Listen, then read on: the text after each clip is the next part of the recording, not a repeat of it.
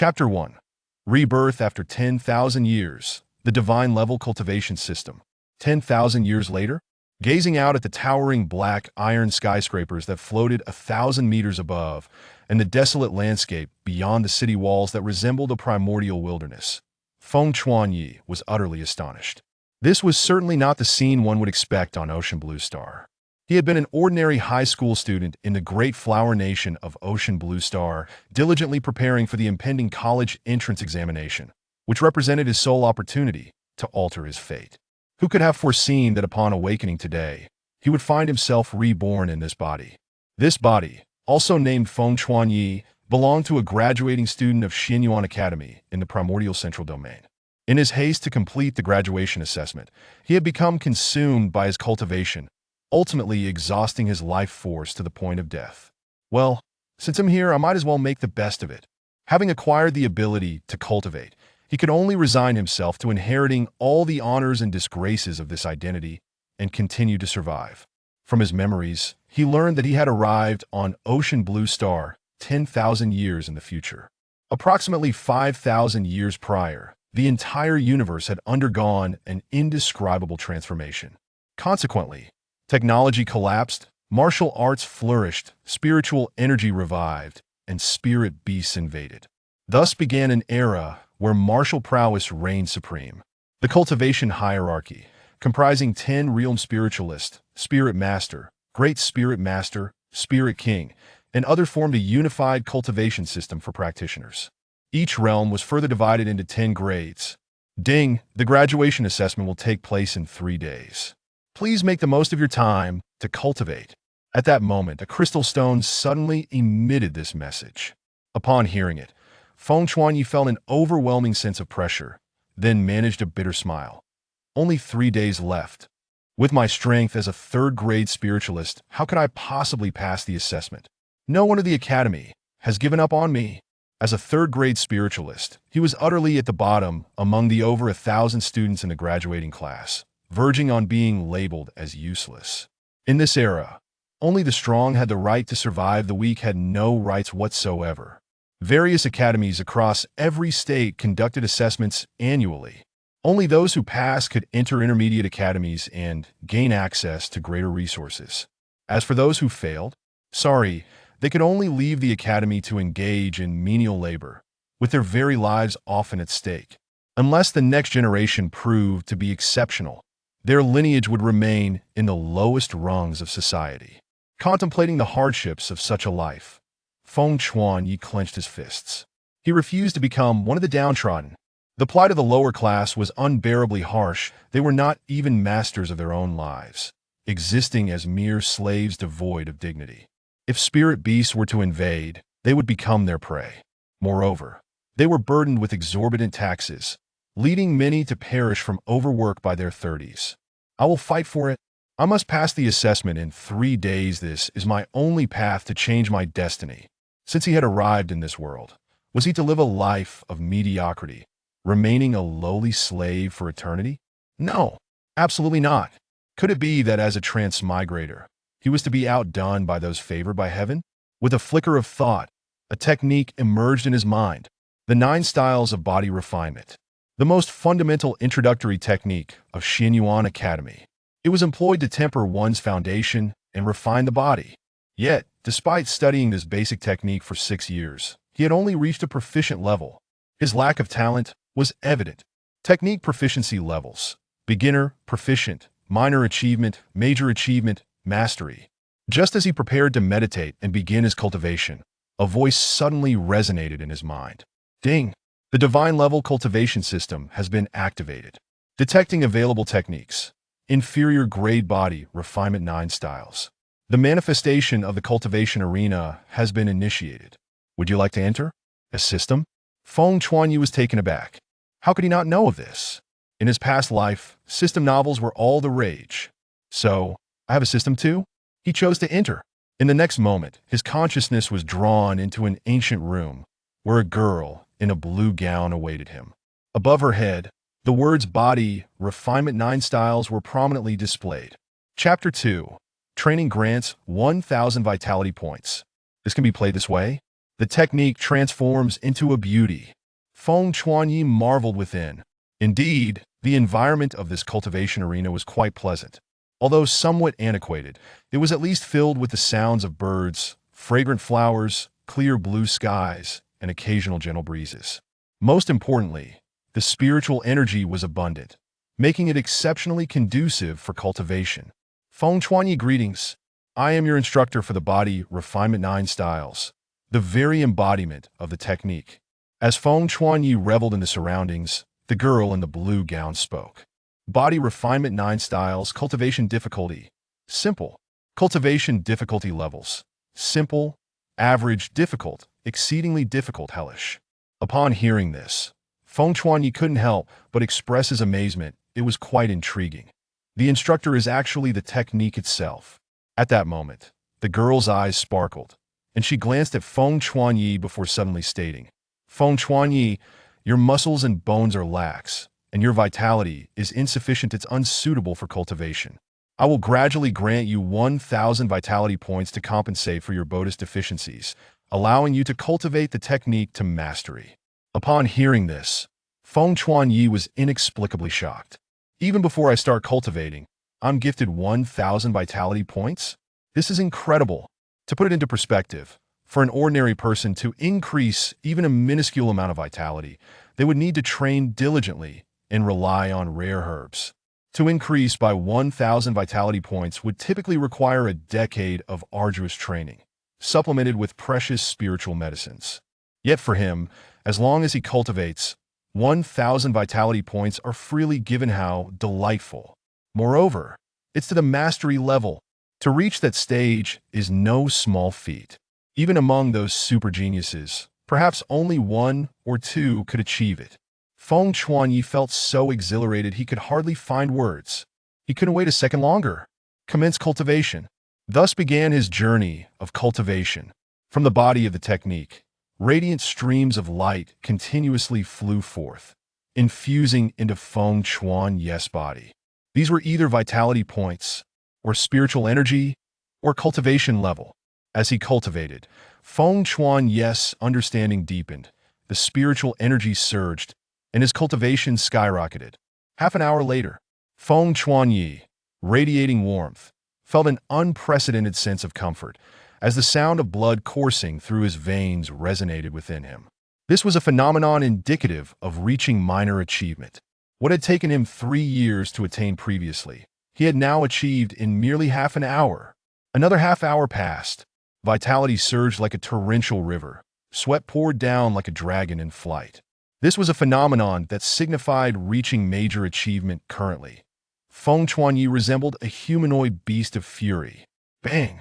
With a powerful punch, Feng Chuanyi distinctly saw 3 colored particles emanating from the girl in the blue gown, then infusing into his body.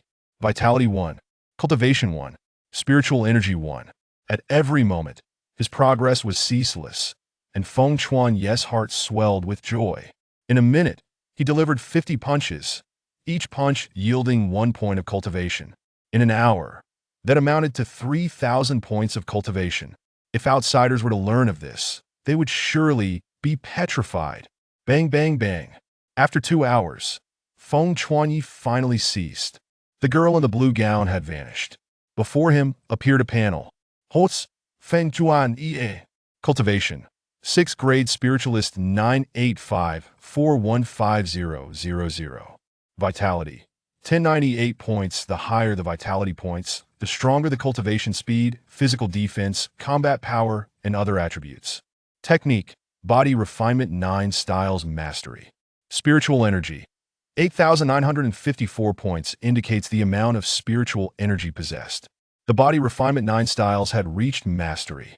In total, it took only 3 hours. Chapter 3. If I were you, I would rather die crashing into a block of tofu.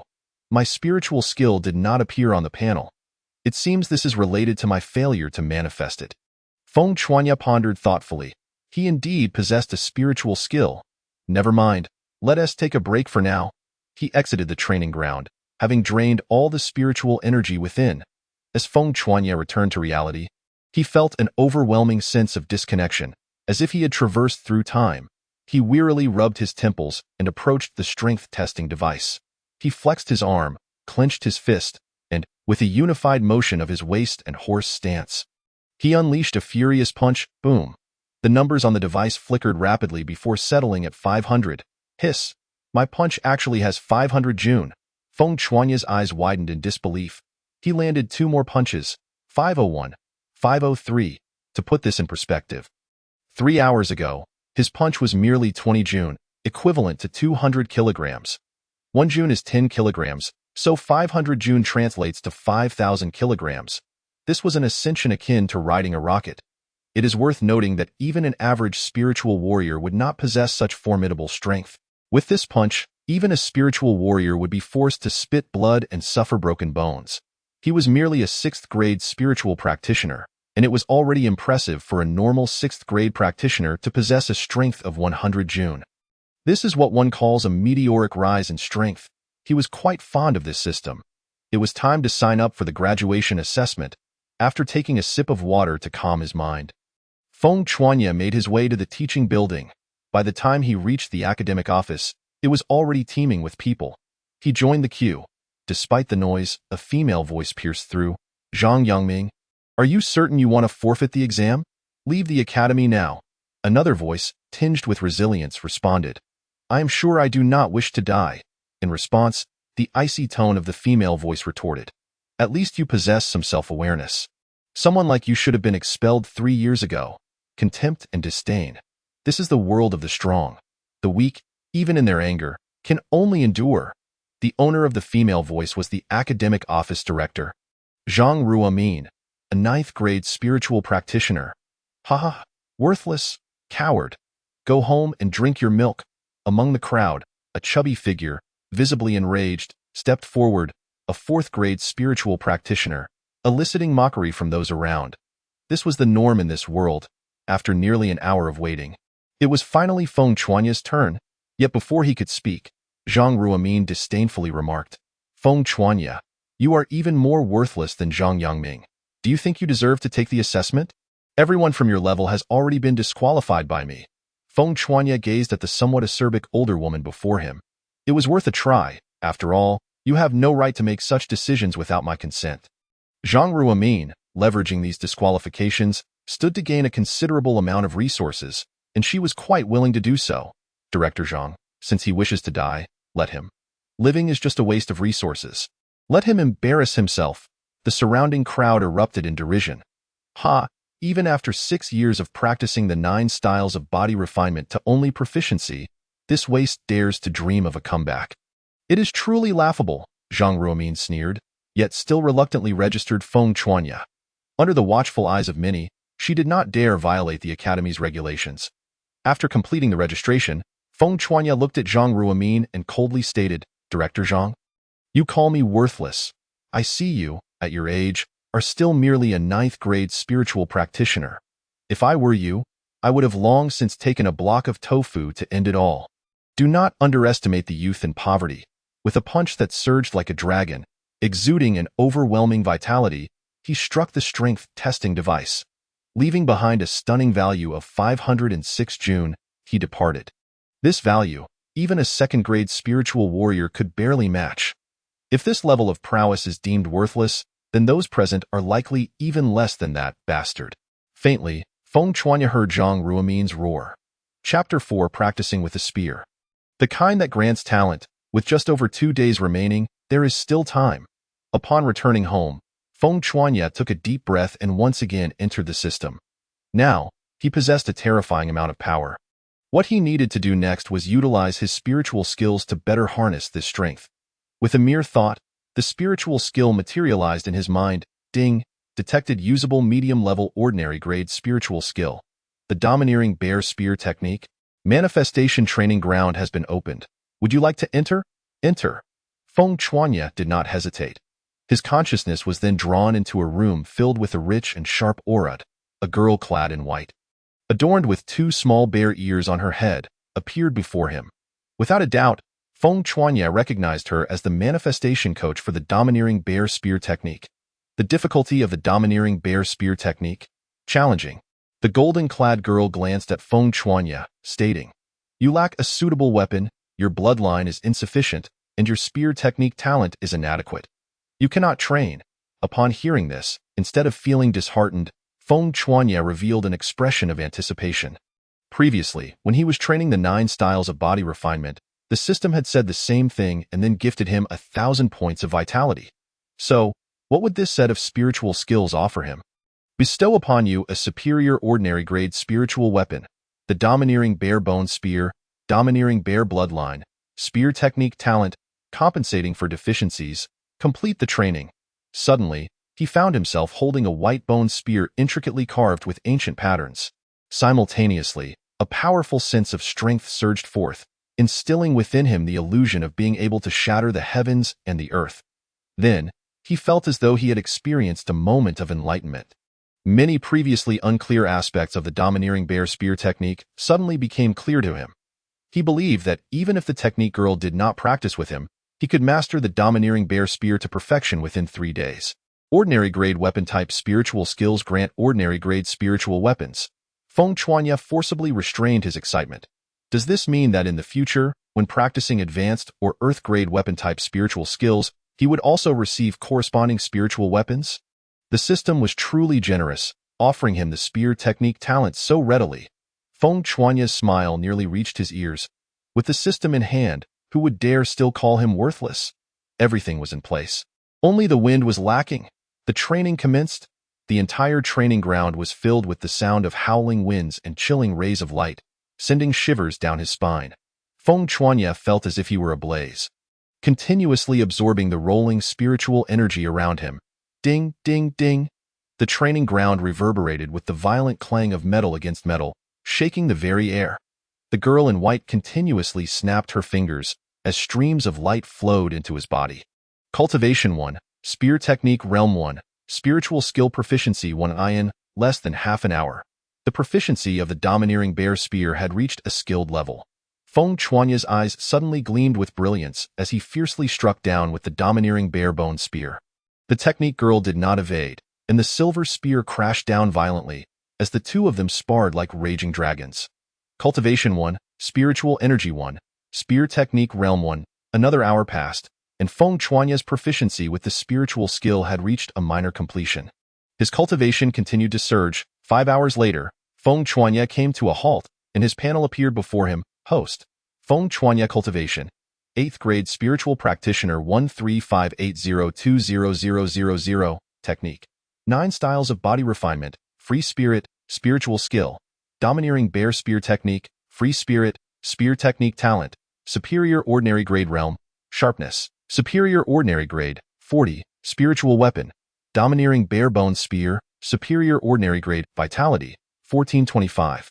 Points Spiritual Energy, 15,240 points. Is it still impossible to break through the Ordinary Grade realm? Indeed, the Domineering Bear Spear technique is too weak. If only I had a more powerful spiritual skill. There is no longer a need to continue training the Domineering Bear Spear technique. Feng Chuanya had never before craved a more powerful spiritual skill as he did now. Yet, with his current resources, he could not afford any spiritual skill, not even the cheapest 9 styles of body refinement. Chapter 5 Changing Fate. The graduation assessment is approaching. After exiting the system, it was already night outside. Feng Chuanya glanced at the strength testing device before him, holding the domineering bare bone spear.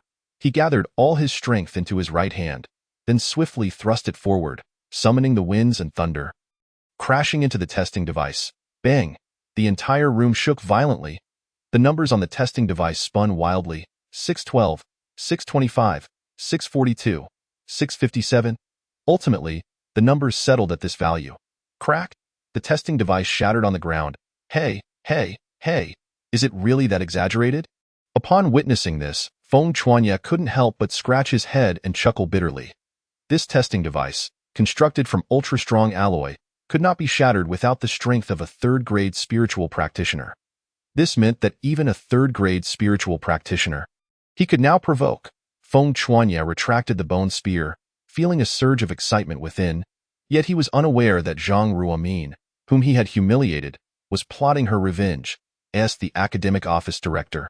Having been publicly humiliated by Feng Chuanya, how could she save face?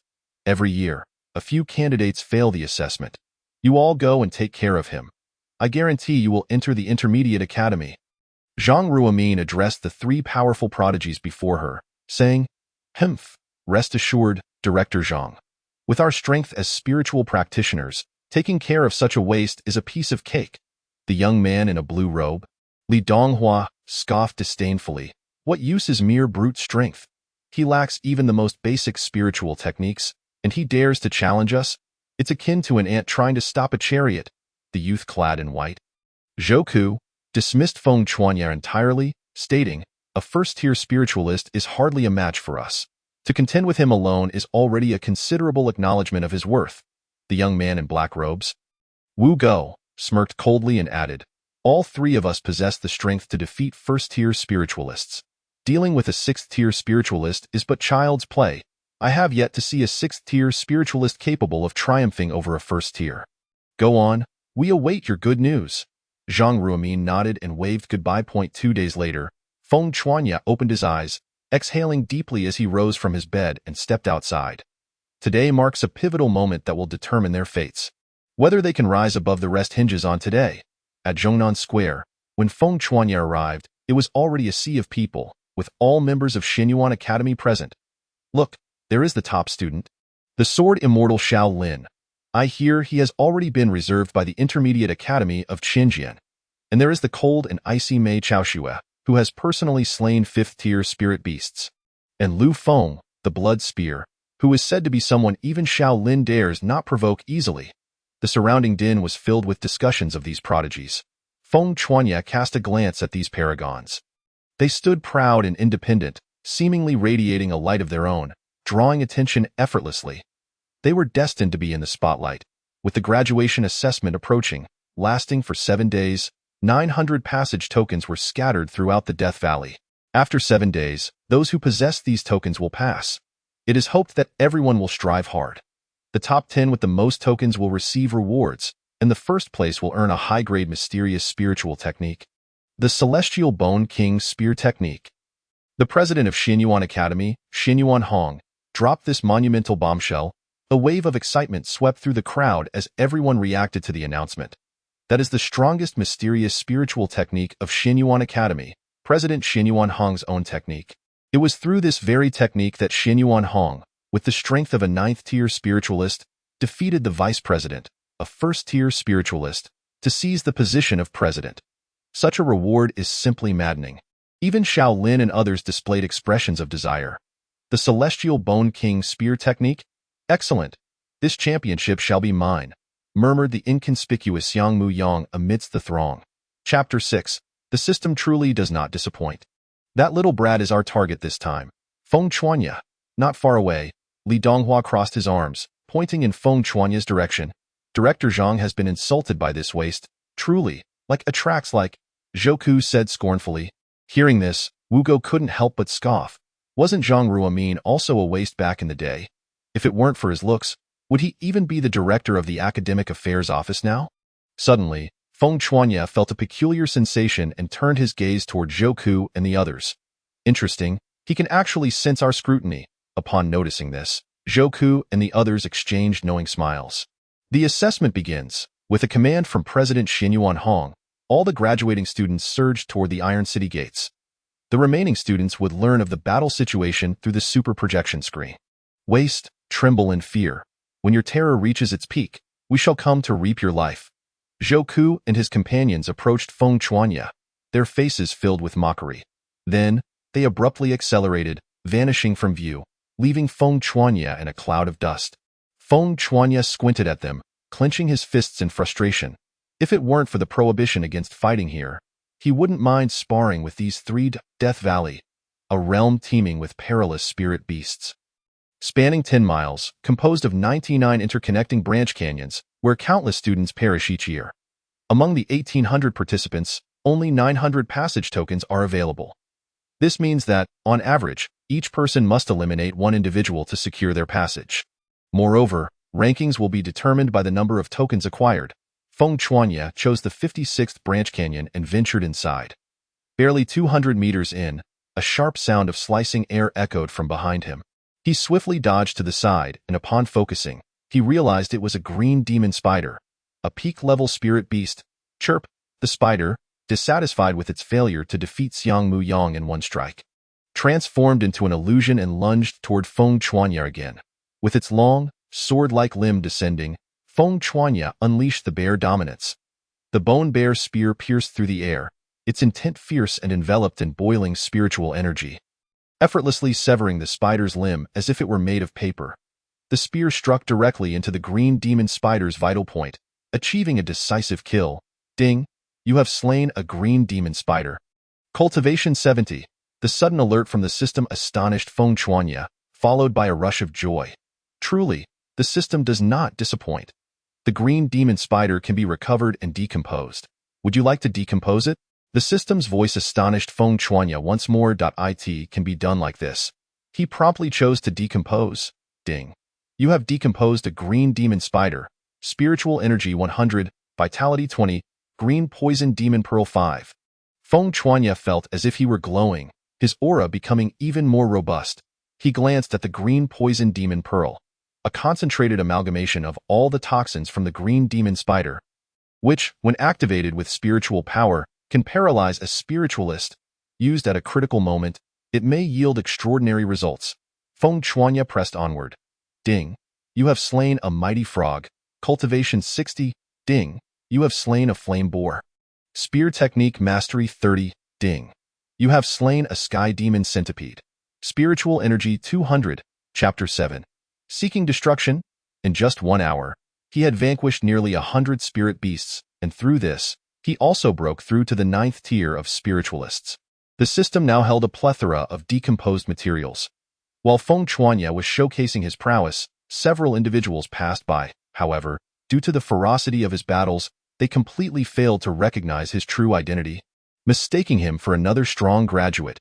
Meanwhile, around 500 meters behind Feng Chuanya, Zhouke gazed in astonishment at the slightly mangled remains of a bone. This was a mighty frog of the 1st-tier spiritualist level. Even I would struggle against it, to be slain in an instant. How formidable! Zhouke advanced another 100 meters. Then, hiss! Even a 2nd-tier spiritualist sky demon centipede has been killed. Just what level of power does the person ahead possess? He couldn't help but gasp, swallowing hard. Anyone capable of slaying a sky demon centipede could easily eliminate him. Zhouke suddenly felt hesitant to proceed. Fear gripped him, yet intense greed ultimately overpowered his rationality. Fortune favors the bold. We're all graduates. He probably won't mind if I tag along. Feeling the vibrations of battle ahead, Zhouke gritted his teeth and pressed on, fearing that if he delayed, others might seize the opportunity. On Feng Chuanya's side, he shouted, "Die!" as the bone spear pierced through the brain of the Sword King spider before him, pinning it to the ground. Few, indeed. A spirit beast close to the 2nd-tier spiritualist level is truly formidable. Extracting the bone spear, Feng Chuanya found himself panting heavily. It took him nearly 2 minutes to exploit the creature's weakness and deliver a fatal blow. That moment, Zhouke, rushing in, burst forth from a side path behind Feng Chuanya. Upon seeing the deceased Sword King spider, Zhouke's face lit up with joy. However, upon noticing Feng Chuanya, who stood with an aura of a 9th-tier spiritualist, reaching for the Sword King spider, Zhouke couldn't help but roar. "Put down your filthy hands. That is mine." He assumed Feng Chuanya was merely trying to seize his spoils and could not tolerate anyone snatching what he believed was rightfully his. In his arrogance, he thought it was his entitlement. No matter how early others arrived, anyone daring to covet what he had set his sights on would meet a merciless end. Feng Chuanya looked up in confusion, meeting Zhouke's fierce glare. Their eyes locked, and both were momentarily stunned. "Oh, it's you, you waste? You've actually broken through to the 9th tier," Zhouke exclaimed in astonishment. "It seems you possess quite a few treasures. Allowing even a waste like you to ascend from a 6th-tier spiritualist to a 9th tier in just 1 day." Zhouke's eyes gleamed with greed as he pointed at Feng Chuanya, boasting arrogantly, "Hand over your spiritual treasures and tokens, and leave that Sword King spider behind. I might just spare your worthless life." Hearing his self-righteous words, Feng Chuanya couldn't help but chuckle. "Why should I give you the prey I personally hunted? Have you banged your head against a door? You killed it? You think you are worthy of slaying a spirit beast of this caliber? Zhouke let out a cold snort. The conflict between Feng Chuanyi and Zhouke immediately attracted a crowd of onlookers. Oh, isn't that Zhouke, ranked 49th on the graduate leaderboard, known for his nine claw? Who is that person daring enough to challenge Zhouke? Many gazes widened in disbelief. Zhouke, a formidable figure among all graduates, ranked within the top 50 with his first-grade spiritualist cultivation, was undoubtedly a genius. In contrast, Feng Chuanyi, with his mere ninth-grade spiritualist prowess, dared to oppose Zhouke? Insanity. Did you hear that, waste? It's not too late to admit defeat now. Zhouke held his head high, brimming with disdain. In his view, once Feng Chuanyi realized how powerful he was, he would surely back down and flee in terror. After all, his opponent was none other than Zhouke. How could he be humiliated? What are you? Do you really think I would cower? Upon hearing Feng Chuanyi's response, Zhouke nearly thought he misheard. Once he processed it, a chilling smile filled with murderous intent spread across his face. Very well. If you seek death, I shall oblige. He curled his fingers into claws, and spiritual energy surged, transforming into a cold, spectral claw that shot towards Feng Chuanyi's neck with lightning speed. It was Zhouke's signature move. The nine claw, capable of cutting through iron like mud. This guy was doomed. As a ninth-grade spiritualist, he had no chance of evading it. The surrounding spectators closed their eyes, unwilling to witness the impending bloodshed. They unanimously believed Feng Chuanyi was doomed. Chapter 8. One should not fear the wind lest their tongue be blown away. However, they were destined for disappointment. Zhouke was fast, but Feng Chuanyi was even faster. He stepped to the left, and with an explosive burst of spiritual energy beneath his feet, he evaded Zhouke's attack. He actually dodged it. The onlookers widened their eyes in disbelief. Seeing this, Zhouke immediately retreated several paces. Squinting in surprise, I didn't expect you to possess some strength. I must have underestimated you. But from here on, your luck runs out. A chilling aura erupted from Zhouke, causing his robes to swell as he transformed into a sharp phantom, darting toward Feng Chuanyi with blinding speed. This strike, named the Nine-breaking Heaven Claw, would be a privilege to perish beneath. Yet, Feng Chuanyi did not retreat. Instead, he prepared to counter. Shouldn't a normal reaction be to flee immediately? Did he truly believe he could withstand Zhouke's might? The crowd was left speechless by Feng Chuanyi's apparent self-destructive bravado. Was there truly no limit to foolishness? That was the renowned Zhouke, a first-grade spiritualist with the nine claw. Saying he could annihilate Feng Chuanyi would be an understatement. With a crisp clang echoing like the sound of metal striking metal, Feng Chuanyi effortlessly absorbed the blow. What? Both Zhouke and the spectators were taken aback. Did you not eat today? You think you can kill me with such meager strength? Feng Chuanyi lifted his head, revealing a mocking grin. Among the spiritual beasts I just dispatched, you wouldn't even rank in the top 50. Upon hearing this, Zhouke scoffed derisively, boasting without fear of a backlash. Are we? Come. I shall grant you the opportunity to showcase your ability to slay spiritual beasts. The crowd couldn't help but burst into laughter, truly outrageous. Claiming to have slain spiritual beasts. What's next? Claiming he can kill spiritual masters? Indeed. Another voice chimed in, then prepare to witness. Feng Chuanyi grinned broadly.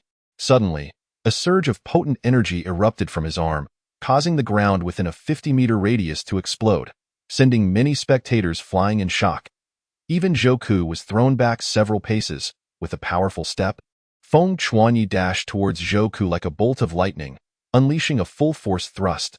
Nine-inch shattering claw. Facing this imminent strike, Zhouke retaliated with all his might, dismissing it in his heart. What use is mere strength? The gap between spiritualists and spiritualists cannot be bridged by raw power. Foolish. The surrounding onlookers shook their heads in derision. Spiritualists could form a nearly impenetrable barrier of spiritual energy around themselves, making it exceedingly difficult for opponents of the same rank to breach, let alone a mere spiritualist. However, Zhouke's sudden shriek drew everyone's attention back to him, and they collectively gasped in disbelief. What they witnessed was surreal. The first-grade spiritualist, Zhouke, ranked 49th on the leaderboard, had a massive hole torn in his spiritual barrier, with his chest pierced through directly. How could this be possible? The crowd's eyes nearly popped from their sockets. They could hardly believe their eyes. A first-grade spiritualist had been slain by a ninth-grade spiritualist in an instant. It was utterly absurd. Suddenly, they began to consider that Feng Chuanye's earlier claim of having slain spiritual beasts of the spiritualist level might indeed be true. Chapter 9. The slap in the face comes swiftly, ding. You have slain a first-grade spiritualist. Cultivation 200. Feng Chuanyi retrieved his spear, turning with a smile to survey the crowd. Now do you believe? Thud, thud, thud. The onlookers involuntarily stepped back several paces, gazing at Feng Chuanyi in horror. If there is nothing else, you may disperse, he declared out of course. For those who wish to stay, I wouldn't mind a spar. As he spoke, Feng Chuanyi cast a burning gaze over the crowd, licking his lips. Leave. The crowd shivered involuntarily and turned to flee. Ding. Do you wish to recover and decompose? Yes. Ding. Decomposition successful. Spiritual energy 300. Cultivation 200. Peiyuan Dan 10. Lingsheng Dan 20. The method of Yinfeng Decision 1. Spiritual skill 9 Yin Claw 1. Passage token 16. Feng Chuanye's body glowed once more. The Yinfeng Decision. What a splendid item. As my cultivation level rises, the shortcomings of the 9 body refinement techniques become apparent. It can no longer meet my combat demands and restricts my ability to cultivate higher-level spiritual skills. Thankfully, I have obtained the Yinfeng Decision. With it, I can continue to advance with vigor. In the Zhongnan Square, look, someone has 16 tokens, even surpassing Shaolin Jianxian by 1. A completely unfamiliar name suddenly pushed the third-ranked Shaolin Jianxian. Linihan, down, immediately capturing everyone's attention. Feng Chuanyi? Who is this? Why do I have no recollection of him? What? He is merely a 6th-grade spiritualist. How could this be? The crowd's focus shifted to Feng Chuanyi. But upon realizing he was an undeniable waste, a new wave of excitement erupted. He must have stumbled upon some good luck. I bet he won't last a minute in 3rd place, a confident young man in white declared. If he lasts a minute, I'll run through the academy naked, proclaimed a brown-haired youth with pride. Look, he has 17 tokens now, tying with Mei Chaoshue for 2nd place. But just as the brown-haired youth finished speaking, someone noticed Feng Chuanyi had acquired another token, elevating his rank once more. Instantly, the crowd turned their gaze upon him, filled with mockery, eager to see if he would dare to run naked. Damn it! The brown-haired youth had not anticipated being so swiftly and brutally slapped in the face in front of so many people. Curse you, Feng Chuanyi. Could you not move a little slower? In his heart, he instantly harbored a grudge against Feng Chuanyi. If it weren't for him, how could he have ended up in this predicament? This Feng Chuanyi is rather intriguing. The dean? Xinyuan Hong remarked with a sly smile in response. The vice dean, Li Cheng, who had always been at odds with Xinyuan Hong, scoffed disdainfully, merely a lucky fool. With 6th-grade spiritualist strength, he won't last till the end. Xinyuan Hong stroked his beard with a chuckle. Let us wait and see. In the canyon. Ah, this place is quite nice, perfect for cultivation. Feng Chuanyi found a crack in the canyon and slipped inside. After confirming there was no danger, he focused his mind and was drawn into the training ground of the Yinfeng Decision. When Xiaomu Yang opened his eyes again, he found himself in a forest brimming with spiritual energy.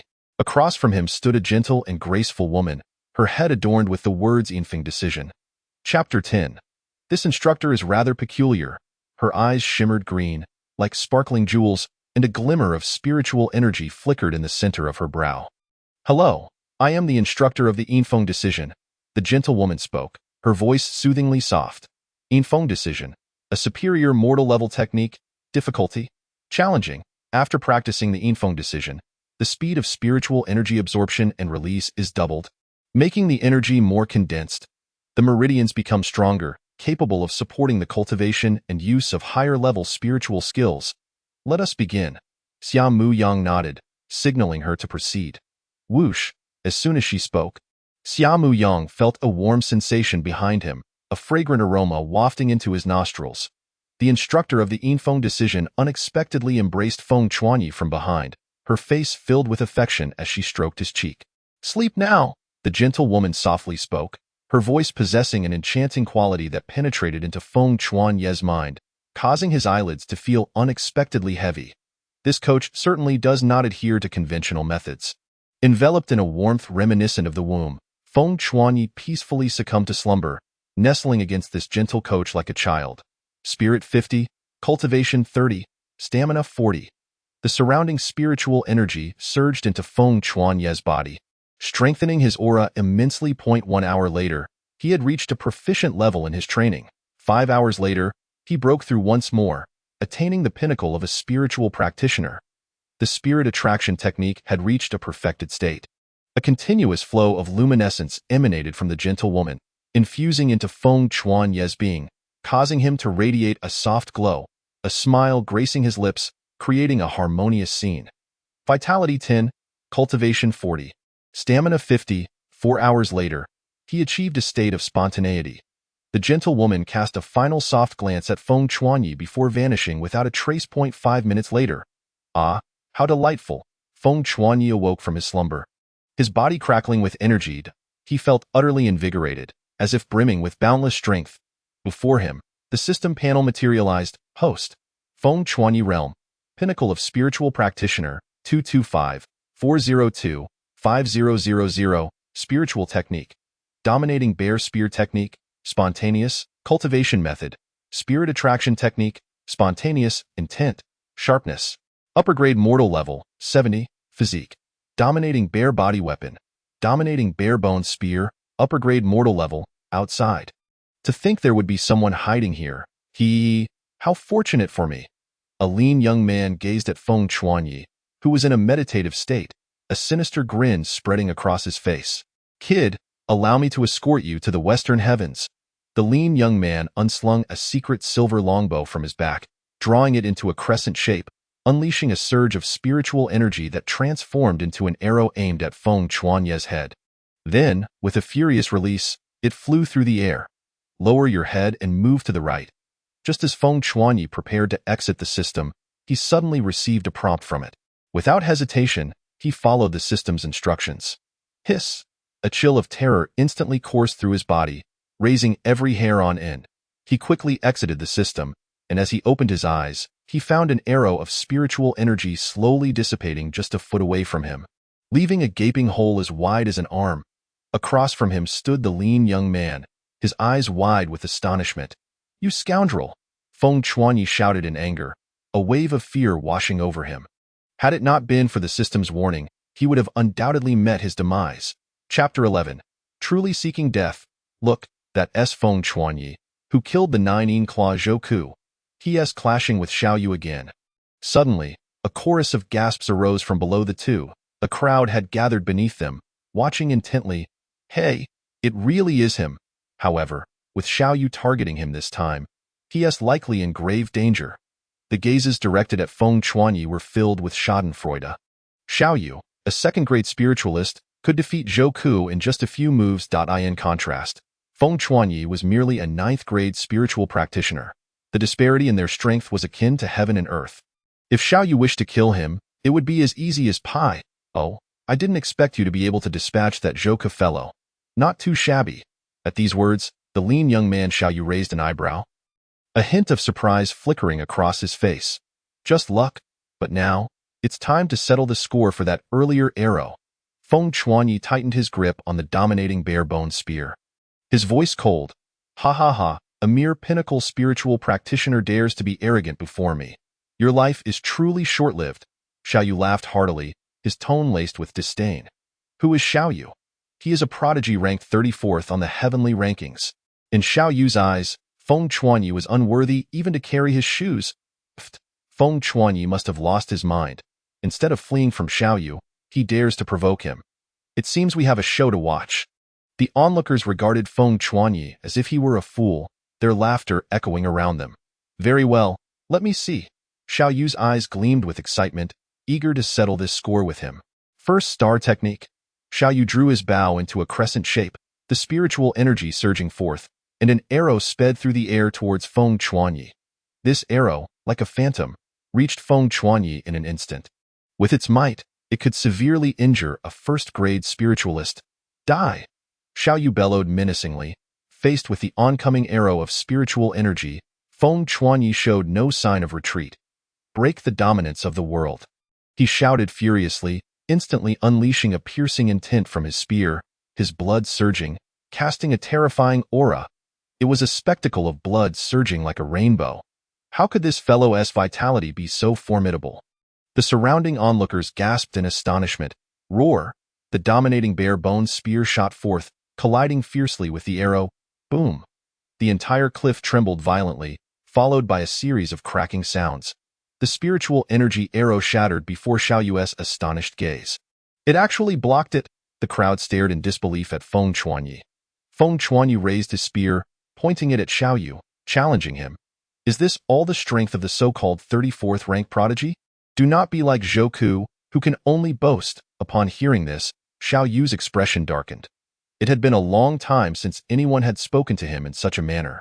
Now, he would show you the true power of a second-grade spiritualist. Second star technique. The arrow of spiritual energy coalesced, an overwhelming aura erupting as he drew the bow into a full moon, doubling its attack power. That was the second star technique arrow, which Xiao Yu had once used to slay the same rank Wu Hao, earning him the title of the strongest second-grade spiritualist. Feng Chuanyi is finished. Without the strength of a third-grade spiritualist, he stands no chance against this arrow.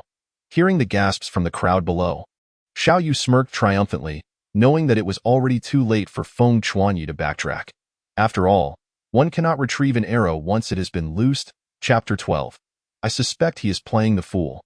One cannot retrieve an arrow once it has been loosed. Perfect. I too wish to test the might of the spirit attraction technique.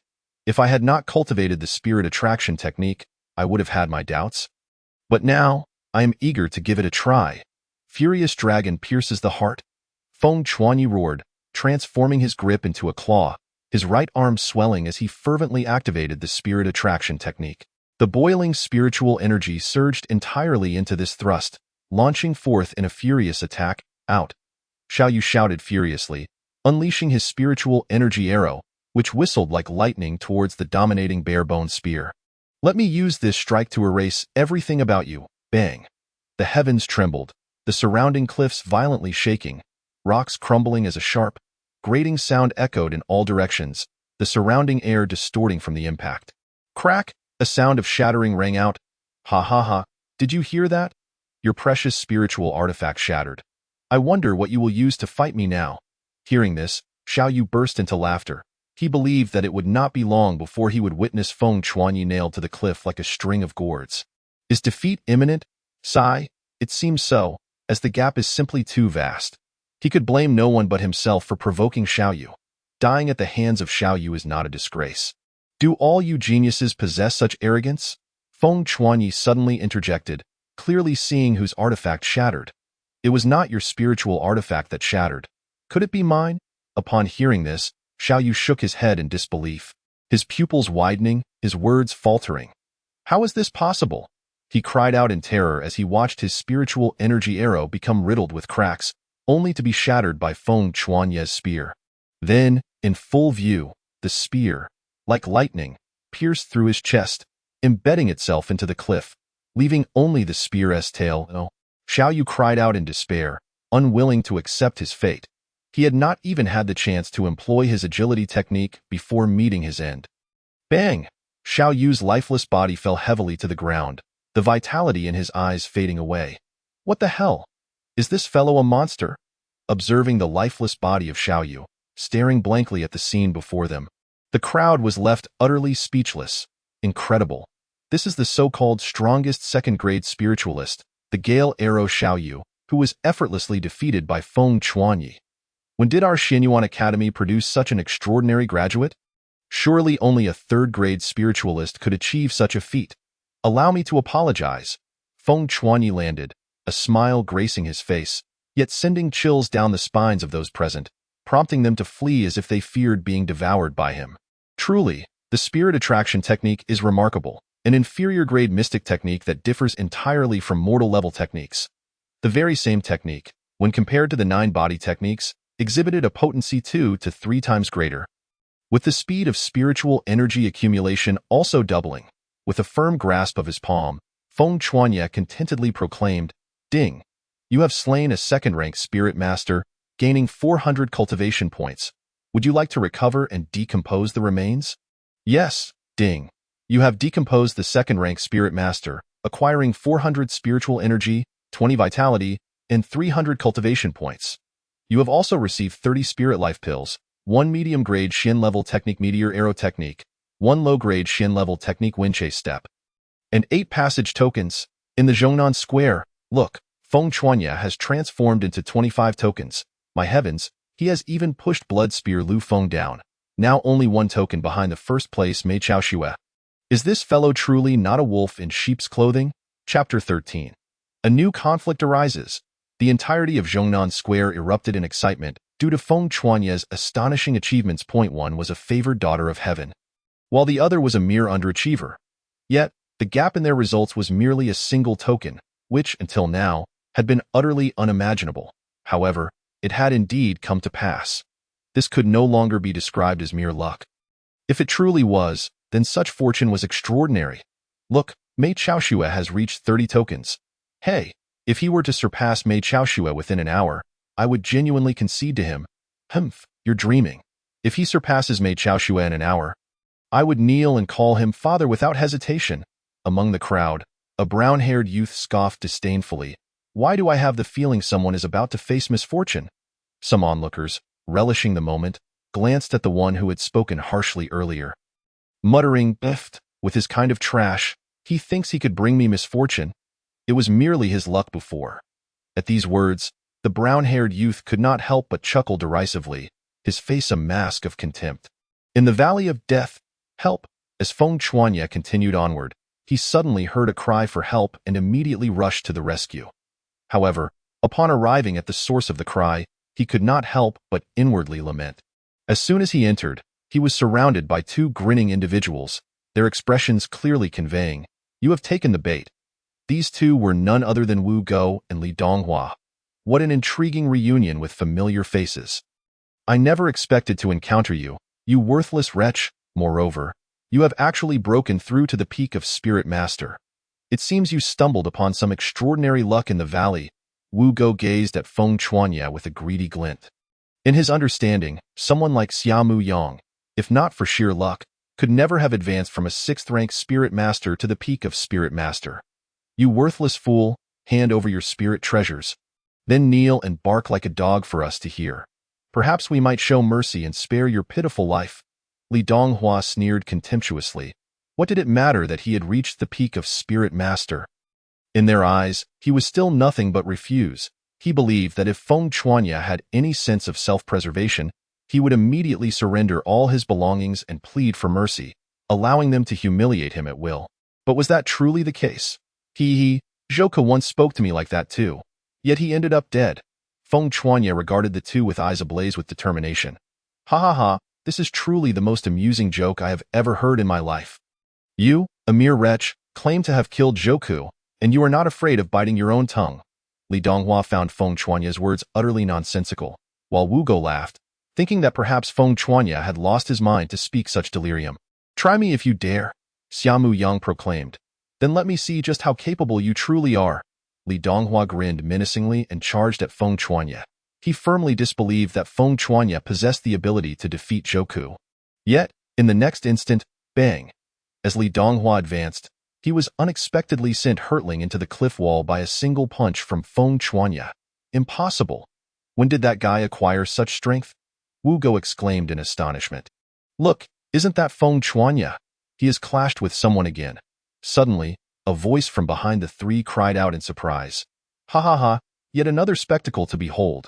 Who is the unfortunate soul who has set their sights on him this time?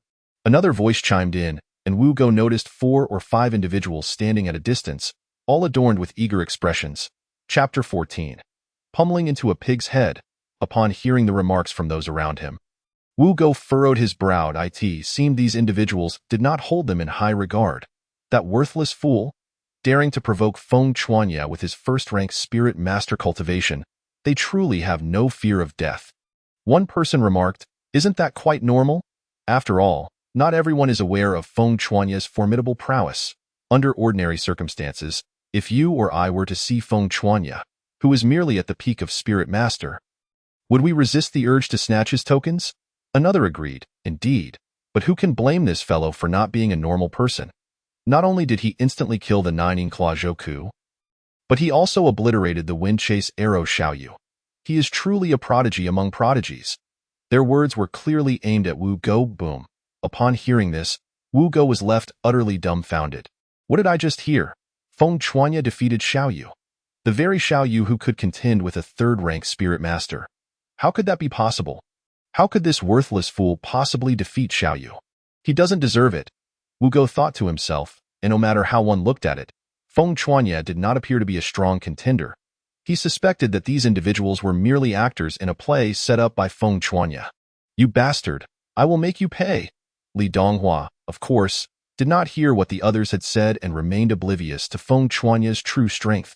Surrounding himself with a torrent of spiritual energy, he transformed it into a powerful spiritual energy fist, roaring as he approached Feng Chuanya, ready to strike down, TO him.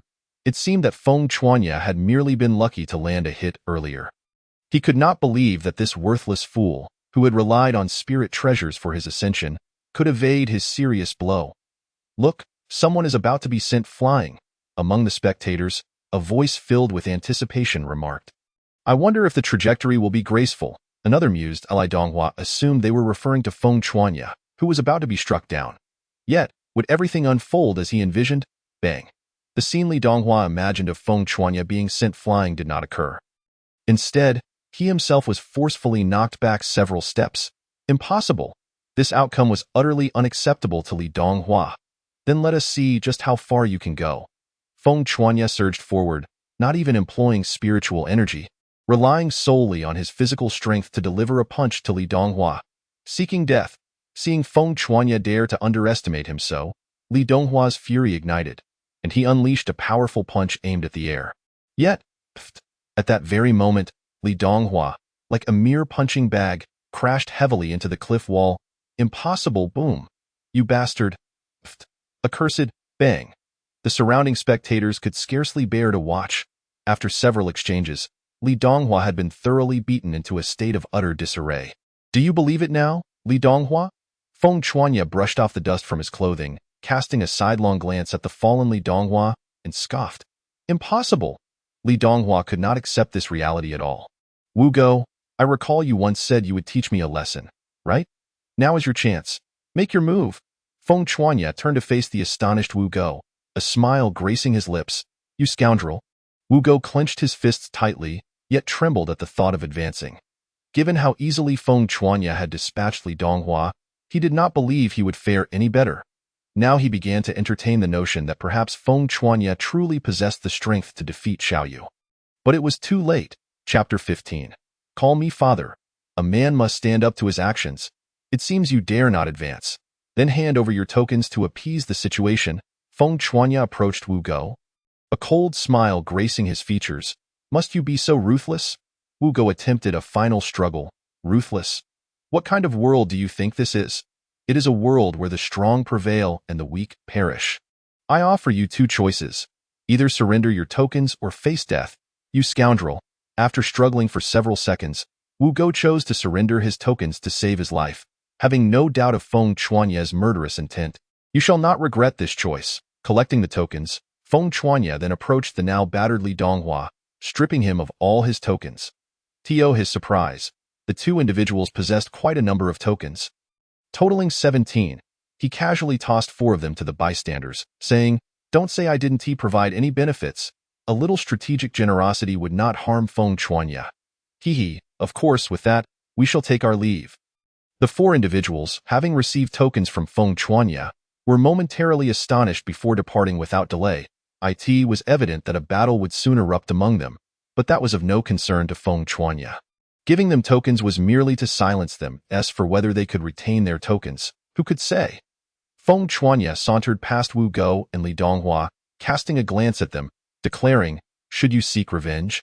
Feel free to come at me. I await your challenge at any time. Having spoken, he departed without a backward glance. Li Donghua, severely injured by him, found it exceedingly difficult for the two of them to survive in this treacherous canyon. The prospect of seeking vengeance against him was daunting indeed. Zhenan Square. Behold, Feng Chuanya has surpassed Mei Chaoxue, ascending to the first rank with an impressive tally of 38 tokens. Merely 20 minutes had elapsed since the brown-haired youth vowed to reclaim his position, and the leaderboard had already been refreshed. Feng Chuanya had indeed claimed the top spot, truly outdoing Mei Chaoxue. This meant that all those who had previously claimed Feng Chuanya was merely lucky, and that he could never reach the pinnacle, were now soundly proven wrong. Ha ha ha, I could almost hear the echoes of their disbelief. Who was it that boasted about calling him father? Come now, step forward and you may do so. Do not cower. A man must take responsibility for his words. The crowd erupted in raucous laughter, while the brown-haired youth's countenance turned as dark as coal, his animosity towards Feng Chuanya intensifying. How dare he surpass Mei Chaoxue? Could he not remain humble? Now he faced humiliation, his pride utterly shattered. Would Feng Chuanya be able to hold onto the first position? A sense of anticipation stirred within me. Another voice interjected, if he can maintain his lead, what would it matter if I called him father? But a person who relies on luck has no right to claim the top spot. Do you think Lin Jianxian and the others are pushovers? Hearing this, the brown-haired youth finally found an opportunity to retort, his demeanor haughty and tone particularly fervent. How can we know unless we give it a try? What if he truly succeeds? Yet, the conviction in his voice faltered. As he clearly recognized the minuscule odds, "Hmph, at least you understand. The first place is not meant for someone as worthless as him." The brown-haired youth scoffed, relishing in the feeling of regaining some dignity. Indeed, preserving his first place seemed improbable. After all, Mei Chaoxue and her companions were the cream of the crop among their peers. Even if Feng Chuanya had enjoyed some good fortune, his journey would likely end here. Not even Xinyuan Hong held any optimism for Feng Chuanya. Chapter 16. You are destined to be a slave. Mei Chaoxue, Lin Jianxian, and Bloodgun Lu Feng were all fifth-tier spiritualists, each possessing the capability to eliminate others of the same rank. Any one of them would be someone whom the sixth-tier spiritualist, Xiamu Yang, would look up to. To maintain his position among them was an impossibility. Merely surviving would be a feat in the Death Canyon. Angry dragon piercing the heart, covered in blood and exuding a fierce aura, Feng Chuanya roared as he plunged the bare-boned spear into the skull of the third-tier spiritualist known as the Quick Blade Mantis. The latter let out a long cry, twisting momentarily before falling silent. Ha! Ha! After confirming the demise of the Quick Blade Mantis, Feng Chuanya collapsed onto the ground, his chest heaving rapidly. Ding! You have slain the Quick Blade Mantis. Gaining 800 spiritual energy, 950 cultivation points, 5 vitality points, 10 quick blade sword chi, and 1 swift spirit pill. Among the spoils dropped by the Quick Blade Mantis, the swift spirit pill held the most significance for Feng Chuanya. This low-tier profound-level swift spirit pill, upon consumption, would enhance speed by 25 for a duration of 10 minutes, effective only for spiritualists and those below that rank. After consuming 2 spirit life pills to recuperate his spiritual energy, Feng Chuanya prepared to press onward. However, at that moment, an acute sense of danger surged toward him like a gale, striking directly at his mind. Feng Chuanya immediately turned, only to see a white long sword, brimming with spiritual energy, mere inches from him. Reacting instinctively, he thrust his spear forward to counter the incoming attack. Ding! Yet this time, within less than a second after the collision, Feng Chuanya's expression changed drastically, and he was sent crashing against the cliffside like a kite with its strings severed. Oh, a mere peak spiritualist could withstand a strike from me and live. How intriguing! At that moment, an arrogant yet ethereal voice resonated, revealing a young man in white, standing atop a flying sword above Feng Chuanya, his robe billowing like that of a celestial being. Glancing down at Feng Chuanya with surprise, he declared, "Hand over your tokens, and I shall spare your life." Cough, cough, cough. What if I refuse? Feng Chuanya gazed up at the youth with a grave expression, his demeanor unyielding. Lin Han, the top student. He is not an opponent I can contend with. The disparity is too great. Humph, you, a worthless being, dare to utter no to me? Lin Han chuckled, a look of utter disdain washing over him. Yet somehow it seemed justified. Whoosh! Feng Chuanya barely registered his movement. Suddenly, he felt a powerful blow to his chest, sending him crashing once more into the cliff. Lin Han declared with arrogance, "The very existence of trash like you is to gather tokens for our kind, waiting to be harvested. Do you understand? Allowing you passage is our benevolence. Denying you passage means you may not resist. This is your fate, forever a lowly slave. Since you refuse to know your place, then I shall strip you of your cultivation." So you may comprehend the severity of opposing me. As he spoke, he extended his fingers toward Feng Chuanya's dantian, ready to obliterate him with ruthless authority. Bastard! Feng Chuanya could not allow him to succeed. After laboriously attaining his current strength, becoming a cripple would be more painful than death itself. Summoning the poisonous magic pearl from his system, he held his breath and detonated it before Lin Yihan. Chapter 17. Poisonous Magic Pearl. I shall poison you. Whoosh! At the moment the poisonous magic pearl exploded, Lin Yihan exclaimed, "Not good." Yet, caught off guard, he inhaled a significant amount of toxic mist, causing his body to weaken. Out! Feng Chuanya broke free from the cliff and unleashed all the quick blade sword chi he had just gathered toward Lin Yihan. Following that, he swallowed a swift spirit pill and fled without a second thought. Boom! Lin Yihan, still reeling from the toxin, found himself unprepared for the 5 fierce sword energies that struck him, sending him careening backward in a most disheveled manner, his face smeared with dirt and several cuts adorning his visage. Bastard! I will have your life! Lin Yihan bellowed, furious. As the first-ranked student, the pride of the academy, he had never endured such humiliation. The only way to erase this disgrace was to slay Feng Chuanya.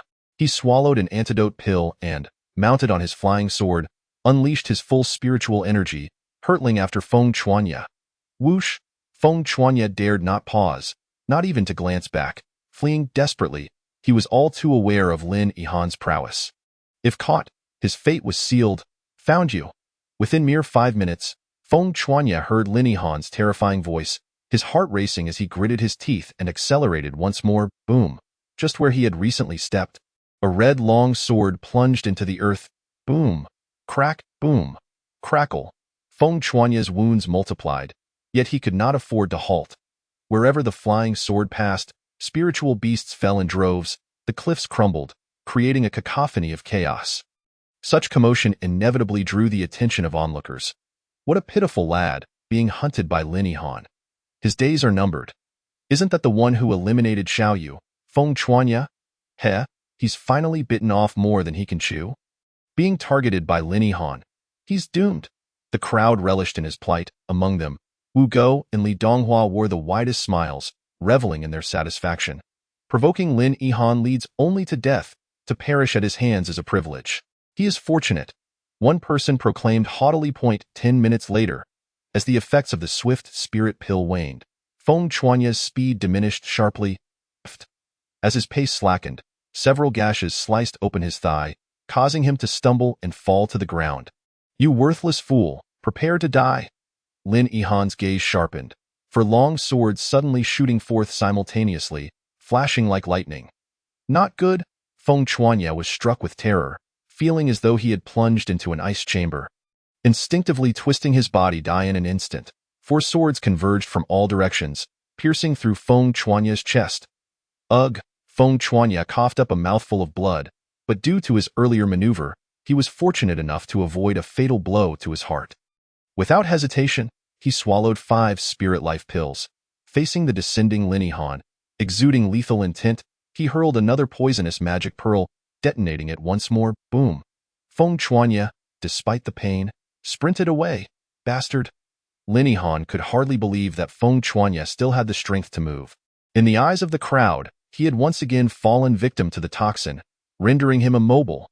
This was somewhat embarrassing, and onlookers exchanged glances, suddenly realizing they had spoken too soon, hastily silencing themselves.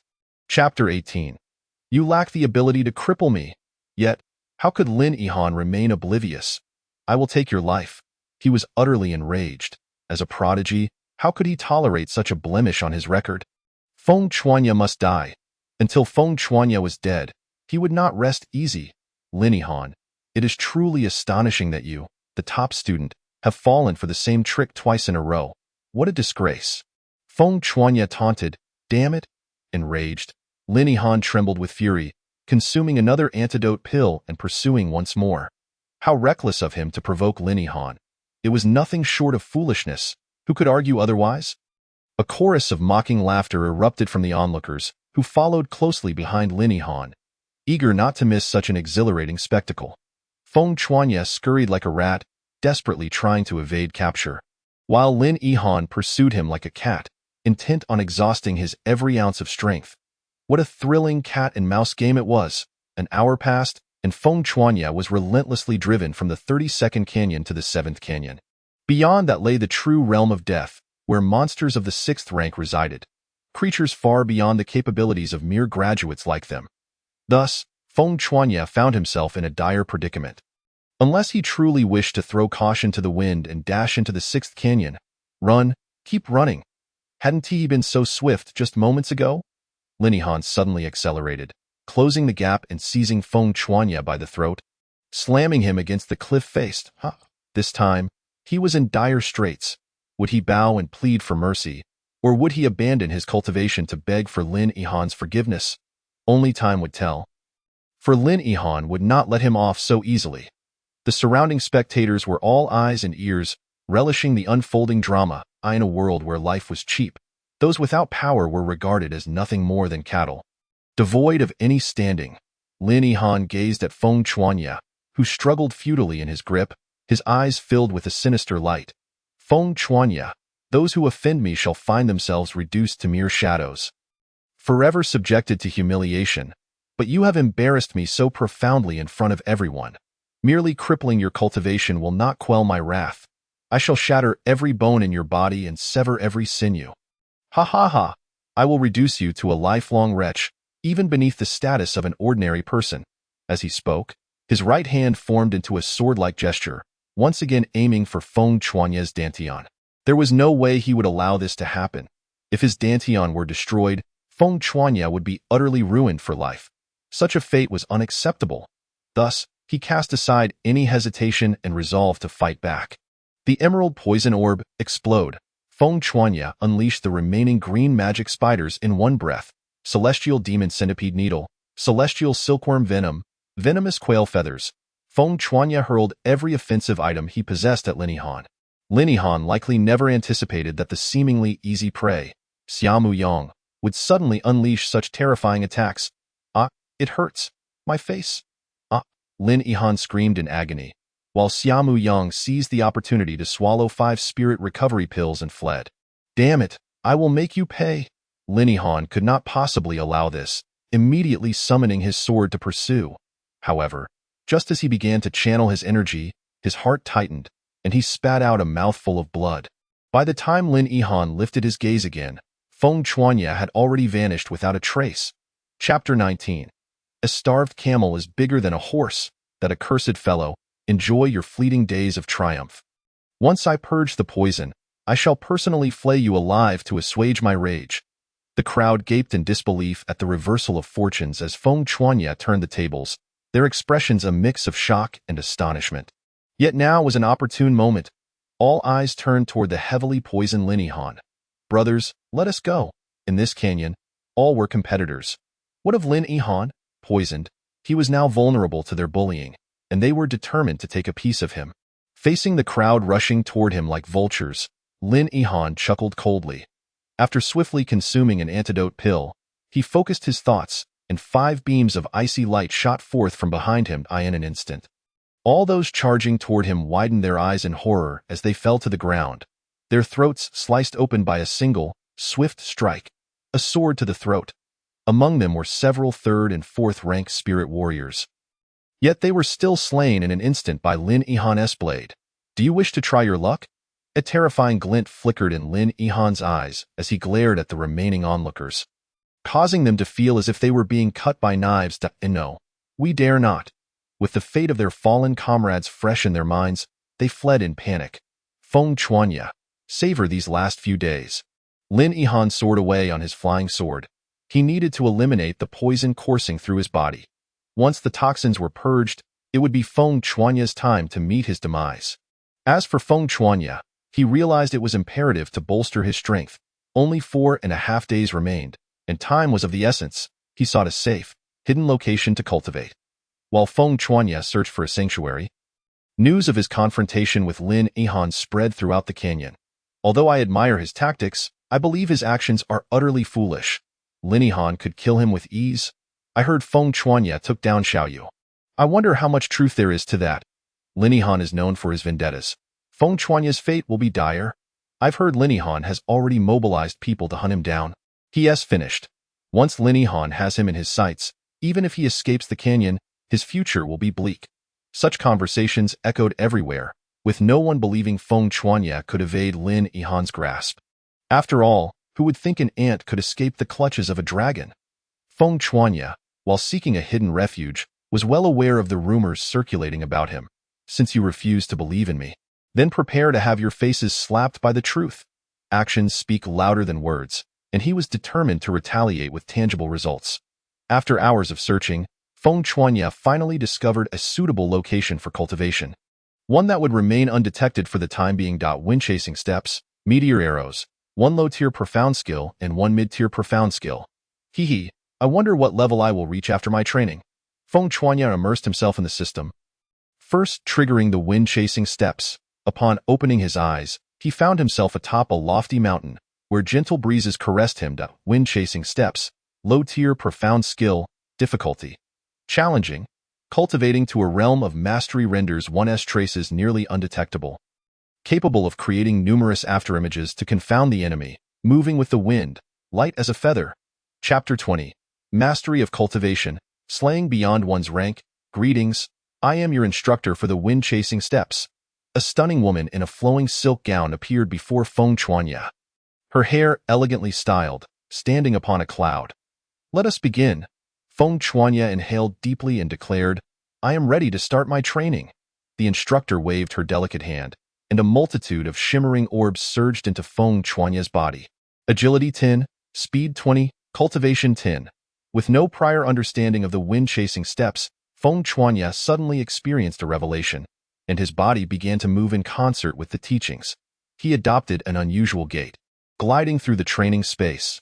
The instructor seemed to merge with the wind, swirling around him, occasionally delivering a gentle slap, each contact sending waves of light into his being. Agility 20, Spirit Energy 60, Cultivation 30. Enlightened, Feng Chuanya's form began to shimmer ethereally. An hour later, he grasped the basics. Simultaneously, he advanced to the first rank of Spirit Warrior. Ding. Host has broken through to Spirit Warrior, activating hidden training mode. Would you like to enter? Startled by the sudden system notification, Feng Chuanya was initially taken aback, but then elatedly confirmed his choice. He felt as though he had completely merged with the system. While the Feng Chuanya seated in the external world suddenly vanished, the so-called hidden mode concealed the host's physical form, shielding it from external attacks. With this mode activated, Feng Chuanya felt an overwhelming sense of security. Time elapsed. 7 hours later, he reached great mastery. Feng Chuanya's figure had become almost indistinct, his outline barely visible. Another 5 hours passed, and he achieved the realm of mastery in wind-chasing steps, in the training space. Feng Chuanya's voice resonated, yet his physical form remained elusive. Suddenly, a gust of wind signaled his emergence. Following closely, he manifested meteor arrows. Mimicking the earlier process, Feng Chuanya materialized the meteor arrows, standing amidst the void. Meteor arrows, mid-tier profound skill, difficulty? Challenging. The arrows fly forth like meteors racing to the moon. Swift and powerful, their strength can be compounded, comprising a total of 5 techniques. When cultivated to perfection, one can challenge opponents of higher ranks.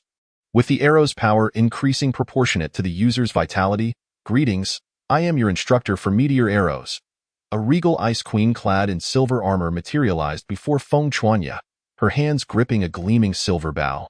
Her eyes as deep as the starry sky, rendering Feng Chuanya unable to meet her gaze. You lack the meteor war bow, archery talent, and your sharp realm is insufficient, along with inadequate vitality, making cultivation impossible. Upon hearing these words from the goddess coach, Feng Chuanya could not help but click his tongue in disbelief. He never imagined that with his vitality and sharp realm, he would be unable to practice the meteor arrow technique. This only heightened his anticipation. I bestow upon you a medium-grade profound spiritual weapon, the meteor war bow, a medium-grade profound sharp realm, archery talent, and 1,000 points of vitality, allowing you to commence your cultivation. With a wave of her hand, the goddess coach summoned a war bow that appeared in Feng Chuanya's grasp. Let the journey begin. Feng Chuanya licked his slightly parched lips. Boom. In the next moment, he was hurled away by a terrifying phantom. This time, he actually felt pain. and then a surge of comprehension regarding cultivation washed over him. Following that, he sensed enhancements in vitality, sharp realm, and strength. Chapter 21. That meteor-like attack. Vitality 30, sharp realm 40, cultivation 80, first star, activate.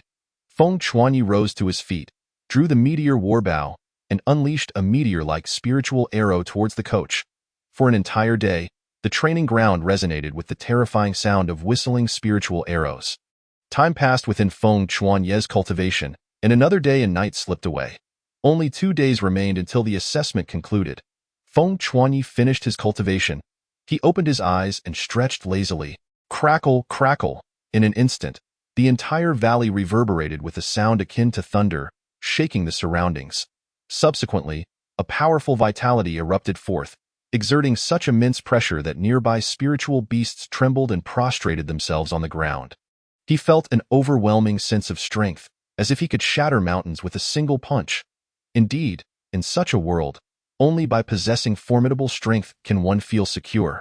Feng Chuanyi stood up, and in his mind his attribute panel floated before him. Host, Feng Chuanyi Cultivation, 3rd rank Spiritualist 16540400000. Technique. Spirit Drawing Art, Free Will, Spiritual Skills, Wind Chase Step, Meteor Arrow Technique, Free Will, Spiritual Weapon, Meteor War Bow, Medium Grade Profound, Archery Talent, Medium Grade Profound Intent, Sharp, Medium Grade Profound, 30 Vitality, 2508 Spiritual Energy, 68042 Truly. The profound spiritual skills allowed me to break through from the pinnacle of a spiritual practitioner to a 3rd rank spiritualist in just 2 days. Now, the operation of the spirit drawing art has become smooth without any obstructions. However, the greatest reward for me has undoubtedly been the medium-grade profound meteor arrow technique. I feel that with a mere flick of my wrist, I could annihilate practitioners of the same rank. When I exert my full strength, even those 3 ranks above me would fall in a pool of blood. With my current strength, I dare say I rank among the best even among all the graduates. Linny Han, prepare yourself and wait for my arrival. Yet, unbeknownst to Feng Chuanyi, he held no clear understanding of his true strength. If he exerted his full power, no one among the graduates would be his match. Now, it was time to hunt, to repay hatred with hatred and grievances with grievances. Mounting the meteor war bow and wielding the bare-bone spear, Feng Chuanyi set off. Canyon 12. Roar, a 5-meter-tall ghost face monkey was fleeing in sheer terror. As it ran, it continually glanced back, as if something horrifying pursued it. Naturally, this sparked exclamations among the gathered graduates. It should be noted that the ghost face monkey was a 5th-rank spiritual beast and ranked 2nd in combat strength among all 5th-rank spiritual beasts. Second only to the silverback sword tiger, yet now, it was fleeing for its life. What kind of creature could possibly be so powerful? If I recall correctly, Little Lin's sword immortal encountered the ghost face monkey yesterday. And it ended in a stalemate. When did such a terrifying existence emerge in the Death Canyon? This must be a joke. Roar. Just then, the frantic ghost face monkey emitted a piercing shriek. Those observing felt the air around them tighten suddenly, and a sharp, stinging aura surged forth.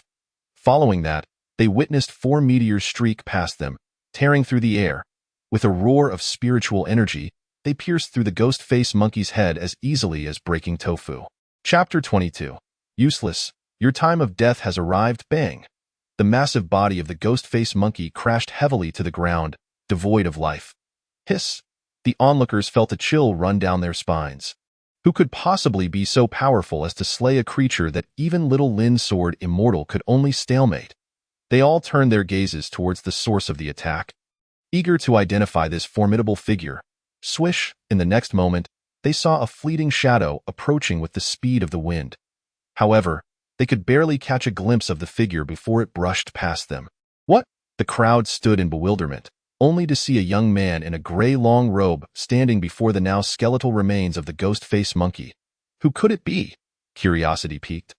They all moved closer to catch a glimpse of the true identity. Ding. You have slain the ghost face monkey, earning 5 frenzied ghost monkey pills, 500 to realm, 650 to cultivation, 870 to spiritual energy, 8 ghost monkey bones, and 2 ghost monkey claws. With a 4th star, I can already slay a ghost face monkey of this caliber. It seems I underestimated my own strength. The young man in gray murmured softly, lifting his head slightly. Who else could it be but Feng Chuanyi? Meanwhile, the onlookers gaped in astonishment as the once massive ghost-faced monkey gradually transformed into a mere skeleton. Yet, more than that, they were curious about Feng Chuanye's identity. It is well known that the ghost-faced monkey excels in defense and agility, making it particularly challenging to kill to pierce through the head of a ghost-faced monkey with ease. One must possess either overwhelming strength or exceptional realm mastery. Achieving this feat necessitates a cultivation of at least 6th-rank spiritualist. This meant that the Feng Chuanyi before them was at least a formidable individual with 6th-rank spiritualist cultivation, a realm that not even the top student, Lin Han, had achieved. They were eager to discover who Feng Chuanyi truly was. When Feng Chuanyi turned around, those who recognized him widened their eyes in disbelief. How could it be him? Why is he still alive? Did I just see wrong? Was he truly the one who killed the ghost-faced monkey? The surrounding practitioners erupted in astonishment. Surely, they hadn't expected him to still be alive. Feng Chuanyi grinned, his eyes sparkling with excitement. Calculating the time, someone should be arriving soon. In the next moment, as if summoned, Lin Han appeared. Oh, you're still alive, kid, and you've even broken through to 3rd-rank spiritualist, she exclaimed, landing gracefully on a white flying sword, resembling a flowing silk. Yet, what of it? Enjoy your last few seconds, for you are about to die. Lin Han's murderous intent surged. She could not quell her rage without killing Feng Chuanyi. After 2 days apart, you remain as foolishly arrogant as ever, always spouting nonsensical bravado. Have you already forgotten the humiliation from 2 days ago? Feng Chuanyi taunted. You're going to die a miserable death. Lin Han's tone turned icy, and a colossal sword aura erupted from her body, causing the surroundings to tremble. The events of 2 days prior were a palpable sore spot for her. One that could provoke lethal consequences. Whether I die or not is none of your concern. How many tokens have you collected? I am in desperate need of them. Feng Chuanyi gazed at Lin Han with burning desire in his voice. Chapter 23. Lin Han, come down and take your beating. Ha ha ha. Did you hear that? This fool actually covets my tokens. Lin Han couldn't help but burst into laughter, contempt radiating from her. You truly dare to dream. Have you even looked in the mirror to see what you're worth? To dare covet Lin Han's possessions is to seek death. From above the canyon, a chorus of voices echoed in agreement. Indeed, truly unaware of the heights of heaven and the depths of the earth, to covet Lin Han's belongings is to invite death. Perhaps their heads had been kicked by a donkey, prompting such foolish talk. Those supporting Lin Han ridiculed Feng Chuanyi from above the canyon. Why do I feel that Feng Chuanyi might not necessarily lose to Lin Han? Suddenly, a voice, though quiet, drew the attention of everyone present, especially Lin Han, who cast a dangerously sharp glare at the speaker. We feel the same way. 3 others nodded in agreement. They had witnessed Feng Chuanyi slay the ghost-faced monkey, a feat that even Lin Han could not accomplish. What nonsense are you spouting? With a waste like him, do you really think he can defeat Lin Han? Have your heads been kicked by a donkey? A 4th-grade spirit master standing beside Lin Han scolded. His name is Zhang Yang, ranked 13th on the heavenly ranking, and he is considered a supporter of Lin Han. I am also curious where you find the audacity to believe I would lose to this worthless fool. Lin Han gazed at the group with keen interest, his eyes piercing like those of a venomous serpent, for he had just slain the ghost-faced monkey. The first to speak, despite feeling utterly uncomfortable under Lin Han's intense scrutiny, managed to voice his reasoning. Ha ha ha, this is truly the most amusing joke I have heard thus far. Just based on his 3rd-grade spirit master status. Zhang Yang immediately burst into mocking laughter, but before he could finish, he was interrupted by Feng Chuanyi. Are you blind? Can't you see the remains of the ghost-faced monkey behind me? Feng Chuanyi taunted. If your eyesight is poor, you shouldn't recklessly bite the hand that feeds you. Dare to insult me, and I shall tear your mouth apart. With a roar, Zhang Yang charged towards Feng Chuanyi, Hunyuan mountain splitting palm. A colossal golden spirit hand erupted behind him, descending towards Feng Chuanyi with an overwhelming force that instilled terror. Yet, Feng Chuanyi remained utterly still, as if he could not react in time. Ha ha ha, you claim to have slain the ghost-faced monkey, yet you cannot evade even a single blow from me. You've revealed your true colors. Zhang Yang gloated upon witnessing this, Dio, you not think you are speaking too much nonsense? Suddenly, Feng Chuanya's voice resonated from behind Zhang Yang. What? Zhang Yang turned in horror, only to see a fist rapidly enlarging in his vision. Ah! He felt as if his very soul was being sent flying, crashing into the canyon with such force that the entire gorge trembled. The fourth-grade spirit master, Zhang Yang, was defeated in an instant.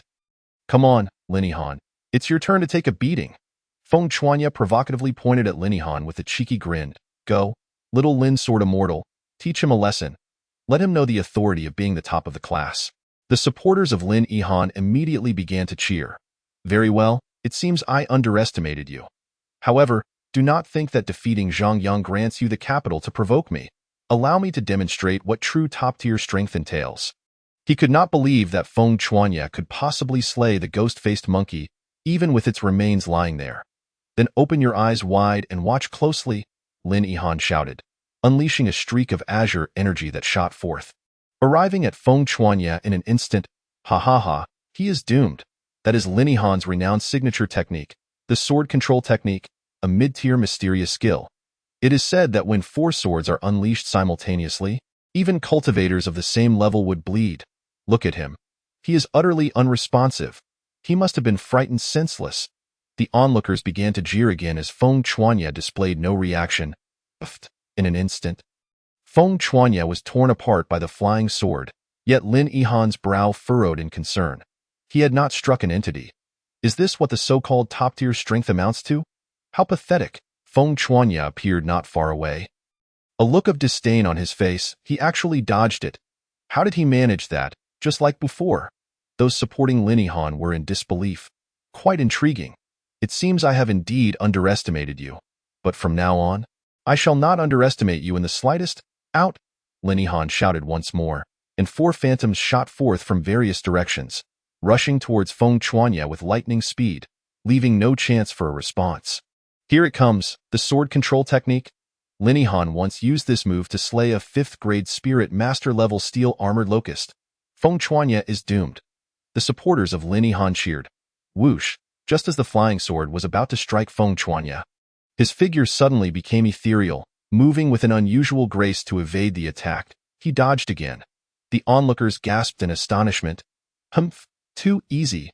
Lin Yihan snorted coldly, the 4 flying swords accelerating menacingly, converging on Feng Chuanya. Chasing wind without a shadow, Feng Chuanya's figure flickered momentarily before he broke through the encirclement of the 4 swords. What? The crowd gasped in shock. Sword control technique, kill. Once again, Feng Chuanya evaded, and Lin Yihan felt a pang of humiliation. The 4 swords suddenly gleamed with a chilling light, launching from various cunning angles towards Feng Chuanya. Free and unfettered, Feng Chuanya sensed the impending danger and activated his chasing wind steps, transforming into a fluid form.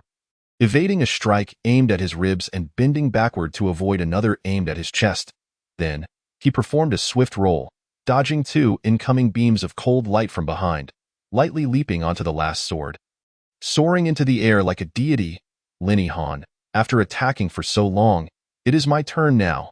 Feng Chuanya declared. Do you think I would grant you that opportunity? Fool! Lin Yihan shouted fiercely, as the 4 flying swords lunged forward. Closing in on Feng Chuanya. Do you think I need you to give me that opportunity? You hold yourself in too high regard. Feng Chuanya bellowed. Meteor arrow technique. What of the meteor arrow technique? Without reaching the advanced stage, how do you expect to contend with me? The meteor arrow technique is of the same tier as the sword control technique, and he naturally recognized it. Hence, the difficulty of cultivation is also comparable. This unparalleled genius had spent 3 years perfecting the sword control technique to its current advanced form. As for Feng Chuanya, he doubted he could even achieve a minor success. Then watch closely. Feng Chuanya roared, drawing back his bow to form a half-moon, as 4 rolling spirit arrows coalesced. 5-star eye. Defeat the sword immortal. How is this possible?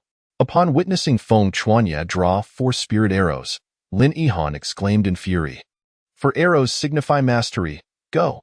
Feng Chuanya shouted, pulling his bow taut, his blood and energy surging forth.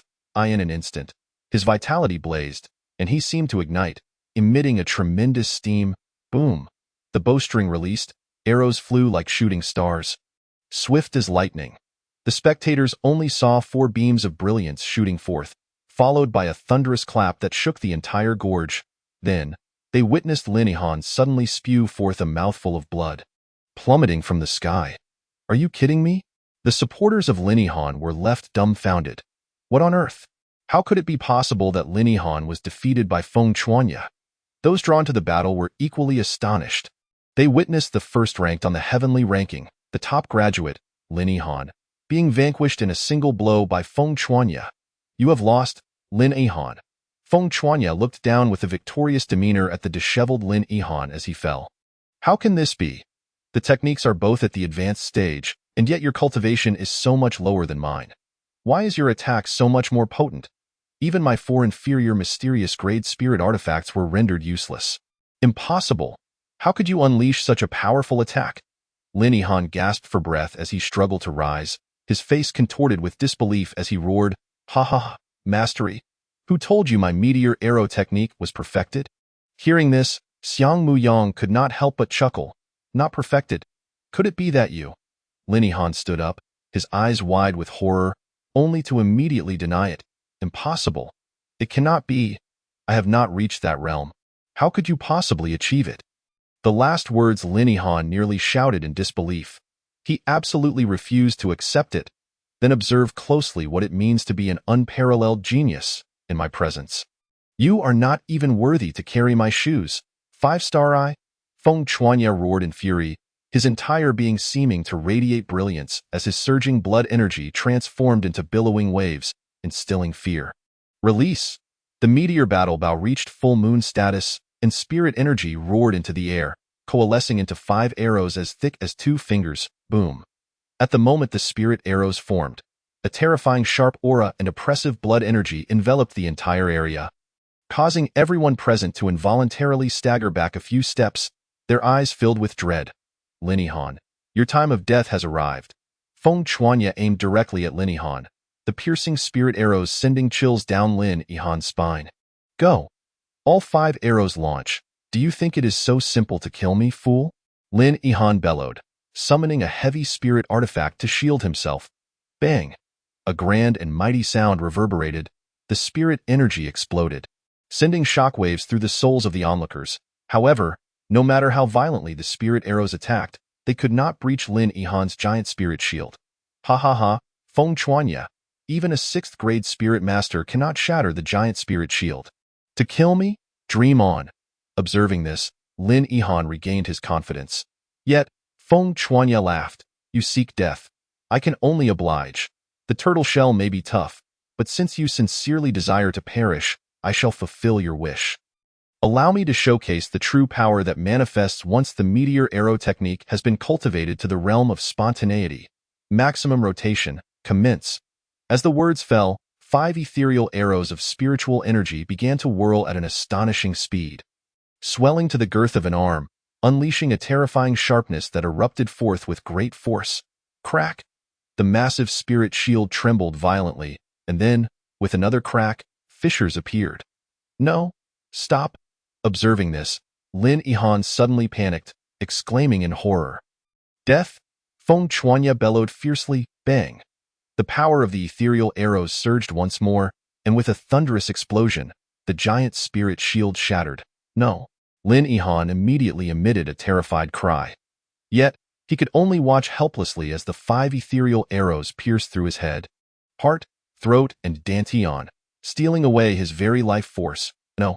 If there is an afterlife, Lin Yihan would surely refrain from provoking Feng Chuanya again. Zhongnan Square. It seemed Feng Chuanya was faltering, having dropped to 8th place. One had hoped he might conjure a miracle youth clad in white side at this development. Initially, he merely expressed his thoughts, but he was accompanied by a brown-haired youth who had endured several humiliations and sought to reclaim his dignity. Thus, he remarked, "Humph, a mere lucky fool like him dares to covet the top 3. If he ever manages to hold the first position even momentarily, it would be a miracle from the heavens. If he were to maintain that lead, it would truly be a sign of divine blindness." The brown-haired youth mocked as he spoke with excessive bravado, unaware that someone might soon deliver a harsh rebuttal. The white-clad youth, feeling inexplicably ridiculed, could not show weakness and kindly warned, "Humph, if he regains first place before the assessment concludes, I shall serve you as a loyal subordinate for life. Conversely, how about you? After all, you believe in his luck. So you should also trust in your own." As they observed Xiang Muyang drop to ninth place, the brown-haired youth proclaimed with delight, "Well, let us wager." The white-clad youth, in his rebellious and proud youth, naturally would not back down. "Heh, then you shall be my lifelong subordinate. You are truly amusing, banking all your hopes on a mere lucky individual, brother. You are destined to incur a total loss." The brown-haired youth believed victory was already assured and began to feel a sense of superiority. "Humph, no need to rush. There are still 2 days left. Anything is possible." After establishing the wager, the white-clad youth couldn't help but regret his impulsiveness. How could he have been easily provoked into falling for someone else's trap? "Feng Chuanya, you must exert yourself. Otherwise, I shall be fated to serve as someone else's subordinate for life." Serving as another's subordinate was something he could not accept, as it would tarnish his reputation. "Heh, brother, you are still too naive." The brown-haired youth reveled in the sight of the white-clad youth's dismay. However, before the white-clad youth could retort, a sudden gasp echoed through the arena, drawing their curious gazes. Both bettors were rendered speechless. They felt as though struck by a bolt from the blue. The white-clad youth experienced euphoria, while the brown-haired youth gritted his teeth in frustration. What had they witnessed? Chapter 27. You've lost again. Let me hear you call me Big Brother. The name of the erstwhile first-place holder, Lin Yihan, had morphed from the indisputable champion to Feng Chuanya. But that was not all. After Feng Chuanya amassed 99 tokens to seize the summit, Lin Yihan's name vanished entirely, disappearing equated to death. How could this be? Lin Yihan perished. Surely, I did not witness this incorrectly. Could it be a malfunction of the machinery? How could Lin Yihan possibly fall? Do not tell me that Feng Chuanya has slain Lin Yihan? The onlookers were left in a state of bewilderment, and soon the murmurs began. Not only the students but even the Dean Xinyuan Hong and Deputy Dean Li Cheng were left bewildered. Lin Yihan has sacrificed himself? This must be a jest. Who besides the spirit beasts in the 1st to 6th gorges could have possibly defeated Lin Yihan? This is unreal. Ha ha ha, it seems you have lost. Brother, from now on, I shall be your big brother, and you will be my subordinate for life. Come, let me hear you call me Big Brother. The white-clad youth declared with a mischievous grin. Many years later, this same white-clad youth, observing his still reluctant subordinate, would remark, "Now do you comprehend the might of that fellow Feng Chuanya? It was I, your big brother, who recognized this potential star. That Lin Yihan was nothing but a triviality in his presence." Xinyuan Hong pondered. What transpired within the gorge?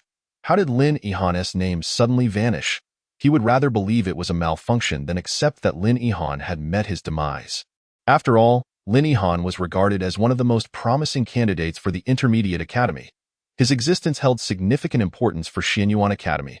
However, the ranking board was intrinsically linked to the vitality of its bearers. Unless the bearer perished, a name could never simply vanish. There was little point in worrying now. Let us wait for 2 more days. After 2 days, we shall question Feng Chuanya to ascertain the truth. At that moment, Li Cheng interjected, "We have no choice but to wait." Upon hearing this, Xinyuan Hong sighed in resignation. In the gorge, Feng Chuanya retrieved Lin Yihan's lifeless body. Ding. You have slain Lin Yihan. Spiritual energy 1000. Cultivation 700. Realm 500. Vitality 900. Qi replenishing pills 50. Yuan cultivation pills 10. Low-grade Xian level spirit weapon. Heavenly spirit sword 4. Medium-grade Xian level spirit weapon. Giant spirit shield 1. Medium-grade Xian level spirit technique. Sword control technique.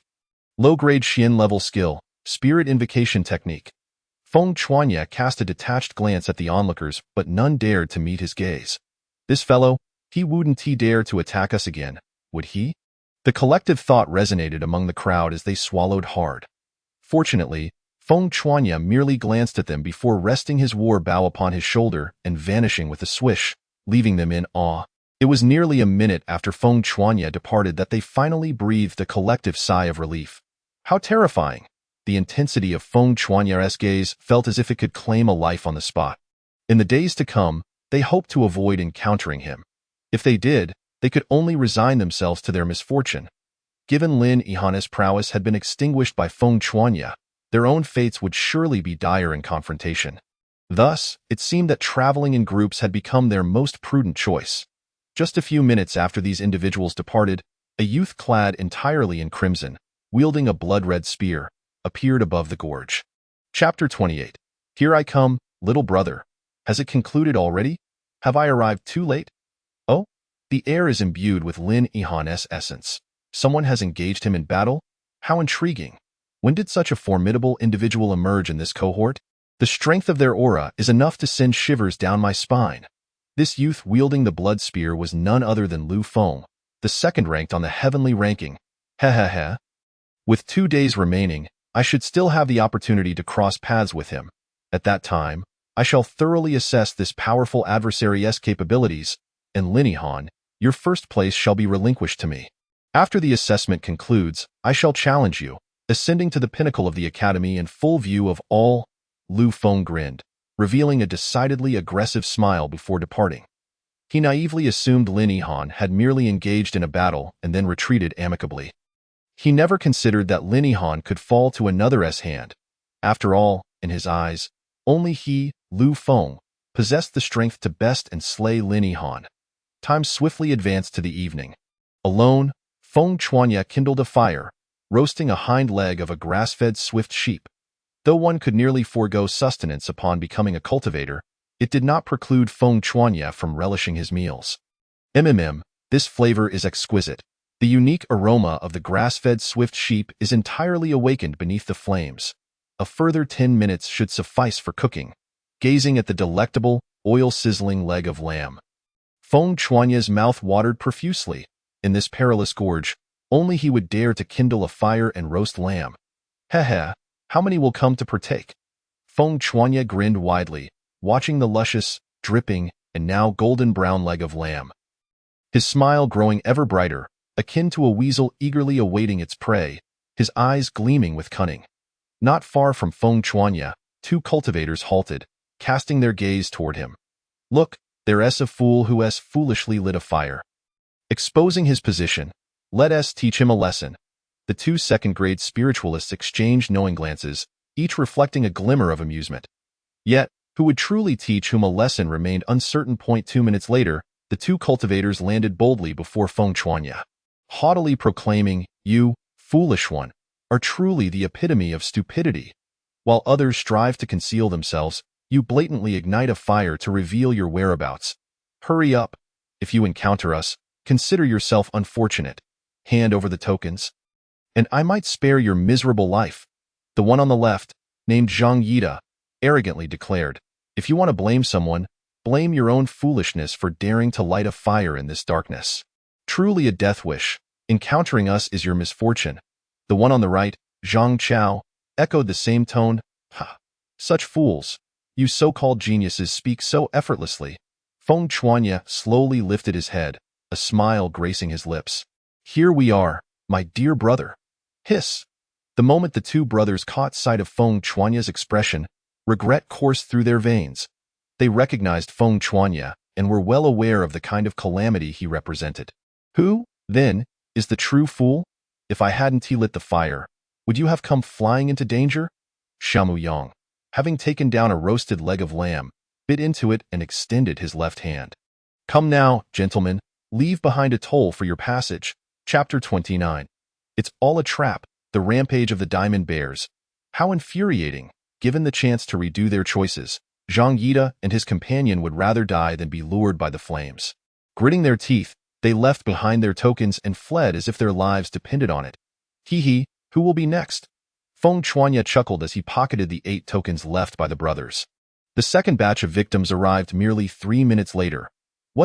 This individual, a 3rd-grade spiritualist, had initially planned to rob, but, upon seeing Feng Chuanya, his smile froze on his face, looking more pitiful than a cry. The 3rd batch, the 4th batch, the 15th batch. In the span of just 2 hours, Feng Chuanya amassed 29 tokens.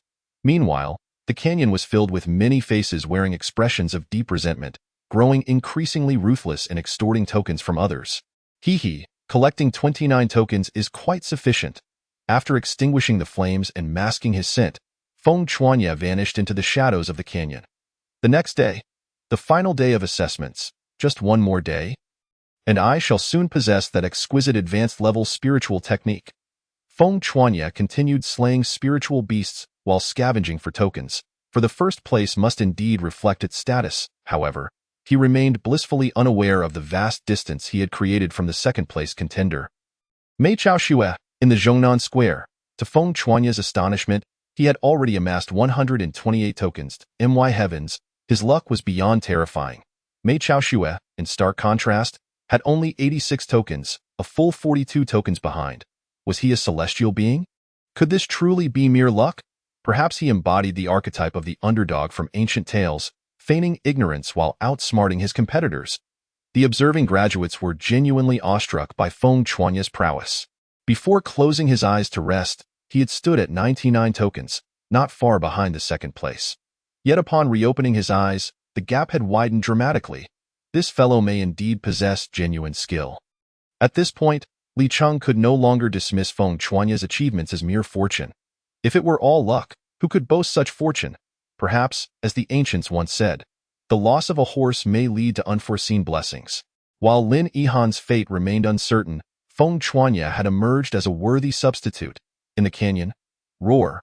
While Feng Chuanya was busy executing his strategy of harvesting tokens, he was suddenly met with a resounding roar that resonated with an overwhelming sense of pressure. Hey, what is going on? This is not the level of spiritual beasts one should expect in Canyon 16. Feng Chuanya was taken aback, realizing the roar was alarmingly close, accompanied by a distinct tremor in the ground. Several massive figures were swiftly approaching. Most alarming of all, the oppressive aura surpassed that of fifth-grade spiritualists.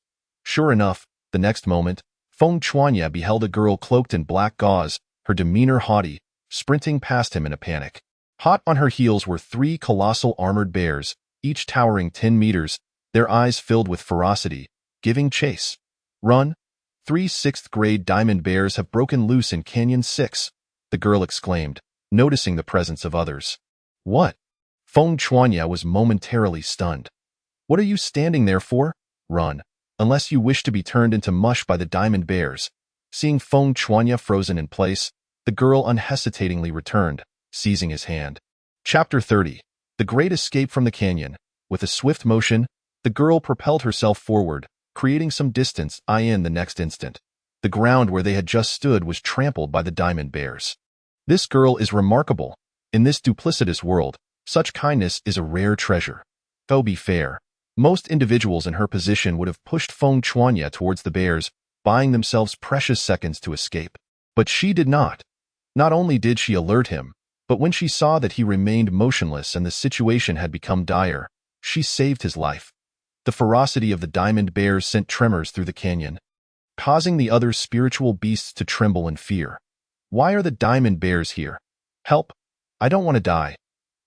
Help! As they fled, more and more individuals were swept into the fray. Yet, not everyone possessed the girl's strength, and the death toll continued to rise. Eventually, only a handful remained. Seeing that this could not continue, Feng Chuanya attempted to suggest, we should, however, before he could finish, the girl interrupted him, quiet. I'm already exhausted trying to keep you safe. Don't distract me. I'm helping you because I pity you. Don't think of bringing up other conditions. Feng Chuanya rubbed his nose, noting the unfriendly expressions of those around him, and obediently fell silent. In truth, he wished to propose that they should find an opportunity to collectively take down the 3 diamond bears. Otherwise, they would surely be outlasted in a war of endurance against these beasts. But it seemed there was no time for discussions now. Very well, he could only bury his thoughts for the time being. What has transpired? The commotion caused by the 3 diamond bears quickly drew the attention of others in the canyon. Blood Gun Lu Feng was among them. Sensing the increasingly trembling ground, he climbed to the canyon's peak and spotted Shamu Yang and his group fleeing in disarray. That is, seeing the 3 diamond bears pursuing Shamu Yang. Even Lu Feng couldn't help but gasp in shock.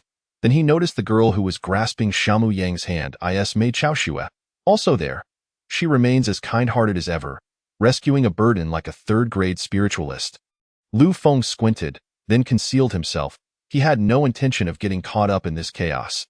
Let those diamond bears dispose of Mei Chaoxue. That would eliminate one less competitor. But could one truly evade the diamond bears? Roar!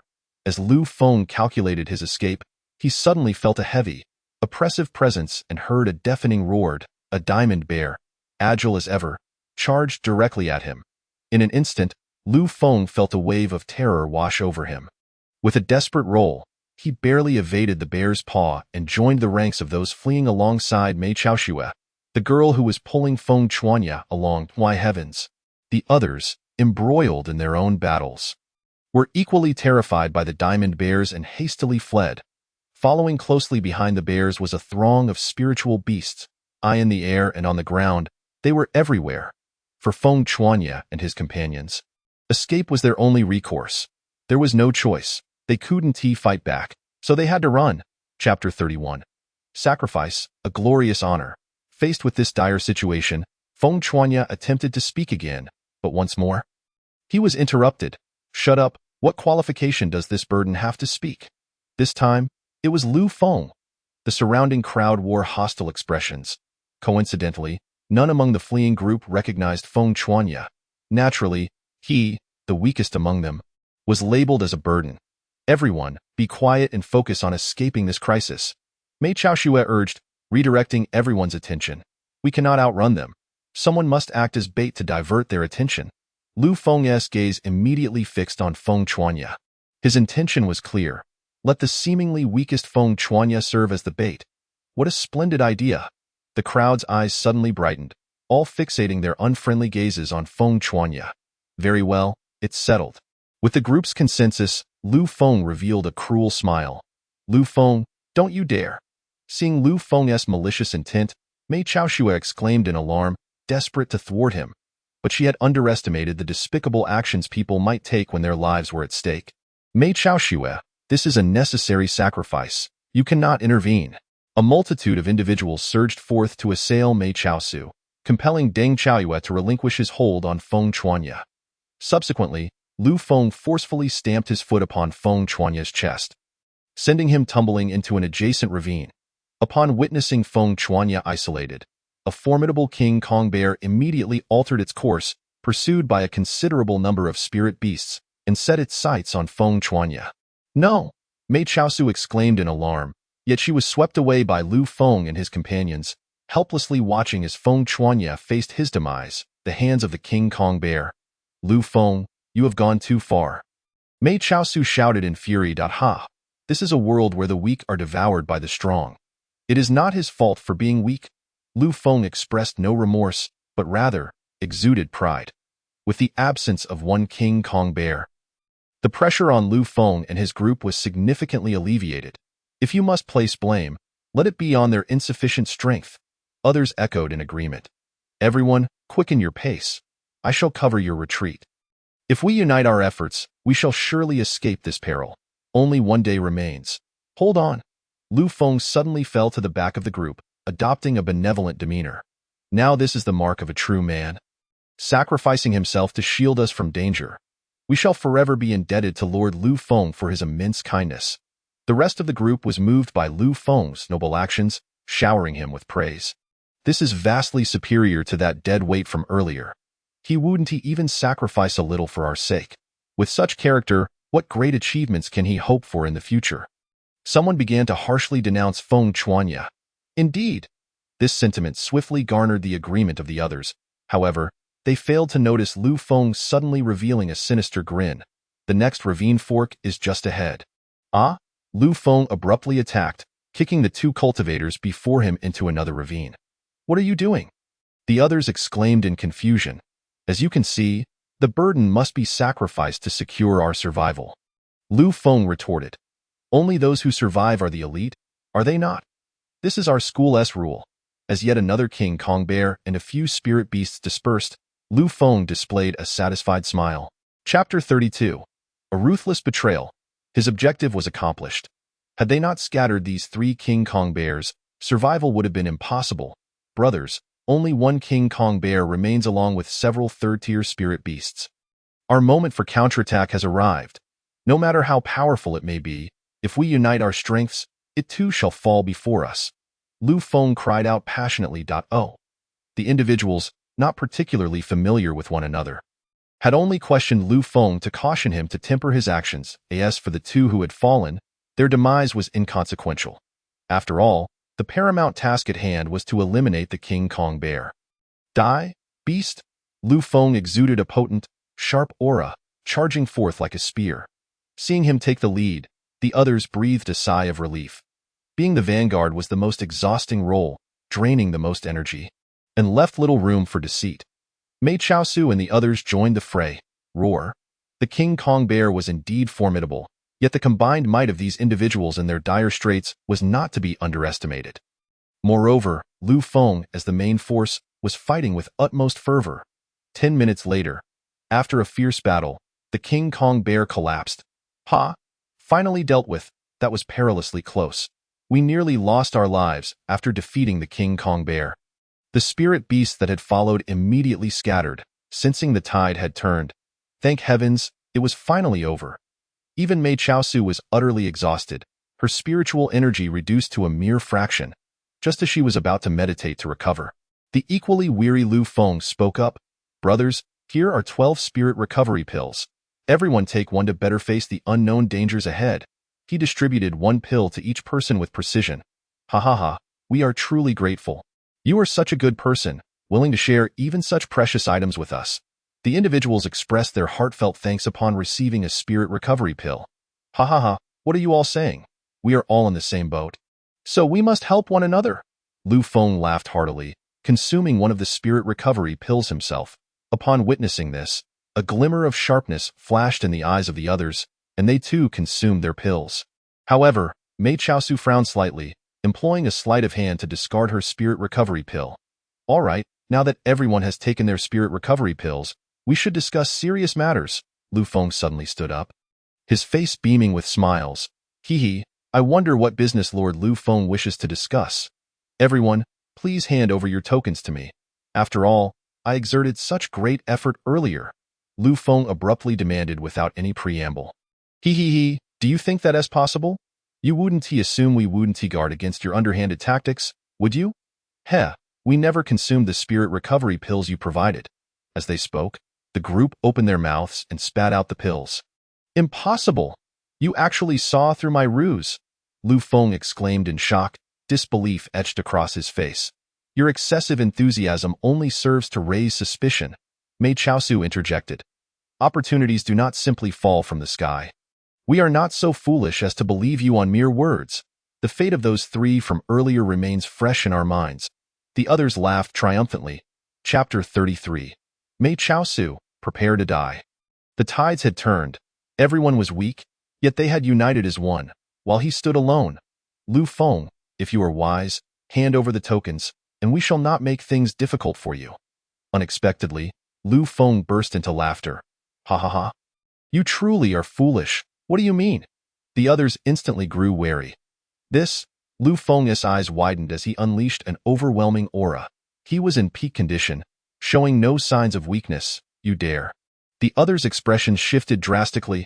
Let me tell you, the only spirit recovery pill I consumed earlier was the genuine one. Thus, facing a fully revitalized Lu Feng, they, exhausted and spent, stood no chance, and the first to die shall be you. Mei Chaosu. Lu Feng grinned menacingly, advancing with a spear poised to strike. Not good. Mei Chaosu gasped, but her exhausted state left her unable to evade. She attempted to dodge, but a long gash was carved into her arm. Die? Lu Feng executed a backhand thrust aimed directly at Mei Chaosu's head. He was certain this strike would eliminate her entirely. My life is over. Despair surged within Mei Chaosu's heart. Just then, a chilling voice emanated from behind Lu Feng. 4-star vision. In the next moment, the air trembled as 4 roaring winds surged forth, carrying with them arrows of spiritual energy imbued with razor-sharp force. Hiss! A wave of icy dread washed over Lu Feng. Azure Dragon breaks the sky. Lu Feng swiftly turned, his spiritual energy surging, conjuring a dragon of spiritual energy to counter the arrows. Clang! Yet, in the instant of collision, Lu Feng's expression drastically changed. The power of those arrows exceeded his expectations. The ground beneath him erupted with cracks, sending shivers down his spine. Not only that, the point of contact between the spiritual energy dragon and the arrows suddenly split, with more fissures appearing, and the arrows surged forward, piercing through the spiritual energy dragon with chilling precision. Impossible! Lu Feng screamed in shock.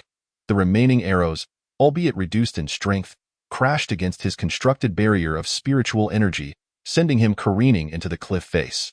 This must be some kind of joke that was capable of killing fifth-tier spirit cultivators. Even Lin Yihan could not unravel it. Who could possess such terrifying power? A collective gaze turned toward the direction of the arrows. Even Mei Chaosu looked on in curiosity. They beheld an individual wielding a longbow and shouldering a spear, standing before them. Yet, upon recognizing the person's face, their eyes widened in disbelief. How can it be him? He was supposed to have perished in the belly of the King Kong bear. The figure before them was none other than Feng Chuanya, whom they had cast aside as bait. Long time no see. Mei Chaosu. Shimu Yang gazed intently at Mei Chaosu, stating, I have repaid my debt of gratitude. We are even now. How did you escape the King Kong bear's pursuit? Mei Chaosu inquired, intrigued. Do you believe I was killed? Would you trust me if I said I killed it? Shimu Yang retorted. Chapter 34. Killing you is no challenge. I do not believe. Mei Chaosu shook her head in disbelief. Not only did she find it hard to believe him, but even others would also doubt such a claim. After all, the formidable King Kong bear was ranked highly among 6th-grade spirit beasts. How could it possibly be slain by a mere 3rd-grade spirit master? Was he lost in a dream? Indeed, it seemed so. Natsum Yang shrugged. Bastard, I will kill you. At that moment, Lu Feng approached with a menacing expression, his spear slicing through the AI art. Be careful, Mei Chaosu warned in alarm. In a flash, Feng Chuanya's figure became indistinct, brushing past Lu Feng. He reappeared behind Lu Feng, remarking, to withstand a 4-star arrow and only sustain light injuries, you are merely slightly better than Lin Yihan. Your evaluation is unwelcome, Lu Feng retorted angrily, turning around to thrust his spear forward, dragon-breaking army. Are you playing with firearms? If so, allow me to demonstrate genuine marksmanship. Feng Chuanya drew the dominant bare-bone spear from his back and thrust it with tremendous force. Channeling all his energy into it, the air exploded with a deafening boom, sending Lu Feng hurtling backward over 20 meters. Come again, Natsum Yang charged forward, sweeping his spear. Bastard, the azure dragon emerges from the sea. Feeling provoked, Lu Feng unleashed a more ferocious strike. The clash of metal rang out, and once more, Lu Feng was launched back, spitting blood as he crashed into the cliff wall. Silence. The onlookers were astounded. Lu Feng, ranked 3rd on the heavenly list, was completely outmatched by Feng Chuanya. Impossible. How can you be this strong? Lu Feng, emerging from the wall with a pained expression, roared. That waste Lin Yihan said the same before he died. Feng Chuanya smiled, sheathing his spear and retrieving the meteor war bow. Now, how would you like to meet your demise? What? He killed Lin Yihan. The crowd gasped in shock, their eyes wide with disbelief. Based on Feng Chuanya's earlier display of prowess, it indeed seemed plausible. After all, Lin Yihan could never have overwhelmed Lu Feng. To kill me? You think you're worthy? Lu Feng bellowed, unleashing all his power. He could not fathom being unable to defeat an inconspicuous individual. Killing you is no trouble at all. Since you are eager to meet your end, I shall send you to Lin Yihan. Remember, before you provoke others in your next life, make sure to open your eyes wide. 5-star arrow. Feng Chuanya suddenly shouted, drawing in the surrounding spiritual energy at an astonishing speed. The air was filled with a roaring blood aura, infused with sharp power, as 5 arrows of spiritual energy shot forth like bolts. The spiritual energy dragon roared in fury, illuminating Lu Feng's grim visage. However, at the instant the spiritual energy dragon collided with the arrows, it shattered into fragments. No! Lu Feng screamed in terror, but nothing could halt the onslaught.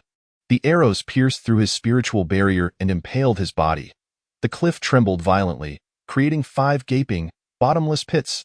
Lu Feng fell. Spectators stared in horror at Feng Chuanya, rendered speechless. That was Lu Feng, the 3rd ranked on the heavenly list. To be killed in such a manner was utterly terrifying.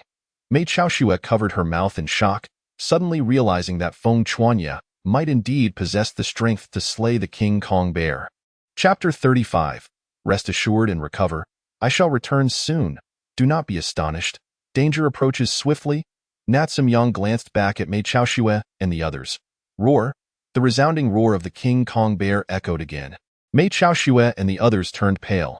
Instantly, they looked at Feng Chuanya with hopeful eyes, pleading, "You possess the strength to confront the King Kong bear.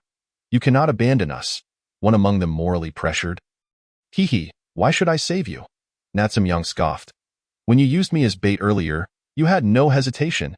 To be honest, your lives matter little to me. I am here merely to repay a favor to Mei Chaoxue."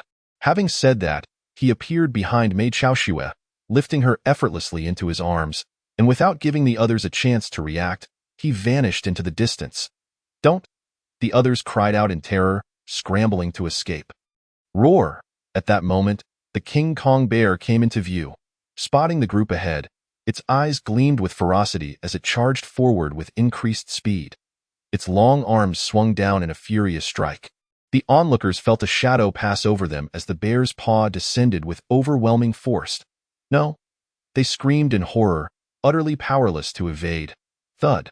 Some were obliterated into a bloody pulp, and those who survived had little hope. Boom! With another punch, they were all annihilated. Roar! After obliterating the group, the King Kong bear roared again, pursuing Feng Chuanya and Mei Chaoxue. Yet, Feng Chuanya's wind-chasing step allowed him to maintain a safe distance even while carrying Mei Chaoxue. This left Mei Chaoxue feeling somewhat embarrassed. Had she known Feng Chuanya possessed such strength, she would not have acted so foolishly. 5 minutes later, "Here are 2 energy-replenishing pills. Quickly restore your spiritual power." The canyon was fraught with peril, and defeating the King Kong bear could very well attract other 6th-grade spirit beasts. Feng Chuanya found a relatively concealed corner, setting Mei Chaoxue down and handing her 2 energy pills. Then, as if recalling something, he added, "Earlier, in the heat of the moment, if I offended you, I hope you can forgive me." "It's fine," Mei Chaoxue replied, her tone cool yet gentle, devoid of any harshness. Trusting him, she swallowed the 2 pills and began to meditate to recover her spiritual energy. Mei Chaoxue herself was unsure why she trusted Feng Chuanya so completely, but she felt he would not harm her. Roar! The King Kong bear roared past them, oblivious to their presence. However, she knew that it would not be long before the bear discovered them. If one were to ask why, it was because Mei Chaoxue's efforts to restore her spiritual energy could not escape the notice of the King Kong bear. Sure enough, within 2 minutes, the King Kong bear turned back, heading directly for their hiding place. Sensing the bear's approach, Mei Chaoxue opened her eyes, ready to assist. But Feng Chuanya pressed her down. "Continue your recovery. I will handle the King Kong bear. Are you truly all right?" "That is the King Kong bear, and any misstep could endanger your life," Mei Chaoxue queried, her brow slightly furrowed. Chapter 36. One strike to annihilate. Just how powerful is he?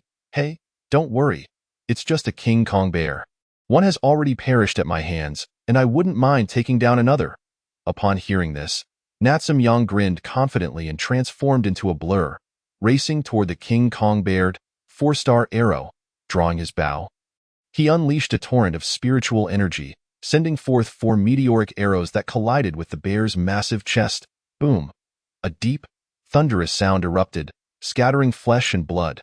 The King Kong bear was sent reeling back, crashing into the cliff wall behind it. Roar! The bear let out a pained howl, its eyes instantly turning a fierce crimson as 4 massive blood holes appeared on its chest. Hiss!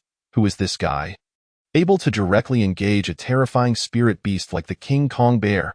My goodness, incredible. He managed to breach the King Kong bear's defenses with a single strike. Who on earth is he? At that moment, a wave of astonished murmurs spread among the remaining examinees. Roar! The King Kong bear furiously swung its arms, launching a rapid and precise assault toward Feng Chuanya, offering him no chance to evade. Could he possibly avoid it? It's over. He won't escape. As the bear's paw closed in, the crowd felt an ominous dread. Boom. The King Kong bear's paw slammed into the cliff wall, unleashing a terrifying shockwave that left the spectators unsteady on their feet. He won't die, will he? The bystanders watched in uncertainty. But just then, Nat Yang's voice rang out again. 4-star arrow. Once more, 4 meteoric arrows cleaved through the air, causing the atmosphere to tremble with a roar. They struck the bear and shattered its defenses anew, sending it staggering back. Oh my goodness! This sudden attack transformed the onlookers' astonishment into sheer shock. It should be noted that Lin Yihan had once acknowledged that even he found it exceedingly difficult to injure a 6th-grade spirit beast. Feng Chuanya, astonishingly, was even stronger than Lin Yihan. King Kong Bear, where are your eyes looking? I am right here. Feng Chuanya stood before the Diamond Bear, provocatively uttering a fierce roar. Provoked by Feng Chuanya's audacity, the Diamond Bear erupted in fury, rising to deliver a devastating blow. The force was so tremendous that it ruptured the very air. Yet Feng Chuanya narrowly evaded the strike. However, the onlookers surrounding him were not so fortunate. Oh my heavens! The faces of the spectators turned pale, and they scrambled to escape.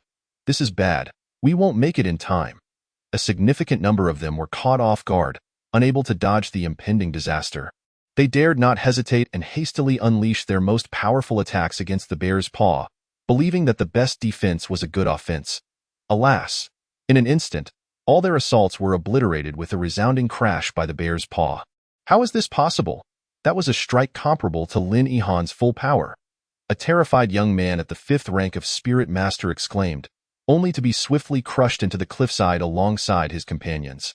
Among those who attacked, for possessed strength rivaling that of a 5th-rank Spirit Master, while the others boasted the might of a full-force 4th-rank Spirit Master. Yet, such a formidable ensemble was utterly powerless against the Diamond Bear's paw. Chapter 37. Surpassing the strongest in history. The Diamond Bear is indeed terrifying, yet, in the eyes of the Diamond Bear, there was only one enemy, Feng Chuanya. Come on, approach me quickly, and stay away from Mei Chaoxue. The moment you depart from her, it will be your demise. Feng Chuanya activated his wind chase technique, deftly avoiding the bear's terrifying strikes time and again, continuously luring the Diamond Bear away from Mei Chaoxue. Finally, after more than a minute of relentless evasion, the Diamond Bear was nearly 800 meters away from Mei Chaoxue. Feng Chuanya seized the moment to escape the bear's furious barrage of fists, creating distance between them. 5-star vision. The strongest cycle. He leapt into the air before the astonished crowd, consuming a spirit nourishment pill.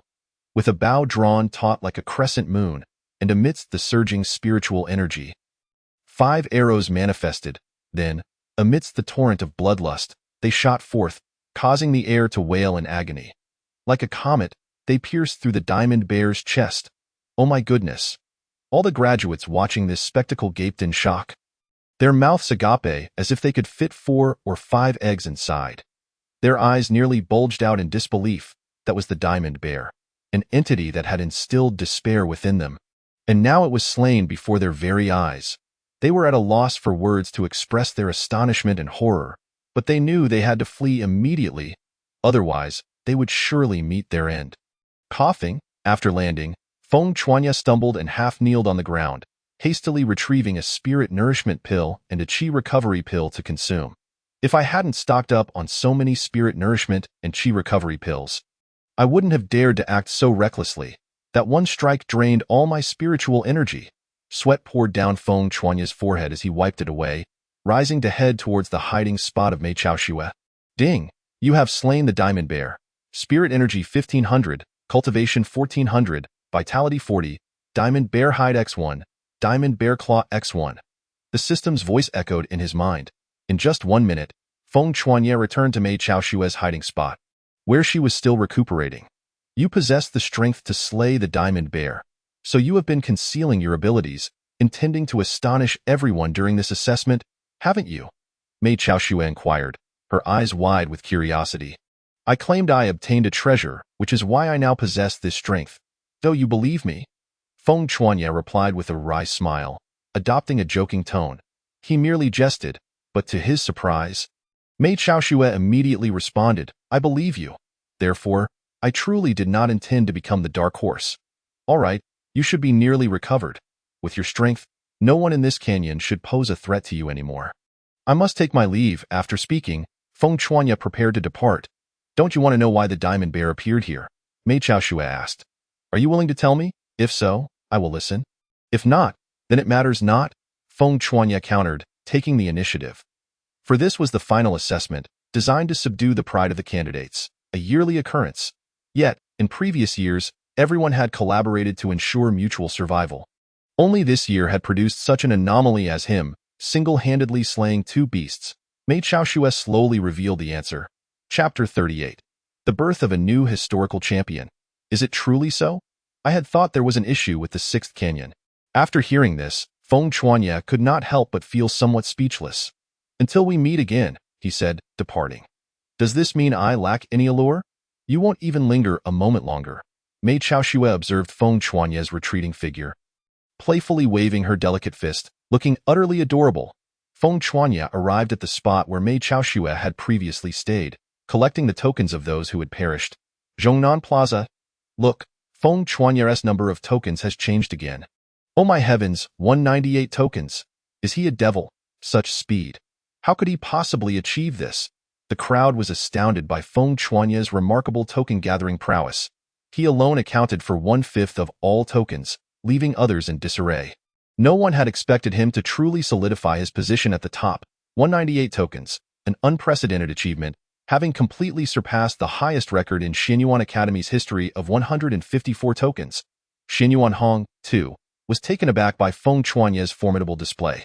Could it be that he had been feigning weakness, intending to astonish everyone in this assessment? Vice Dean Li Cheng remarked, instead of that, you should focus on the sole survivor among the top 3 on the celestial rankings. Mei Chaoxue. She is the only one left. I wonder if she can endure until the final assessment. Upon mentioning this, Xinyuan Hong sighed deeply.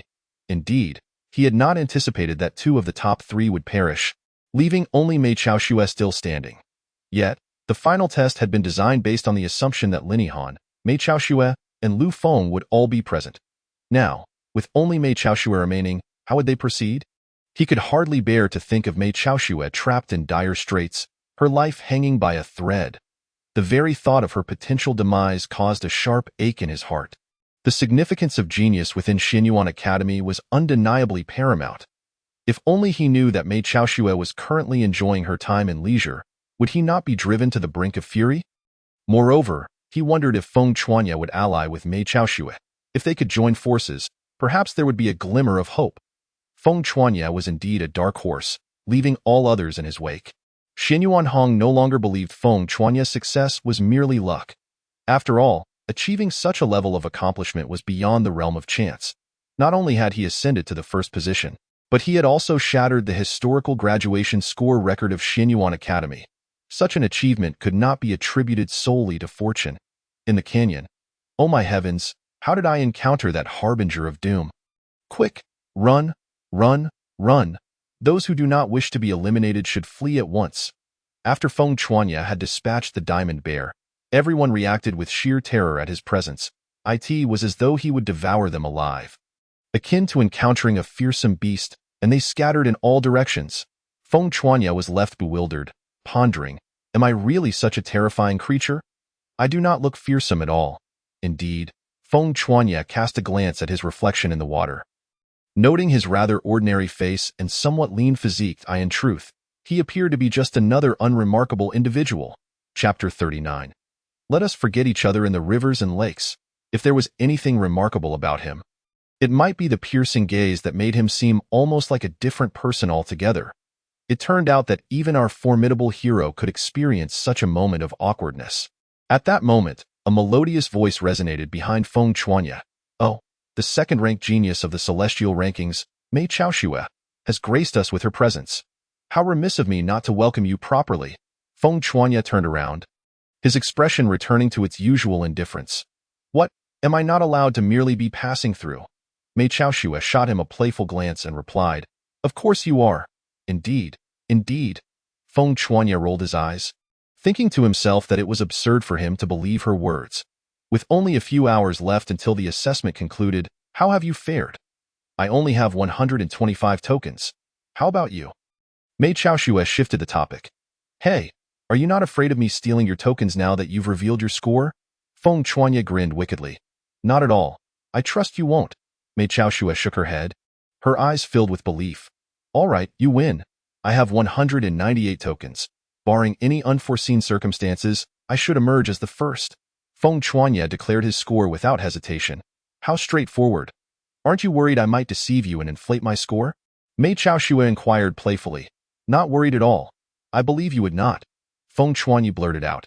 As soon as these words were spoken, Both Feng Chuanyi and Mei Chao Shui could not help but blush, and the atmosphere suddenly turned a bit ambiguous. Ahem, there is still an hour until the assessment concludes. It is time to head to the exit. Look, they are all preparing to leave, for some reason. A flicker of affection surged in Feng Chuanye's heart towards Mei Chao Shui. Indeed, how could one not develop feelings for a stunning beauty like Mei Chao Shui, no matter how formidable Feng Chuanye's abilities were? It was difficult not to feel admiration. Moreover, they had shared perilous experiences, saving each other in times of crisis. Under such circumstances, it was inevitable for a man and a woman of equal strength to harbor a hint of affection for one another. Yet, Feng Chuanyi understood that his journey was only just beginning, and he could not afford to be complacent at this juncture. Well then, let us depart. Mei Chao Shui seemed to share the same sentiment. She sighed in relief, restored her composed demeanor, and took the lead in leaving. However, just as Feng Chuanyi was about to move, Mei Chao Shui suddenly halted, her tone frosty. Forget about what happened just now and in the past. Upon hearing this, Feng Chuanyi sighed, a touch of bitterness in his nodding response. Indeed, we are merely classmates. We may never meet again. With that, Feng Chuanyi activated his wind chase step and departed. An hour later, Feng Chuanyi leaned against the canyon's exit, quietly awaiting the conclusion of the assessment. Beside him, 6 graduates with grave expressions gathered together. Of course, Mei Chao Shui, like a celestial being, stood apart, exuding an air of independence. 5 minutes, 4 minutes, 1 minute. The assessment has ended. Finally, the examiner stationed at the entrance announced the conclusion of the assessment and deactivated the barrier. Whoosh! The moment the barrier unfolded, Feng Chuanyi dashed out like the wind, rapidly vanishing from sight. Zhongnan Square. It is finally over. I wonder who will arrive first. I suspect it will be Feng Chuanyi. Those 2 useless ones. Are they dead? I bet it's Mei Chao Shui. Her heavenly lotus mirage steps are not to be underestimated. Perhaps, let us wait and see. Upon mentioning Feng Chuanyi, no one dared to place bets anymore. It seemed they feared being humiliated by his prowess once again. There was no other choice. They had been thoroughly beaten down by Feng Chuanyi time and again. 10 minutes later, whoosh, a phantom appeared in the square. Catching everyone's attention, whoosh, another phantom emerged. Indeed, it was Feng Chuanyi who arrived first, but Mei Chao Shui was not far behind. Standing before them were none other than Feng Chuanyi and Mei Chao Shui. Oh, Feng Chuanyi has actually become a 3rd-rank spirit master. How did he manage to achieve first place with only 3rd-rank spirit master status? Such questions arose immediately, yet no one could provide answers. Feng Chuanyi simply found a seat, closed his eyes, and began to recuperate. Before long, the remaining graduates returned alongside the 2 supervising teachers. Lin Han and Lu Feng have truly perished. It is hard to believe. The crowd glanced around and indeed found no trace of Lin Han and Lu Feng. Senior Feng Chuanyi, may I inquire about the whereabouts of Bloodlance Lu Feng and Little Sword Immortal Lin? Suddenly, someone posed the question. Upon hearing this, Feng Chuanyi opened his eyes, a terrifying sharpness emanating from him. He spoke indifferently. Those 2 useless ones? I killed them. Gasps of shock ensued, and the crowd erupted. What? He single-handedly killed them? How could he, merely a 3rd-rank spirit master, have defeated Little Sword Immortal Lin and Bloodlance Lu Feng? Many in attendance could not help but voice their skepticism. In truth, what he said was indeed accurate. Just then, 2 individuals on the stage spoke up. What? As soon as those words were uttered, everyone turned their attention to the 2 speakers, both 4th-rank spirit masters. The person on the left declared, I was present when he killed Lin Han. The person on the right cast a fearful glance towards Xiaomu Yang and said, I secretly witnessed the entire process when he killed Lu Feng. His strength is terrifying. Both individuals spoke in unison. Mei Chao Shui, is this true? Xin Yuan Hong turned his gaze towards the ever-stoic Mei Chao Shui, seeking confirmation from her. Yes. Mei Chao Shui coldly surveyed the crowd, her voice devoid of warmth. Wow! A wave of astonishment rippled through the audience. This is truly a prodigious talent. Xin Yuan Hong could not help but exclaim in admiration. However, Vice Dean Li Cheng clearly wished to see for himself. He planned to personally test Feng Chuanyi's strength. Feng Chuanyi, let me test you with a single strike. Li Cheng unleashed his spirit master aura, bearing down on Feng Chuanyi. Huh! Feng Chuanyi felt as though an immense weight had suddenly descended upon him. threatening to pin him to the ground. But would he yield? Absolutely not.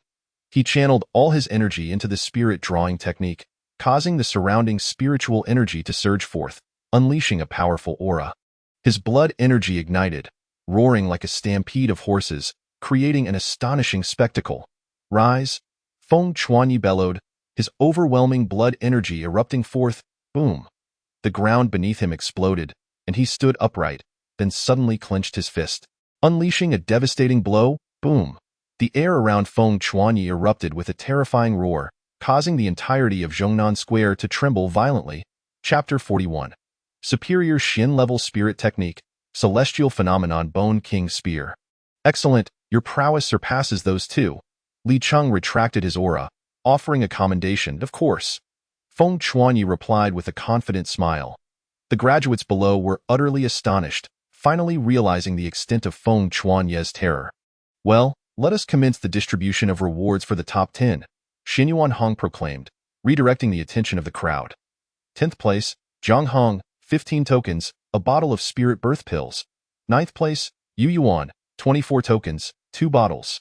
5th place, Zhang Chao, 78 tokens, a lower-grade Shin-level spirit technique, body through punch, and a bottle of spirit birth pills.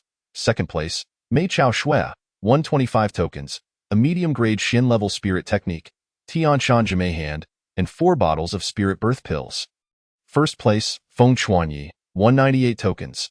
When Xinyuan Hong announced Feng Chuanyi's score, he deliberately prolonged his words. Even though the crowd had long anticipated the outcome, they were still left in shock when the number of tokens was finally revealed. There was no denying it. The quantity was simply astounding. The superior Shin-level spirit technique, Celestial Phenomenon Bone King Spear, is now yours, Feng Chuanyi. I hope you will continue to strive and uphold the reputation of Xinyuan Academy. Xinyuan Hong patted Feng Chuanyi's shoulder as he handed over the spirit technique. That is certainly the case. Feng Chuanyi nodded in agreement. In this moment, under the gaze of the multitude, he could not help but clench his fists, feeling a profound sense of satisfaction within. My fate is mine to command. The first step to altering my destiny has been achieved. The once worthless version of myself is now a thing of the past. Congratulations to all of you. You have successfully graduated. Here, I wish you all a bright future and boundless success. Xinyuan Hong sincerely congratulated. Oh? The graduates who successfully passed could not contain their excitement, cheering aloud. They would no longer remain at the bottom. Following the conclusion of the award ceremony, this graduation assessment came to an end. A total of 23 individuals passed the assessment, while the others were eliminated. Among those eliminated, 372 survived. The rest perished in the canyon. After this assessment, Xinyuan Hong would report their results to all intermediate academies, allowing them to select students. The better the results, the stronger the academy they entered, and the greater their future prospects. This process would take half a month. After half a month, Feng Chuanyi and the others would step into new academies, embarking on a new journey of cultivation. Graduate Dormitory, 99th floor, room 502.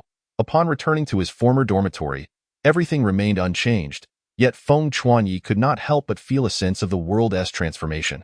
Feng Chuanyi understood that it was his mindset that had shifted. From this day forth, I must strive even harder.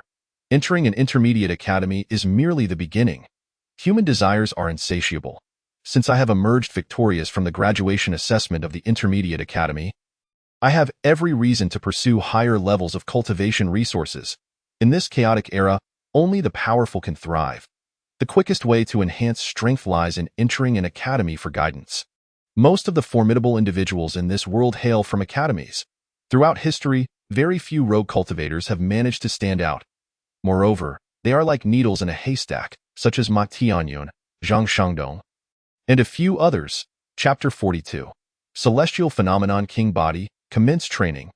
Yet it is laughable that many individuals neglect their studies in school while foolishly aspiring to become rogue cultivators, willingly enduring the harsh trials of the cultivation world, hoping to become legends like Ma Tianyun. But those harboring such thoughts will ultimately regret their choices, leading them to ordinary lives.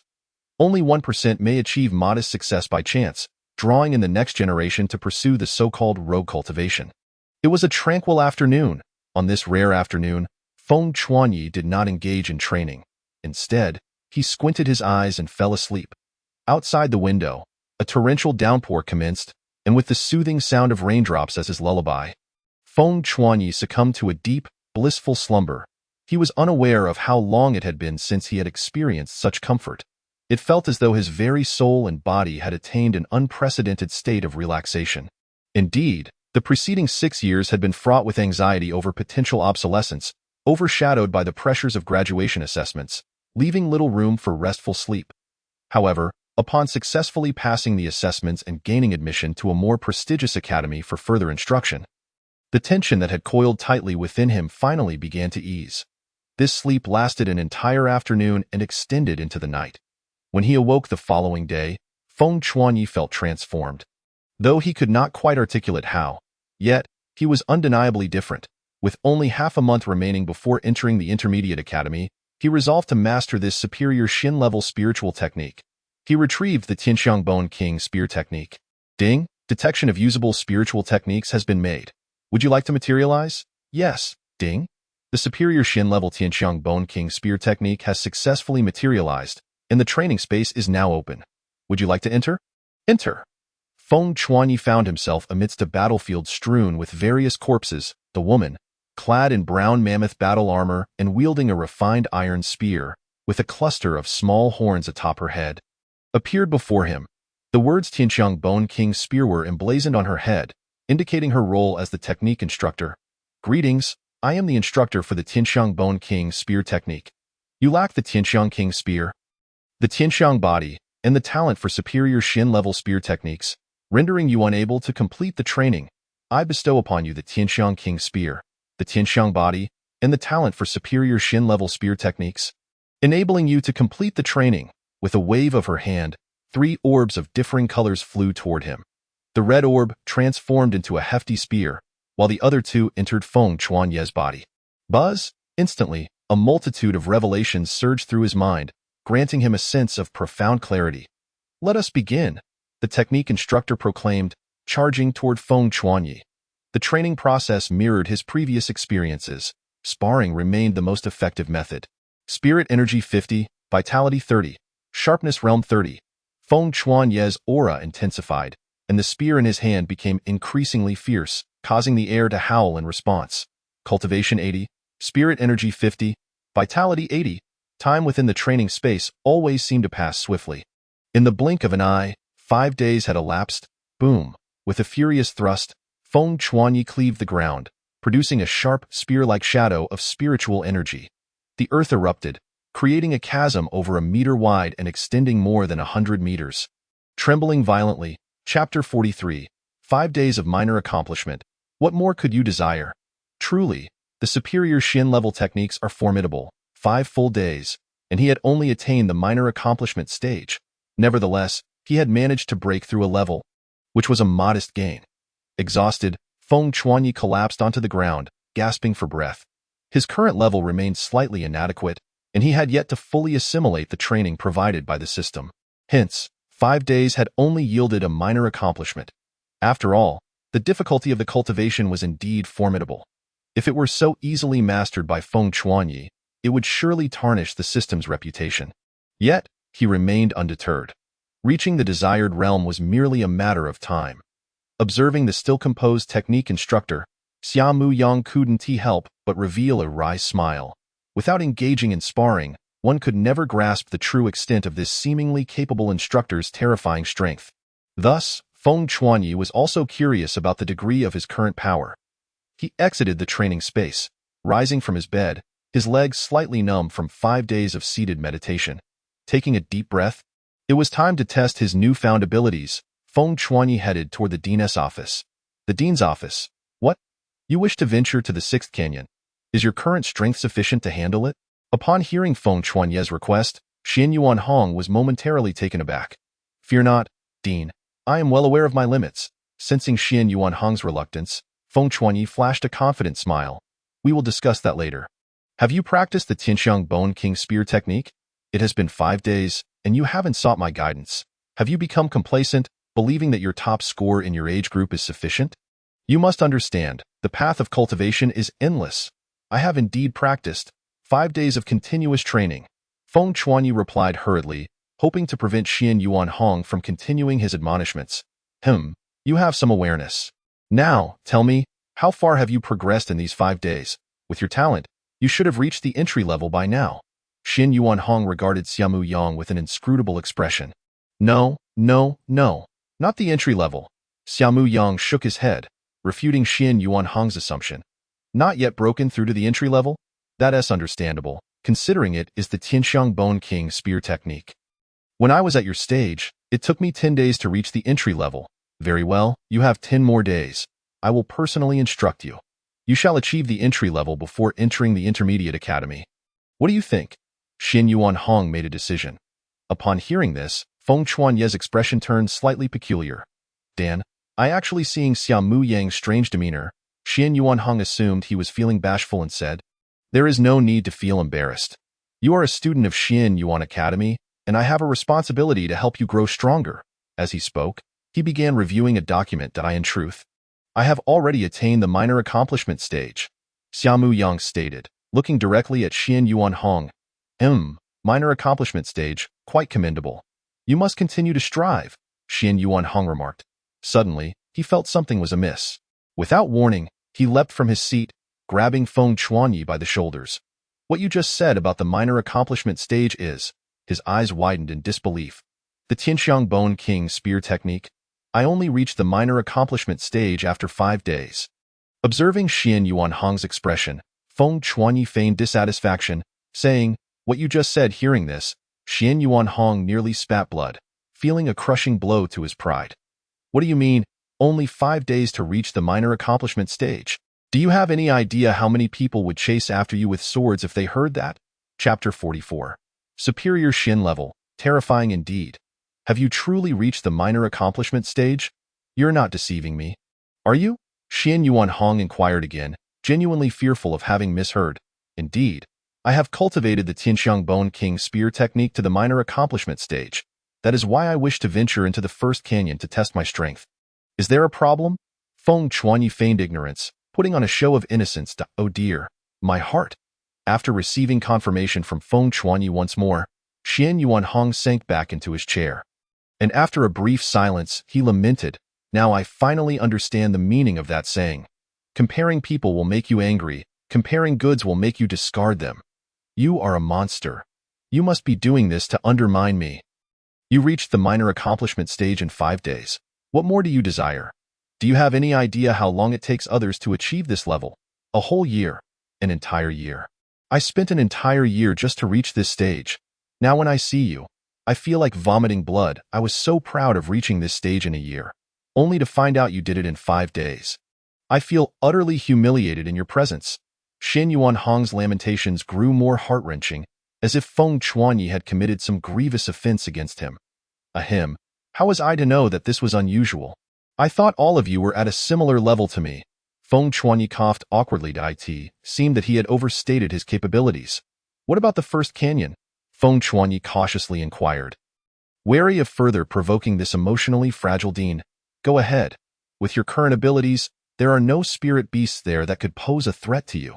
Xian Yuanhong waved his hand dismissively, urging him to leave. Thank you, Dean. With that, Feng Chuanyi swiftly exited. Xian Yuan Academy has finally produced a prodigy. What a pity that I possess only superior Xin level techniques without a single intermediate Xin level technique. Otherwise, this child could advance even further. After Feng Chuanyi departed, Xian Yuanhong sighed wistfully. His academy ranked 13th among the 18 institutions in the Yuanyang domain. Though not at the very bottom, it was far from the pinnacle. Consequently, the resources available to him were limited. Sigh. Xian Yuanhong heaved a deep sigh. Meanwhile, Feng Chuanyi ventured alone into the first canyon, attracting no attention. Let me see the true power of superior spiritual techniques. He mused, excitement and battle fervor radiating from him as he approached the canyon point 9 days later. Roar! In the hallowed confines of Canyon No. 1, a sudden, piercing shriek of a spirit beast erupted, filled with sheer terror, only to be followed by a resounding tremor that left an eerie silence in its wake. Ding! You have slain an 8th-tier spirit beast, the hellish demon horned horse, gaining 2,000 spirit energy and 1,500 cultivation points.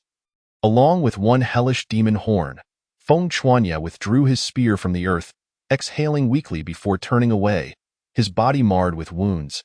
Chapter 45. You are truly the reincarnation of a demon. All the remaining spirit beasts in Canyon Number 1, the most perilous gorge of Xinyuan Academy, bowed their proud heads, trembling in fear as Feng Chuanya passed by. The entire canyon, once dominated by the hellish demon Horned Horse, had fallen into a silence so profound that a pin drop could be heard. With the canyon's ruler vanquished, the remaining spirit beasts dared not act recklessly.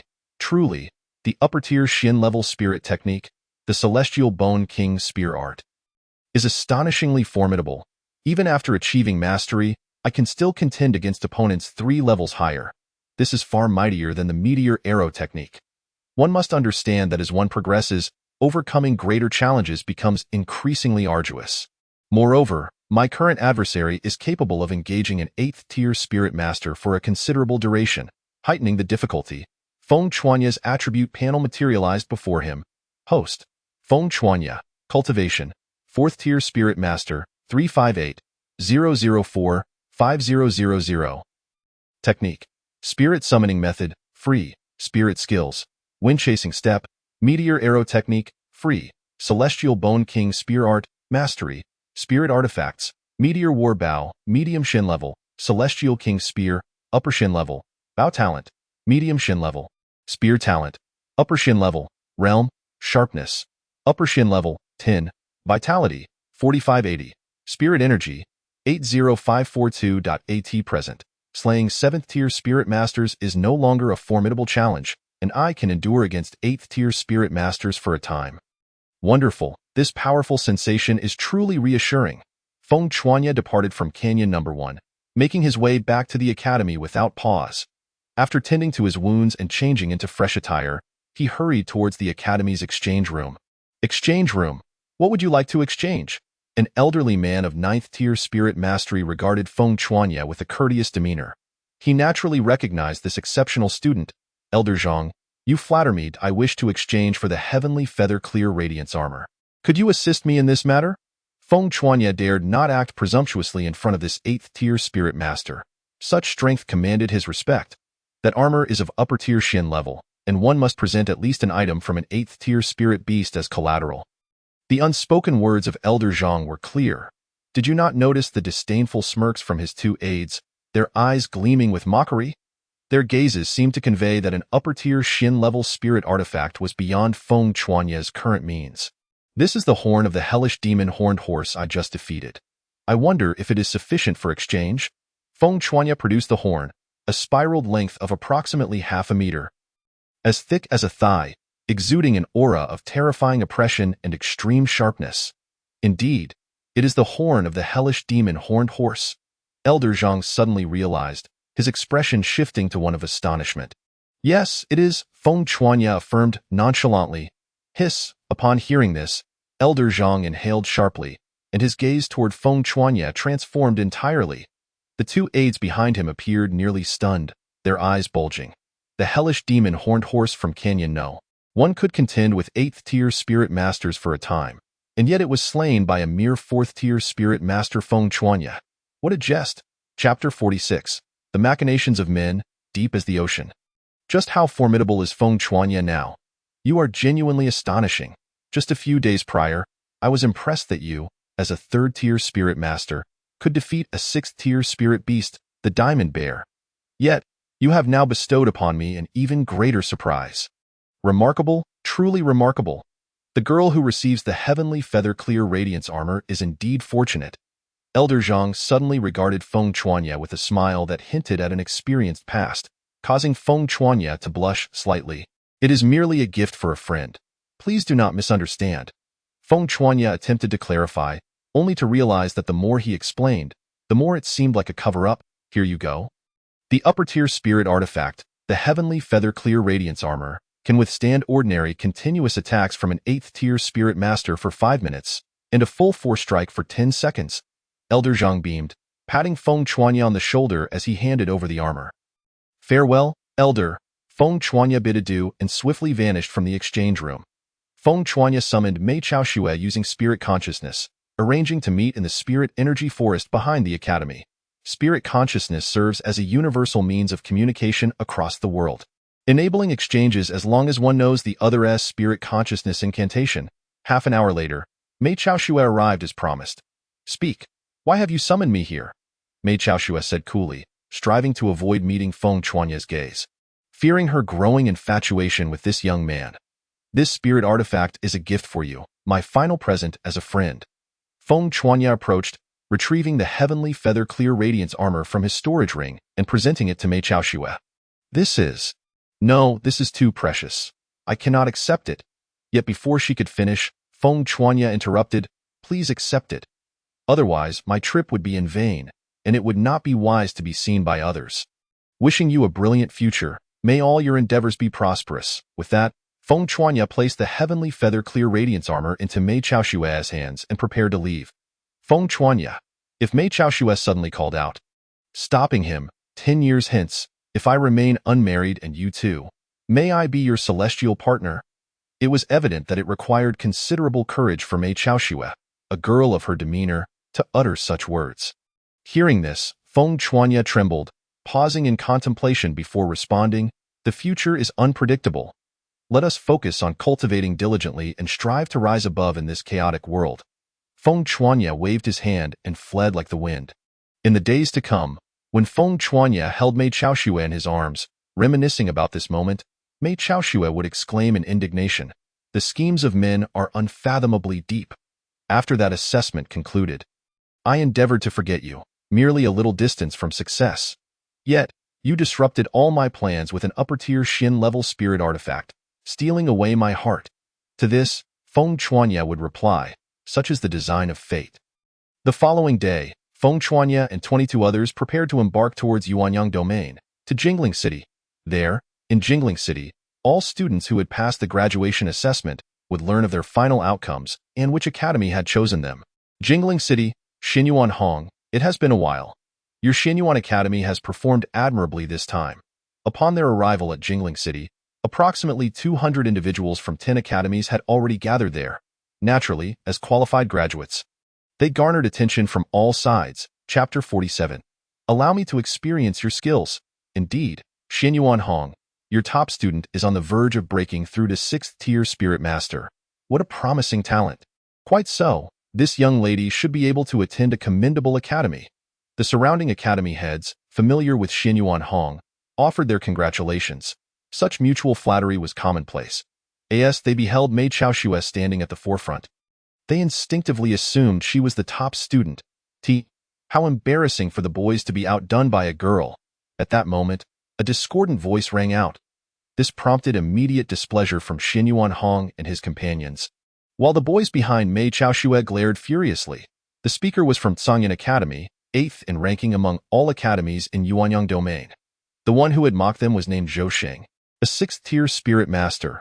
What? Am I mistaken? A bunch of machismo men, yet bested by a girl. If I were you, I'd take the easy way out and save face. Indeed, men who can't even compete with a girl are truly worthless. If I were them, I'd just end it all to spare the boys the embarrassment. Graduates from Tsangyan Academy continued to hurl insults, igniting the fury of the boys behind Mei Chaoxue, their fists clenched tightly, knuckles cracking, their eyes ablaze with rage. Seeing this, the Tsangyan Academy students not only did not relent but grew even bolder. What? You're not convinced? Then let us have a contest. Let us see the strength of Xinyuan Academy for ourselves, but I wager you 1T dare. You lot of spineless cowards will probably just hide behind that woman for protection. Let us see just how strong the so-called boys of Tsangyan Academy are. Mei Chaoxue spoke coolly, stepping forward to challenge. Stop. At that moment, a voice emerged from the rear of the group, drawing everyone's attention. It was Feng Chuanyi who stepped forward and proclaimed, "Why employ a sledgehammer to crack a nut? Allow me to experience the prowess of Tsangyan Academy." He continued, "Dealing with such trash does not require our trump card. I, Feng Chuanyi of Xinyuan Academy, humbly seek your guidance." Feng Chuanyi provocatively gazed at the opposing Zhou Xing and stated, Tsangyan Academy, ranked 5th, Zhou Xing, wearing a sinister grin, looked at Feng Chuanyi and announced his own name and ranking. This is going to be entertaining. That fool is utterly unaware of his own limitations in challenging Zhou Xing. The onlookers speculated on how many moves he could withstand, 2, or perhaps just 1. The members of Tsangyan Academy immediately sneered in disdain. It was utterly irrational for a 4th-tier spiritualist to challenge a 6th-tier spiritualist. This young man was doomed. They were eager to witness the capabilities of this year's graduates from Tsangyan Academy. Others chimed in with their opinions, and not a single soul held high hopes for Feng Chuanyi. Xinyuan Hong, it's not too late to call him back now. Comparing Feng Chuanyi to the nearly invincible Zhou Xing is akin to using an egg to strike a stone. The directors who had good relations with Xinyuan Hong immediately urged him to intervene. Fear not, I know what I am doing. Xinyuan Hong smiled, dismissing the counsel of those around him. Alas, why must you remain so obstinate? Upon hearing this, the others could only sigh in response. Chapter 48. There is no issue that cannot be resolved with a single punch. Come on, don't say I'm bullying you. I'll let you use one hand. Zhou Xing taunted Feng Chuanyi, gesturing for him to begin. Then I shall commence, but remember, if you lose, do not make excuses. Feng Chuanyi grinned widely. Hmph, I doubt you possess such strength. Zhou Xing scoffed dismissively. Then here I come. With that, Feng Chuanyi vanished from sight. What? The crowd erupted in excitement. Where did he go? Zhou Xing, startled, scanned his surroundings warily. I'm right here. Feng Chuanyi's voice rang out in front of Zhou Xing, and he launched a punch. Humph, seeking death. Zhou Xing laughed, countering with a punch that resonated through the air. For he was most adept at strength. It's over, thought the onlookers. Bang, a phantom, like a roaring cannonball, crashed into Tsangyan Academy. Was this the extent of the 5th-ranked Tsangyan? Feng Chuanyi dusted off his hands, disdainfully remarking, What, am I mistaken? The crowd was astonished by the outcome. You scoundrel, how could this be? Zhou Xing bellowed as he rose from the ground, only to be intercepted as he tried to charge forward. A loss is a loss. There are no excuses. Tsangyan Academy, ranked 3rd, Xie Boyu, I humbly seek your guidance. With that, the figure dashed towards Feng Chuanyi, a crimson claw extending without restraint. It was the blood demon claw. This man was doomed, for it was a formidable technique capable of slaying 6th-tier spiritualists. The members of Tsangyan Academy exclaimed with excitement, There's nothing that cannot be resolved with a punch. If there is, then let us deliver another punch. In the face of the impending attack, Feng Chuanyi remained calm. He then stomped the ground in fury, unleashing a torrent of blood energy, wielding the Tianxiang Bone King Spear technique as a form of fist fighting, and struck towards the crimson claw. Bang, crack.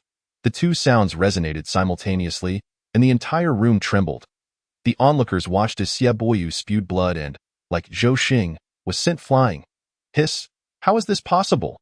The crowd stared in horror at Feng Chuanyi. Speechless, if Zhou Xing was caught off guard, then surely Xie Boyu was not. Yet even the fully prepared Xie Boyu was effortlessly sent flying before them, utterly defenseless. What did this imply? These two were no match for Feng Chuanyi. My heavens! This is astonishing! The crowd gasped in disbelief. I thought you all were boasting, but your strength is as feeble as that of a chick. The so-called 3rd-ranked could not even withstand a single punch from me. In my view, you might as well rename Tsangyan Academy to Weak Chick Academy. Feng Chuanyi cast a disdainful glance at everyone from Tsangyan Academy, taunting them. You scoundrel! The members of Tsangyan Academy seethed with rage, roaring in fury. What? If you are dissatisfied, then send someone out, and we shall spar again. Feng Chuanyi had no other interest than to rectify all forms of discontent. Then, a comical scene unfolded as Feng Chuanyi scanned the crowd, and everyone from Tsangyan Academy averted their gazes, fearful of being singled out by him for a duel. Ha! Look, the people from Tsangyan Academy have cowered. TCH. I thought the 1st-ranked would step forward to salvage their reputation. Yet they turned out to be just another coward. Clearly, the surrounding academies held Tsangyan Academy's cowardly behavior in contempt. Chapter 49. One must be able to endure defeat, Director Zhang. So you've retreated. Huh. Alas, it seems calling your academy by that name was indeed appropriate. Feng Chuanyi sighed in apparent resignation, continuing to infuriate. Oh, wait, calling you weak chicks is an insult to chickens. Ha, precisely. Referring to them as weak chicks is too demeaning to chickens, for they are not even deserving of that title. The members of Xinyuan Academy retaliated loudly, mocking them. The words ignited fury among the members of Tsangyan Academy, their bodies trembling with rage, their knuckles turning white from clenching. Yet, Besides their anger, they were too intimidated to take further action. Had they not seen their own academy's first-ranked person not daring to step forward? Their advance would only be self-humiliation. Impossible. You cannot possibly be merely a fourth-tier spiritualist. You must be concealing your true strength.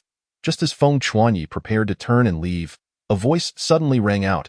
He turned back to see the headmaster of Sangyan Academy speaking. What? Are the students incapable of losing? So you, the headmaster, must step in? Upon witnessing this, Xinyuan Hong stepped forward, casting an approving glance at Feng Chuanyi, signaling that he had performed admirably. Xinyuan Hong, do you dare to allow the directors present to jointly assess? I refuse to believe he is merely a fourth-tier spiritualist. With his strength, he is at least a seventh-tier spiritualist. He cannot possibly be just a fourth tier. The headmaster of Sangyan Academy, Zhang Jinghe, declared with certainty. Indeed, Xinyuan Hong hesitated, primarily due to his lack of trust in Zhang Jinghe. What if he were to strike at Feng Chuanyi during the assessment? That would result in the loss of a promising talent. Ha ha ha, you're afraid now, aren't you? I knew it. He has concealed his true abilities, Zhang Jinghe exclaimed triumphantly. Then let us proceed with the assessment, so that all the directors present can witness that your Sangyan Academy are sore losers. After all, like master, like disciple. Xiaomu Yang mocked. Kid, I advise you to refrain from speaking too much. I could end your life in an instant. In response to Xiaomu Yang's jibe, Zhang Jinghe directly attempted to overpower him. Feng Chuanye's expression shifted drastically. The pressure was nearly overwhelming. Zhang Jinghe, you have truly regressed. Attacking a junior is hardly a display of skill. Be bold enough to challenge me one-on-one. Xinyuan Hong huffed, unleashing a surge of spiritual energy that countered Zhang Jinghe's oppressive aura. If you do not believe, then let us assess. But I warn you, should you dare to strike at him during the assessment, I will not rest until we settle this. Xinyuan Hong preemptively cautioned Zhang Jinghe. Humph, I am not so despicable, Zhang Jinghe retorted, a glint of malice flashing in his eyes. If that is the case, then I request the assistance of all esteemed colleagues here. Xinyuan Hong gestured respectfully to the other directors present. Xinyuan Academy Director, I have a low-tier Earth-level spiritual artifact, the Celestial Mirror, suitable for assessing cultivation levels. May I ask if the two of you would consider using this? A kind-faced, rotund middle-aged man approached with a smile. This man was Wu Jinsheng, the head of Lingmiao Academy, a third-tier spiritualist. His academy ranks second among all in the Yuanyang domain. Chapter 50. Behold my true cultivation level. Excellent. Humph. I have no objections. Xinyuan Hong and Zhang Jinghe responded in succession. However, the unwillingness evident on Zhang Jinghe's face suggested that Wu Jinsheng had disrupted some of his plans. To ensure fairness, I shall demonstrate first. Wu Jinsheng waved his sleeve, and a circular mirror, exuding spiritual energy, appeared in the sky. It then cast its light upon the first-ranked student of Sangyan Academy. Instantly, 4 large characters appeared above his head. 7th-tier spiritualist. Is this correct? Wu Jinsheng inquired of Zhang Jinghe. Correct, Zhang Jinghe replied. Upon hearing this, Wu Jinsheng nodded and then directed the mirror towards Mei Chaoxue, 6th-tier spiritualist. Is this accurate? He then asked Xinyuan Hong. Correct. Xinyuan Hong nodded slightly. Well, the demonstration is complete. I wonder if either of you has any rebuttals regarding the results of my sky viewing mirror? None. Xinyuan Hong and Zhang Jinghe both shook their heads, clearly satisfied with the outcome produced by the sky viewing mirror, as there was almost no discrepancy. Now, the next matter of concern is the cultivation level of our young friend here. With a thought, Wu Jinsheng directed the sky viewing mirror to shine upon Feng Chuanye's head. Xinyuan Hong, you must be feeling quite anxious right now. Zhang Jinghe suddenly interjected. Heh, you will know once you see it. Xinyuan Hong replied with a confident smile. How could he be so certain?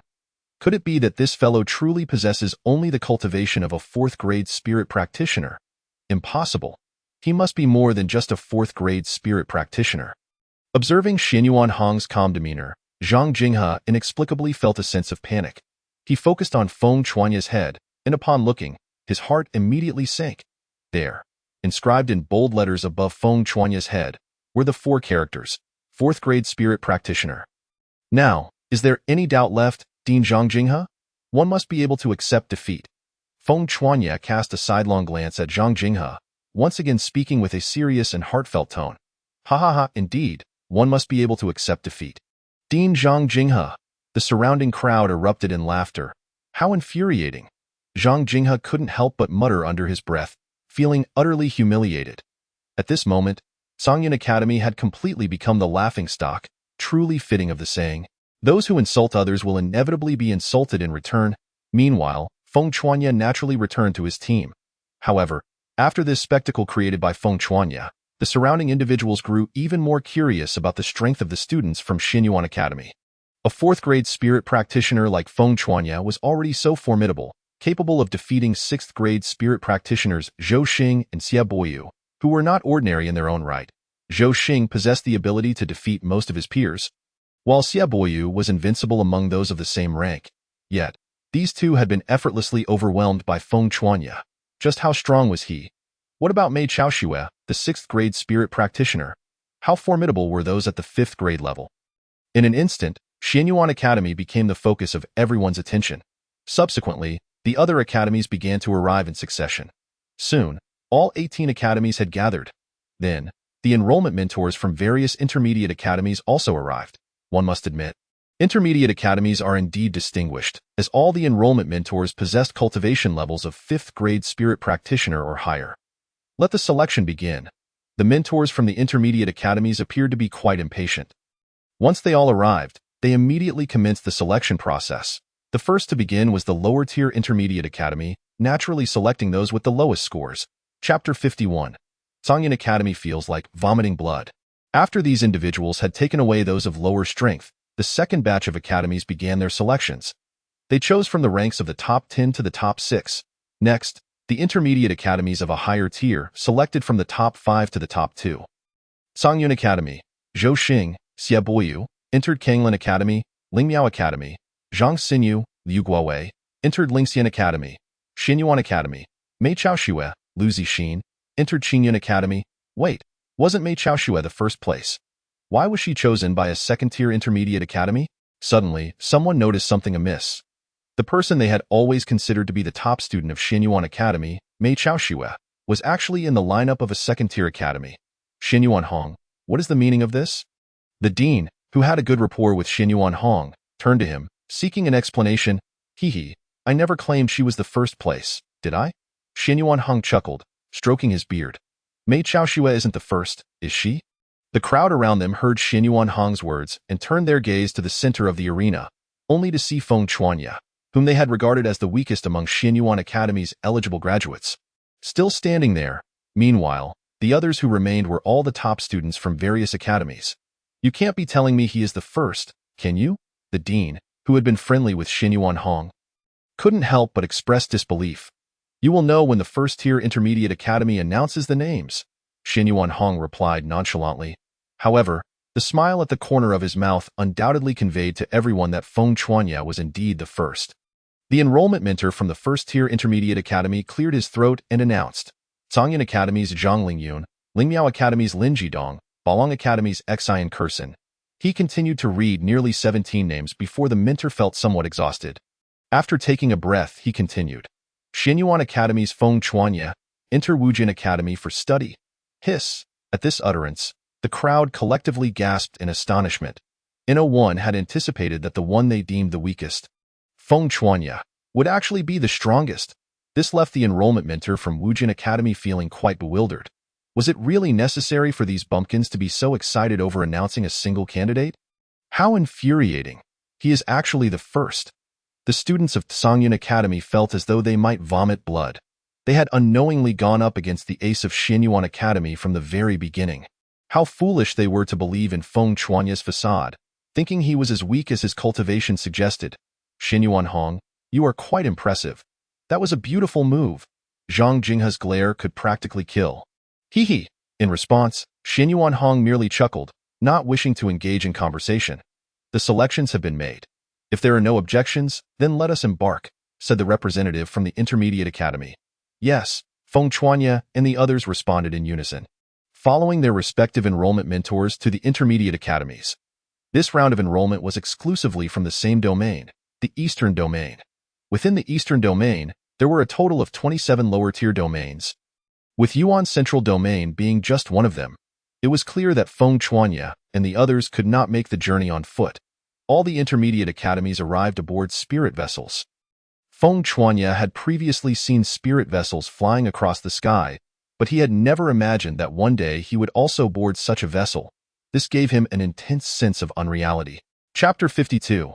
A New World, Wujin Academy. The journey to the Intermediate Academy, Wujin Academy, would take 7 days, and such time could not be wasted. After entering his room, Feng Chuanya began his cultivation. The others followed suit. Although they were excited about entering the Intermediate Academy, they could not afford to neglect their training. Time passed slowly, and after 7 days, Xiaomu Yang had diligently practiced within the system for a full week. During these 7 days, he had nearly absorbed all the experience gained from battling the hellish demon Horned Horse. The Tianxiang Bone King Spear technique had also advanced further, and he had broken through to the 5th grade Spirit Practitioner level. If prior to his breakthrough, he could only engage in battle with an 8th grade Spirit Practitioner for a limited time, now, with the enhancement of the Tianxiang Bone King Spear technique, defeating an 8th grade Spirit Practitioner was no longer a challenge. The spirit vessel came to a halt. Feng Chuanya sensed a sudden increase in the density of spiritual energy in the air.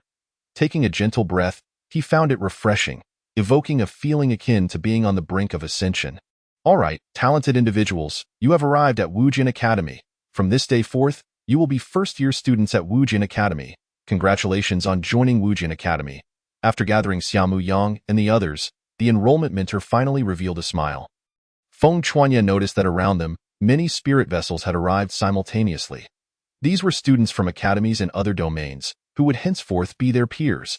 As if sensing Feng Chuanya's gaze, the enrollment mentor explained, "Let us go. The new student mentors are already waiting.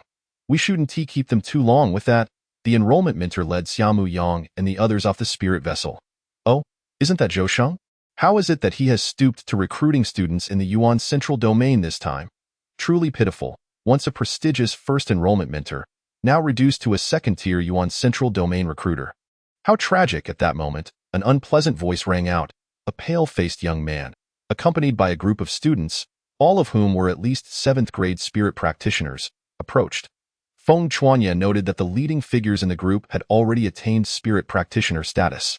Those surrounding Feng Chuanya couldn't help but swallow hard, seemingly intimidated by the students' cultivation levels. "My affairs are none of your concern, Lan Feiyu." Zhou Sheng, the enrollment mentor, didn't he even glance at the pale-faced man, leading Feng Chuanya and the others away. "Very well, Zhou Sheng. I will make you pay for this sooner or later." Seeing this, the young man named Lan Feiyu clenched his fists in a dark expression. Upon reaching the new student gathering area, Feng Chuanya and his companions found nearly 300 people already assembled. All these individuals were the top students from various academies. In terms of cultivation, the highest was a 4th grade spirit practitioner, Mu Tian from the Academy of Floating and Sinking, while the lowest was a 4th grade spirit practitioner, Zhang Qin from Yunqiu Academy. Naturally, the arrival of Feng Chuanya and his group attracted some attention. However, upon realizing that the highest cultivation level among them was only that of an 8th grade spirit practitioner, disdain quickly followed. In contrast, the team trailing behind Feng Chuanya immediately drew everyone's gaze, as their strongest member was a 3rd grade spirit practitioner. Feng Chuanya seemed to perceive the fierce electric sparks igniting between these individuals, and he couldn't help but marvel that among all the graduates in the Yuan Central Domain, his strength could be considered among the top 3. Yet, within the vast expanse of the Wangjian Academy, such prowess appeared rather insignificant. There were far too many individuals stronger than Feng Chuanya. Chapter 53. The Coveted Array Master. Nevertheless, this realization greatly fueled Feng Chuanya's fighting spirit. Previously, their differing starting points had led to disparities in strength. However, now they all stood on equal ground. Although each possessed varying talents, Feng Chuanya firmly believed that the system would not let him down. Clearly, enhancing his cultivation was paramount. Yet, he was unperturbed. He had an ample supply of Ling Sheng Dan and Pei Yuan Dan at his disposal. Given half a month, he could become even more formidable. Feng Chuanya had already set a short-term goal for himself. At that moment, a powerful pressure suddenly descended, and Feng Chuanya felt a genuine sense of trepidation. He felt as though he were an insignificant insect before this person. No, he might not even be worthy of being called an insect. He lifted his gaze to this individual, a middle-aged man with a dignified countenance, exuding an aura of authority without a hint of anger. his sharp eyebrows and fierce eyes striking fear into others. Silence enveloped the crowd as they turned their attention to this middle-aged man. Greetings, everyone. I am Xieko Hua, the vice president of Wangjian Academy. First, I would like to congratulate you. Those who stand before me are all elites. Welcome to the Wangjian Academy family now. For those of you with lower strength, do not be disheartened as long as you do not give up. There will always be opportunities for late bloomers, and for those who are currently strong, do not become complacent. You can never truly know the extent of your peers' talents. Thus, in this ruthless world, I urge you all to strive and forge your paths. The audience erupted into thunderous applause. Very well, I shall keep my words brief. Here, the learning approach remains akin to what you have experienced before, except there will no longer be dedicated mentors to supervise your cultivation. Whether you succeed in graduating 5 years hence depends entirely on your own diligence. Those who fail to graduate will simply become scattered practitioners, struggling to survive in this harsh world. Shortly, you will be guided to familiarize yourselves with various matters. And after 3 days, you will officially enter a state of learning. Do you understand? Xieko Hua's demeanor turned formidable as he declared. Understood. The crowd replied in unison, their voices resounding. You are dismissed. With a wave of his hand, Xieko Hua vanished from sight. Following his departure, Feng Chuanyi and the others were led to familiarize themselves with the entirety of Wangjian Academy, and their respective accommodations were assigned. Each individual's quarters were independent, but apart from a bed, there was little else. If one were to insist, there was a specialized gathering array for condensing spiritual energy. However, it could only be utilized once every 2 days. And for a duration of merely 3 hours each time, and of course, the effects were undeniably remarkable. As expected, a mid-tier academy was indeed extraordinary. The knowledge I could not acquire at Xinyuan Academy is now within my reach. The dream of becoming an array master is finally attainable. In this world, there exist 3 means beyond mere cultivation: alchemy, artifact forging, and array mastery. The first 2 are manageable. Anyone who has spent time in a mid-tier academy would possess at least a modicum of skill in them. Although there are not many true experts, the numbers are still considerable. However, array masters are indeed a rare species. It seems there are hardly a few in the entire world. Moreover, within the realm of cultivation, the presence of array masters is indispensable. Thus, due to their scarcity, array masters have become highly coveted. Yet, regrettably, becoming a formidable array master is exceedingly challenging. It is far more difficult than both alchemy and artifact forging combined. Chapter 54. Array Masters, Masters of the Laws of Heaven and Earth. Because array masters must communicate with the laws of heaven and earth and transform them for their own use, they require an exceptionally strong vitality to withstand the pressure of these laws.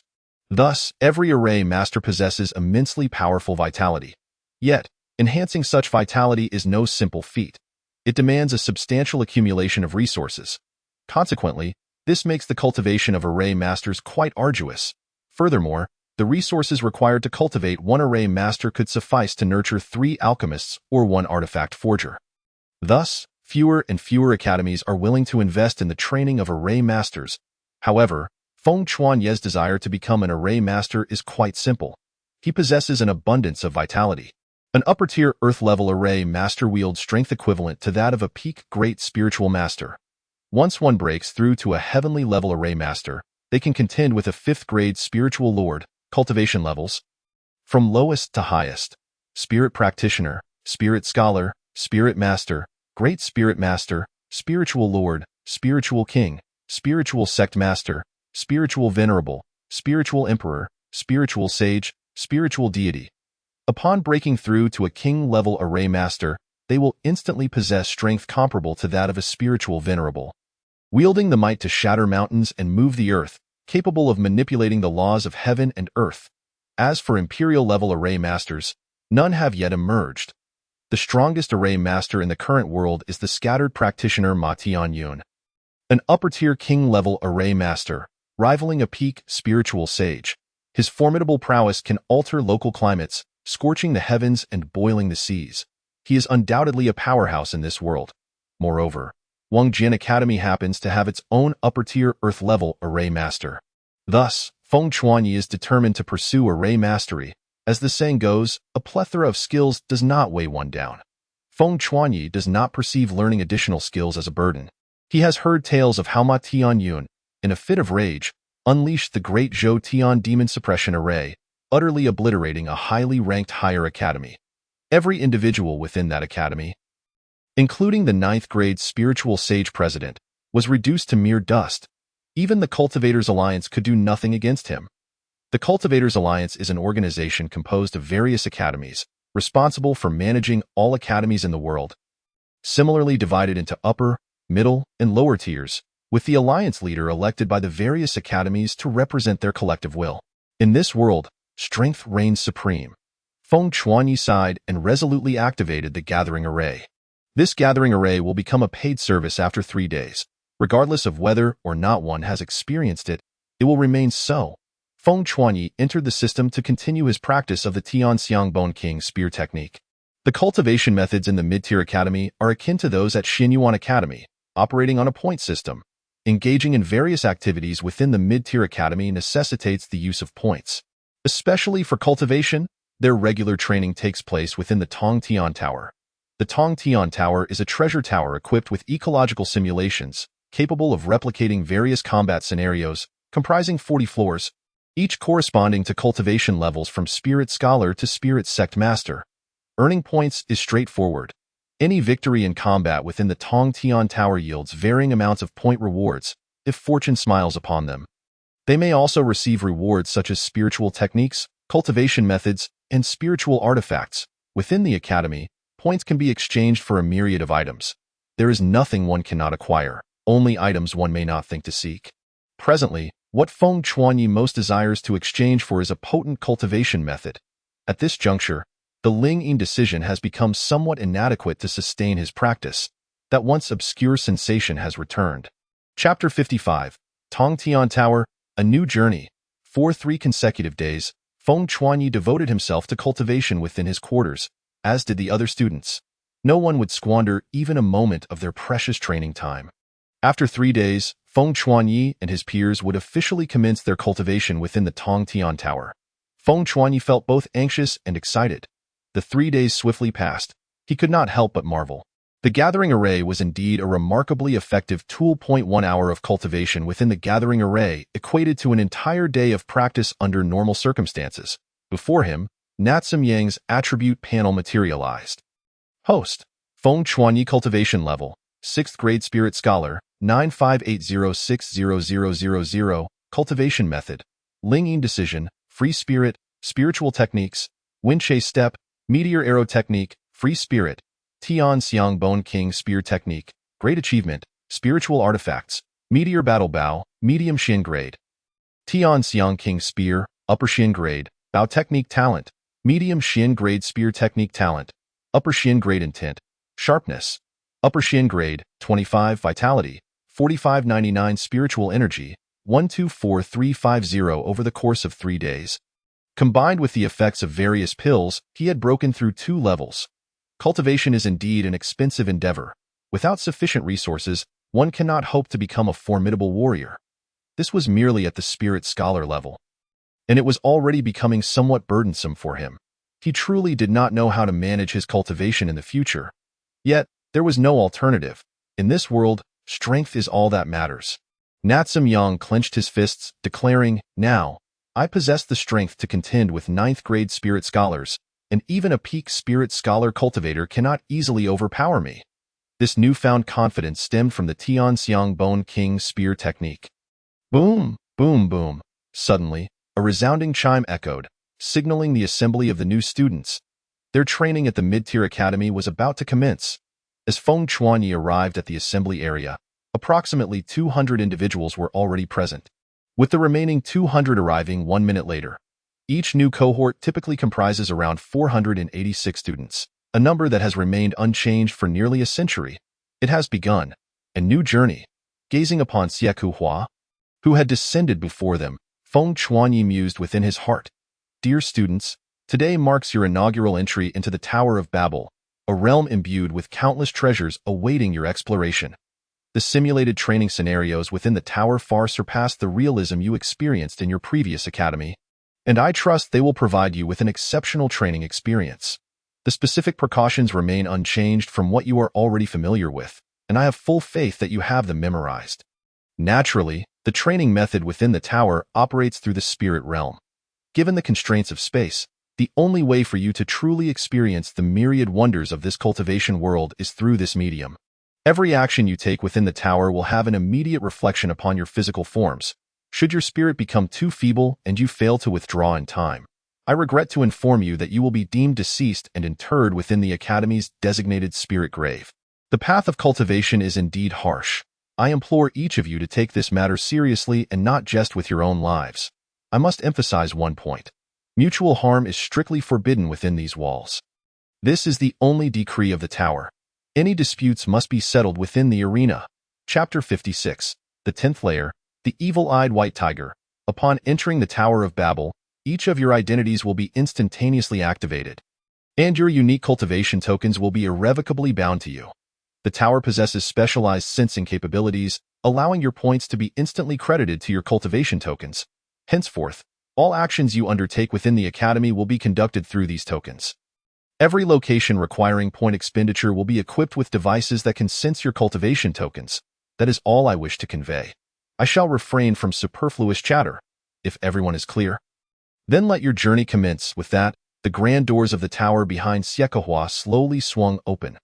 Onward, brave youths, at his command. The crowd surged forward, each individual seeking a spirit realm entrance, officially embarking upon their training. The first layer corresponds to the cultivation level of a first-grade spirit adept. Those who enter will be distributed across various locations, yet all cultivators above the first-grade spirit adept level will find their powers suppressed to that of a first-grade spirit adept. Starting from the same point on the same journey, upon entry, Feng Chuanya received a notice. Within the Tower of Babel, each layer encompasses an area equivalent to a lower domain, filled with various adventures, opportunities, and dangers. Please savor the experience. Each layer is as expansive as a lower domain. How splendid! Feng Chuanya felt a rush of excitement. With a mere thought, the celestial phenomenon spear materialized in his hand. Within this tower, aside from existing as a spirit, all other aspects retain a tangible sense of reality. Let the journey begin. Taking a deep breath, Feng Chuanya set forth. Following Siekawa's guidance, the training methodology bore no significant difference from that at Xinyuan Academy. Thus, it follows that the fundamental strategy remains: slay monsters to obtain equipment. This was the vernacular of games from the Blue Ocean Star a millennium ago. In post-spiritual revival, the gaming level progression has transformed into their cultivation methodology. A millennium of experimentation has substantiated this approach as the most suitable and widely accepted form of training. Roar. A peak spirit beast, the flame hedgehog, charged towards Feng Chuanya with ferocity and precision. With a swift thrust, he ended its life, and he noticed that the virtual cultivation token bound to his chest had transformed from 0 to 1. A peak spirit beast only grants a single point? Alas, it seems that thriving within the Academy will require more time. In the first layer, there were no significant surprises. Feng Chuanya amassed over 300 points within an hour. After defeating the guardian beast, which may have once been a former cultivator, he proceeded to the second layer, third layer. By the end of the day, he reached the 10th layer. The higher the layer, the greater the rewards, and the more abundant the spiritual energy. The previous 9 layers had granted Feng Chuanya a total of 5,824 points, along with various spiritual artifacts that he deemed inconsequential. The 10th layer is suited for peak spirit adepts, and I hope it will provide me with a unique sense of enhancement. Just as Feng Chuanya finished this thought, a thunderous roar erupted from behind him as a massive, evil-eyed white tiger lunged towards him, exuding an overwhelming aura that sent chills down his spine. Chapter 57. Battle. Do they think me an easy target? This is indeed a peak spirit beast. Feng Chuanya swiftly dodged to the side, but as he was midair, he caught a glimpse of a glimmer of cunning amusement in the tiger's eyes. This is bad. Upon witnessing this, he internally screamed in alarm as a swift shadow of a whip lashed out, striking him squarely in the chest and sending him hurtling away. Crack!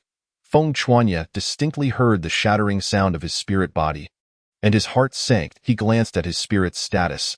That single blow had cost him 200 points of life. Each of them entered with equal life points and could increase their vitality by slaying the spirit beasts within or acquiring life elixirs through various means. Once life points dwindle to 1, it signifies certain death. Currently, Feng Chuanya had 15,820 life points remaining. Roar! The evil-eyed white tiger pounced again with a weighty force that left Feng Chuanya in a state of dread. How dare they think me easy prey? Losing 200 points in a single blow was agonizing. It would require slaying over 10 peak spirit beasts to regain that. Celestial phenomenon / Instantly, Feng Chuanya's blood surged. His spiritual energy fully unleashed, causing the very ground beneath him to tremble while the air vibrated violently. The celestial phenomenon spear transformed into a streak of cold light, cleaving towards the evil-eyed white tiger. Boom! The ground erupted beneath him, sending debris flying as the shockwave resonated for hundreds of meters.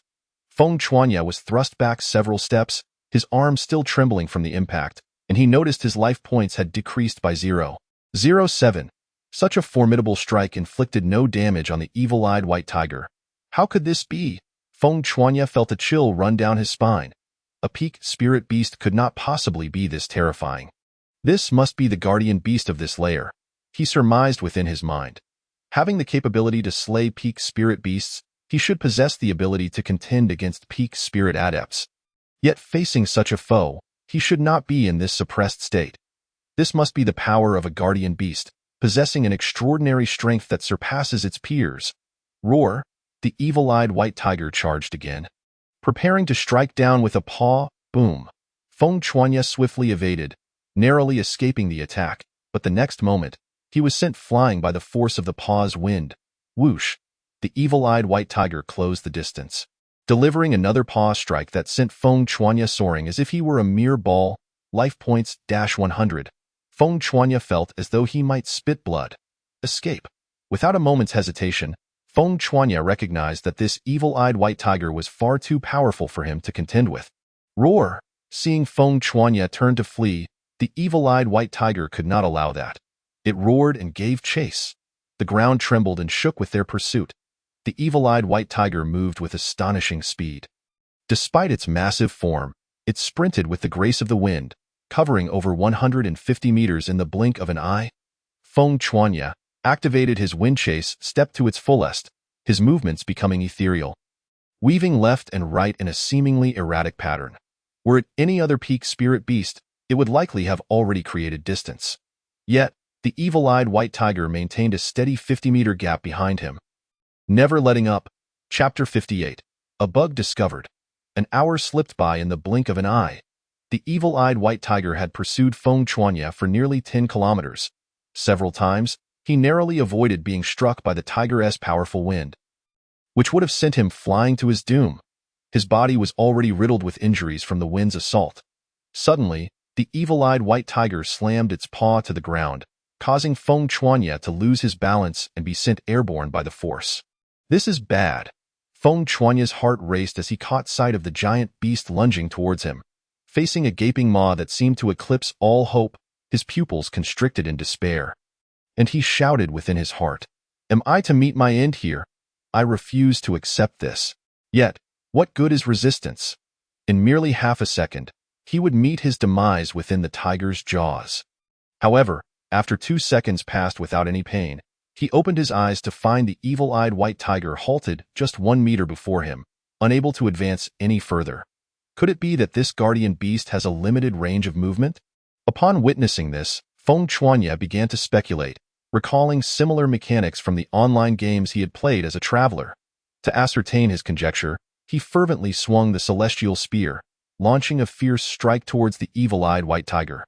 Whoosh! To his astonishment, the evil-eyed white tiger suddenly recoiled, as if hindered from advancing. Ha ha ha, just as I thought. Observing this, Feng Chuanya could not help but chuckle. He felt as though he had stumbled upon a flaw in the system. Until we meet again, with the mountains unchanged and the waters flowing eternally, once I break through to the 7th-tier spirit master, we shall see.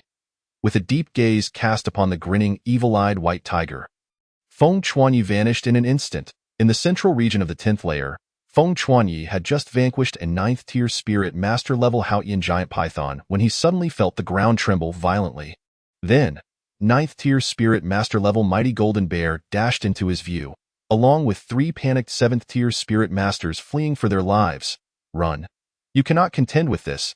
But before he could finish, he saw Xiaomu Yang had already vanished from the spot, transforming into a phantom that appeared before the mighty golden bear. Like a shot that could shatter the heavens, enveloped in a furious surge of vitality, he pierced through the mighty golden bear's skull as if it were mere tofu. A decisive kill. Points 10. Hiss. The trio felt a chilling sensation wash over them, as if icy tendrils were creeping from their feet to the crown of their heads. That was a 9th-tier spirit master-level mighty golden bear. And Feng Chuanyi had slain it in an instant. How formidable could he be? What about the three of them? They all stared in horror, anxiety etched on their faces as they looked at Feng Chuanyi. In the Celestial Tower, the most common occurrence is the scramble for points, the law of the jungle, such as the rule within the Celestial Tower. Feng Chuanyi turned to face the three before him, breaking into a radiant smile.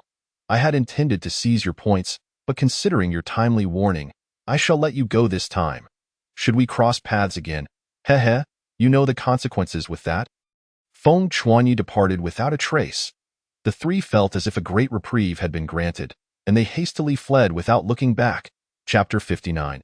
Appears quite easy to bully at this moment. Feng Chuanyi remained oblivious to the astonished gaze of Xie Kehua, who stared at his name, rendered speechless for a considerable time. This young man merits observation. Perhaps he could blossom into a talent. After a long while, Xie Kehua finally spoke to an elder beside him, remarking, "So it is?" The elder nodded in agreement. The elder, responsible for maintaining order among the new students and various other affairs, was named Zhang Jingyin. Unexpectedly, after many years, I can still witness someone who can leap 3 tiers in combat at the Intermediate Academy. Fascinating, indeed. Xie Kehua suddenly spoke, his tone filled with admiration. Haha, indeed, upon first witnessing him, I questioned whether my eyes deceived me. A 6th-tier spirit master, and yet he has ascended to the 8th layer. I was initially quite concerned for him, secretly chiding the young man for his recklessness, fearing he would meet his demise. Yet, astonishingly, he broke through the 8th layer and reached the 9th in just 10 minutes, leaving me utterly astounded. But who would have thought that this was not his limit? As he surged to the 10th layer in another 10 minutes, a 6th-tier spirit master reaching the 10th layer. My heavens, such feats are difficult for even the most extraordinary geniuses to achieve. At that moment, I was left utterly dumbfounded. Zhang Jingyin spoke with palpable excitement. Haha, no wonder. Not just you, even I was somewhat taken aback. Let us observe for now, and refrain from showing undue familiarity. There are many other geniuses beyond Feng Chuanyi. Although he can battle 3 tiers higher at his age, his cultivation level is indeed too low, severely restricting his potential. Granting him a chance as an observer is already a significant recognition. After all, the other observers are all at least 2nd-tier spirit masters. Xie Kehua remarked nonchalantly. Understood. Zhang Jingyin responded with a respectful nod. Within the Celestial Tower, kid, if you know what's good for you, hurry and hand over your points. Otherwise, don't blame us for being ruthless and giving you a proper beating. As Feng Chuanyi had anticipated, he encountered a group of highway robbers.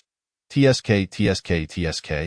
A mere 6th-tier spirit master dares to tread here, truly seeking death. But since you've come to my doorstep, I shall graciously accept. Surrounding Feng Chuanyi were 5 individuals, all at the 7th-tier spirit master level. On this 10th layer, the weakest among them must be at least a 7th-tier spirit master, and they must travel in groups. For the minimum combat strength set on the 10th layer is equivalent to that of an 8th-tier spirit master. Oh, is that so? Aren't you curious how I arrived here alone? Feng Chuanyi smiled amiably, a glint of greed flashing in his eyes. Him, these 5 were nothing more than plump sheep, delivered right to his doorstep? His question elicited hearty laughter from the group. Ha, we don't care how you managed to sneak in among other teams. Since you refuse to cooperate, we'll have to take it by force. These 5 had never regarded Feng Chuanyi, a mere 6th-tier spirit master, with any seriousness. No matter how formidable a 6th-tier spirit master might be, could he possibly surpass 5 7th-tier spirit masters? Together, they could even overpower an 8th-tier spirit master. After all, they were all prodigies. Who among them lacked formidable strength? Chapter 60. What of the 7th-tier spirit masters? All will be suppressed. Let me see how you came to your demise on this 10th layer. Remember my name. I am Wang Ying, the one here to rob your points. One of the shorter youths proclaimed loudly. The overwhelming aura of the seventh-tier spirit masters surged forth, accompanied by a torrent of spiritual energy. As he swung his blade downward, yet Feng Chuanyi stood his ground, utterly unmoving. To the eyes of the other four, Feng Chuanyi seemed completely paralyzed by fear. Haha, look, he is so scared he won't even budge. The remaining four could not help but mock him loudly. But was this truly the case? Of course not. Whoosh, at the very moment the blade descended, Feng Chuanyi moved.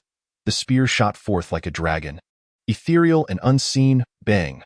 With a resounding clash of metal, a shockwave erupted, and Wang Ying's chest was pierced clean through. Poof! Feng Chuanyi surged forward, executing a swift kick that sent Wang Ying flying. Wang Ying, health-500. He was already nearing the brink of collapse.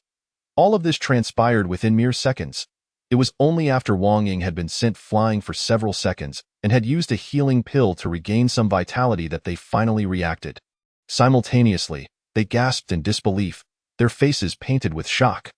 One of them suddenly narrowed his eyes. Brothers, aim for the weak spots. Let us all attack together. With that, he charged towards Feng Chuanyi, his sword morphing into 16 blades that flew toward him. Let us see how you deal with the four of us. Even if you had 3 heads and 6 arms, you'd still be outmatched. He was Zhang Lian, renowned within their academy for his exceptional swordsmanship, praised even by their principal, thunderous fist, wind spirit leg, piercing shot. The other 3 formed a triad formation, preparing to launch their assault, flashy but insubstantial, break for me, facing the onslaught of their fierce flying swords. Feng Chuanyi thrust his spear forward, unleashing a barrage of spear blossoms, the spiritual energy swirling. Clang, clang, clang. Zhang Lian's sword was engulfed in a cacophony of clashing metal, disintegrating into spiritual energy. And even Zhang Lian was sent flying. How could this be? Even as he was propelled away, Zhang Lian still could not believe it. Success. Voices from behind Feng Chuanyi echoed. The 3 others targeted Feng Chuanyi's head, dantian, and lower body, closing in rapidly. Humph. Success. What grandiose claims you make. Feng Chuanyi chuckled derisively. Ethereal celestial steps. Feng Chuanyi's figure suddenly flickered and vanished amidst their assault. Impossible. Where is he? The 3 were alarmed, hastily searching for Feng Chuanyi's whereabouts. He is behind you. Zhang Lian's startled shout pierced the air. What? The 3 were taken aback. Celestial strike of 1,000 valleys. Feng Chuanyi's voice resonated ominously. Not good. The 3 simultaneously cried out in alarm. Poof, poof, poof. The trio felt a sharp pain coursing through them, their bodies involuntarily flying backward. Each of their thighs bore a gaping wound the size of a fist. Their movement severely impeded. How could this be? Zhang Lian and the recovering Wang Ying exchanged a glance, feeling a chill run down their spines. Is this fellow truly only a 6th-tier spirit master? They could hardly accept that they, 5 7th-tier spirit masters, had been so easily defeated by a 6th-tier spirit master. Does that not imply that they were utterly worthless? Chapter 61. I shall graciously accept your points. Impossible! Sword of 9 heavens, rise and be suppressed. Zhang Lian bellowed as he charged towards Feng Chuanyi. Since you seek a fight, I shall oblige. Feng Chuanyi stepped forward, closing the distance, and brought down the celestial spear with a tremendous crash. The air shattered instantly, carrying a terrifying sharpness and overwhelming vitality, colliding with Zhang Lian's sword. Crack, boom. Zhang Lian was struck with immense force, his long sword shattering explosively in his grasp, while he himself was brutally smashed by Feng Chuanyi's spear, fracturing his shoulder and plunging into the earth. Life points -450. He too was perilously close to being defeated. Not everyone possesses the formidable vitality of Feng Chuanyi. Hiss. Wang Ying was instantaneously horrified. Without a moment's hesitation, he resolved to flee, escape. Such fanciful thoughts. The treasures I covet will not let you slip away. Observing this, Feng Chuanyi grinned widely, executing a swift step that made him vanish from his original spot. Reappearing right before Wang Ying, return to where you belong, obediently. He delivered a crushing blow to Wang Ying's face, sending him rolling back like a tumbling gourd. Thus, all 5 7th-grade spiritists were vanquished. Heh. My friends, come forth and engage in a delightful transaction. With a beaming smile, Feng Chuanyi swept away all their accumulated points amidst their terrified gazes. Feng Chuanyi's points.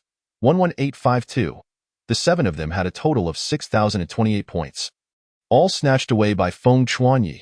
In the blink of an eye, 5 days had elapsed. During this time, news of a suspected 9th-grade spiritist masquerading as a 6th-grade spiritist to plunder points had spread throughout the 10th floor. To resort to such unscrupulous means for a handful of points is truly shameful for us 9th-grade spiritists. Some scoffed. I genuinely wish to confront that 9th-grade spiritist and see if he can withstand the force of my fist. Others dismissed the notion. We must report him as soon as we leave. Those who had been robbed by Feng Chuanyi shouted indignantly. And what was Feng Chuanyi, the subject of their discussion, doing at that moment? Please confirm the payment of 15,000 points to purchase the superior Xin level technique, Tianqing Ju. After 5 days of plundering, Feng Chuanyi finally accumulated sufficient points. Without hesitation, he exchanged 15,000 points for the Tianqing Ju. This was the technique he deemed most suitable among the 12 he could choose from. Not only did it perfectly complement his wind-chasing step, but it also harmonized splendidly with the Tianxiang Bone King's spear technique. Confirmed, purchase successful. A tome of martial arts appeared in Feng Chuanyi's hands. Ding. Detected usable technique. Superior Xin level, Tianqing Ju.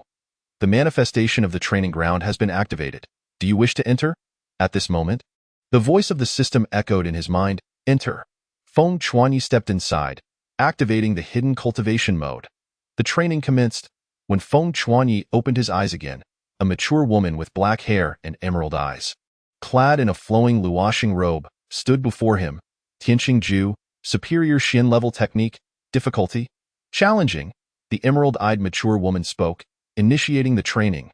Without further ado, Feng Chuanyi complied. As soon as the words fell, he found himself enveloped in a warm, fragrant embrace. A cool jade hand gently caressed his cheek, inducing an overwhelming drowsiness that caused him to drift into slumber. 1 day later, bang, crack, Feng Chuanyi awoke from his training, feeling as if he had been reborn. Chapter 62. Retribution. Today is your day. The superior Xin level technique truly is exceptional. The energy condensing effect is 3 times that of the spirit drawing technique, and the absorption speed is double. I am eager to ascertain the extent of my current strength. I should have no trouble dealing with peak spiritists now. Yet, the most crucial point is that the Tianqing Ju not only broadened my meridians but also reinforced my energy channels, allowing my output to become even more ferocious. Furthermore, it even expelled the impurities from my body. My original form must be quite foul now. Feng Chuanyi gazed at his spirit form, covered in a layer of muddy filth, and couldn't help but smile wryly. Exchanging a few points for a bottle of purifying water to cleanse himself. Unsurprisingly, I have broken through once more, and this time by 2 levels. Had it been the spirit drawing technique, even a single level breakthrough would have been commendable. After all, the further one progresses, the more challenging it becomes. Nevertheless, being a superior Xin level technique, it took only a day to achieve proficiency. Alas, I must continue to strive harder. His attribute panel appeared before him. Host. Feng Chuanyi, Cultivation, 8th grade Spiritist, 128070000. Technique. Tianqing Ju, Proficient, Spirit Techniques, Wind Chasing Step, Meteor Arrow Technique, Heart's Desire, Tianxiang Bone King Spear Technique, Great Accomplishment, Spirit Artifacts, Meteor War Bow, Medium Xin Level, Tianxiang King Spear, Superior Xin Level.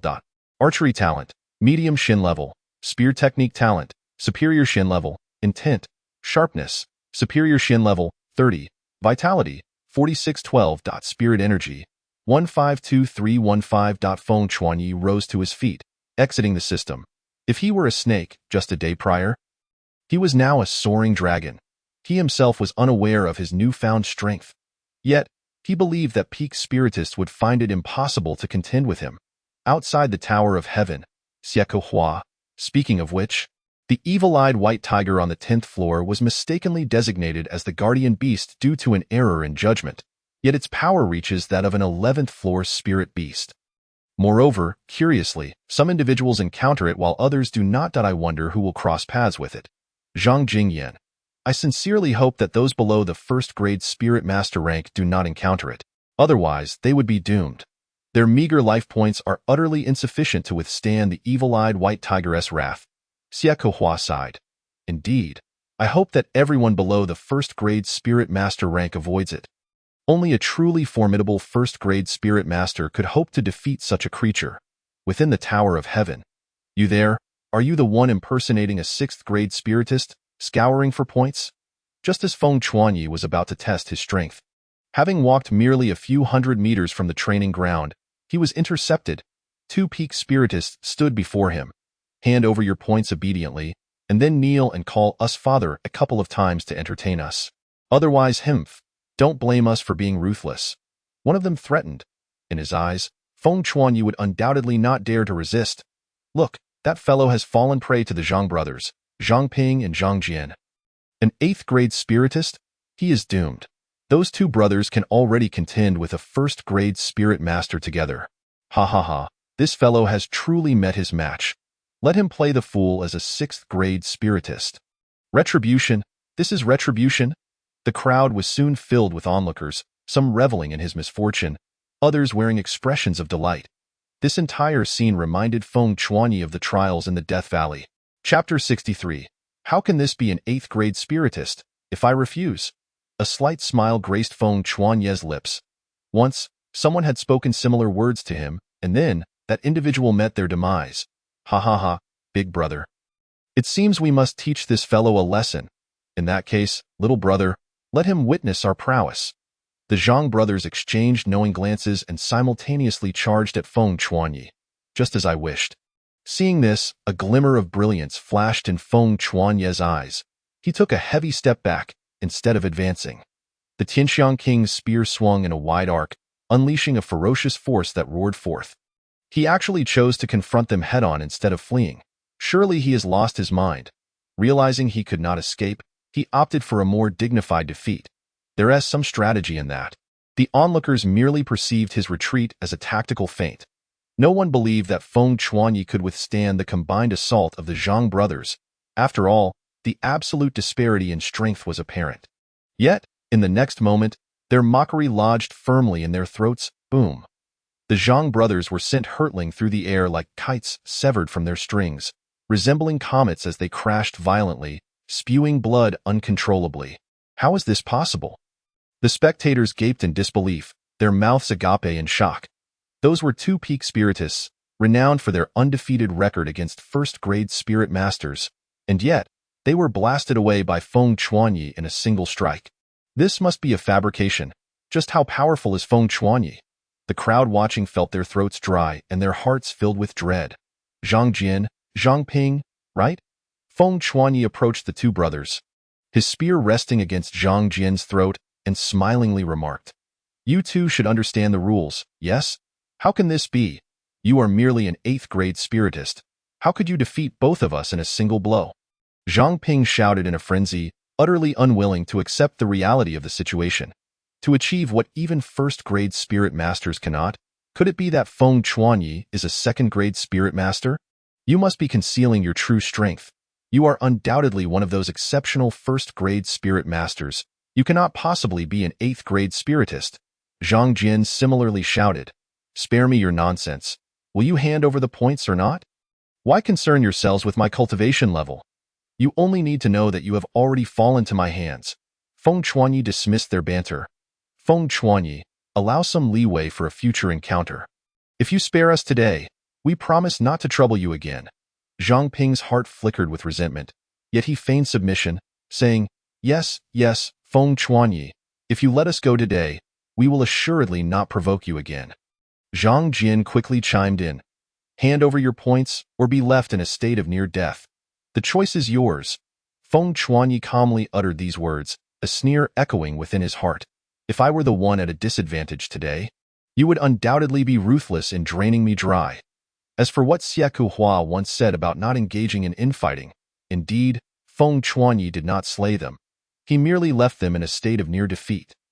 Observing that Feng Chuanyi remained utterly unfazed, the two brothers could only grit their teeth in reluctant submission, surrendering their points. After retreating to a sufficiently safe distance, they suddenly shouted at Feng Chuanyi with venomous resentment. "Feng Chuanyi, wait for me!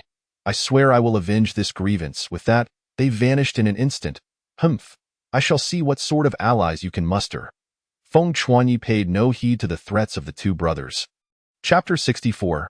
Revenge, Celestial Phenomenon Meteor Strike. After the Zhang brothers fled, the onlookers quickly scattered like birds and beasts. Xiaomu Yang's current points stood at 21,805. Just as Feng Chuanyi prepared to depart, a voice with a slight magnetic quality reached him from behind. "You are quite impressive. I look forward to our battle on the 12th floor. Remember, my name is Bai Hua, and I hail from Tsinghua Academy." This was a seemingly radiant young man, with a buzz cut and clad in black imperial attire, exuding an air of authority, reminiscent of someone from a prominent family. Having spoken, he departed without giving Feng Chuanyi a chance to respond. The 12th floor, a second-rank spirit master, how intriguing. Just give me a little more time. Once I break through to the realm of the Celestial Star Decision and the Celestial Phenomenon Bone King Spear Technique, I shall be more than ready to face you. Feng Chuanyi cast a glance at the young man before hastily departing himself. He was now on a quest for revenge against the evil-eyed white tiger. Having narrowly escaped death at its jaws, he now possessed the strength to reclaim his honor. Upon his arrival, the evil-eyed white tiger sensed Feng Chuanyi's presence and let out a thunderous roar. Charging towards him with its massive form, Celestial Phenomenon Overlord Strike, Feng Chuanyi bellowed, his blood surging as he rocketed towards the oncoming beast like a comet. Observing this, the evil-eyed white tiger's eyes glinted with a hint of human-like mockery. It did not believe that this defeated foe could pose a threat. However, boom! The ground trembled violently, and the air exploded as both Feng Chuanyi and the evil-eyed white tiger were sent reeling backward. "Excellent, excellent! Come again!" Feng Chuanyi howled, fully channeling the Celestial Star Decision, the spiritual energy swirling around him as his blood boiled with fervor. He surged forth like a crimson meteor, propelling himself toward the advancing evil-eyed white tiger with explosive force. Roar! In this battle, who fears whom? The evil-eyed white tiger raised its colossal paw, striking at empty air. Boom, boom, boom. A fierce clash erupted between man and beast. The tiger's fangs were sharp and fierce, while the spear was swift and deadly. Feng Chuanyi unleashed his full arsenal, slashing, stabbing, and executing a relentless barrage of attacks, his power resonating with an imposing chill that made the evil-eyed white tiger wary. The evil-eyed white tiger, brimming with weaponry, its fangs, tail, paws, and even its roar, held formidable power. The two engaged in an intense skirmish. Before long, an hour had elapsed, and both combatants were covered in wounds. Excellent, excellent. The more Feng Chuanyi fought, the more invigorated he became. His spear strikes growing increasingly ferocious and lethal. If an hour ago his spear technique resembled an egg, now it was akin to a stone. Pft, pft. The wounds on the evil-eyed white tiger multiplied. Celestial Phenomenon Overlord Strike. Once more, he swung his spear with all his might, crashing down upon the tiger's forepaws. Boom! The earth erupted with a thunderous roar, cracking like a spider's web as the heavens trembled. Onlookers could not help but gaze in horror at the spectacle of Feng Chuanyi roar. The towering form of the evil-eyed white tiger, 10 meters high, was actually forced back 500 meters, crashing into the mountain behind it. Celestial Phenomenon Meteor Strike. Witnessing this, Feng Chuanyi bellowed, channeling all his strength into this strike, his blood surging. The spear shot forth with a piercing sound, like a shooting star, directly penetrating the evil-eyed white tiger's head and embedding itself in the mountain behind. Feng Chuanyi's points suddenly surged by 500. Chapter 65. So powerful, yet not a guardian beast. Feng Chuanyi had initially expected the gate to the 11th floor to open. Yet after a considerable wait, nothing happened. Surely not. What is happening? Is this evil-eyed white tiger not the guardian beast of the 10th floor? Feng Chuanyi felt utterly bewildered. Each floor's guardian beast, upon being slain, would cause the passageway to open within 15 seconds. The duration lasted 3 minutes. After 3 minutes, the gate would close, and the guardian beast would respawn at a designated location. Feng Chuanyi, not willing to give up, waited nearly another minute, yet still, nothing happened. What is going on? Feng Chuanyi was genuinely perplexed. Has the celestial tower malfunctioned? Unlikely, as it has been operational for nearly 500 years without any anomalies. Forget it, perhaps I shall learn the reason later. In that case, I shall seek out the guardian beast of the 10th floor. Disappointed, Feng Chuanyi departed. He had thought the evil-eyed white tiger, being so powerful, would be a guardian beast. Instead, he was left utterly baffled. Hey, have you heard? The Zhang brothers have invited a first-rank spirit master to assist them. Li Xinyu, of course, I've heard. This Li Xinyu is quite the formidable character. Although merely a first-rank spirit master, he can slay opponents of the same rank. I've also heard that he was once a student at Haido Academy, where every student is exceptionally combative. Feng Chuanyi is doomed this time. Given the nature of the Zhang brothers, if he falls into their hands, he will undoubtedly face severe torment. As Feng Chuanyi walked along, he suddenly overheard the surrounding crowd discussing. Li Xinyu, capable of slaying first-rank spirit masters, seems like a worthy opponent. Feng Chuanyi grinned, excitement sparkling in his eyes. However, for him at this moment, accumulating points was of the utmost importance. The Celestial Tower only allows a 5-day stay at a time. And to re-enter, one must rest for 10 days and pay 1,000 points. Since this was their first time, it was free. However, if points were insufficient, entry would be denied. They could only slowly accumulate points by accepting tasks issued by the Academy. This meant that even with ample points, the maximum time one could enter within a month would only be around 10 to 12 days. Not a short duration, but certainly not long. Therefore, Feng Chuanyi intended to maximize his time and accumulate more points. Once outside, there would be many opportunities requiring points. As for the spirit beasts on the 10th floor, they no longer posed a challenge for Feng Chuanyi. They offered little in the way of training. Moreover, while he might not be a match for the guardian beast of the 11th floor, he could certainly defeat those ordinary first-rank spirit masters, peak spirit masters, and 9th-rank spirit beasts, even if the strength of the beasts on the 11th and 10th floors were identical. Defeating them on the 11th floor would yield approximately 3 to 4 more points. Given this, why not venture to the 11th floor? It would provide both training and additional points, a win-win scenario. Chapter 66. Is it too late to beg for mercy? Feng Chuanyi, at last, I have found you. You scoundrel, you will pay for your prior actions. Just as Feng Chuanyi was on the path to seek the guardian beast of the 10th floor, the Zhang brothers suddenly appeared, blocking his way. Their faces were twisted with malice, their eyes gleaming with frenzied excitement as they regarded Feng Chuanyi, trembling with anticipation of revenge. Behind them stood a haughty young man, his head held high, completely disregarding Xiaomu Yang, casting a disdainful glance in his direction, his eyes filled with contempt and pity, as if viewing a pitiful worm. Defeated foe, what, do you wish to humiliate yourself again? I recall that a few hours ago, these two were pleading for mercy. How is it that they've healed so quickly and forgotten their pain? Feng Chuanyi regarded the Zhang brothers with mockery, causing their expressions to darken immediately. Zhang Ping clenched his fists and said, "Very well. I hope you remain so arrogant after this." A crowd quickly gathered to witness the spectacle.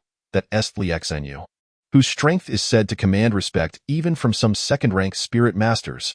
Feng Chuanyi is doomed this time. He cannot possibly be a match for Li Xinyu.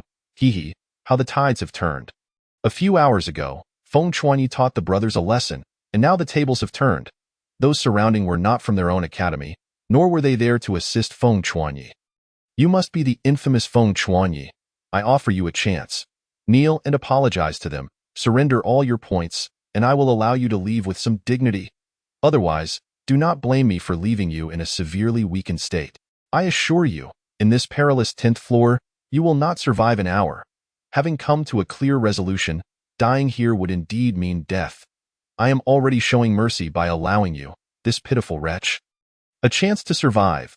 To bully you has truly sullied my hands, Li Xinyu declared imperiously, looking down upon Feng Chuanyi. No need for that. I thrive on challenges, and I am eager to see just how much strength the so-called Li Xinyu possesses on this 10th level. Come, let your strength speak for itself. Feng Chuanyi unslung the Tianxiang Wang's spear, his eyes brimming with combat fervor. A man must possess pride and spirit. Moreover, regardless of how formidable this Li Xinyu may be, his cultivation will be suppressed at the pinnacle of the spirit master level on the 10th tier. Within the confines of this tier, Feng Chuanyi never felt he would be outmatched by anyone. Ha! Truly seeking death. Li Xinyu had already granted him an opportunity, Yet he remains blissfully unaware of his own limitations. He genuinely believes that Li Xinyu, having his cultivation suppressed, is someone he can contend with. How naive. Though their cultivation is restrained, their techniques and realms are not. Even in such a state, Li Xinyu could defeat an ordinary first-grade spirit master. Around them, onlookers erupted in laughter, eagerly anticipating the spectacle. Very well. If you refuse to drink the toast, then let me witness your true strength. Li Xinyu, in a fit of rage, erupted into laughter, raising his hand into a fist, unleashing a spirit master-esque pressure. As a colossal spiritual fist materialized behind him, crashing down towards Feng Chuanya. It was an advanced, profound-grade technique, the demon-subduing fist. He is doomed. Someone gasped in astonishment. The demon-subduing fist, you say? Then allow me to demonstrate my Tianxiang Town Demon Strike. Feng Chuanya let out a long howl, merging with his spear, unleashing a torrent of blood and spiritual energy, colliding with ferocious force. Chapter 67. Your helper is truly pathetic. Boom. The spiritual energy erupted, shaking the onlookers. However, the outcome that unfolded before them left everyone astounded. Li Xinyu was actually forced back. How is this possible? A crowd stared in disbelief at the scene before them. The formidable Li Xinyu, capable of defeating a first-grade spirit master, was unexpectedly at a disadvantage. Oh, he possesses some strength. In that case, I shall not hold back. Li Xinyu narrowed his eyes, his expression turning serious. To his surprise, this fellow truly possesses some skill. It seems I must employ my strongest move to avoid embarrassment before these onlookers. Ah, so the strength that can defeat a first-grade spirit master is merely this. It pales in comparison to the spirit beast I just vanquished on this 10th level. Feng Chuanya looked down upon Li Xinyu with disdain, scoffing contemptuously. Let me show you my might. Li Xinyu, incensed, roared, Great King Kong Demon Strike. His spirit master pressure surged forth, unleashing a golden spiritual fist that roared through the air, aimed straight at Feng Chuanya. The overwhelming pressure caused those nearby to involuntarily retreat. Tianxiang War King's Spear. Feng Chuanya's eyes blazed with fiery determination. His right arm swelled with power as the spear cleaved through the air. Meeting the fist with a thunderous clash, boom. A powerful gust sent the onlookers flying, the rampant spiritual energy exuding a terrifying aura. Yet, this was not the most astonishing part. The most shocking aspect was the sudden sound of cracking emanating from Li Xinyu's spiritual fist. Crack! Another sound of shattering echoed, as the spiritual fist became riddled with fissures, each finger lined with cracks. Impossible! Li Xinyu shouted in horror. Ha ha ha! I thought the Li Xinyu who could slay spirit masters of the same level at the 11th tier was formidable. It turns out he is nothing special. With that, Feng Chuanya revealed a wicked grin. He amplified the power in his arm, shattering Li Xinyu's spiritual fist with a single strike, then thrusting directly toward Li Xinyu's chest. No! Li Xinyu exclaimed in terror, quickly sidestepping to avoid the spear. Yet, before he could catch his breath, Feng Chuanya's devilish voice echoed again. Li Xinyu, taste my fist. Li Xinyu turned in shock, only to see a ferocious fist crashing into his face. Crack! In an instant, a medley of sensations overwhelmed him, nearly clouding his consciousness. Bastard! I will make you pay for this. Boundless demon subduing. Li Xinyu steadied himself, summoning the surrounding spiritual energy, transforming it once more into a golden fist descending from above. Tianxiang Battle King Spear. Feng Chuanya met the blow head-on, unleashing a spear strike that roared like thunder. Boom! With a single encounter, the golden fist detonated. Feng Chuanya surged forward, like a spring, landing another punch squarely on Li Xinyu's face, driving him into the earth. Boom, boom, boom. Seizing the moment, after a relentless barrage, Li Xinyu was utterly transformed into a battered mess, a crushing defeat. Hiss! The surrounding crowd collectively recoiled, gasping in astonishment. Feng Chuanya is simply too ferocious. That was Li Xinyu, capable of defeating first-grade spirit masters. Zhangping, Zhangjian, did you hire such a pathetic helper? I have barely begun to play with him, and he has already withered away. Feng Chuanya, like a fierce beast, licked his lips, casting a menacing glance at the two brothers, saying, "Gulp." The brothers simultaneously shivered in fear. They could never have anticipated the sheer terror Feng Chuanya embodied. Chapter 68, A Windfall. Feng Chuanya unceremoniously looted all the points from Li Xinyu, smirking. Not bad. I gained 32,180 points in one go. I now possess a total of 54,485 points, sufficient for numerous endeavors, allowing me to exchange for coveted techniques, spiritual skills, elixirs, or even the formations I have long desired. The crowd around him bore expressions of disbelief, unable to meet Feng Chuanya's gaze. In their eyes, he had transformed into a demon, a monster. Zhang Ping and Zhang Jian felt tears welling up. They could never have imagined that the helper they had painstakingly hired would prove so utterly ineffectual against Feng Chuanya. How powerful must Xia Mu Yang be? The brothers dared not ponder further. Run! The brothers exchanged glances, then took off in a panic. Even if they could not win, they must escape. Feng Chuanya smirked, dismissively. Do you think you can flee? He activated his wind chase step to swiftly close the distance between them, unleashing two spear strikes that sent the brothers hurtling backward. Gah!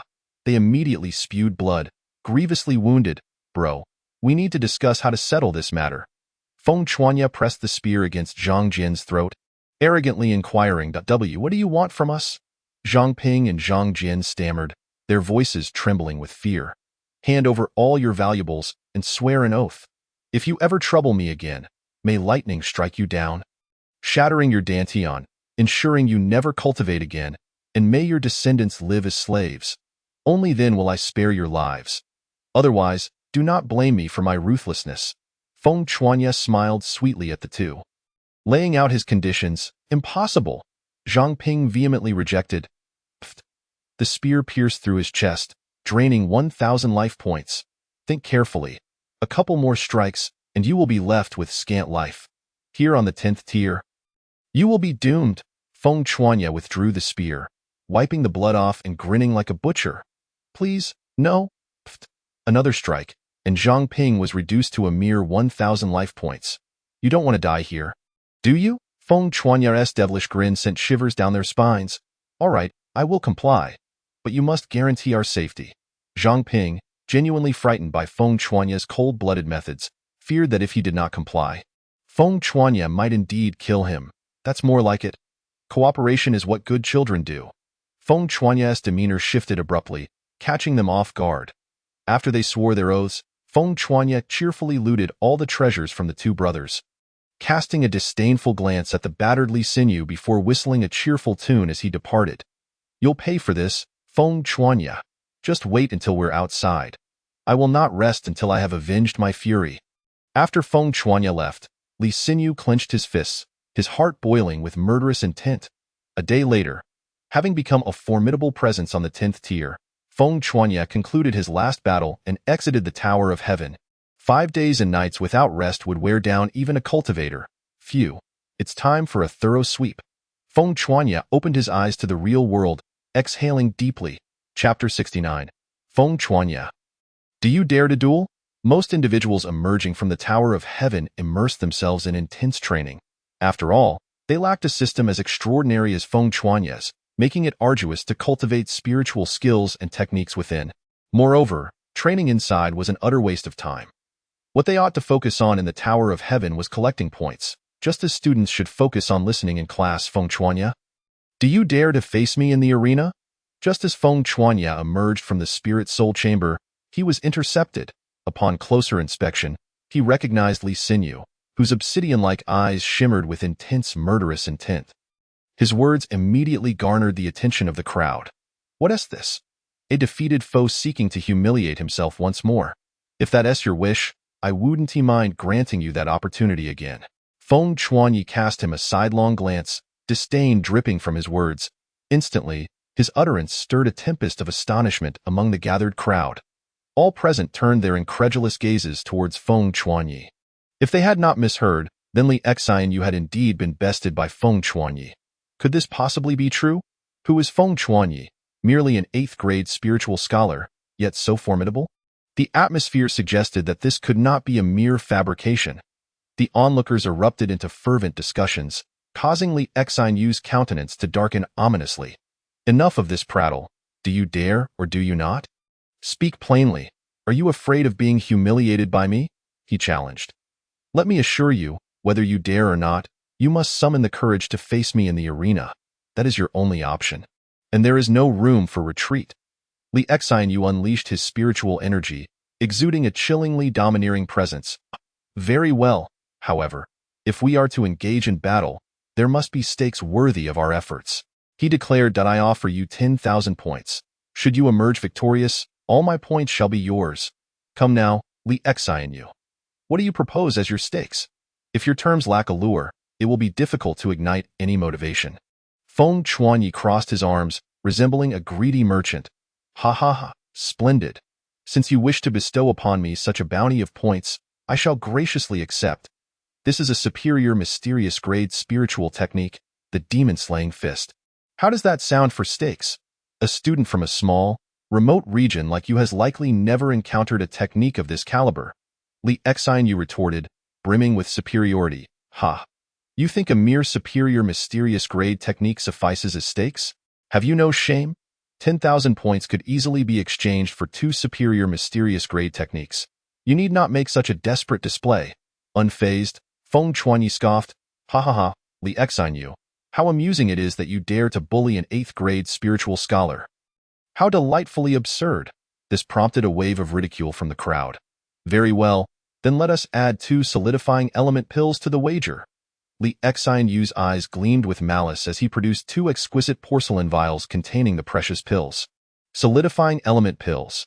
A pinnacle spiritual scholar requires but one to ensure a successful breakthrough to a spiritual master. A superior mysterious grade elixir. Now that is more like it. This has some semblance of seriousness. Feng Chuanyi nodded in approval. If that is the case, let us proceed to the arena and settle this with that. Feng Chuanyi strode away. Hemph, insect. Enjoy your fleeting triumph while it lasts. Soon you shall witness my true prowess. Li Xianyu clenched his fists, vowing to pummel Feng Chuanyi into submission, rendering him a mere shadow of his former self. Only through such a decisive victory could he alleviate the bitterness in his heart. Chapter 70. Is there truly no chance of victory? The duel between the two immediately captured the attention of many onlookers, who eagerly followed to witness the spectacle. An 8th grade spiritual scholar facing off against a 1st grade spiritual master? How intriguing, what? A 1st grade spiritual master openly challenges an 8th grade spiritual scholar. What madness is this? Such a curious event could not be missed. By the time Feng Chuanyi and Li Xianyu arrived at the arena, the area was already teeming with spectators. Given that you have no points left to pay for the arena's usage, I shall generously cover the cost for you this once, Feng Chuanyi declared. Paying the 100 points required for entry and taking his position on the arena stage, throwing a provocative glance at Li Xianyu. Come up and receive your beating, Li Xianyu. Feng Chuanyi reveled in the sensation of utilizing the points he had stolen from Li Xianyu as stakes, all while continuing to outmaneuver him with ease. Fool, your time is nigh. Li Xianyu, brimming with murderous intent, leaped onto the arena stage. I initially believed you would shy away, yet you have the audacity to face me. It seems you truly think that my prowess in the Tongtian Tower represents my full capabilities. Soon, you shall comprehend the terror of a spiritual master's realm. Li Xianyu trembled with anticipation. His eyes alight with the thrill of imminent revenge, completely oblivious to the consequences of his potential defeat. An 8th grade spiritual scholar challenging a 1st grade spiritual master. How amusing indeed. Ha! He likely believes that the Li Xianyu suppressed in the Tongtian Tower is my only strength. Each year, such overconfident newcomers emerge, initially brimming with self-satisfaction, only to be thoroughly humiliated in the end. Ah, the folly of youth. It is only through our harsh lessons that one can come to terms with reality. Indeed, the second-year students nodded in agreement, drawing upon their own experiences. Did you hear that? Even our seniors doubt your chances. I offer you a chance to concede now while there is still time. Li Xianyu replied with a tone of false pity. Ha ha ha, concede? You must still be dreaming. I have come this far. Do you think I could possibly retreat? That would only serve to make me a laughingstock. Feng Chuanyi retorted disdainfully. Have you lost your mind? Such foolish remarks betray your intelligence. If we are to fight, let us do so without the needless chatter. Dio, you truly need to bolster your courage against someone like me. An 8th grade spiritual scholar? Feng Chuanyi's sharp tongue incited a wave of laughter from the crowd below. Very well, you have chosen your own demise. Do not blame me for the lack of mercy in my strikes. Li Xianyu's expression darkened ominously. Are you both prepared? If so, let the battle commence. The referee overseeing the match called out. Ready. Both competitors responded in unison. Then let the contest begin. With that, the referee stepped aside. Prepare to perish, Li Xianyu bellowed, his spiritual energy surging violently as he unleashed the mightiest of strikes, the great King Kong demon-slaying fist. He had launched his most powerful attack right from the outset, revealing the depth of his animosity toward Feng Chuanyi. I wonder how he will respond. I can't help but feel a twinge of anticipation. One onlooker mused, Celestial Tyrant Strike. Feng Chuanye's blood surged as he gripped his dual weapons, taking a decisive step forward, moving like an arrow released from its bow, colliding with the spiritual energy-infused fist. Utterly foolish. Surely, a single blow could seal his fate. Unbelievable. The crowd gasped in disbelief, for the outcome stunned them all. Feng Chuanyi and Li Xianyu were evenly matched. Impossible. How can you possess such strength? Li Xianyu gaped incredulously at Feng Chuanyi, whose condition mirrored his own, nearly at a loss for words. What is impossible? Without some measure of strength, who would dare accept your challenge? Do you truly believe me a fool? Feng Chuanyi scoffed. Impossible. You merely fortuitously withstood my blow. I refuse to believe that a mere 8th-grade spiritual scholar can contend with an elite 1st-grade spiritual master like myself. Li Xianyu roared, his energy-infused fist tearing through the air, targeting Feng Chuanye's head once more. Celestial Tyrant Strike. Feng Chuanyi bellowed in response, his blood surging like a torrent, wielding his Celestial Tyrant spear with unyielding resolve as they clashed without hesitation.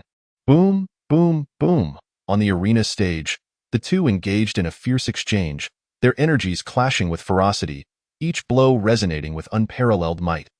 The arena trembled beneath their combat, the air erupting in shockwaves, in the blink of an eye. 100 exchanges had passed, and both were left wounded and panting heavily, their energies severely depleted. Yet, Li Xianyu's expression darkened further. How could it be that he, a 1st-grade spiritual master, had failed to subdue an 8th-grade spiritual scholar? This was a profound humiliation, one that would undoubtedly become a source of mockery for him in the future. Again. Once more. This is merely the beginning, he bellowed, his pride stung. Surely an elite of the 1st-grade spiritual masters possesses more strength than this. Feng Chuanyi, embodying the spirit of a war god, charged forward, his blood roaring, sweat cascading from his brow as he approached Li Xianyu once more. Come then, who fears whom? Li Xianyu shouted defiantly. But as Feng Chuanyi closed the distance, a glint of coldness flashed in his eyes. Die. From his sleeve, a sharp, glimmering needle shot forth like a bolt of lightning, piercing Feng Chuanye's body before anyone could react. Ha ha, perish, you wretched creature. Li Xianyu laughed uproariously, reveling in his triumph. That was a close call. I almost fell for your trick. Thankfully, it only struck my shadow. What a disgrace. A dignified 1st-grade spiritual master resorting to such despicable tactics against an 8th-grade spiritual scholar. How utterly contemptible.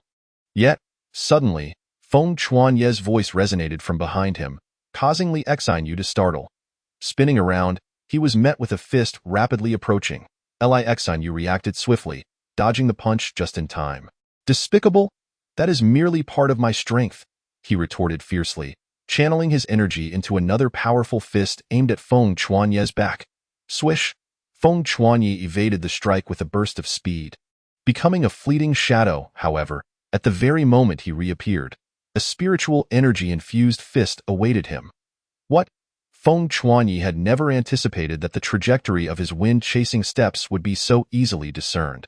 Prepare to be defeated, Li Xianyu bellowed triumphantly, channeling all his energy into the most formidable strike, the great diamond demon-suppressing fist. This punch was destined to succeed. In Chapter 72, how could he possibly lose to you? Feng Chuanyi knew that after this strike, he would inevitably fall into a disadvantage. As a 1st-grade spirit master, Li Xianyu's rate of energy absorption was undoubtedly swifter, and his output considerably stronger. Merely holding on until now was already commendable. At that moment, an observer in the audience began to analyze the situation, and their viewpoint gained the consensus of the majority. How could I possibly lose to you? The celestial phenomenon's supreme technique, bone pulse. Feng Chuanyi roared, understanding that he had to withstand this blow, or else he would truly be defeated by Li Xinyu. Boom. The two techniques collided, causing the entire martial arts platform to tremble violently. Energy rippling through the air. Humph. After the clash, Feng Chuanyi couldn't help but emit a muffled groan. Li Xinyu's power had suddenly become overwhelmingly strong, pushing him back 2 steps. Feng Chuanyi, accept your fate. With your 8th grade spirit master status, how could you defeat me? Just surviving until now is sheer luck. Li Xinyu laughed boastfully, his energy surging once more, the great diamond demon suppressing fist growing even more powerful, forcing Feng Chuanyi back 5 additional steps. Li Xinyu believed victory was already assured, filled with uncontainable pride.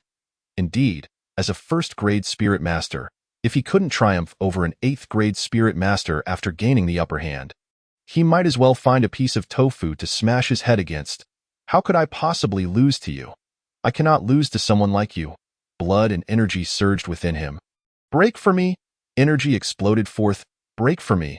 Feng Chuanyi was engulfed in an aura of terrifying blood energy, instilling fear in those around him. This Xiamu Yang possessed such formidable vitality.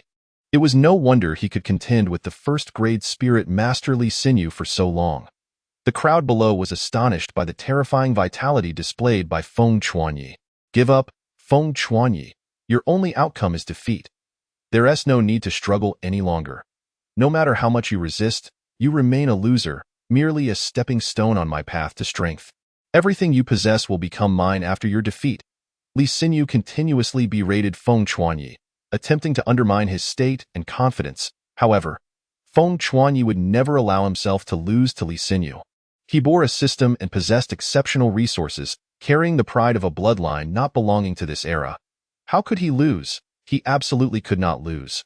This was the pride Feng Chuanyi upheld throughout his time-traveling journey. How could I lose to you? Celestial Phenomenon King Charge, break for me. Break, break, break. Feng Chuanyi roared, his blood and energy igniting completely, the Celestial Phenomenon Bone King Spear technique operating at full force, reaching its pinnacle. At this moment, his meridians and flesh reached their utmost peak, unleashing all his power. The Celestial Phenomenon Bone King Spear technique, synchronized with his state of mind, was realized. Feng Chuanyi resembled a blazing war god, surrounded by terrifying blood mist, emitting a potent aura that even shook the martial arts platform. Crack! The energy fist emitted a sound of cracking. What? Impossible! Li Xinyu's eyes widened in disbelief. Break! Feng Chuanyi, like a demon god, roared, his arms surging forward once more, and the spear unleashed a terrifying power, causing the energy fist to explode with a resounding boom. Impossible! Li Xinyu shouted in horror. In Chapter 73, if you seek death, don't blame me. Prepare to be defeated. Feng Chuanyi bellowed, charging forward like a beast, unleashing a spear strike aimed directly at Li Xinyu's chest. No. Li Xinyu screamed in terror. He did not wish to die. Spare me, the referee shouted, but it was too late. Just as Li Xinyu was about to meet a bloody end, the spear halted merely an inch from his chest. Feng Chuanyi looked at Li Xinyu with disdain, declaring, "You have lost, Li Xinyu. Curse you." Li Xinyu's legs trembled uncontrollably, his face a mask of fear, his voice quivering. Li Xinyu, come now. It's time to fulfill your promise. Feng Chuanyi planted the spear down, regarding Li Xinyu with a scrutinizing gaze. That smiling demeanor made Li Xinyu feel a tremendous humiliation. Don't go too far, Feng Chuanyi. Leave a line for future encounters, Li Xinyu said, his face twisted in displeasure. These 2 solidifying yuan pills were reserved for his breakthrough to a 2nd grade spirit master. How could he possibly part with them here? Losing face was one thing, but strength was far more crucial. With strength, one need not fear losing face. Moreover, his dignity had already been shattered when he lost to Feng Chuanyi. Li Xinyu had no qualms about being shameless. Future encounters? Li Xinyu, your thick skin is unparalleled. If you don't wish to part with the solidifying yuan pills, just say so. Don't use such grandiose excuses. Indeed, from the very beginning, I never expected you to honor your word. Consider this battle a practice session for me. With that, Feng Chuanyi turned away, leaving with a sense of resignation. He wished to quickly enter the system space and solidify the celestial phenomenon Bone King Spear technique at the state of mind level. At that point, defeating Lee Sinyu, the so-called strongest first-grade spirit master, would not be an impossibility. He had just realized that the evil-eyed white tiger on the 10th level possessed the battle power of a first-grade spirit master, and a rather formidable one at that. Now, possessing the strength to defeat an ordinary first-grade spirit master, after solidifying the celestial phenomenon Bone King Spear technique at the state of mind level. Eliminating an opponent of Lee Sinyu's caliber should not pose a significant challenge. However, he still could not contend with second-grade spirit masters. He needed the Heavenly Star decision to break through the state of mind level. Feng Chuanyi contemplated this in his heart. Suddenly, a cry of alarm from the referee rang out behind him. Startled, he heard a heavy sound of air being pierced behind him. He glanced sideways to discover that Lee Sinyu was launching a sneak attack. The golden energy fist was now but a foot away from him. What audacity! Feng Chuanyi coldly exclaimed, executing the wind-chasing steps, transforming his form into a mere illusion, narrowly evading the strike. Since you have chosen to ambush me, do not blame me for being impolite. The celestial phenomenon King Spear once again thrust forward with chilling precision, executing the celestial phenomenon King Strike. The spear, carrying terrifying strength and formidable sharpness, shattered the energy fist as if piercing through paper. No. Lee Sinyu, horrified, attempted to retreat, only to see a sharp glint of cold light rapidly enlarging in his vision. Piercing through his dantian? No. Lee Sinyu cried out in despair and agony, collapsing to the ground like a deflated balloon. Although I cannot kill you, there are countless ways to make your life a living hell. Feng Chuanyi unceremoniously pilfered the 2 solidifying yuan pills from him and departed. In Chapter 74, Exchange for Array Scrolls. This youth's methods are astoundingly decisive and ruthless. The onlookers below could not help but feel a sense of awe. Perhaps in the future, he will become a formidable power, someone remarked with anticipation. Let us wait and see. The crowd dispersed, leaving no one to care for the pitifully defeated Lee Sinyu, who lay like a dead dog. In this merciless world, although the Sword Inquiry Academy forbade murder, as Feng Chuanyi stated, there are indeed countless ways to make life worse than death. After leaving the martial arts platform, Feng Chuanyi quickly returned to his dormitory and began secluding himself for cultivation. Opportunities must not be squandered. Feeling the moment was right, he aimed to solidify the celestial phenomenon Bone King Spear technique completely at the state of mind level. Further enhancing his strength, with 2 solidifying yuan pills in hand, perhaps he could elevate himself one more rank. Achieving the status of a 9th-grade spirit master would make him an elite 2nd-grade spirit master.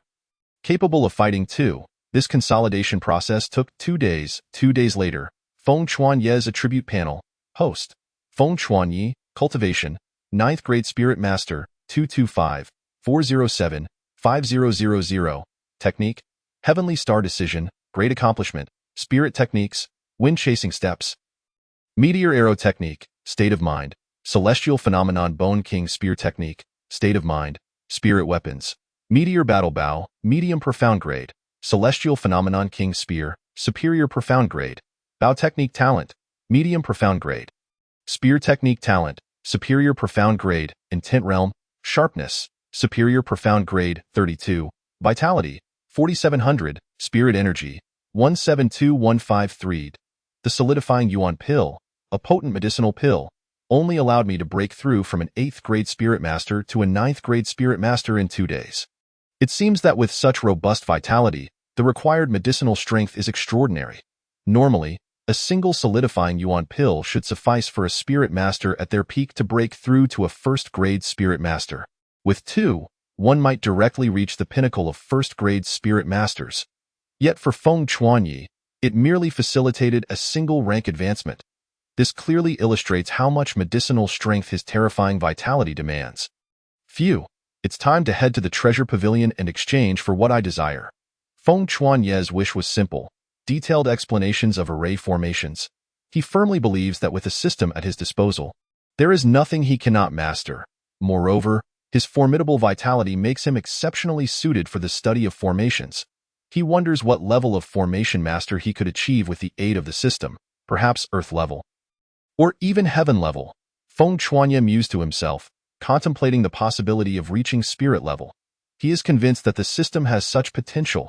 However, that goal feels distant for him at present. Upon exiting his dormitory, he hastily made his way to the Academy's treasure pavilion. Look, that person is Feng Chuanya, the one who incapacitated Li Xinyu. It is rumored that Li Xinyu has been expelled from the Academy and has taken up a position as a deputy gatekeeper in some lower realm. What will he choose here? A more powerful technique, or perhaps a spiritual skill? The moment Feng Chuanya appeared on the first floor of the treasure pavilion, the surrounding spirit practitioners could not help but engage in animated discussion. Since he intends to learn formations, he must start from the very beginning. Most items on the first floor are of lower Shin level and above. Yet, there are exceptions. These include formation pills, tools, and techniques, as well as the existence of lower mortal level items. Feng Chuanya headed straight for the formation section. Feng Chuanya actually plans to study formations. Has he lost his mind? Perhaps he believes that after defeating Li Xinyu, his talent is indeed extraordinary and success is inevitable. How foolish! Once he takes this step, his future accomplishments will be limited, and he will forever remain in the Intermediate Academy. Observing this, mocking voices arose from the crowd. Chapter 75. We shall see who mocks whom in the end. Who doesn't he know that studying formations is akin to self-destruction, jeopardizing a promising future? With Feng Chuanya's talent, he should focus on cultivation. After all, mastering formations requires abundant resources to enhance one's vitality. Given the resources Feng Chuanya can obtain, reaching upper mortal level would already be a miracle. Self-destruction? Let us wait and see. Feng Chuanya swiftly exchanged his points for a detailed explanation of lower mortal level formations to upper Shin level formations. It cost him a total of 30,000 points. He still has enough points left to exchange for a detailed explanation of lower earth level formations. Feng Chuanya resolutely pursued his own path, indifferent to the opinions of others. Once he achieves remarkable results, those who mocked him will ultimately bow before him.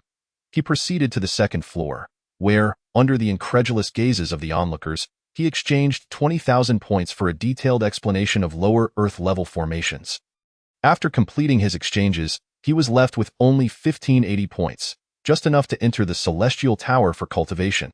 If he can master the upper Shin level formation techniques to a state of freedom, he will possess strength comparable to a third-tier spirit master. Alternatively, mastering the lower earth level formations will grant him abilities akin to an 8th-tier spirit master. With the system at his disposal, achieving these feats is merely a matter of time. Everything is worth it. The crowd burst into laughter, mocking the fact that he exchanged for all formations from mortal level to lower earth level. He truly believes that his vitality is sufficient to master formations. He is utterly clueless. Indeed, vitality is an essential condition for cultivating formations, but lacking innate talent for formations renders all efforts futile, merely squandering a bright future. As they witnessed Feng Chuanya acquiring yet another detailed explanation of lower earth level formations, the jeers intensified. Even some second-year students, who were third or fourth-tier spirit masters, could not help but scoff. He has become inconsequential. He will end up like those who are obsessed with formations, forever stuck in this intermediate domain. Many shook their heads in secret. The wariness they felt after Feng Chuanya defeated Li Xinyu dissipated in an instant. Just wait for the moment when Feng Chuanya, shines. I hope you won't be blinded by my brilliance. To this, Feng Chuanya merely smiled disdainfully. What they cannot achieve does not imply that he cannot. The path of formations is arduous, challenging, and winding. Are you certain you wish to proceed? Otherwise, I can offer you a chance to reconsider. As Feng Chuanya passed through the entrance, the elderly gatekeeper cast a murky glance at him and said, "Thank you for your kind offer, but I have made my decision, regardless of success or failure. I wish to give it a try. This is a dream of mine. Even if I do not succeed, I will have no significant regrets."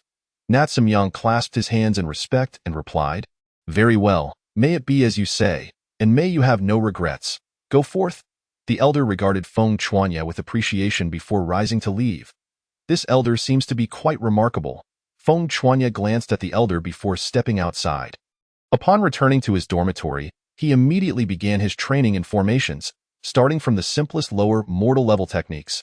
Feng Chuanya opened the detailed explanation of lower mortal level formations and activated the system. Chapter 76. Astonishing Progress.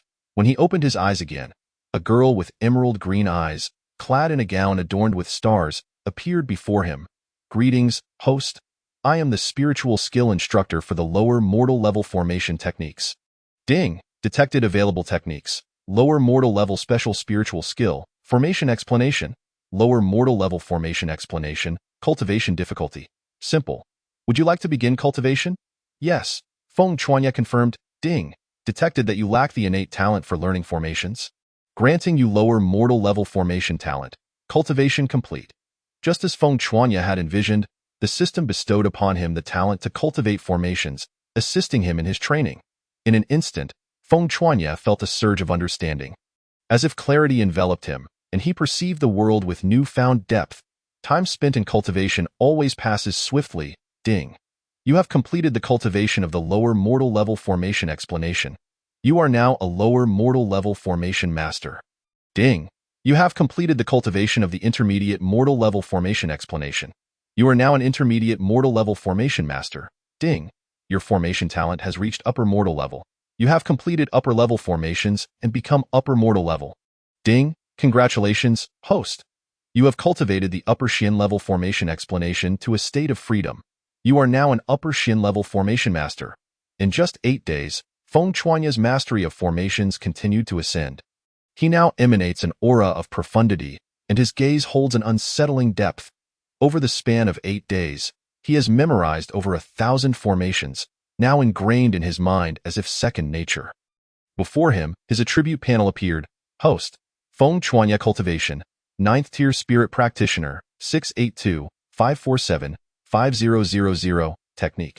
Celestial Star Decision, Great Accomplishment, Spiritual Skills, Wind Chase Step, Meteor Arrow Technique, Freedom, Celestial Bone King Spear Technique, Freedom, Spiritual Artifacts, Meteor Battle Bow, Intermediate Shin Level, Celestial King Spear, Upper Shin Level, Spear Technique Talent, Upper Shin Level Formation Talent, Upper Shin Level Intention, Sharp, Upper Shin, Level, 33, Vitality, 6320 Spiritual Energy, 175820 in just 8 days.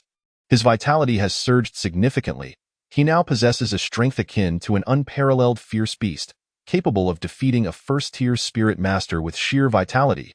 If he employs spiritual skills, even defeating a second-tier spirit master is not an insurmountable challenge.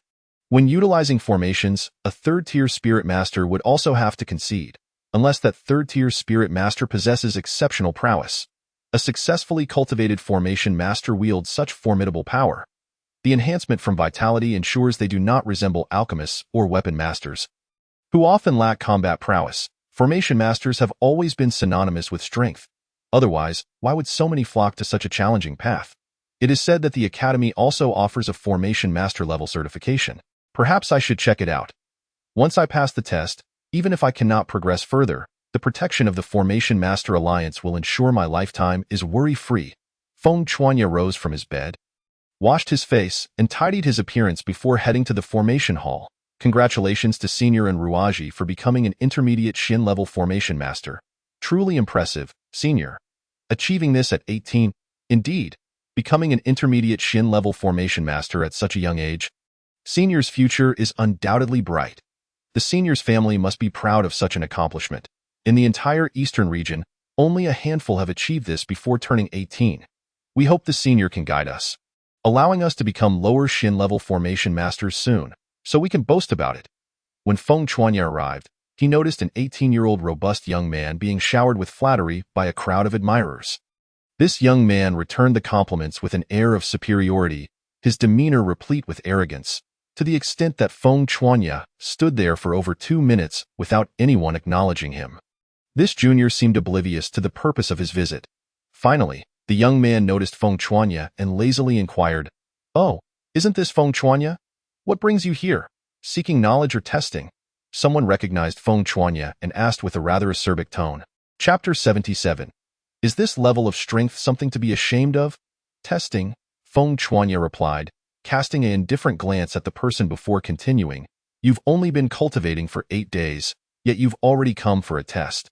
Impressive. May I ask if you are testing for intermediate mortal level or lower mortal level Formation Master? Upon seeing Feng Chuanya, and Ruaji stepped out from the crowd. A look of superiority etched across his face as he regarded Feng Chuanyi with an air of condescension. He proclaimed, "This is not acceptable." Feng Chuanyi cast a glance at Enruaji and replied, "I apologize, Junior, but testing below the low-level mortal rank is not permitted. The resources of the array hall are reserved for those in genuine need. Allowing someone unfamiliar with formations to enter could lead to damage to the items within, which would not be favorable." Enruaji's expression darkened. Yet his disdain only intensified, the superiority on his face growing more pronounced. He had initially contemplated that if Feng Chuanyi were to test at the low-level mortal rank, he could offer guidance, allowing Feng Chuanyi to witness the prowess of a mid-level mysterious array master, while simultaneously recruiting a subordinate. However, it turned out that Feng Chuanyi was merely a waste of time, not even reaching the low-level mortal rank. How disappointing! The array hall should be an open space, accessible to anyone interested in array cultivation. When did such a regulation come into effect? Feng Chuanyi looked up at Enruaji with an unfriendly tone and thought, "What is wrong with this person? I have not provoked him, yet he acts as if he is above me. Has his mind faltered? I say what I say because I am a mid-level mysterious array master and one of the stewards of the array hall. I possess this authority." As he spoke, Enruaji proudly pointed to the hexagram insignia on his chest, adorned with a silver mysterious character. Enruaji assumed that upon seeing his badge, Feng Chuanyi would be utterly astonished, filled with admiration. However, a mid-level mysterious array master. Is that truly impressive? Xiaomu Yang cast a casual glance at him and disdainfully remarked, "From the perspective of a high-level mysterious array master, Enruaji's foundational skills are shaky, riddled with flaws, and the structure of his array patterns is fraught with significant issues. With such limited abilities, how dare he display such arrogance?" Feng Chuanyi genuinely wondered where Enruaji's confidence stemmed from. Ha ha ha, what a naive fool, daring to show such disrespect to a mid-level mysterious array master. He likely has no understanding of the immense authority a mid-level mysterious array master possesses. Once he realizes, he will undoubtedly regret it. I can hardly wait to witness the look of regret on his face. Such ignorance is truly endearing. The surrounding individuals, who appeared to also be array masters, could not help but scoff. Very well, since you deem a mid-level mysterious array master unimpressive, I wonder what caliber of array master would catch your eye. A high-level mysterious array master? A low-level earthly array master? Or perhaps even higher? If your answer fails to satisfy me, I would not hesitate to expel you from the academy. I believe the upper echelons of the academy would grant me this favor." Enruaji chuckled coldly, relishing the thought that he was always the center of admiration. Since Feng Chuanyi sought to provoke him, he should be prepared to face the consequences. Expulsion from the academy was undoubtedly one of the gravest punishments. He anticipated that Feng Chuanyi would be unwilling to face such an outcome and would surely plead for mercy in that moment. Feng Chuanyi would be at his mercy. Chapter 78. You are simply squandering resources. What I fail to comprehend is how someone with unstable fundamentals, riddled with flaws, and a problematic array structure can possess such an inflated sense of superiority. If I were you, I would have long lost the face to show myself after having cultivated such a pathetic array. You have brought disgrace upon array masters, and Enruaji spoke without reservation, and Feng Chuanyi naturally reciprocated without holding back. Upon hearing Feng Chuanyi's words, the gazes of those around them shifted, filled with pity as they regarded him as if he were a fool. Feng Chuanyi, you should be aware that this is Enruaji, a mid-level mysterious array master. Though his cultivation is on par with Li Xenyu, whom you previously defeated, their statuses are utterly different. Enruaji, a mid-level mysterious array master, is highly respected even by the Academy's senior leaders, and those high-level spirit masters would treat him with deference. They made it clear, apologize quickly, for Enruaji is not someone Feng Chuanyi can afford to offend. But would Feng Chuanyi care? Not at all, haha. You dare to say my skills are lacking? I would like to see what insights you possess. As I recall, you are not even a low-level mortal array master. Enruaji's tone was icily cold. Becoming a mid-level mysterious array master was his greatest pride, and now he was being accused of lacking skill. How could he tolerate it? Feng Chuanyi, you are doomed. I wonder how long it took you to reach this level. Feng Chuanyi suddenly inquired. 8 years, why do you ask? Are you thinking of backing down? I assure you, it is too late. I have resolved that even if you kneel and plead for mercy now, I will ensure that your reputation is tarnished in the Sword Inquiry Academy, and you will be expelled without hesitation." And Ruaji raised his head even higher, speaking with utmost arrogance, almost daring Feng Chuanyi to kneel and apologize for a glimmer of hope. Upon hearing this, Feng Chuanyi chuckled, "Ha ha, there are always self-righteous fools wherever you go." He then scoffed disdainfully, "To struggle for 8 years and still be a flawed mid-level mysterious array master is truly pathetic. A sheer waste of the resources of the array hall. You have crossed a line. You have thoroughly enraged me. I, and Ruaji, swear that I will ensure you cannot rise again in the Eastern Domain." Feng Chuanye's words caused Ruaji to lose his composure, and he bellowed furiously, "What? Doesn't Ruaji only know how to use his status as a master array master to oppress others? If you disagree with my words, shall we have a competition?" Feng Chuanye's eyes gleamed with provocation. "Piffed, Feng Chuanye, have you truly lost your mind, daring to challenge Senior and Ruaji? How could you possibly compare your arrays to a mid-level mysterious array master? You are finished." The crowd was left speechless, astonished at Feng Chuanye's audacity. "Very well, if you seek your own demise, I shall oblige. Should you lose, you must immediately request withdrawal from the academy and shall never again be allowed to study at any academy in the Eastern Domain." "Do you dare?" And Ruaji barked. Fortunately, the array hall was remote, with few passers-by, thus not attracting much attention. "Fine. How shall we compete? And what if you lose?" Feng Chuanyi readily agreed. "We shall measure the speed of array deployment, compatibility, power, and spirit energy consumption. If I lose, I will never enter the Array Master Alliance again, nor study at any academy in the Eastern Domain. How about that?" And Ruaji's gaze was as sharp as a knife, his intent palpable. "Very well, let it be so. Begin." Feng Chuanyi readily accepted. "Please, Senior, go ahead and demonstrate your prowess." Feng Chuanyi gestured for Ruaji to proceed. "Ha ha ha, what are you afraid? I tell you, there is no turning back now." And Ruaji laughed triumphantly. "Considering you may have just learned a few arrays, I will not bully you. Watch closely. This is the most challenging array among the low-level mortals, the 7-kill formation." As he spoke, a surge of spirit energy erupted from around him, and with a flourish of his hands, he began to inscribe intricate array patterns in the air, forming a vivid crimson spirit array. The entire process took less than 5 seconds. Out, and Ruaji hurled the array directly at the testing wall of the array hall. The array imprinted itself onto the standard array engraving upon the stone wall. Buzz! In the next moment, the stone wall illuminated, displaying a row of data: deployment speed, 73, array compatibility, 72, spirit energy consumption, 71, array power, 82. Upon seeing this data, a hint of smugness crept onto Ruaji's face. This data was quite commendable. After all, no one could replicate the standard array with identical spirit energy consumption in such a brief period. "Now it's your turn. See that? This is my undeniable advantage." He turned to Feng Chuanyi, speaking with pride. "Ha ha, a 7-kill formation with only a compatibility score of 72. How shameless." Feng Chuanyi mocked. "Oh, let me see your true strength then. Anyone can talk? But show me your real skills." And Ruaji glared at Feng Chuanyi, gritting his teeth. "Watch closely and see what a genuine 7-kill formation looks like." Feng Chuanyi extended his hand, and a complex crimson array pattern shot forth into the array wall. Buzz! The array wall lit up once more, revealing a new set of data: deployment speed, 99, array compatibility, 99, spirit energy consumption, 95, array power, 99. Astonishment! Silence followed.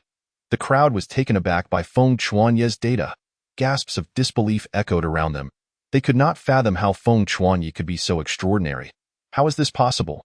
And Ruaji's eyes nearly bulged from their sockets as he stared at Feng Chuanye's results. "It is inconceivable, utterly unfathomable.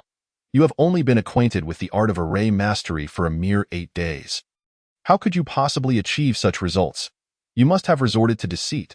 And Ruaji bellowed in a frenzy, unwilling to accept the reality of the situation. "Is Senior and Ruaji casting doubt upon the integrity of the array hall's array wall on my behalf?" Feng Chuanyi retorted, a smirk of derision curling his lips. "Impossible. How could I, a distinguished mid-level Xin-level array master, possibly be outdone by you? Come now, surely your earlier success was merely a stroke of luck.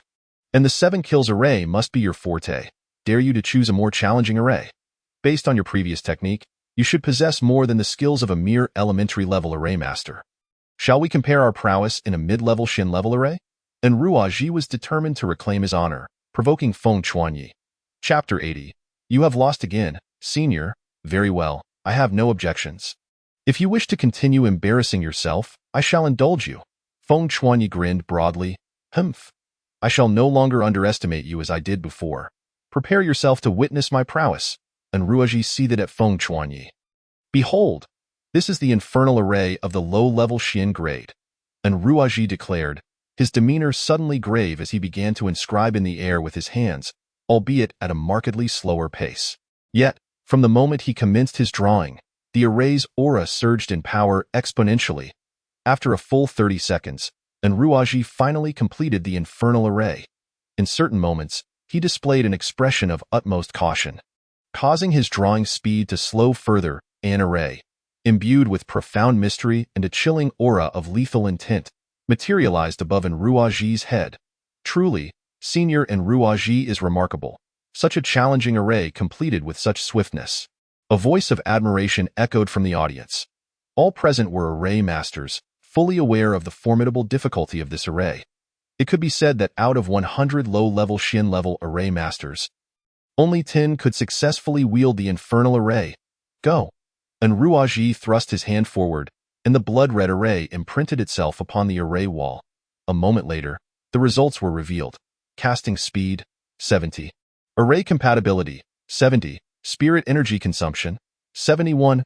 Array power, 72. Upon seeing these results, and Ruaji was exceedingly pleased. He turned to the contemplative Feng Chuanyi, tauntingly stating, "It is your turn now, Feng Chuanyi. Are you afraid?" He mused inwardly. Surely, no matter how talented you may be, mastering this array in a mere 8 days is beyond the realm of possibility. This array, while appearing simple, possesses the same level of difficulty as the most challenging array among the low-level Shin grade. The demon-slaying array. Feng Chuanyi could not help but chuckle. Fear? Nonsense. I am merely contemplating whether to grant you a semblance of face, lest your defeat be too humiliating. Humph. Cease your prattling and demonstrate your abilities. Show me your skills, and Ruaji urged, a friendly reminder escaping his lips. Do take your time. Even if you falter once or twice, it is of no consequence. Heh, what difficulty could such an array possibly pose? Feng Chuanyi replied with a laugh. Then allow me to witness this supposedly simple array. And Ruaji thought to himself, eager to see Feng Chuanyi falter mid-execution, just as they had during their training. He could not believe that Feng Chuanyi would evade the mistakes they had all made while practicing this array. After all, thus far, no one had managed to bypass the array's pivotal segment without stumbling. Then watch closely. Feng Chuanyi smiled confidently, thinking, Humph, do you presume to think I am unaware of the secrets of this array? You dream. With remarkable speed, Feng Chuanyi began to inscribe, his vital energy surging in tandem. The entire process took merely 2 seconds, executed flawlessly without a hint of pause. Go. Feng Chuanyi commanded, and the array, radiating a fierce aura of death, imprinted itself upon the array wall. Buzz.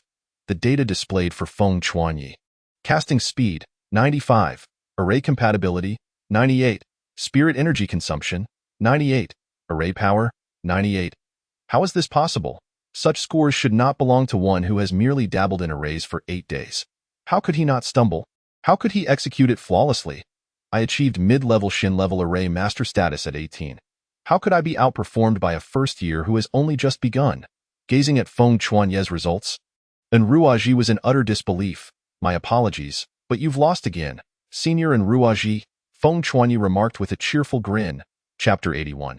I have been conceding to you thus far. Let us go again. Surely, your previous victories were mere strokes of luck. This time, we shall engage in a true contest of mid-level Shin-level arrays. Dare you accept? And Ruaji insisted, digging in his heels. Senior Ruaji, isn't such stubbornness unbecoming? Feng Chuanyi teased, eyeing him with amusement. Are you afraid to continue? Allow me to enlighten you. My previous victories were merely out of deference to your pride. This round shall be the true contest of life and death. Do you dare accept? If you shy away, I shall graciously overlook your previous losses and grant you a path of escape. And Ruaji proclaimed with an air of nobility. Heh, I have never seen such shamelessness, however. Since Senior and Ruaji wishes to continue entertaining the crowd, I shall not object, Feng Chuanyi responded, glancing around at the spectators with a smirk. Such audacity! You shall regret uttering those words. This time, I shall reveal my true strength. Prepare to withdraw from the academy. And Ruaji's eyes glimmered with murderous intent. Then you must possess the requisite strength. However, I do not believe that your unstable foundation, riddled with flaws, can compel me to leave. Feng Chuanyi scoffed, dismissively picking at his nose. Humph, wait and see. You will weep for today's events. Everyone, step aside. As I perform this array, I cannot guarantee your safety. And Ruaji bellowed, his vital energy surging forth with great force. With that, he began to inscribe in the air, each stroke infused with formidable vitality. Yet, even after 3 minutes, he ultimately failed, frustrated. He gritted his teeth and clenched his fists, approaching the task with renewed caution. At that moment, an elder silently appeared behind them. Mentor Zhangku.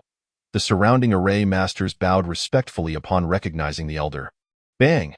And Ruaji was startled, his focus wavering, leading to yet another failure. Continue. Focus on your drawing. I merely stepped out to witness the lively atmosphere, Mentor Zhangku remarked, observing in Ruaji's unease with an appraising gaze.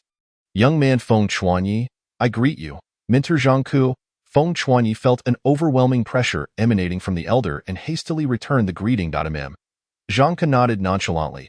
He was the esteemed high-level Earth-grade array master of the Jian Sword Academy. Perhaps due to Zhangku's watchful presence, and Ruaji's technique stabilized significantly, and at long last, he succeeded. With a powerful shout, he unleashed the Haotian shockwave array, imprinting it upon the array wall. Soon after, the results were revealed: casting speed, 68, array compatibility, 72, spirit energy consumption, 62, array power, 79, commendable. Having just ascended to mid-level Xian-level array master, you can wield an array that even high-level Xian-grade masters might struggle with. You have certainly put forth commendable effort, Zhangku remarked approvingly. Thank you for your praise, mentor. And Ruaji replied, casting a challenging glance at Feng Chuanyi. It is your turn. Chapter 82. I shall make you submit willingly. Feng Chuanyi. What did you think of his earlier performance? Zhangku suddenly inquired of Feng Chuanyi. Mentor, would you prefer the truth or a falsehood? Feng Chuanyi scratched his nose, his gaze evasive. Naturally, the truth. I wish to know how you perceive a disciple whom I believe to be quite capable to accomplish what even I could not, flawless array inscribing. This talent is one I can only lament not having encountered sooner. At these words, the crowd gasped, astonished by Zhangku's high praise for Feng Chuanyi. And Ruaji's face darkened with jealousy as he interjected, Mentor, should he lose this match, he must leave the academy. Moreover, he has insulted students before. His arrogant demeanor renders him unsuitable for the study of arrays. He would not allow Feng Chuanyi to maintain such a close relationship with Zhangku. How dare you speak so? You have lost 2 rounds, yet you shamelessly cling to the third. You truly bring me great embarrassment. If I had not appeared, you would have utterly tarnished my reputation. Do you believe that encountering talent threatens your interests? Zhangku chided, discontent evident in his tone. Student dares not think such thoughts, however. It is his turn to perform the array. Should he lose, he must depart the academy. This is a promise he made himself. Even if I have conceded twice, a gentleman's word is as heavy as 1,000 pounds. He must honor his commitments. And Ruaji lowered his head, a sinister smile curling at the corners of his mouth. He could hardly believe that Feng Chuanyi could master the Haotian Jinwei array within 8 days. This was a feat unattainable even by some high-ranking Xian-level array masters. Only a genius like him could accomplish such a task. How dare he, relying on his early entry into the field, bully others who are less knowledgeable? No matter how formidable he was, it was inconceivable for him to learn the Haotian Jinwei array in just 8 days. Zhangku, increasingly dissatisfied, huffed and glared. If I were to let him off the hook for the sake of our teacher, what do you think? And Ruaji feigned benevolence. Well, I suppose that counts for something. Just as Zhangku was about to nod in agreement, feeling a flicker of conscience, he was interrupted by Feng Chuanyi. There's no need for such complexities, and Ruaji. You certainly overestimate yourself. It took me 3 failures before I successfully executed the Haotian Jinwei array. With such skill, do you really think I would concede? Let me show you what the true Haotian Jinwei array looks like. Spare me your nauseating pretense. It's making me feel ill, Feng Chuanya retorted with derision, then cut off Zhang Ku's attempt to mediate, saying, Zhang Ku, trust me. I will make him submit wholeheartedly. Very well. Since you insist on courting disaster, let us begin. But do not come pleading for mercy when you find yourself defeated. And Ruaji raised his head, a smug expression on his face, prompting Zhang Ku to furrow his brow. Just watch closely and see how a perfected Haotian Jinwei array appears. Feng Chuanya inhaled deeply, his blood surging with fervor, his hands glowing with spiritual energy as he swiftly sketched intricate patterns in the air, his hands transforming into a blur of phantoms. Humph, fool. The essence of the Haotian Jinwei array lies in its stability. At this speed, how could one possibly maintain stability? And Ruaji sneered, observing Feng Chuanya's actions with disdain. He is far too impatient. It seems failure is imminent, as he gazed at the chaotic forces of nature being summoned. Zhang Ku sighed, Humph, I shall see how you intend to teach me a lesson. Watching Feng Chuanya's technique, and Ruaji wore a victorious smile. The Haotian Jinwei array must never be rushed. Every strand of spiritual energy must be stabilized. Yet, judging by Feng Chuanya's movements, even if he attempted this 10 times, success would elude him. I refuse to believe there exists a genius capable of progressing from a low-level mortal to a mid-level Shin-level array master in just 8 days. This is utterly impossible. No such prodigy exists in this world. Feng Chuanya, do not rush. Take your time. Fear not, I shall not mock you. And Ruaji taunted once more. Humph, take your time. Watch closely and see what a true genius looks like. Now, Feng Chuanya scoffed, increasing the speed of his movements. The forces of nature were entirely drawn towards him. The entire array became frenzied, its patterns beginning to spiral into chaos. Haha, fool, you are on the brink of failure. And Ruaji laughed heartily at the sight, however. In the next moment, boom, an overwhelming, tempestuous aura, brimming with lethal intent, descended, boom, boom, crack. The ground beneath Feng Chuanya's feet, made of Qingsong stone, shattered twice in quick succession, sinking more than half a foot deep. Gasp, that stone can withstand the full force of a 5th-tier spiritualist's strike. What immense pressure must one possess to achieve this? The crowd, aside from Zhang Ku and Ruaji, instinctively recoiled several meters away. Gather, Feng Chuanya bellowed, his aura erupting once more. The previously 10-meter array suddenly shrank to 5 meters. Array convergence technique? How is this possible? And Ruaji's confidence wavered at this display. That is a technique only high-ranking Shin-level array masters can execute. Even I have yet to master it. Go. And Ruaji, savor your last moments of triumph, for you shall soon crumble. Feng Chuanya pressed the array against the array wall, glancing at Ruaji with a playful smirk. Buzz! The patterns imprinted upon the array wall ignited, and data began to materialize. It is absolutely impossible for you to surpass me. Impossible for you to surpass me. And Ruaji, for reasons unknown, suddenly felt a surge of anxiety, sweat pooling in his palms as he fervently prayed in his heart. But alas, the inevitable must come to pass. Facts are facts. Execution speed, 99. Array compatibility, 99. Spiritual energy consumption, 95. Array power, 95. Boom. And Ruaji collapsed to the ground, his eyes wide with disbelief.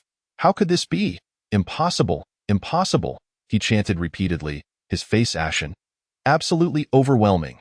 Feng Chuanya had decisively triumphed with an overwhelming performance. You have lost, and Ruaji. Feng Chuanya clapped his hands, gazing down at Ruaji with pride as he announced the outcome. You have only been exposed to arrays for 8 days. How could you possibly surpass my 8 years of training? And Ruaji roared at Feng Chuanya, his tone laced with desperation. Just because you cannot achieve it, does that mean I cannot? Ha ha, therein lies the chasm between us, between genius and mediocrity. Chapter 84. From the very beginning, it was a mistake. To be honest, that statement was indeed quite boastful. And Ruaji, do not forget your words. A gentleman's promise is worth 1,000 pounds. Remember to fulfill the vow you made. Feng Chuanya said mockingly, eyeing Ruaji. How dare you? Do not push your luck. And Ruaji clenched his fists, his face darkening like storm clouds, his teeth grinding audibly. His gaze towards Feng Chuanya was filled with venomous resentment, as if Feng Chuanya had committed a crime by defeating him. What? Is Senior and Ruaji planning to act as if nothing happened? Very well, if that is the case, I shall pretend nothing occurred. However, remember that the heavens are watching. Be wary of retribution in the future. Feng Chuanya shot Ruaji a scornful glance before turning to stride toward the array hall. Stop! And Ruaji suddenly shouted. What? Has Senior and Ruaji changed his mind? Feng Chuanya turned around, a teasing smile on his face. What level of cultivation have you reached? I wish to understand, and Ruaji questioned, his fists cracking with tension. Have you come to terms with reality? Seeing this, Feng Chuanya chuckled lightly and replied, My cultivation is rather modest. I must admit, in just 8 days, I have only managed to reach the upper tier of Shin-level Array Master. Silence fell upon the scene. Gasp! The crowd collectively inhaled sharply, gazing at Feng Chuanya as if he were a monster, their eyes filled with astonishment. Cough, that was a bit excessive, Feng Chuanya. That is quite disheartening. Zhang Ke coughed a few times, breaking the tension. Is that so? I thought I was a bit slow. I had initially aimed to break through to the lower tier of the Earth level. It seems I overestimated my abilities and only reached the upper tier of Shin level. Feng Chuanya scratched his head, his expression utterly infuriating. This prompted the surrounding crowd to wish to rush forward and give him a beating. Even Zhang Ke entertained this notion. Do you have any idea that it took me a full 23 years to progress from lower-tier mortal to upper-tier Shin level? Zhang Ke gazed at Feng Chuanya with a mournful expression, his eyes causing Feng Chuanya to feel a shiver run down his spine. Haha, is that so? It seems I have misjudged my own capabilities. Under Zhang Ke's intense stare, Feng Chuanya felt increasingly uncomfortable. The onlookers internally cried out, Feng Chuanya, please, be reasonable. Achieving the upper tier of Shin level in just 8 days is beyond human capability. It turns out that from the very beginning, it was I who was blind to talent. Ha ha ha. My loss is not unjust. Very well, a gentleman's word is his bond. It is said that one cannot step into the Eastern Domain or study at any academy within the Eastern Domain. I, and Ruaji, shall carve out my own achievements, even if I wander the realm of cultivation. When the disparity is too vast, it is enough to allow one to accept any outcome in an instant. And Ruaji was precisely this way. Feng Chuanya, do me a favor, will you? After this battle, and Ruaji would surely devote himself to diligent practice. There are but a few array masters in our sword academy. You see, Zhang Ke also bowed slightly to Feng Chuanya, his face serious as he requested that Feng Chuanya let Ruaji off the hook. All right, since Mentor Zhang Ke has personally humbled himself, it would be ungracious of me to refuse. Feng Chuanya quickly returned the gesture, agreeing to Zhang Ke's request. Chapter 85. Master, I bow to you. Unworthy disciple, do not forget to thank Feng Chuanya, Zhang Ke admonished Ruaji. Thank you, Senior Feng Chuanya, for your magnanimity. I shall surely devote myself to diligent practice in the future. And Ruaji, with head bowed, finally managed to squeeze out these words after much internal struggle. Well said. Well said, however, Mentor Zhang Ke, do you not owe me some compensation? I am the one who has suffered a loss here. Feng Chuanya feigned innocence, saying, You dare to speak up? Huh. Very well, tell me, what do you desire? As long as I can provide something of value, nothing that would place me in a difficult position, I am willing to offer it. Zhang Ke stroked his beard and stated, First, today's information must remain confidential. I wish to keep a low profile. Second, I require you to personally assess my mastery of formations. Third, I seek your insights on the cultivation techniques of lower-tier Earth-level formations. Feng Chuanya put forth 3 requests. Very well, no problem that I initially thought you would make exorbitant demands, but it seems you possess a sense of propriety. Upon hearing this, Zhang Ke readily agreed. Master, I bow before you in respect. Suddenly, Feng Chuanya knelt on one knee and spoke with utmost reverence. This took Zhang Ke by surprise, and after a moment of realization, he responded, Ah, so this is your true intention. You've managed to outsmart me. A swift reprimand is in order. With that, he playfully struck Feng Chuanya on the head. Hee, the insights on cultivation are gifts from a master to a disciple. Since you have agreed to impart them, does that not imply your acceptance of me as your disciple? Are you truly uninterested in a genius of formation such as myself? Feng Chuanya grinned, baring his teeth like a mischievous monkey. All right, you are indeed clever. Very well, I shall accept you as my disciple. However, you shall be my junior disciple. and Ruaji shall be your senior brother. You also have an elder brother who is currently away on a mission. He is already a mid-tier Earth-level formation master, so you must strive to impress him with your performance, Zhang Ke said with a smile. Hee, of course. I am confident in my ability and determination. Upon hearing this, Feng Chuanya beamed with excitement. Did you all hear what Feng Chuanya just said? If anyone lets slip a word, it would be a slap in my face. And I shall not let it go lightly. Do you understand? Zhang Ke turned to address those present, instantly adopting an air of authority. Yes, everyone, including Ruaji, replied in unison. Junior brother, I look forward to your guidance. Feng Chuanya said, cupping his hands in salute to Ruaji. Absolutely, Ruaji smiled, though his expression was somewhat strained. Being the second senior brother was a bit awkward for him. He couldn't surpass the elder brother, nor could he best the junior brother. Meanwhile, those around them looked enviously at Feng Chuanya. Being accepted as a disciple by Zhang Ke meant he would undoubtedly enjoy a position of prominence within the Sword Inquiry Academy. After all, Zhang Ke's status was unparalleled within the entire institution. All right, Feng Chuanya, follow me for your assessment as a formation master, Zhang Ke called out, beckoning Feng Chuanya to accompany him into the formation hall. The onlookers did not disperse. They were eager to witness the final results of Feng Chuanya's assessment. Although they were already aware of his formation master level, they hoped to see if any miracles would occur in his evaluation. Chapter 86. The Relics of the Great Spirit Master. Half an hour later, a powerful surge emanated from the formation hall, lasting for a full minute before dissipating. Moments later, Feng Chuanya and Zhang Ke emerged side by side. The surprise on Zhang Ke's face had yet to fade, while a golden Xin badge now adorned Feng Chuanya's chest, a symbol of a superior Xin-level formation master. Beneath the Xin, 5 gleaming stars sparkled brightly. Hiss! A collective gasp escaped the crowd. The 5 stars represented 5 levels of proficiency in formations: entry-level, proficient, minor achievement, major achievement, and mastery.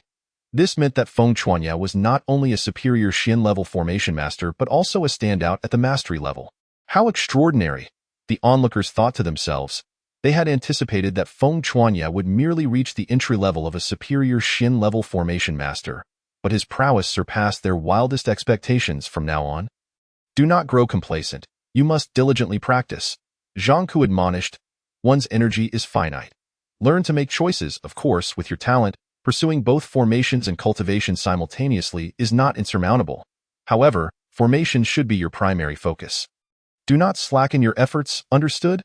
Zhang Ke paused at the entrance of the formation hall, looking intently at Feng Chuanya as he offered this counsel.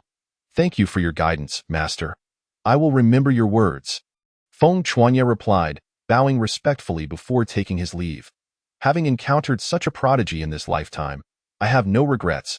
Zhang Ke mused as he watched Feng Chuanya depart, a faint sigh escaping his lips. Without his identity as a formation master, Zhang Ke would likely be struggling to make a living in the lower-tier domains. After all, his cultivation level was merely that of a first-tier Great Spirit Master. Yet, once he activated formations, he became a formidable force with the combat prowess of a peak Great Spirit Master. Most of the spiritual formations at the Sword Inquiry Academy were crafted by him, which explained his extraordinary standing. As for Feng Chuanya, with an additional formation master as my mentor, my footing in the Sword Inquiry Academy is secured. Future cultivation will undoubtedly become much easier. After receiving Zhang Ke's cultivation notes, he promptly returned to his dormitory to prepare for studying the details of lower-tier Earth-level formations. Just then, a voice resonated in his mind. Attention all first-year students, a relic of a great spirit master has been discovered in the Nightfall Forest of the Eastern Domain. All first-year students are to proceed there for exploration in 2 days. All items obtained will belong to the individual, and the Academy will reward each student with 500 points. Any excess findings may be submitted to the Academy for point exchange. After delivering this announcement, the voice faded into silence. A relic of a powerful being in the Nightfall Forest? How intriguing! Feng Chuanya grinned widely. The instruction to proceed independently implied that they could not reveal their affiliation with the Academy, and must rely solely on their personal strength to compete. This was an unwritten rule accepted by all academies in this era. When treasures are at stake, one cannot rely on their status, but must adhere to the principle of survival of the fittest. In other words, the stronger one is, the more they can claim. If one is weak, then unfortunately, the treasures will remain out of reach.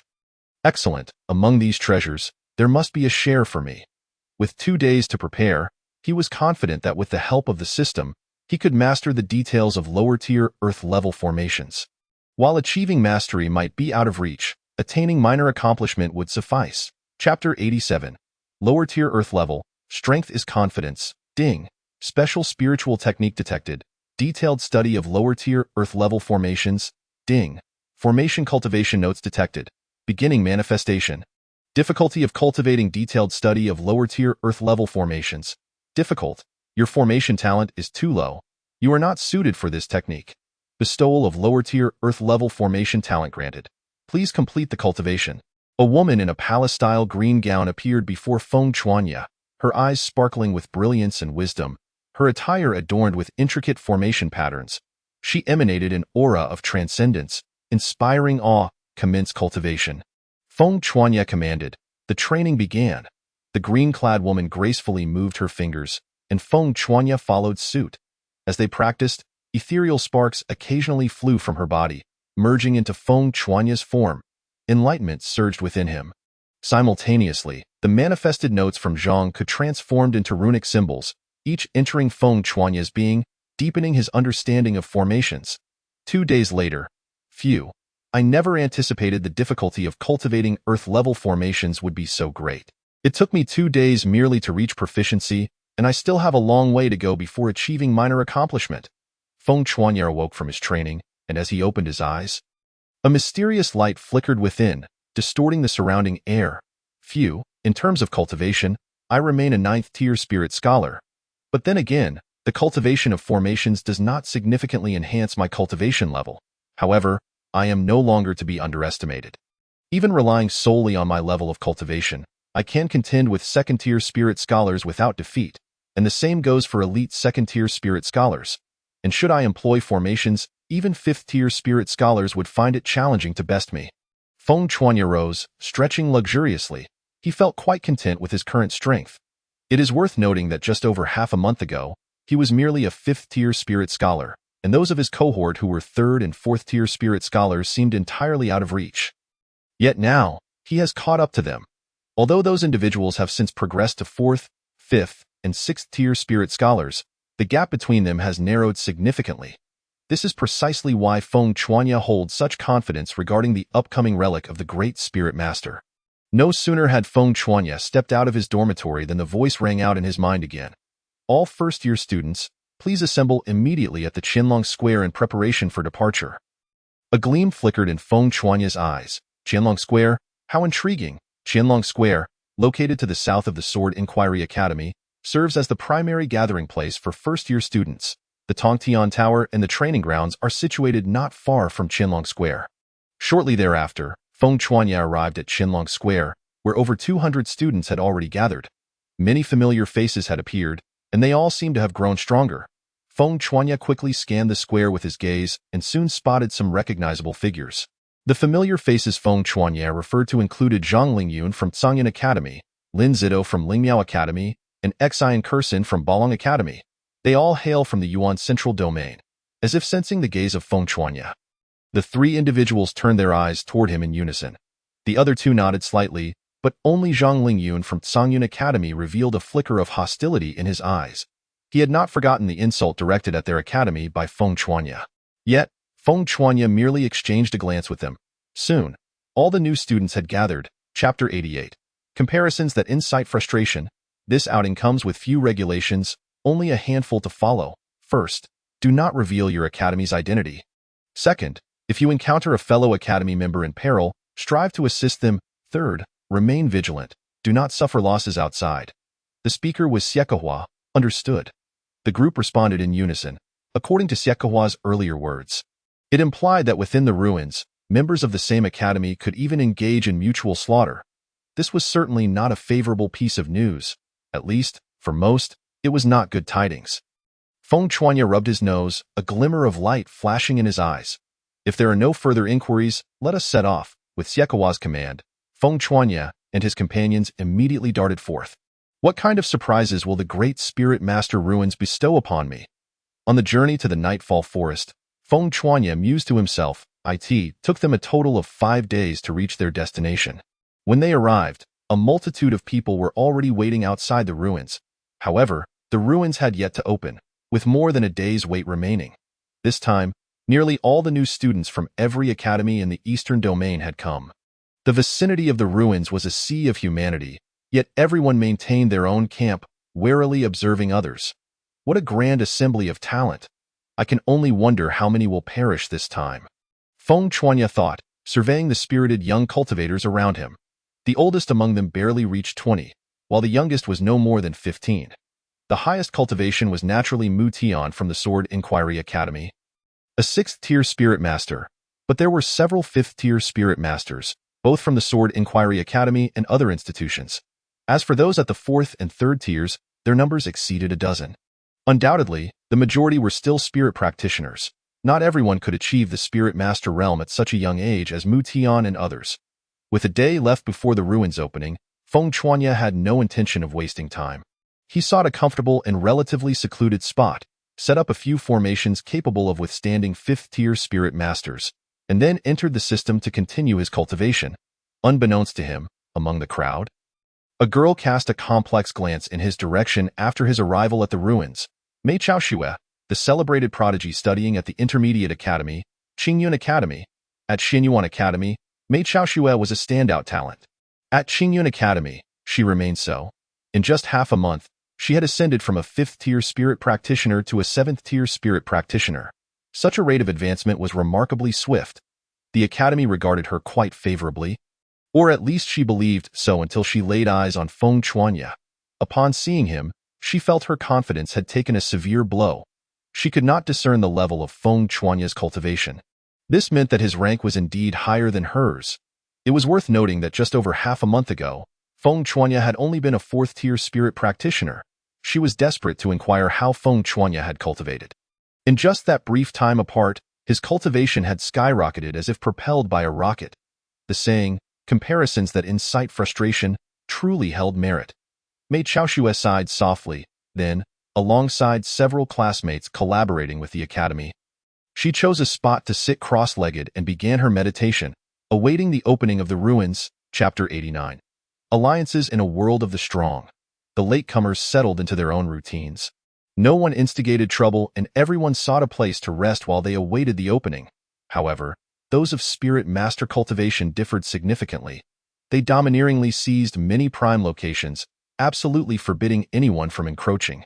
Those who dared approach would not be spared. Moreover, if they coveted a particular spot, they would claim it with an overwhelmingly arrogant attitude. Consequently, within mere minutes, several conflicts erupted. In these altercations, the principle of survival of the fittest was glaringly evident. The weaker had no choice but to submit to the stronger. Thus, although they were from different academies, a clear hierarchy was unmistakably manifested on their territories. The spirit masters occupied the best and largest areas, while the remaining spirit practitioners were relegated to the outskirts.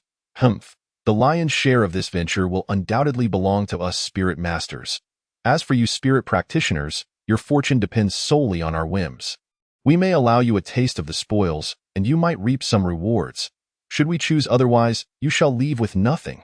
Should you dare to voice your grievances, do not blame us for our ruthlessness. Mu Tian cast a sidelong glance at the crowd, his gaze resting solely on those at the spirit master level, completely disregarding anyone below that rank. In his eyes, those beneath the spirit master tier were unworthy of his attention. The other spirit masters shared similar views. Thus, while the forest appeared tranquil, it was already rife with undercurrents of competition. Each spirit master had their own agenda, and naturally, the spirit practitioners harbored their own aspirations. Meanwhile, Mei Chaoxue, under the watchful eyes of her companions, approached the inconspicuous Feng Chuanya. "This esteemed fellow, would you permit me to invite you to join us in exploring the ruins?" Suddenly, as Feng Chuanya was engrossed in his cultivation within the system, he heard a voice as melodious as wind chimes, crisp yet tinged with a hint of solitude. This voice was familiar to him. He unwittingly exited the system and found Mei Chaoxue smiling at him. "Ah, I wondered who it was. It turns out to be you." Feng Chuanya couldn't help but sigh in exasperation. Why the sudden desire to team up with a novice like me? Surely your teammates possess commendable strength. So why extend an invitation to me? Feng Chuanya glanced at her companions, who ranged from 7th-tier spirit practitioners to peak spirit practitioners. The more hands, the more strength, wouldn't you agree?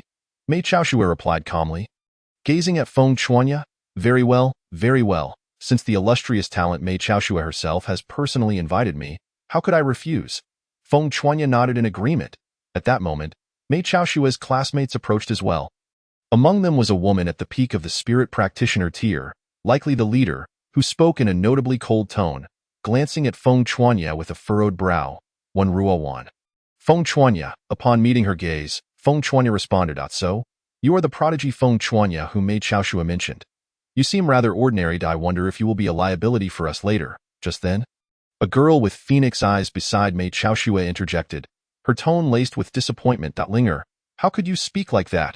Wen Ruowan immediately raised her brow, reproaching her lightly, yet her expression revealed that she merely feigned indignation. No matter. She was not entirely incorrect. I am indeed an ordinary person. Feng Chuanya chuckled, unperturbed by the disdain of this Linger girl, for it was unnecessary to be offended. Very well, let this be settled. When the ruins entrance opens, I shall call for you. Mei Chaoxue, unaware of Wen Ruowan's frown, lightly spoke to Feng Chuanya before following Wen Ruowan away. How shameful to seek refuge in a woman's team. The world is full of oddities. What a waste of his impressive cultivation. Observing this, the surrounding crowd couldn't help but voice their derision. Feng Chuanya regarded their words as mere background noise. He resumed his cultivation within the system, aiming to enhance his strength, thus reducing future risks. A day later, the entrance opened. It was unclear who had shouted, but chaos ensued as those of Spirit Master Cultivation surged forth like rockets. Following suit, the spirit practitioners rushed eagerly into the entrance. Only Feng Chuanya remained unhurried, rising leisurely after most had already entered. Witnessing this, Wen Ruowan trembled with anger, approaching Feng Chuanya with an icy demeanor, demanding, You better provide me with an explanation. If it weren't for Mei Chaoxue's reputation, I would have confronted you already. Do you realize how much loss your delay has caused us? Are you prepared to bear the consequences? Rest assured, your gains will not diminish. What difference does it make if they enter now and find treasures? When they emerge, it will still depend on strength. Only those who truly retrieve the treasures can claim success, if that is the case. Why the urgency? As long as your strength is sufficient, what is meant for you will remain intact. Feng Chuanya yawned, speaking in a rather languid manner. Fine, consider this a pass this time. I may not be as lenient next time. When Ruowan found herself at a loss for words, frustration bubbling within her as she could only utter a warning in response, Mei Chaoxue couldn't help but breathe a sigh of relief, saying, Since that is the case, let us proceed. Once inside, you shall follow my directives, and you have no objections, do you? When Ruowan inquired once more, her tone less than amiable. As long as your decisions are sound, I believe there will be no issue. Feng Chuanya waved his hand dismissively. Very well, it is settled then. Once we enter, no one is permitted to act independently. Remember, we are a collective. The interests of the group are our OWN. No one is allowed to engage in actions detrimental to our collective benefit. Understood? When Ruowan cast a commanding glance over everyone, establishing her authority like a queen, particularly lingering on Feng Chuanya for a brief moment, her meaning unmistakable. Upon entering the ruins, Feng Chuanya was greeted by the sight of an enormous hall. Supported by 8 massive pillars, adorned with dragons and phoenixes, an awe-inspiring spectacle. The pillars bore numerous inscriptions, seemingly chronicling the life of the hall's master. Chapter 91. Are you deliberately seeking trouble? What is there to behold? This is merely a hall. How could there be treasures here? Let us hasten to search elsewhere for valuables. Do not be so foolish as to pick up sesame seeds while discarding watermelons.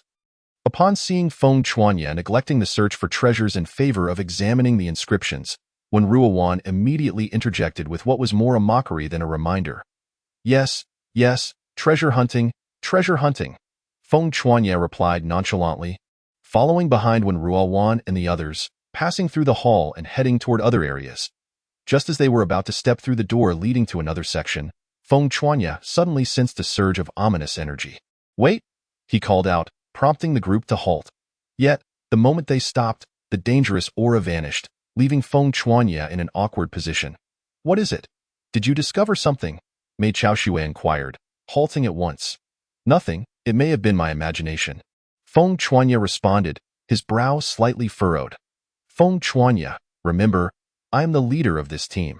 Please refrain from overstepping your bounds in the future. When Ruowan admonished sternly, perceiving Feng Chuanya as making a blatant challenge to her authority. Seeking validation.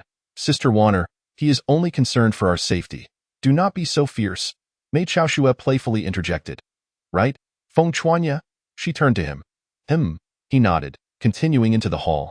Meanwhile, just around the corner, a first-grade spirit master observed Feng Chuanya with narrowed eyes, gravely commenting, this fellow has an astute sense. We had barely aimed when he detected us. Returning to Feng Chuanya, after crossing the hall, they entered a long corridor lined with numerous rooms. Why is there no treasure to be found anywhere? We have searched for so long. Could it be that we arrived too late? After several hours of searching through over a dozen rooms without discovering anything of value, some members of the group began to voice their annoyance. Isn't it because of someone who remains utterly unconcerned? If we had arrived earlier, we wouldn't be in this predicament. The girl named Linger spoke with a sharp tone, her meaning clear to all present. I agree. Our team was perfectly fine before inviting him in, another remarked, casting a derisive glance at Feng Chuanya, and Mei Chaoshue in response. Feng Chuanya remained silent. Enough, this should merely be a preliminary chamber. Even if there are treasures, they are likely of little significance. Let us press on and continue our search, Mei Chaoshue suggested, furrowing her brow on Feng Chuanya's behalf. Let us refrain from further comments. Though our lack of success may not be unrelated to a certain individual's presence, which has delayed us considerably, when Ruowan stated pointedly. Upon hearing this, Mei Chaoshue frowned again, realizing that every other member of the team seemed to be targeting Feng Chuanya. Just as she was about to speak, she noticed Feng Chuanya shake his head, causing her to swallow her words. Thus, under Wen Ruowan's leadership, the group continued their treasure hunt. Chapter 92. Look, what could possibly go wrong? Yet, while imagination may be beautiful, reality is often harsh. They traversed the corridor to find a room that appeared untouched, yet still yielded no treasures. Why are we still empty-handed? Our luck today is dreadful. Linger voiced her frustration once more. I believe it is due to the presence of a jinx among us, which has brought us nothing but misfortune. Zhao Yaqian, the earlier speaker, remarked sarcastically. This wretched place offers no rewards. Had it not been for a certain individual, we might have amassed a wealth of treasures by now. She stabbed her sword into the ground in annoyance. Suddenly, the entire room began to tremble, and the walls shifted, transforming into 4 rows of cabinets filled with techniques, spiritual skills, and medicinal pills, radiating a mystical aura, alongside numerous chillingly luminous spiritual artifacts. What is this? Ha ha ha, treasures. We have finally discovered treasures. It appears our previous approach was flawed. Zhao Yaqian exclaimed, her shock turning to elation as she screamed in delight. The others stood in stunned amazement, taking in the astonishing sight. What are you all dawdling for? Hurry and seize the treasures before others arrive. When Ruowan commanded, rousing the group from their stupor as they rushed toward the cabinets filled with spiritual items. Feng Chuanya, initially overjoyed, was about to dash forward when he suddenly noticed 2 golden formations rising from the cabinets, causing him to draw in a sharp breath. High-grade profound spirit formation, blade of absolute kill, high-grade profound spiritual skill, annihilation 7 kill formation. Not good, stop. If you value your lives, do not touch those spiritual artifacts or pills. As he shouted, he dashed toward Mei Chaoshue, pulling her back just as her hand was about to grasp a pill. Linger, witnessing this, scolded him without hesitation. Feng Chuanya, what are you doing? Are you trying to attract unwanted attention with your loud shouts? We are so close to the pills. Do you really think there is any danger? What do you intend to do, Feng Chuanya? Are you purposely trying to create chaos? When Ruowan glared at him furiously. With treasures so close at hand, Feng Chuanya's intervention and his loud warnings seemed utterly unnecessary, as if he were seeking attention. Clearly, there is no danger. He simply wants to create a scene, Zhao Yaqian scoffed. Reaching for a technique manual from the cabinet, only to find nothing untoward occurring, prompting her to mock him further. Feng Chuanya, you should be grateful. At that moment, when Ruowan was about to pursue accountability when Feng Chuanya swiftly dashed past her. Lunging toward Zhao Yaqian. Chapter 93. He is no longer of use, Feng Chuanya. Are you finally going to take action? But I am not a mere fruit to be squeezed. Zhao Yeqian thought Feng Chuanya intended to harm her as he lunged toward her, instinctively striking at him with her sword. In that instant, the room trembled violently, and the formation erupted with blinding light, emanating a terrifying aura. With a swift motion, Zhao Yeqian's sword pierced through Feng Chuanya. Yet he seized her arm and hurled her away, sending her crashing into Wenrua Wan and the others. In the next moment, the spot where Zhao Yeqian had stood was engulfed by a torrent of ferocious sword energy. The surrounding cabinets and walls shattered like tofu, and the residual shockwave left Wenrua Wan and her companions with numerous wounds, forcing them to retreat in terror. Yet the chaos had not concluded.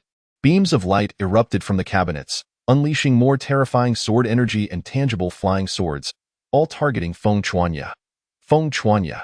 Mei Chaoxue was the first to react, crying out in despair as she finally understood why he had pulled her back.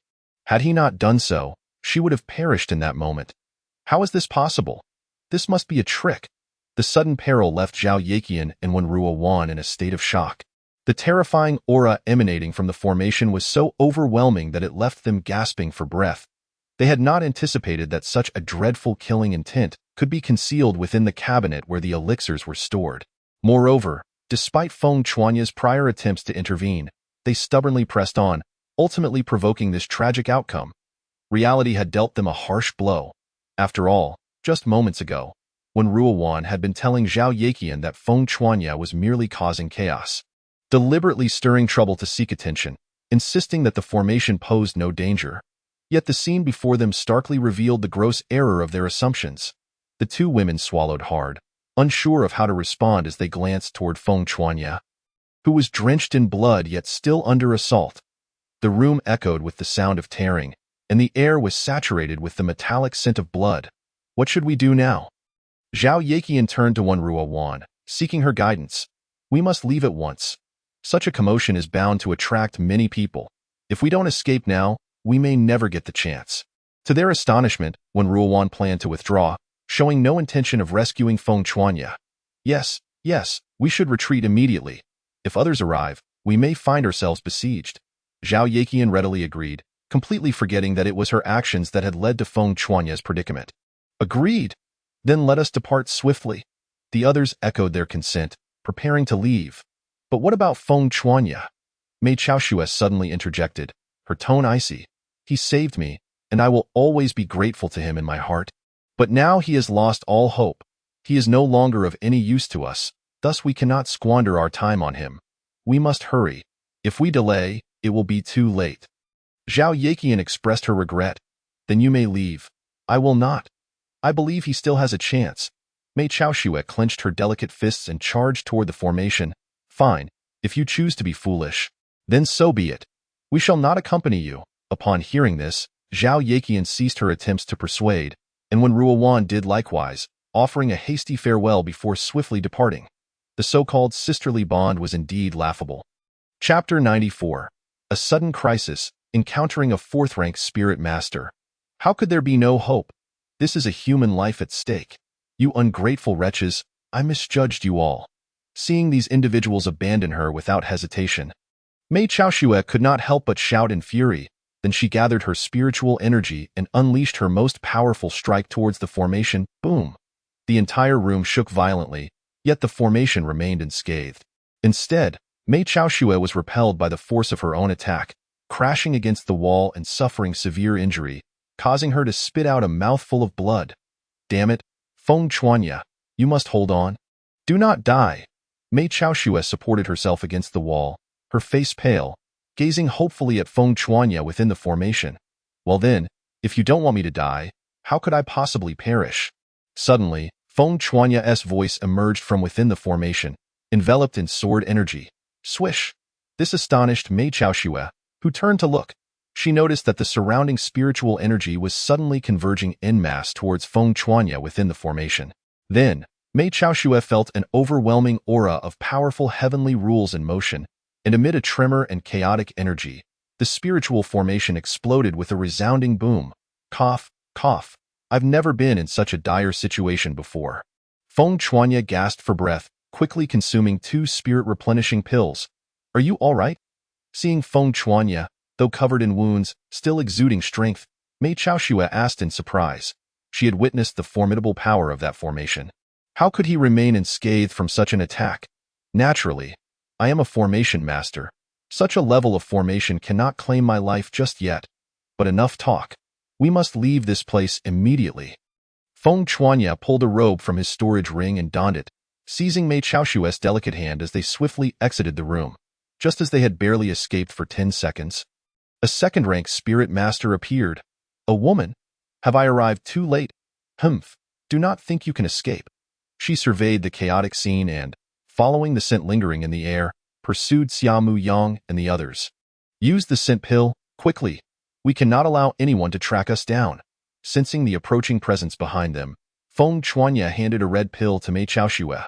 Without a moment's hesitation, she swallowed it. Seeing this, Feng Chuanya took her hand, channeling his energy into the wind-chasing step, deftly weaving through the corridors and swiftly creating distance from the pursuing second-rank spirit master. Damn it, the trail has vanished. What a cautious individual. With the lead broken, the second-rank spirit master could no longer pursue.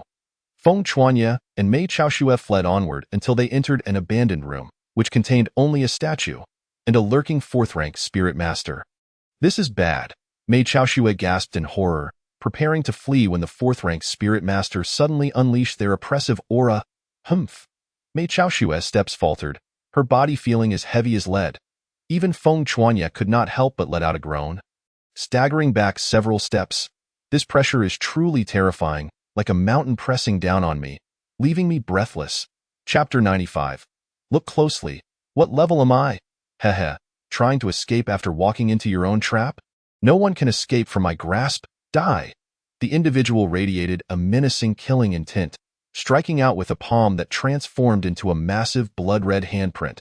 The air seemed to freeze instantly, a terrifying power radiating outward. This person had no intention of giving Feng Chuanya any chance to react, aiming to kill them both and seize the treasure. Heh, let us see who ends up killing whom. Feng Chuanya's blood surged fiercely, the oppressive force lightening immediately, and he began to swiftly sketch intricate patterns with his hands. Buzz! The ground trembled violently, and an invisible force grew stronger with each of Feng Chuanya's movements. A magnificent golden formation took shape, the Haotian shockwave formation. Activate! Feng Chuanya bellowed, instantly condensing the formation to half its size, and with the ground erupting beneath him, he collided fiercely with the blood handprint. Boom! The spiritual energy in the air trembled violently. The walls of the room cracked under the pressure, and both the fourth-rank spirit master and Feng Chuanya were forced back, neither gaining the upper hand. A formation master? You're actually a formation master. But alas, you are merely a superior Xin-level formation master, hardly a concern. A hand to cover the sky. Die. The individual wore a chilling smile as they struck again, unleashing a rolling blood hand that descended upon them. In an instant, the roar of thunder filled the air, and the ground erupted in a cataclysmic explosion from the force of the blood hand. A superior Xin-level formation master? Heh, then allow me to show you my true strength. The Wiling Shockwave Formation. Feng Chuanya laughed heartily, his hands swiftly sketching different formation symbols, and then, with a sudden clasp, he formed a golden array depicting the visage of an arhat, which soared skyward from beneath him. Boom! As the formation ascended, it radiated a brilliant light, steadfastly resisting the blood hand. You can actually employ a lower-tier Earth-level formation? I never expected you to be a lower-tier Earth-level formation master. The fourth-rank spirit master exclaimed in surprise. But so what? You are still young. At best, you have just broken through to this level. How could you possibly contend with me, blood demon? Die! The fourth-rank spirit master roared furiously, unleashing a torrent of spiritual energy that caused the entire room to tremble violently. A massive blood demon manifested behind the fourth-rank spirit master, warping the air and unleashing a tempest of fury. Feng Chuanya deftly maneuvered the Wiling Shockwave Formation to shield Mei Chaoxue behind him. Go! The fourth-rank spirit master commanded, and the blood demon struck down with both fists, the spirit suppression and demon exorcism formation. Feng Chuanya ignited with red-hot energy, transforming into a figure of crimson vitality. He swiftly sketched the array, and within a second, a red formation depicting Ashura emerged, pulsating with spiritual light. Feng Chuanya hurled the formation towards the blood demon, causing the ground to erupt in a cataclysmic explosion, leaving a deep chasm in its wake. Boom! The earth trembled as if struck by a mighty hammer, creating a massive pit, and as Feng Chuanya dissipated the formation, the fourth-rank spirit master was left gasping for breath. Chapter 96. Are you the reincarnation of a monster? Ding! You have slain a fourth-rank spirit master, gaining 6,000 spiritual energy, 5,500 cultivation, and 150 vitality. The system's voice echoed. And Feng Chuanya's expended spiritual energy was replenished significantly. Gulp! Mei Chaoshue's lips parted in shock, her snow-white neck quivering as she swallowed a mouthful of saliva, her clear eyes reflecting sheer astonishment, her delicate hands trembling uncontrollably. When did you become so powerful? Mei Chaoshue could hardly believe her eyes. This was the she had not seen for merely half a month. He was a fourth-rank spiritual master. And yet he had effortlessly subdued that very master with his sheer strength. A fourth-rank spiritual master. Mei Chaoshue now found herself struggling even against an eighth-rank spiritualist. Cough, cough. It had only been a few days since she had learned a little about formations. And as you can see, her abilities were still quite limited. After raiding the fourth-rank master for all his treasures, Feng Chuanya couldn't help but feel a sense of pride upon witnessing the astonished expression of the stunning beauty. Mei Chaoshue, with a smug demeanor, he exclaimed, I suddenly feel that compared to you, I am nothing but refuse. You are simply extraordinary.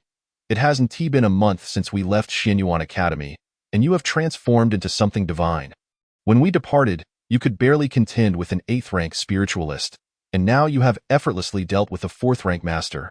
Just how powerful have you become? Mei Chaoshue rose to her feet, her voice trembling with disbelief. You should be able to match a fifth-rank spiritual master, right? Feng Chuanya swallowed 2 spirit recovery pills and scratched his head, saying, Let us not dwell on that for now. We must leave this place. We came here to seek treasures. With that, he grasped Mei Chaoshue's delicate hand and dashed out of the room. Barely 5 seconds after their departure, a group of individuals appeared in the very room they had just vacated. Hiss! The onlookers gazed at the fourth-rank spiritual master, who now resembled a puddle of muck, and felt a chill creep up their spines, realizing the gravity of the situation. A fourth-rank master had been defeated just like that. The one who vanquished him must be at least a fifth-rank master. No wonder the commotion was so great. It was a battle between fifth-rank and fourth-rank masters, truly terrifying. A second-rank spiritual master, observing the lifeless fourth-rank figure, expressed his astonishment. All his belongings have been taken. We arrived too late to witness the might of his conqueror. Let us hope we do not encounter this formidable foe, or we shall surely meet our demise. Someone, a first-rank spiritualist, prayed aloud. However, no one dared to admit their fear of death, for the fifth-rank master in this ruin was undoubtedly the strongest among them. Seeing that there was no more loot to be had, they all departed. Yet, just after they left, a second-rank spiritual master, exuding an aura of icy coldness, suddenly arrived. Upon seeing the body of the fourth-rank master, a hint of excitement flushed across his pale face. Upon closer inspection, his eyes resembled those of a serpent, dark golden vertical pupils that sent shivers down one's spine. Ah, with the body of this fourth-rank master, I can forge a remarkably decent low-tier Earth-level battle corpse. You may continue to fight. The more that perish, the happier I shall be, and the stronger I will become. This ruin remembers everything. All of it belongs to me, and no one shall take it away. After uttering these words, he departed. Chapter 97. That fool is probably dead by now. Meanwhile, with Feng Chuanya Fu, this place should be relatively safe now. After searching for so long, we have finally found a spot to recuperate. Feng Chuanya and Mei Chaoshue found a discreet room, and after setting up a triple-layered formation, he began to heal his injuries. Meanwhile, within the ruins, scenes of murder and treasure hunting unfolded everywhere. This was essentially a battleground for spiritual masters, while those below their rank could only survive in the cracks. For instance, when Ruowan and her companions. How outrageous! These spiritual masters are too excessive, relying on the power of the ruins. They deliberately monopolize various resources, leaving us to scavenge behind them for their discarded items. Zhao Yeqian exclaimed, visibly displeased. Indeed, at this rate, we won't find anything we desire. Our efforts will be in vain. and we are constantly at risk of losing our lives. Linger, a girl among them, nodded in agreement. Sigh, there's nothing we can do. We are simply too weak to contend with them. The law of the jungle prevails here. When Ruowan sighed, her expression filled with despondency. The enthusiasm she had upon entering had been completely worn away during these few hours of competition. That fool, Mei Chaoxue, is probably dead by now, while our group is in constant danger. She chose to remain behind for the sake of Feng Chuanya, who has clearly run out of options. Who can blame her? It was her own choice. Life and death are fated, and wealth is determined by heaven. If she lacks such fortune, she can only blame her own misfortune. Zhao Yeqian scoffed derisively. Enough of searching for significance from a corpse. We should contemplate our next course of action. When Ruowan glanced at them, signaling them to cease this futile discussion and think practically. With our current strength, we can only strive to survive in the interstices, hoping for a stroke of good luck. Otherwise, we will truly return empty-handed. When Ruowan sighed, before entering the ruins, she had thought that, even if her performance was not exceptional, it would at least not be dismal. Yet, the reality was far from her expectations. Most resources and treasures were monopolized by those spiritual masters. They, as spiritualists, could only obtain leftovers. Here, they finally understood the meaning of the saying. The strong grow stronger, while the weak grow weaker. The strong, relying on their formidable power, united to seize the majority of the resources, thus becoming even stronger. This cycle would perpetually repeat, resulting in diminishing resources for the weak in comparison to the ever-stronger strong. The weak naturally appeared increasingly feeble. Back to Feng Chuanya Fu, my injuries have healed. It's time to begin the treasure hunt. Feng Chuanya opened his eyes from meditation and stood up, bang. Just then, the door of the room they occupied was suddenly attacked. Have we finally been discovered? Let me see which strong individual has come to our doorstep. Feng Chuanya exchanged a knowing glance with Mei Chaoxue, then dispelled all the formations at the door. Boom. In the next moment, the door crashed down, revealing two first-rank spiritual masters before Feng Chuanya. Hiss! Before Feng Chuanya could make a move, these two first-rank spiritualists gasped in shock, their eyes filled with horror. Then, both exclaimed their bad luck and fled like the wind. Chapter 98. There's even an underground level. I'm not a monstrous beast, am I? Why the panic? Watching the two flee faster than rabbits, Feng Chuanya could only feel bewildered. It seems you still have a certain reputation. A ninth-rank spiritualist scared off two first-rank spiritualists. Impressive indeed, unparalleled in history. Mei Chaoxue couldn't help but chuckle. All right, enough chatter. Let us leave quickly. Such a commotion will soon attract others. Feng Chuanya shot a speechless glance at Mei Chaoxue before leaping away. Upon witnessing this, Mei Chaoxue made a face at him and followed suit. Now, regarding those two first-rank spiritualists, thankfully, they ran fast. Otherwise, they would have been doomed. My goodness, that was terrifying. We actually encountered this calamity. We nearly got robbed. The two ran for over 10 minutes, confirming that Feng Chuanya was not in pursuit, before finally stopping. They were from the Array Hall of the Sword Asking Academy, so they were naturally well acquainted with Feng Chuanya's appearance. They also understood just how formidable an upper-tier profound-level formation master he was. Fortunately, he likely didn't see our faces clearly. Otherwise, he would have surely chased us down. One of them said, a look of relief washing over his face. Yes, I was scared to death. It was pure luck that we ran into him. Thank goodness we were quick. The other one still bore a countenance of survival after the storm. They were merely low-tier ordinary-level formation masters, and their first-rank spiritualist strength was insignificant in Feng Chuanya's eyes. They needed to be cautious from now on. Encountering him again would spell disaster. The one on the left spoke. The one on the right nodded in agreement, fully aware of the gravity of the situation. Returning to Feng Chuanya, logically speaking, this ruin should be of this size. But why haven't we seen Mu Tian and the others? Could there be some mechanism we are unaware of? After all, there were at least 1,000 of us when we entered. How could they have vanished so suddenly? Even if some perished, it shouldn't have happened so quickly. After searching several rooms, Feng Chuanya and Mei Chaoxue noticed that the number of cultivators they encountered was dwindling. Most were now only 6th-rank and 7th-rank spiritualists. This felt quite abnormal. The area they were currently in was known as the Lingshu Palace, or the Initial Corridor. a place designated for storing less significant items. Beneath the Lingshu Palace lies the true treasure trove of the ruins. Suddenly, Mei Chaoshue spoke up. This place is called the Lingshu Palace. How did you know that? And how did you know there's more space below? Upon hearing this, Feng Chuanya was taken aback. Wasn't it written on the door? Mei Chaos-Han pointed to the nearly unnoticed tiny inscription above the door and remarked, Ah, indeed. It seems they have discovered this as well and have gone below to seek treasures, which explains the sudden decrease in numbers. Feng Chuanya focused his gaze, finally noticing the text above. Over half of the treasure hiding places are protected by powerful formations?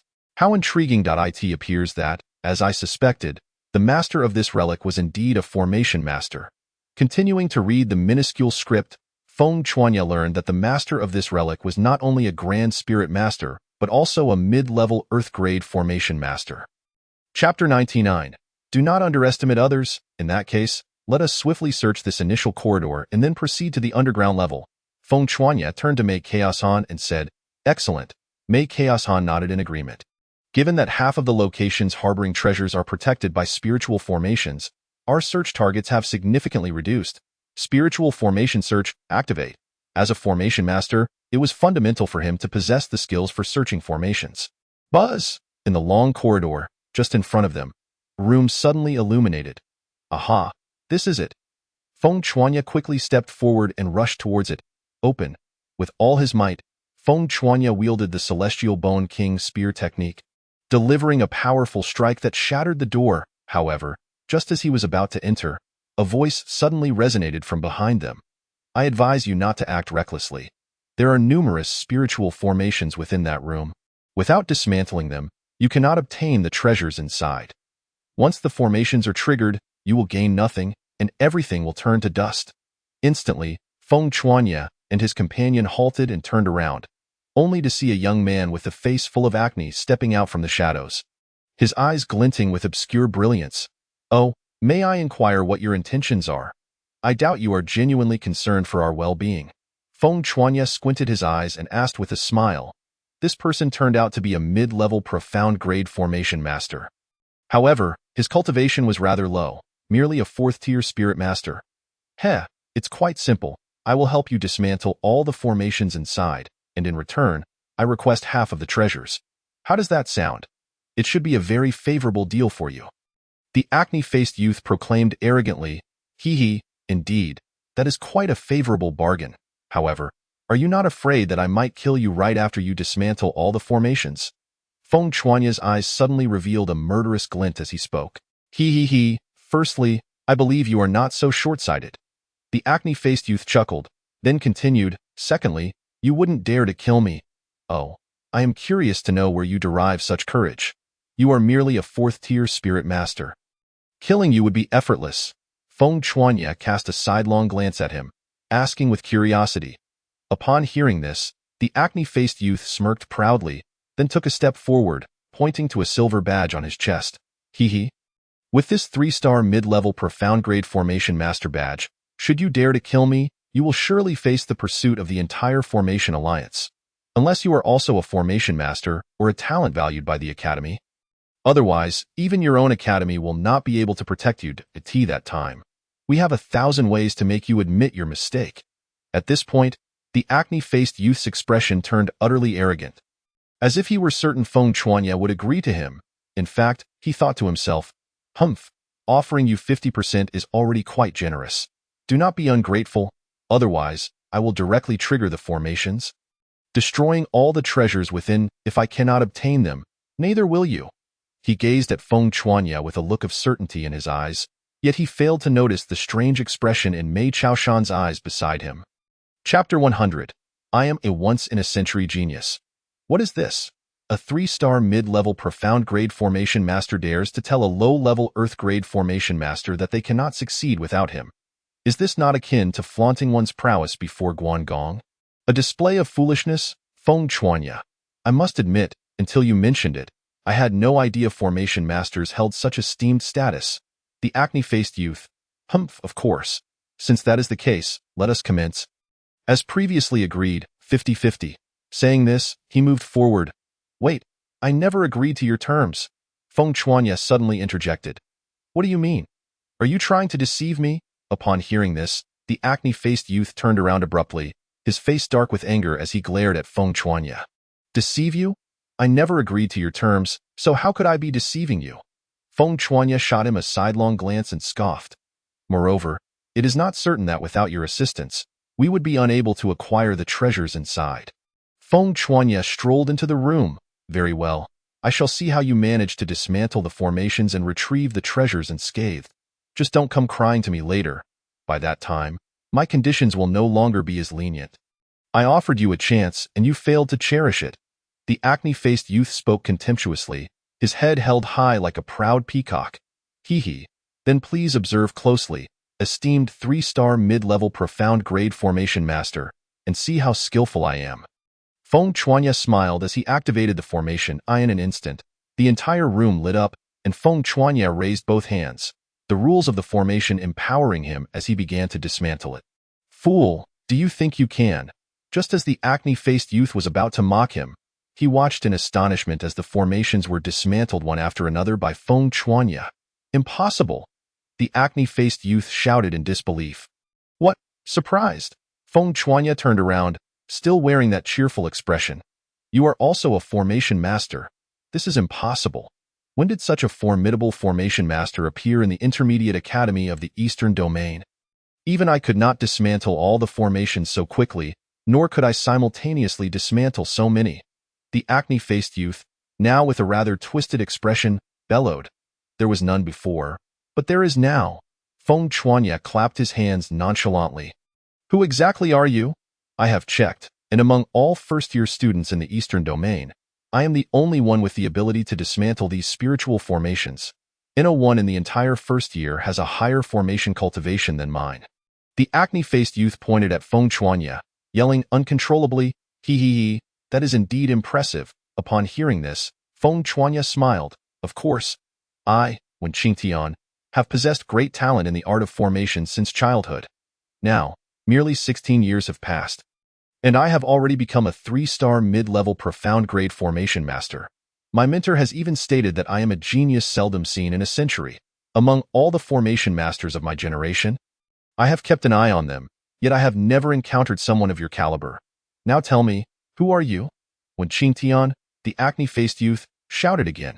I am Feng Chuanya, just an ordinary cultivator, dear formation master. Farewell. After saying this, Feng Chuanya turned to leave.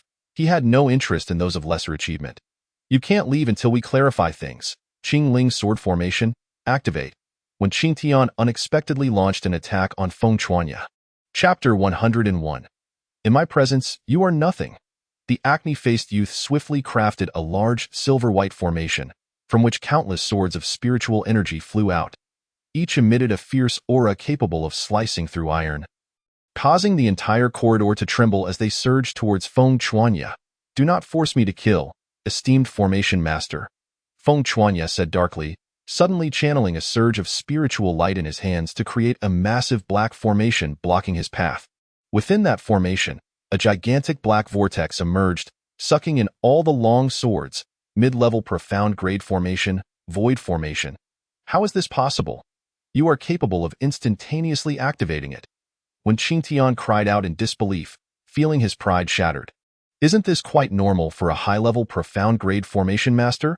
Feng Chuanya coldly replied, his eyes glacial. What? Upon hearing this, Wen Qingtian's body trembled violently, hardly daring to believe his ears. Feng Chuanya had actually called him a high-level profound grade formation master. This was impossible. I possess such high talent, dedicating my entire being to the study of formations, and it took me so many years to reach this level.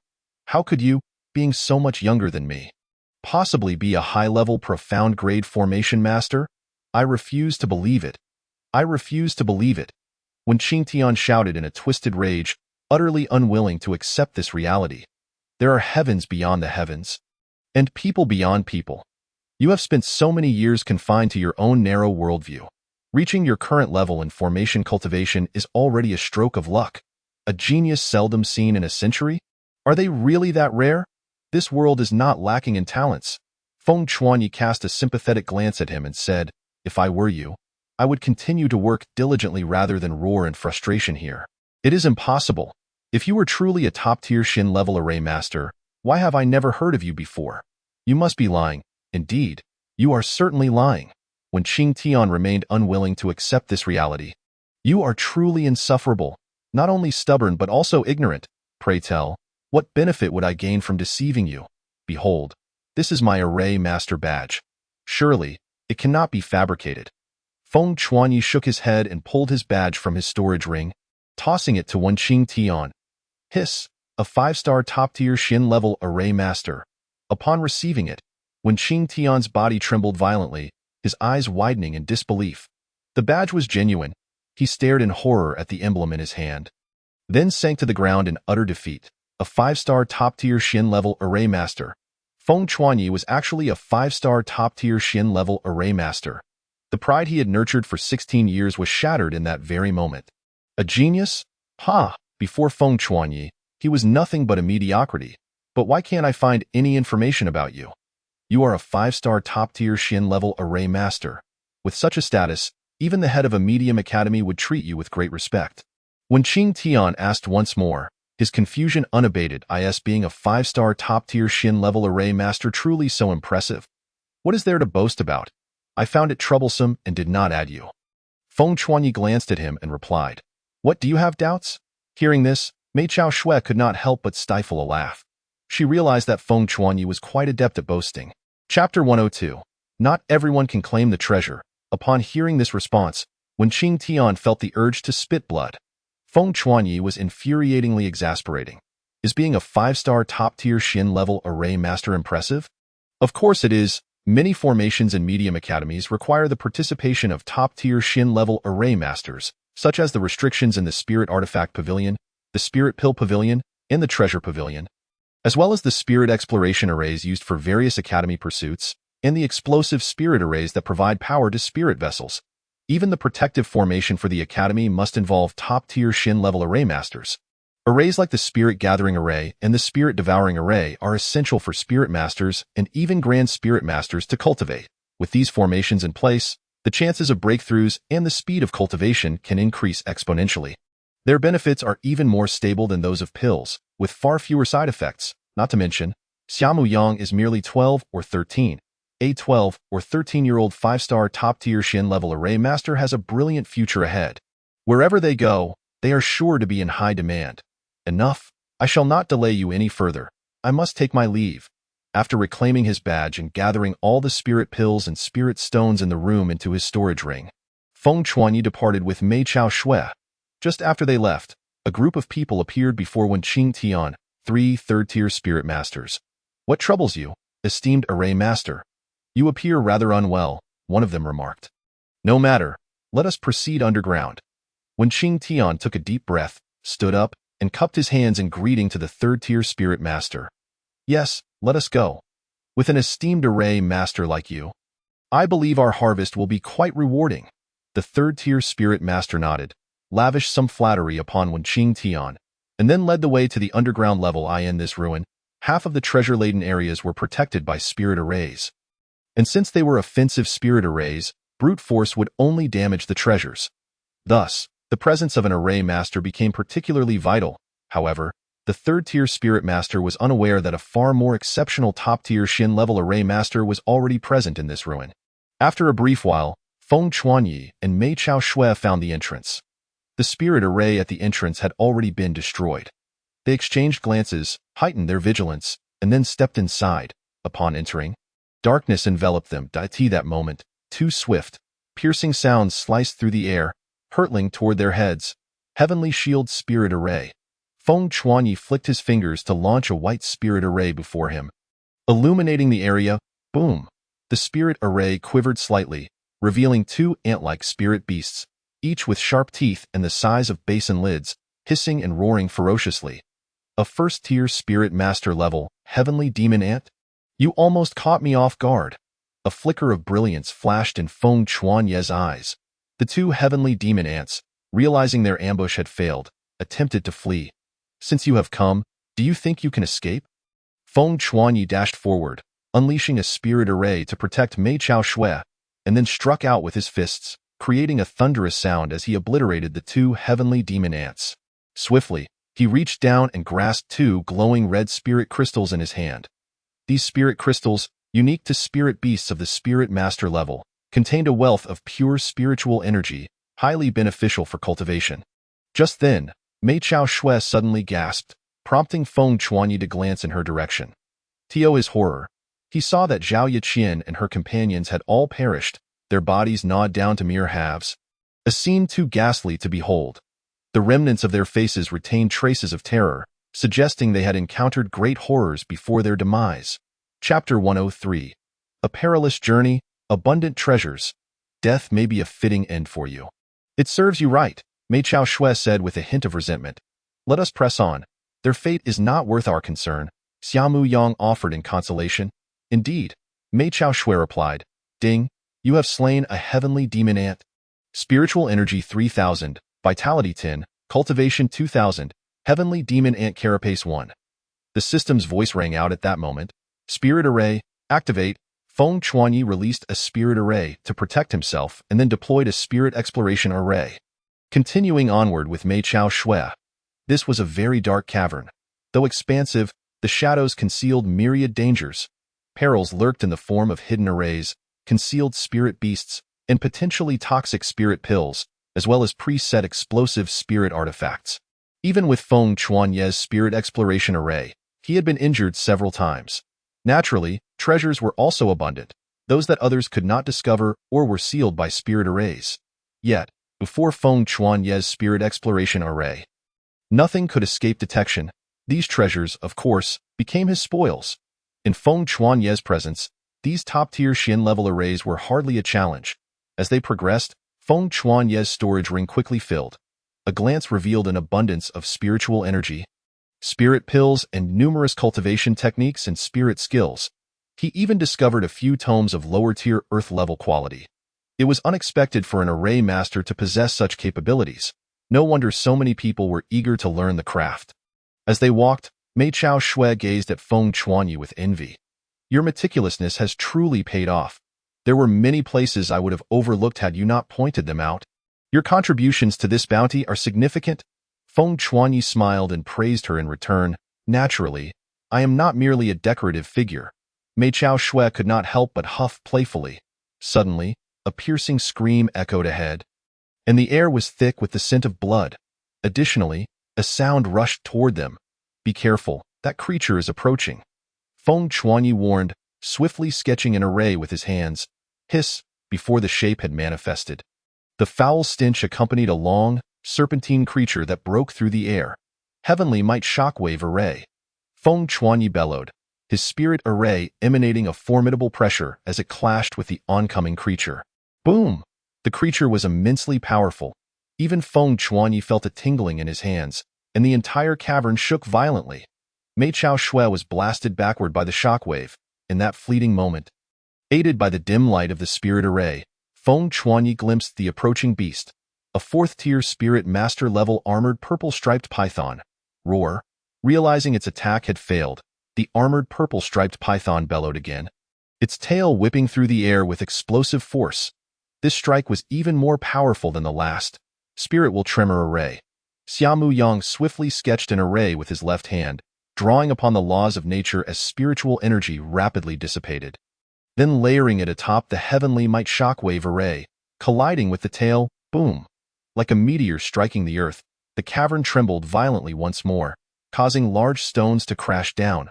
The tail of the armored purple-striped python exploded into a mist of blood. Roar! In pain, it cried out, realizing it was at a disadvantage. Cleverly, it attempted to flee. Chapter 104. The young man in white, Feng Qianyang, however, just because it wished to leave did not mean it could. Out! Feng Chuanyi roared, activating the wind chase step to charge forward, then smashing the spirit array he held down upon it. The spirit array erupted in brilliance, rapidly absorbing spiritual energy, as if imbued with immense power. Boom! The ground shook violently, creating a massive pit over 50 meters wide, with the armored purple-striped python lying helplessly within, rendered into a puddle of mush. Ding! You have slain the armored purple-striped python. Spiritual energy 1000. Vitality 30, cultivation 3000, Purple Striped Python Dragon Bone 1, Purple Striped Python Spirit Crystal 1, Purple Striped Toxin Removing Gallbladder 1. Your array mastery is truly impressive. At that moment, an exclamation resonated from behind Feng Chuanyi, who instantly sensed a formidable aura. It was the presence of a spirit master, the strongest among them. Reaching the 5th rank, a chill ran through Feng Chuanyi's heart. He positioned himself protectively behind Mei Chao Shui, illuminating the spirit formation in his hand, and finally discerned the newcomer. Leading the group was a young man clad in white, exuding the air of a wealthy scion, holding a paper fan and with a decorative jade flute at his waist. He appeared quite dashing. Following him were 6 others, none possessing less than the 2nd rank of Spirit Master.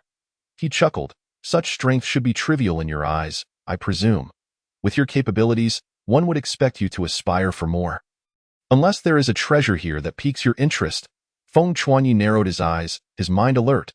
If a confrontation were to arise, his side would undoubtedly be at a disadvantage. I am Feng Chuanyi, and may I inquire your name? He replied coolly. To be candid, I indeed have my sights set on a treasure. The beast you just dispatched, the Dominator Armored Purple-Striped Python, serves as its guardian. However, the treasure is protected by a spirit formation, making a direct assault unfeasible, which has been quite a headache for me. But now, with you here, everything becomes manageable. Feng Chuanyi smiled wryly. Well, I must wonder what compensation I might receive. I do not engage in dealings without reward.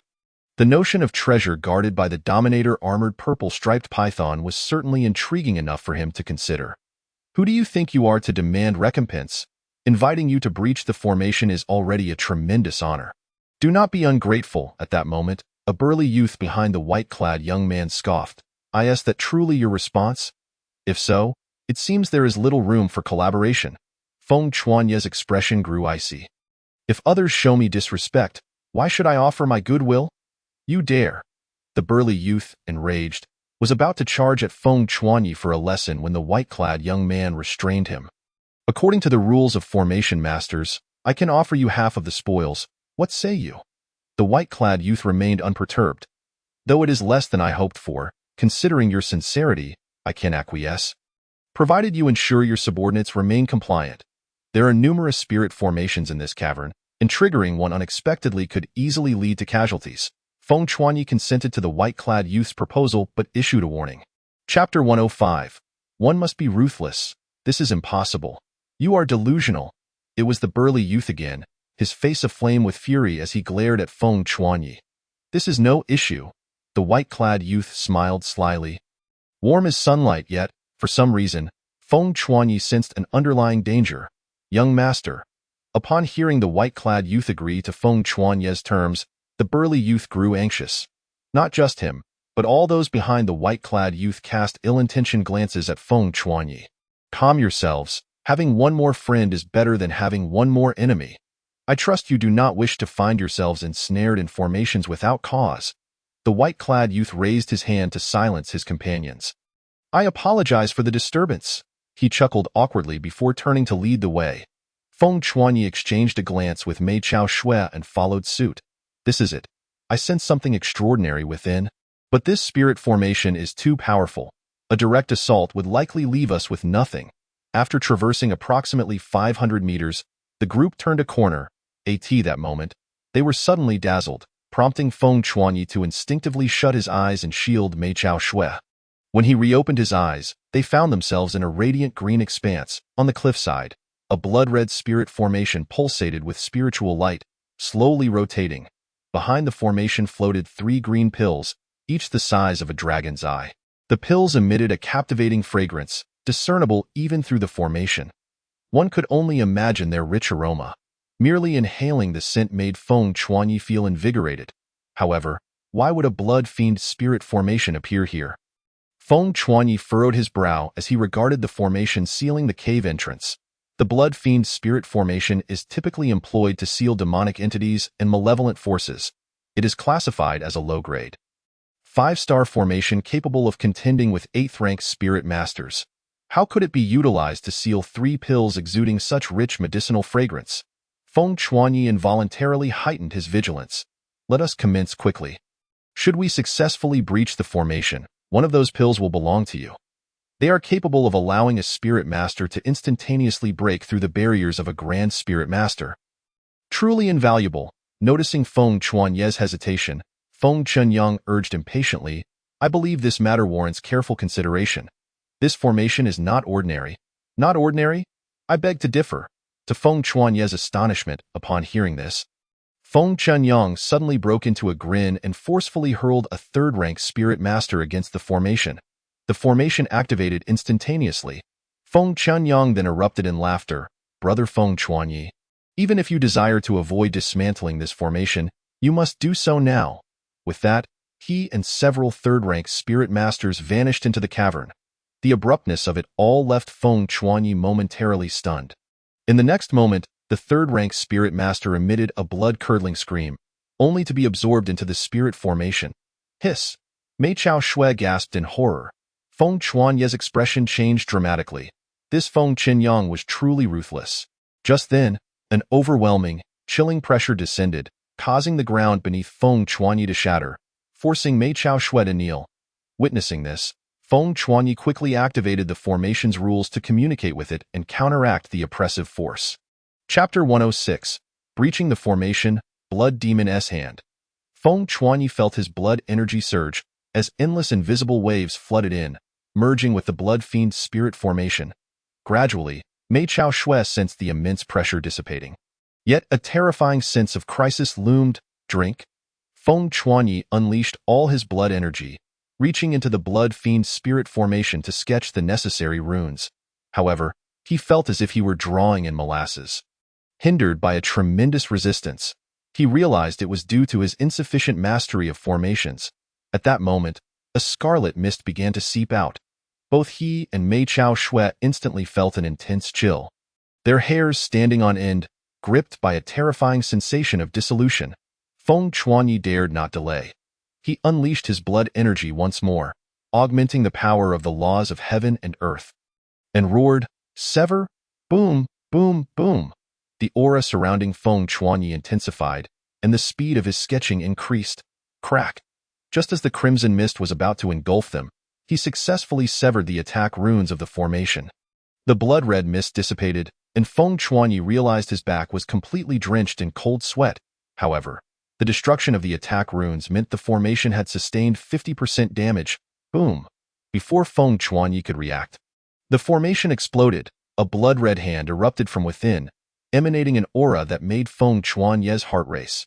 It had already reached the level of a 7th-rank spirit master. The massive hand lunged towards Feng Chuanyi. He immediately grabbed Mei Chao Shui and retreated hastily, simultaneously snatching the 3 precious pills into his grasp. Then, he activated his wind chase step to dash out of the cave. As soon as they emerged, they were met with an assault. Having anticipated this, Feng Chuanyi unleashed the spirit shockwave formation, clearing a path. In the next instant, the massive hand followed suit, and Feng Chuanyang's joyous laughter echoed. The Blood Demon S Hand. Ha ha ha, I finally acquired it with that. He summoned a golden cauldron, directly suppressing the hand.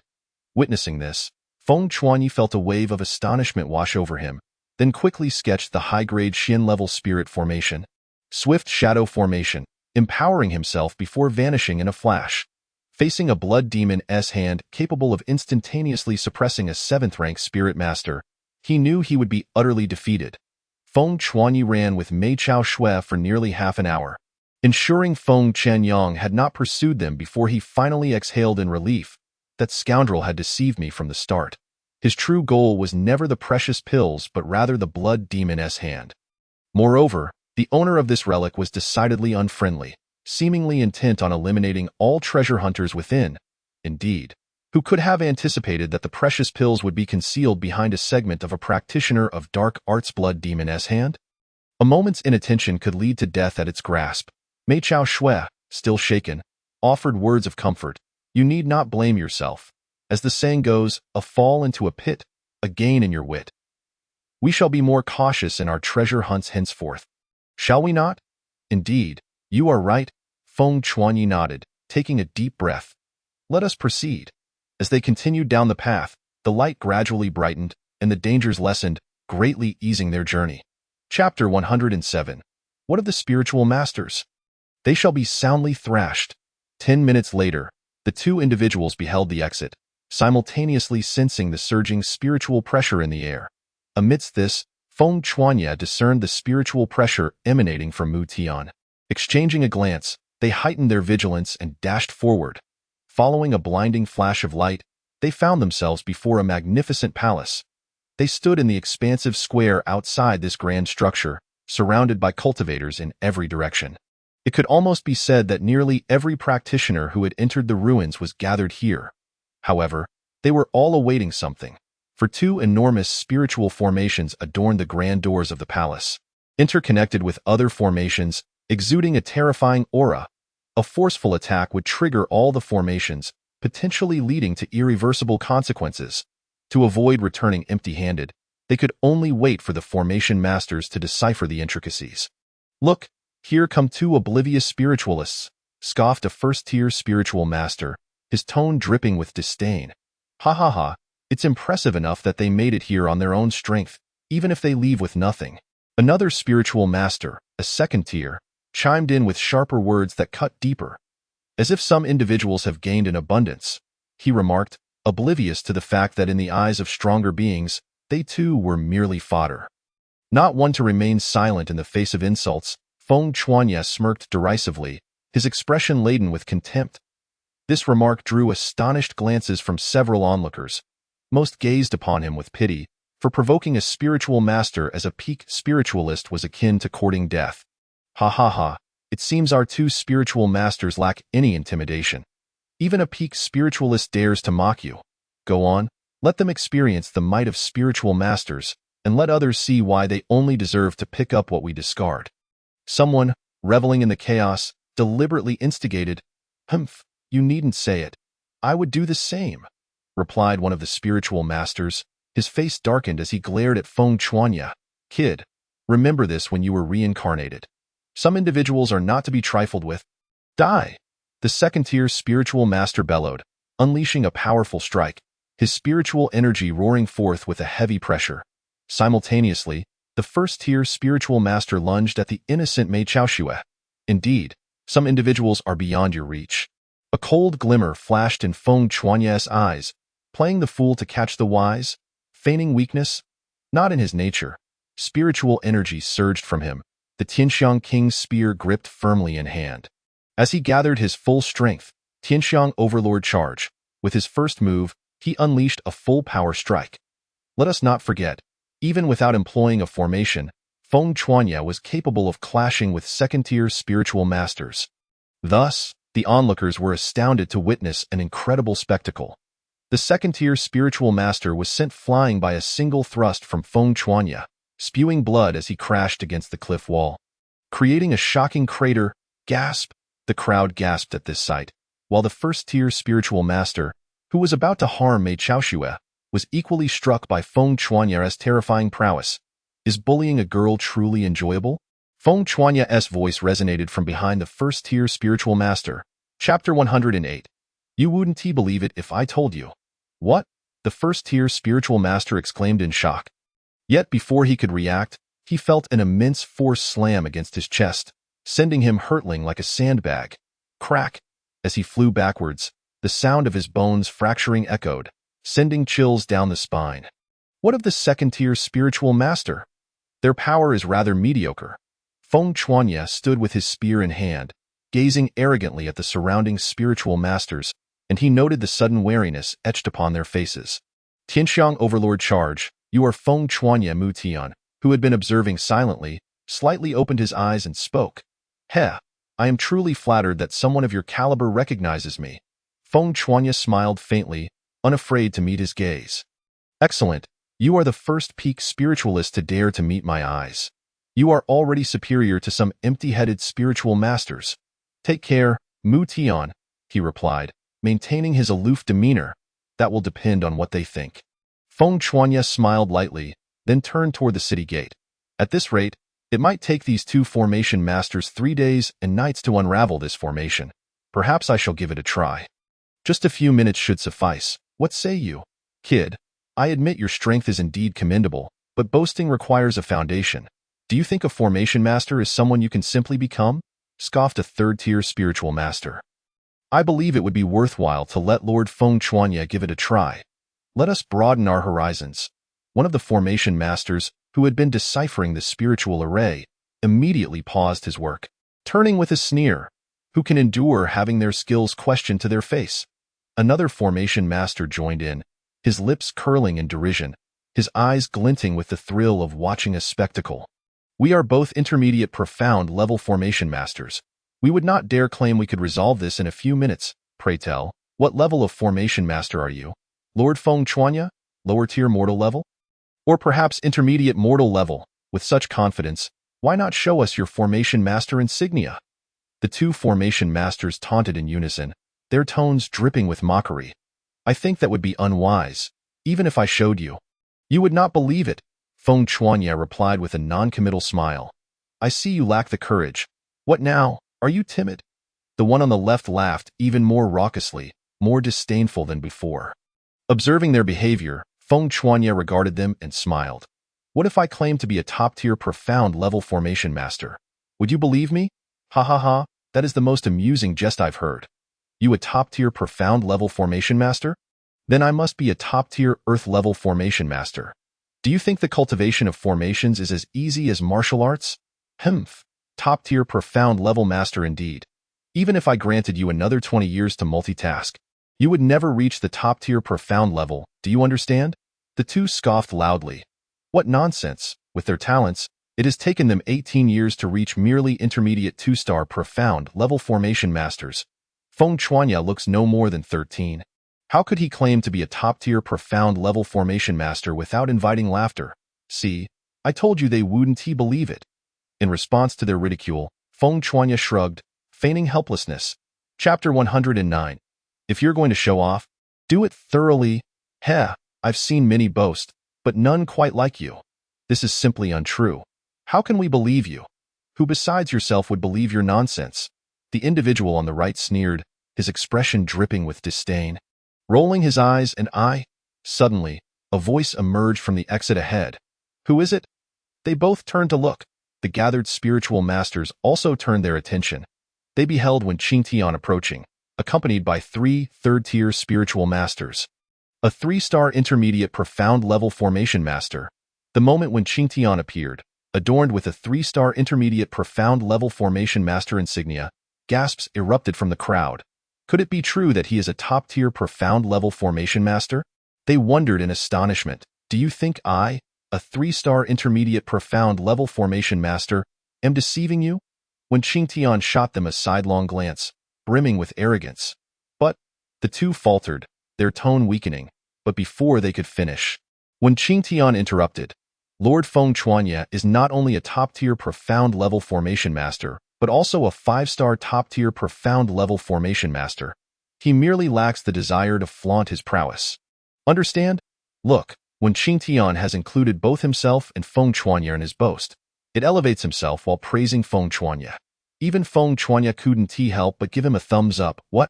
At this revelation, the crowd collectively inhaled sharply. A 5-star top-tier profound level formation master, a force comparable to a 3rd-tier spiritual master. How could this be possible? The two trembled, disbelief etched across their faces. Enough chatter. Treasure hunting is of utmost importance. Feng Chuanya was disinclined to explain. Since he was going to put on a show, he might as well do it thoroughly. No explanations. That only adds to the flair. Watch closely, everyone, as Lord Feng Chuanya demonstrates his formation prowess. Seeing this, Wen Qingtian regarded Feng Chuanya with utmost respect. The crowd turned their gaze toward Feng Chuanya, eager to witness if he truly possessed such strength. Heavenly locking formation, activate. Feng Chuanya bellowed, unleashing his vital energy as the power of the formation erupted from his hands. Manipulating the laws of the universe, the audience beheld the emergence of 9 layers of spiritual formations upon the palace doors, and just as these formations were about to engage, Feng Chuanya declared with authority, "Break!" The overwhelming power of the formation surged forth, infusing the spiritual array. Crack! The crowd heard this sound, and then the spiritual array dimmed once more. The city gates astonishingly swung open. How could the power of a lower-tier Earth-level formation be possible? On that fateful day, when Qingtian and the two intermediate Shin-level array masters were taken aback by the aura emanating from Feng Chuanya, exclaiming in disbelief, Feng Chuanya is actually a lower-tier Earth-level array master. The two brothers had initially believed that Feng Chuanya being an upper-tier Shin-level array master was already extraordinary, only to be astounded once more when Yamamoto Yang demonstrated through his actions that there is no limit to astonishing prowess, only greater heights to achieve. When Qingtian, too, had thought that a 5-star upper-tier Shin level was the pinnacle for Feng Chuanya, he was utterly astonished to discover that his true level was, in fact, that of a lower-tier Earth-level master. The scene behind the palace gate was equally breathtaking, a chasm, vast and unfathomable, akin to a colossal abyssal beast gaping wide, awaiting the arrival of those daring enough to approach, in this seemingly bottomless void. A massive column, over 100 meters in diameter, rose majestically, connecting the very top to the depths below. Spiraling down this column was a grand staircase, meticulously carved into the stone, leading to the abyss's depths. What captured the attention of the crowd were the numerous depressions of varying sizes upon the column's surface, each filled to the brim with an assortment of spirit stones, some even intermingled with cultivation techniques and spiritual skills. It was, without a doubt, a treasure trove, housing the true riches of this ancient site. Chapter 110. This defies logic. The significance of spirit stones is well understood by every cultivator. With spirit stones, the speed of alchemy, array formation, and cultivation can be dramatically accelerated. Moreover, these resources are synergistic. The more methods one employs in their training, the faster their strength can grow, thus securing a more advantageous position in the brutal realm of cultivation. While others were still grappling with shock at the chasm, Feng Chuanya suddenly shouted to Mei Chaoxue, who was not far from him, "Mei Chaoxue, move!" In an instant, she reacted, gracefully leaping forth, transforming into a fleeting silhouette as she raced toward Feng Chuanya. Being the first to ascend the stone staircase leading into the abyss, charge, let us not be outpaced. Only then did the others awaken to the situation, rushing in after her. If there were only a dozen or 20 individuals, Feng Chuanya would have had no qualms employing some of his own tactics to delay their entrance for several hours. However, surveying the crowd, he estimated there were no fewer than 5,000 present. Thus he dared not take that gamble. Just then, as Feng Chuanya and Mei Chaoxue had barely set foot on the stone staircase, the abyss erupted with an unforeseen change. A massive, nearly 150-foot intricate array pattern suddenly illuminated on the cliffside of the chasm. Beginning to rotate, the palace gates slammed shut. The entire chasm quaked as a chilling aura surged forth, the array pattern pulsating with an icy luminescence, drawing in the surrounding spiritual energy, which coalesced like a torrent into the formation. In the next moment, a terrifying pressure akin to an ocean's deluge descended, and astonishingly, the cultivations of the crowd vanished in an instant. How is this possible? The expressions of the crowd shifted to sheer horror, followed by an overwhelming panic. The loss of their cultivation was no jest. Even Feng Chuanya could not suppress a grunt, feeling a slight constriction in his breath. Truly, this was the rightful domain of treasures. Employing a medium-tier Earth-level spirit formation, the heavenly pressure spirit formation, a chill coursed through Feng Chuanya's heart as he realized. Within this formation, one's cultivation would be temporarily sealed, allowing only the use of physical vitality. Each step taken would intensify the pressure, until the intruders were ground into mere pulp. Incredible indeed, yet regrettably, this tactic bore little efficacy against array masters. However, when Feng Chuanya turned to Mei Chaoxue, he was astonished to see her seemingly untouched. Meeting his gaze with an expression of confusion, "Do you not feel anything at all?" Feng Chuanya was taken aback. "Not at all. What is it?" Mei Chaoxue replied, perplexed. "This is utterly unscientific. All are cultivators, yet only Mei Chaoxue remains unaffected. The heavenly absolute Yiming body, capable of cultivation in forbidden zones." At that moment, a chilling voice echoed from below the chasm, followed by a spectral glimmer that ensnared Mei Chaoxue, pulling her down. "Ah!" she screamed in terror. But in merely a second, silence enveloped her. The unfolding events transpired so swiftly that Feng Chuanya scarcely had time to react. Mei Chaoxue. By the time he gathered himself, it was too late. What did that statement mean? Regarding the heavenly absolute Yinming body being able to cultivate in forbidden zones, did it imply that Mei Chaoxue possessed a unique constitution that garnered the recognition of this ancient site? Such thoughts raced through Feng Chuanya's mind. Yet, others would not afford him the luxury of contemplation. Following a brief moment of panic, the crowd, including Mu Tian, quickly discerned their precarious situation. Chapter 111. Attempting to kill me? You must be tired of life. Since only physical vitality could be employed, the ensuing battle would hinge not on cultivation levels, but on sheer strength. Those with robust vitality and formidable physical prowess would inevitably secure greater resources. This remained a contest of strength, however. The presence of a few individuals disrupted the rules, namely, the Array Masters. Array Masters, adept in the intricacies of formations, stood as extraordinary entities among them, posing a significant threat to their competitive edge. Thus, the collective turned their sights on Feng Chuanya and his companions, viewing them as nails in their path. Die. The crowd, gripping their now dull spirit instruments, surged toward Feng Chuanya with lethal intent. In a flash, Feng Chuanya retreated, narrowly dodging. Yet as he regained his footing, a cold light suddenly pierced from behind his chest, mere inches from his heart. It was Mu Tian. He had miraculously appeared behind Feng Chuanya. Mu Tian, go for it. Kill him. Upon witnessing this, the spirit masters erupted in excitement. At such a close distance, with their cultivation sealed, evasion seemed impossible. Even Feng Chuanya felt a chill run down his spine. In a moment of desperation, he hastily inscribed a defensive formation behind him to block the attack. Yet even so, he was still sent hurtling toward the throng. Such an opportunity would not be squandered. As a flurry of icy spirit instruments surged toward his vital points, even he could not help but feel a pang of trepidation. Swiftly, he began to sketch another formation, exclaiming, "Spirit-wielding shockwave formation." In the face of an attack comparable to the full might of a third-tier spirit master, those who had attacked Feng Chuanya were sent reeling, crying out in agony. Yet, more and more surged forth. If you seek death, do not blame me. Though his cultivation was sealed, he could still harness the power of formations to commune with the spiritual energy of the heavens and earth. With the mastery of formations, he was the absolute sovereign in this realm. Feng Chuanya's hands moved with blinding speed, invoking the formation S-power, drawing forth the rules of nature. Do not allow him to cast his formation. Mu Tian's expression shifted dramatically as he bellowed, charging toward Feng Chuanya once more, intent on interrupting him. Had it been another lower-tier Earth-level Array Master, interruption might have been plausible, but for Feng Chuanya, whose mind was an extension of the formations, interruption was inconceivable. Just as Mu Tian was on the verge of closing in, formation, activate. 5 directions sword slaughter formation.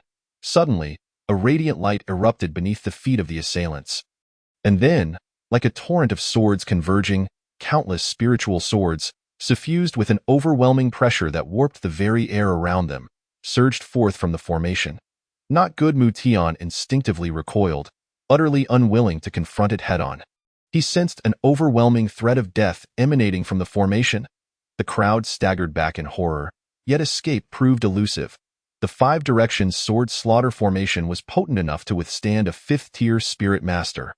The spiritual swords pursued relentlessly, forcing the crowd into a frantic defense. Yet, the might of the spiritual swords was overwhelming. In the next instant, the air was filled with the sounds of exploding spirit instruments, followed by the harrowing sound of flesh being torn, blood splattered everywhere, and casualties mounted. Chapter 112. What are we waiting for? Only Mu Tian managed to preserve himself amidst such an onslaught. Yet even he was left in a woeful state, bearing over a dozen wounds. Among the fallen cultivators, their ranks ranged from 3rd-tier to 7th-tier spirit masters, from the moment they harbored murderous intent toward Feng Chuanya. Their fates were sealed. Those who still contemplated charging forth to join the fray halted in fear, aghast at the ruthless display of Feng Chuanya's abilities. Observing the situation, when Qing Tian and the others, having barely withstood this wave of assault, seized the opportunity to break through 3 levels of the staircase, standing alongside Feng Chuanya, yet remaining a significant distance apart. Distrust lingered between them. Do you dare to come? Let me see if you are worthy of being slain. Feng Chuanya's face bore a cruel smile, gasping for breath. Employing a lower-tier Earth-level formation under such circumstances was taxing. This was already his limit. Feng Chuanya, is this your peak? With so many of us here, your demise is imminent. Mu Tian glared at Feng Chuanya, his expression rife with murderous intent, gripping his sword tightly. Seeing Feng Chuanya in such a desperate state, he had long since marked him as a target for execution. Well then, let us see your capabilities. Esteemed spirits, do seize this remarkable opportunity and do not squander it. In the past, those spirit masters have relentlessly oppressed you, depriving you of precious resources. Now, the moment has arrived. All of you lack cultivation. What are you waiting for? We, the spirits, are numerous. Should we fear those spirit masters? Noble lords and esteemed officials, do we not possess the will to rise? If we do not elevate ourselves now, all resources shall be snatched away by them. Feng Chuanyi passionately proclaimed. Only a fool would stand alone against so many. Clearly, he seeks to incite the discontent of the masses. Facilitating his own actions, Feng Chuanyi was correct. Once this village is passed, this shop shall no longer exist. What of the spirit masters? Is it not worth a fight? A ninth-grade spirit cried out, his blood surging as he struck a first-grade spirit master beside him with a powerful fist. Bang! This ninth-grade spirit, likely one skilled in strength, sent the first-grade spirit flying with a single punch. Of course, it is also possible that the first-grade spirit was caught completely off guard. A gasp rippled through the crowd. In that instant, like a spark igniting a fuse, the battle between spirits and spirit masters erupted with fervor. Fight! Fight! I shall not partake any longer. Feng Chuanyi smirked wickedly and descended the stairs. As long as these people are not united, his pressure would be greatly alleviated, allowing him the opportunity to deal with Mu Tian. Observing this, Wen Qing Tian and his companions swallowed hard and hurriedly followed suit. Following Feng Chuanyi, they thought, even if they cannot feast on the meat, surely they can sip the soup. Do not let him escape. Upon realizing this, Mu Tian immediately summoned his followers to pursue him, discerning that Feng Chuanyi was in a weakened state. If they did not seize this chance and allowed him to recover, it could spell disaster. Intriguing. Among the crowd, a young man clad in black palace attire chuckled as he descended the stairs with an air of invincibility. It was Bai Hua, who had once declared he could contend with Feng Chuanyi. Witnessing this, the battling crowd quickly parted to give chase. No one wished to be left behind. Chapter 113. Do you think this is a marketplace? The first 100 steps posed no challenge for 7th-grade spirits. Feng Chuanyi practically sprinted down, pursued by Mu Tian and a host of others eager to kill him. Yet, Feng Chuanyi noted that the further he descended, the better the resources became. Thus, he abandoned the resources ahead. Many recognized this fact, yet few were willing to forsake the spirit stones and techniques before them. Consequently, battles reignited among the throng. Under the guidance of Xiaomu Yang, the rift between spirits and spirit masters had significantly widened. By the time they reached the 200th step, their numbers had dwindled considerably. 300, 400, 500. Feng Chuanyi raced down to the 600th step. At this juncture, without the formidable vitality of a 3rd-grade spirit master, one could not reach this level. Hence, only a handful managed to arrive here, and certainly, Wen Qing Tian's group was not among them. The pressure here was already formidable. Even Feng Chuanyi found his movements growing sluggish. It was at this moment that a thunderous shout erupted from behind. Feng Chuanyi, your demise is at hand. Mu Tian, with a fierce glint in his eyes, lunged forward with a sword, accompanied by 3 5th-grade spirit masters and 5 4th-grade spirit masters who encircled him, launching an attack from all directions. This time, I shall not believe you can escape. Mu Tian's eyes were filled with an icy murderous intent. This formation was undeniably the strongest. Furthermore, it had come upon him so suddenly that they had given Feng Chuanyi no time to draw his formations. With such precise arrangements, if they could not eliminate Feng Chuanyi, then the chances for the others were virtually non-existent. Have you finally lost your patience? I thought you could endure longer. Feng Chuanyi raised his head, revealing a maniacal smile. Did you think I was unprepared during the previous encounter? What? At his words, Mu Tian and the others felt a chill run down their spines. 7 Absolute ghostly formation. Activate. Suddenly, spiritual energy surged around Feng Chuanyi. The laws of heaven and earth intertwining, as a gray formation rapidly took shape. How is this possible? The crowd gasped in horror. They had agreed to surround Feng Chuanyi based on the assumption he would be unable to enact his formation. But now, all of this had turned into a futile aspiration. Zzz. As soon as it formed, a terrifying corrosive force surged forth, and waves of gray mist spread out, causing the very air to wail. Hiss!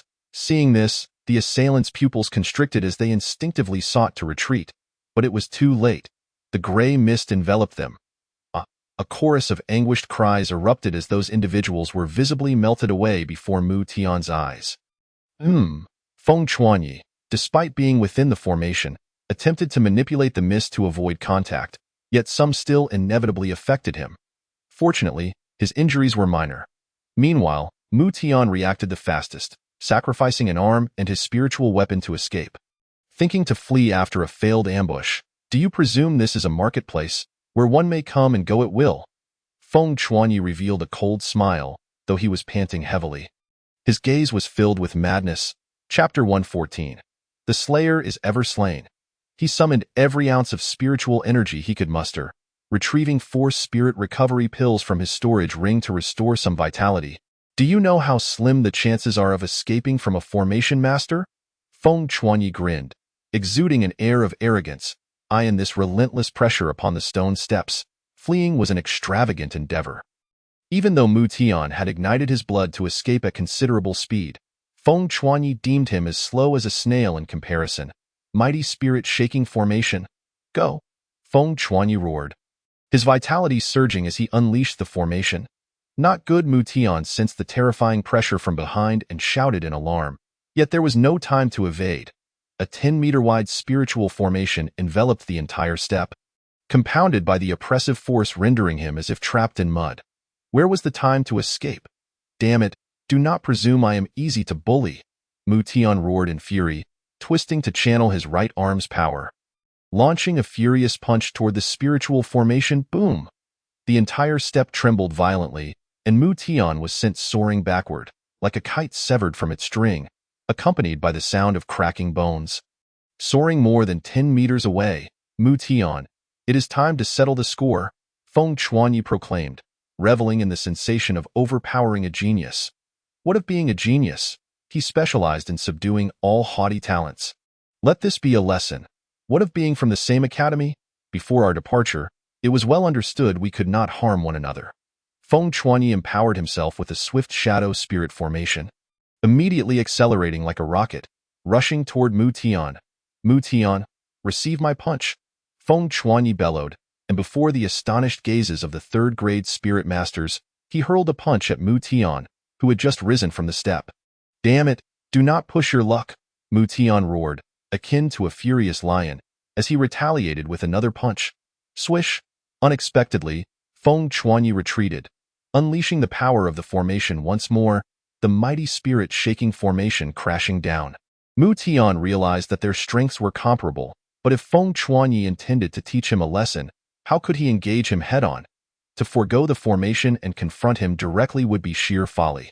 Not good. Mu Tian finally grasped the situation, but it was too late. Such a pity, Mu Tian.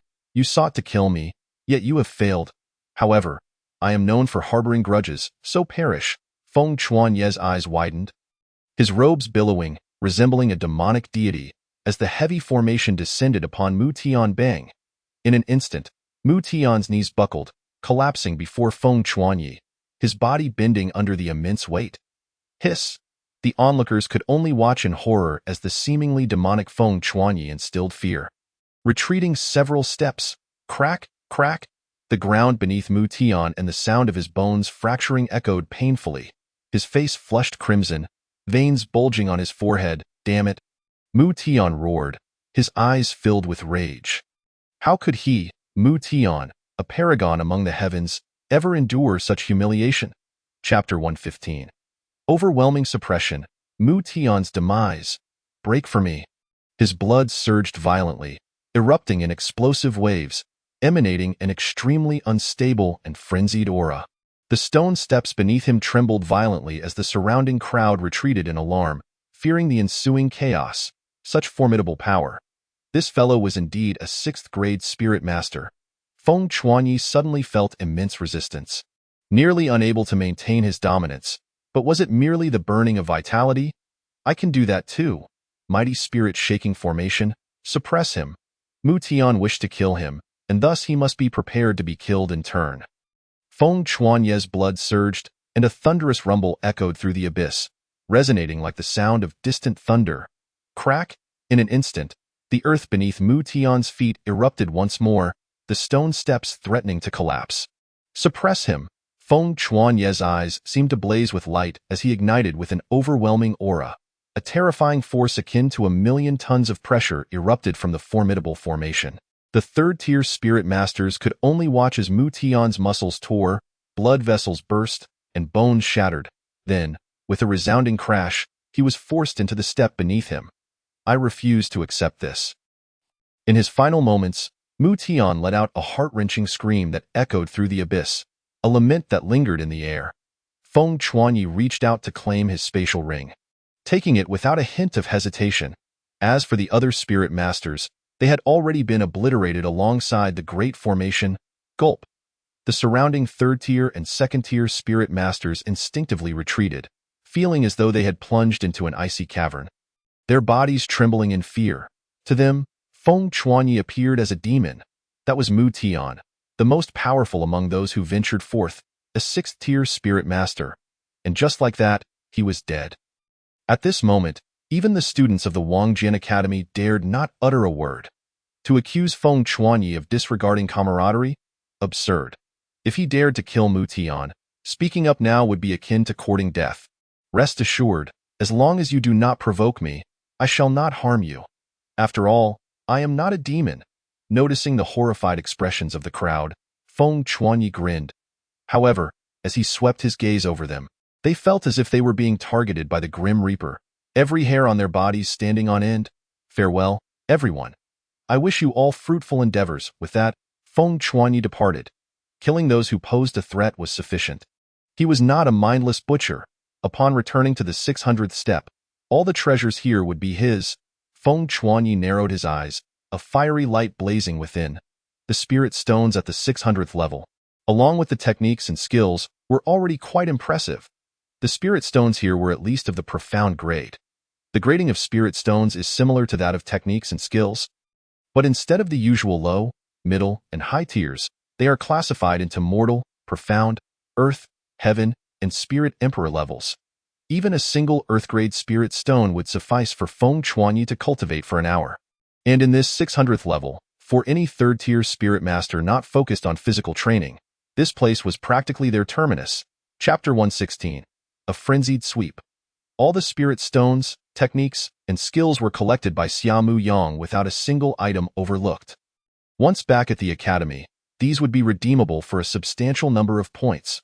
The 700th level. Here, it was essentially the limit for 5th-tier spirit masters. Even with Feng Chuanye's vitality, he could feel the overwhelming pressure closing in from all directions, leaving him breathless. The techniques and skills available here were primarily of the low earth grade. Regrettably, Feng Chuanyi had yet to come across a single one suitable for him. He possessed 3 spatial rings, one belonging to himself, one from the 4th-tier spirit master he had defeated, and the last from Mu Tian. Each ring contained a fair amount of items, including low earth-grade treasures. Yet, none were suitable for Feng Chuanyi. Onward he went. What of Mei Chao Shui? He wondered how she was faring below. Feng Chuanyi pressed on. At the bottom of the cavern, which was still beyond Feng Chuanyi's sight, lay a colossal altar, upon which floated a magnificent block of ice, emanating a chilling aura. Within it slumbered a fairy, completely unclothed. Upon closer inspection, it was none other than Mei Chao Shui. Suddenly, the ice cracked open, and her body, as if guided by unseen hands, began to levitate and sit cross-legged in mid-air, the spiritual energy concealing her form. Instantly, the surroundings froze with a crack, the temperature plummeting to the point of distorting the air. Above her head, a drop of blood the size of a fist suddenly appeared, and then transformed into countless threads that surged into her body. As she lay in slumber, a sound of agony escaped her lips, a fleeting expression of pain crossing her otherwise flawless icy visage. Crackle! Her body emitted a sound that was jarring and heart-stopping. In that fleeting moment, her aura shifted dramatically. Proud and noble, she transformed from a mere chick into a phoenix, her presence becoming ethereal and frigid. Subsequently, a powerful absorptive force radiated from her, causing the entire abyss to tremble. The spiritual energy within the abyss, along with all the spirit stones yet to be claimed, surged towards the depths, all converging into Mei Chao Shue's body. She suddenly stood, a sword of ice manifesting in her hand, dancing gracefully through the air like a celestial being. Soft and gentle, her movements seemed devoid of any power. Yet visible sword intent swirled around her, her cultivation soaring rapidly. 7th tier Spirit Master, 8th tier, 9th tier, back to Feng Chuanyi. What was happening? He watched in astonishment as a multitude of earth-grade spirit stones before him were drained of energy. A gasp escaping his lips. How powerful must one be to achieve such a phenomenon? He turned his gaze toward the bottom of the abyss, where he could only see a blurred figure dancing below. He stood upon the 800th step, a point where Feng Chuanyi could no longer rely on formations, solely depending on his vitality to reach this limit. Here, no 7th-tier spirit master could venture further. Feng Chuanyi's bones creaked with each step downward, the sounds growing louder with every level he descended. His vitality was ablaze, flowing like a mighty river, the sound of his blood coursing through him resonating throughout the air. Chapter 117. Blood and Vitality Rising Red. Huh. Crack, crack, crack. Feng Chuanyi struggled downward, determined to ensure Mei Chao Shue's safety. Having brought her here, he bore the responsibility of escorting her out safely. Do not think that such pressure could crush me. Nothing can bring down Feng Chuanyi. Gritting his teeth, he persevered, knowing it was not yet time to unleash the power of the formation. He could still endure. Crack. The stone steps suddenly emitted a cracking sound. How could he stop here? Sweat poured from his brow, his face flushed, and his vision began to blur. Vitality, ignite. Feng Chuanyi clenched his fists, urging his vitality to surge even faster. This pressure was not merely a burden. It was a challenge, an opportunity to refine his body to its utmost limits. Do you not see the considerable amount of black and gray matter emerging from his skin? This was the stagnation from his cultivation. If left unaddressed, it would surely obstruct his path to advancement. Step by step, he descended, each movement becoming increasingly unstable, his body trembling violently, his waist bending under the strain. Feng Chuanyi felt an ever-increasing pressure closing in from all directions, threatening to crush him into a pulp, but he would not yield. How could he stop here? He pressed onward. 821. 822. 849. 850. Boom! The pressure here threatened to shatter him completely, his flesh and blood compressed to the point of exquisite delicacy, the flow of his blood slowing to a crawl. Even his heart struggled to beat under the tremendous weight. Crack, crack, crack. This sensation was utterly despairing. Feng Chuanyi's expression was one of madness as he whispered under the relentless pressure. His burning vitality faltering, he appeared utterly withered, as if on the brink of death, the closest he had ever felt to annihilation. This was the sensation enveloping Feng Chuanyi. His vision had become infinitely blurred, and even within an inch, he could see nothing clearly. He knew that if he continued to push himself, he would lose his life. The power of the formation, activate. Feng Chuanyi took a deep breath, unleashing a surge of formation energy that resonated with the forces of the heavens. Instantly, it felt as though a weight had been lifted, and he collapsed to the ground, his body unable to acclimate to the sudden relief. His vitality roared back to life, his heart pounding like thunder.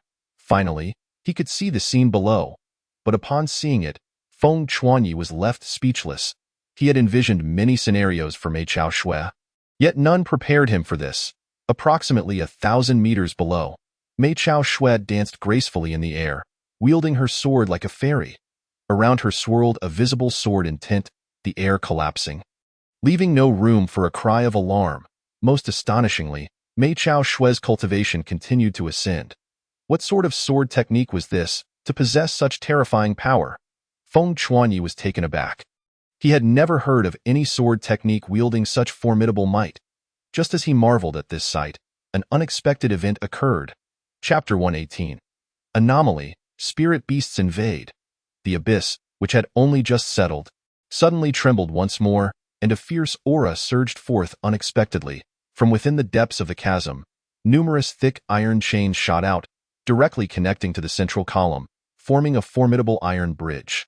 Then, a multitude of crimson-eyed spirit beasts charged across the iron bridge with alarming speed. Their ranks varied from ninth-grade spirit masters to first-grade spirit masters, unleashing a tremendous pressure that incited a massive uproar. Feng Chuanyi immediately heard the panicked cries of a crowd from above the stone steps. Hiss! Even Feng Chuanyi couldn't help but gasp in shock. Spirit beasts were unlike human cultivators. They cultivated the strength of their physical bodies, channeling all their spiritual energy into their corporeal forms.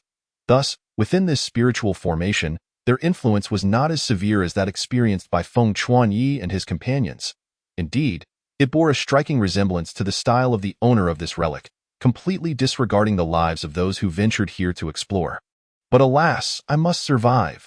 I have no intention of perishing here. This world is so vibrant and captivating that I cannot bear to fall here. Feng Chuanyi felt a surge of vitality coursing through him.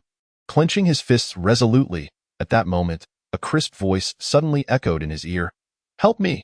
Feng Chuanyi turned swiftly towards the source of the voice, seeing Mei Chao Shui at the bottom of the abyss. Her eyes were filled with an expression of hope as she gazed at Feng Chuanyi, pleading, "I need a bit more time to fully absorb this opportunity. Please help me fend off these spirit beasts." "Will you?" Before he could respond, she returned to her ethereal state, resuming her mesmerizing dance. She left no opportunity for Feng Chuanyi to react. "Just a little time, huh? It seems I must do my utmost." Feng Chuanyi took a deep breath. This was indeed a considerable challenge for him. Hiss! At that moment, a spider the size of a grinding wheel lunged at Feng Chuanyi, its presence already reaching the 7th grade spirit master level. This was the black jade death spider, renowned for its impenetrable body and mastery of toxins. Whoosh! Feng Chuanyi immediately dodged to the side, only to see the spider's tail unleash a massive web. Heading straight for him, sizzle! He swiftly evaded, but the spider's web clung to the column wall, emitting a sizzling sound as it corroded a sizable hole. Feng Chuanyi's heart raced. Had he been struck? It would have been disastrous. Heavenly Phenomenon Tyrant Charge. Feng Chuanyi roared in fury, gripping the Heavenly Phenomenon King Spear tightly, directing his might towards the spider's joints. With his current strength, he knew he could not breach its defenses. If not for the overwhelming pressure of this place hindering its movements, he would have already escaped. Feng Chuanyi was acutely aware that he was not yet a match for a 7th grade spirit master. Swish! The black jade death spider swiftly retreated, evading Feng Chuanyi's strike, its iron-like legs embedding themselves in the column, waiting for the opportune moment. Roar! At that moment, a 9th grade spirit master golden-maned lightning leopard, an 8th grade spirit master chaotic blade mantis, and a bloodthirsty mosquito, all with greedy looks in their eyes, surged towards Mei Chao Shui. They could sense the powerful bloodline force emanating from her, an advantageous boon for them. If they could devour Mei Chao Shui, it would undoubtedly propel them to new heights. Chapter 119. The Nine Heavens Obliteration Formation. You dare?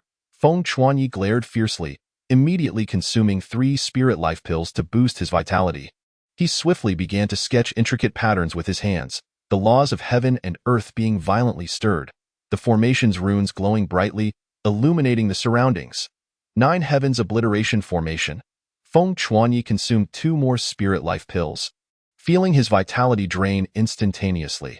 Had he not timely ingested those 2 pills, this formation would have likely failed. This formation represented the most terrifying array he had mastered thus far. If he could unleash its full power, he could contend with a 7th grade spirit master. Yet, in Feng Chuanyi's hands, it barely reached the level of being able to slay a 5th grade spirit master. This was a formation that only a 4-star, low-tier, Earth-level array master could fully command. The grand formation erupted in a radiant glow, illuminating the entire abyss, causing the very air to tremble. Then, a horrifying occurrence unfolded. Any spirit beast caught in the light, with strength below that of a 5th grade spirit master, was instantaneously reduced to ashes. Even those spirit beasts of higher rank were horrified and hastily retreated.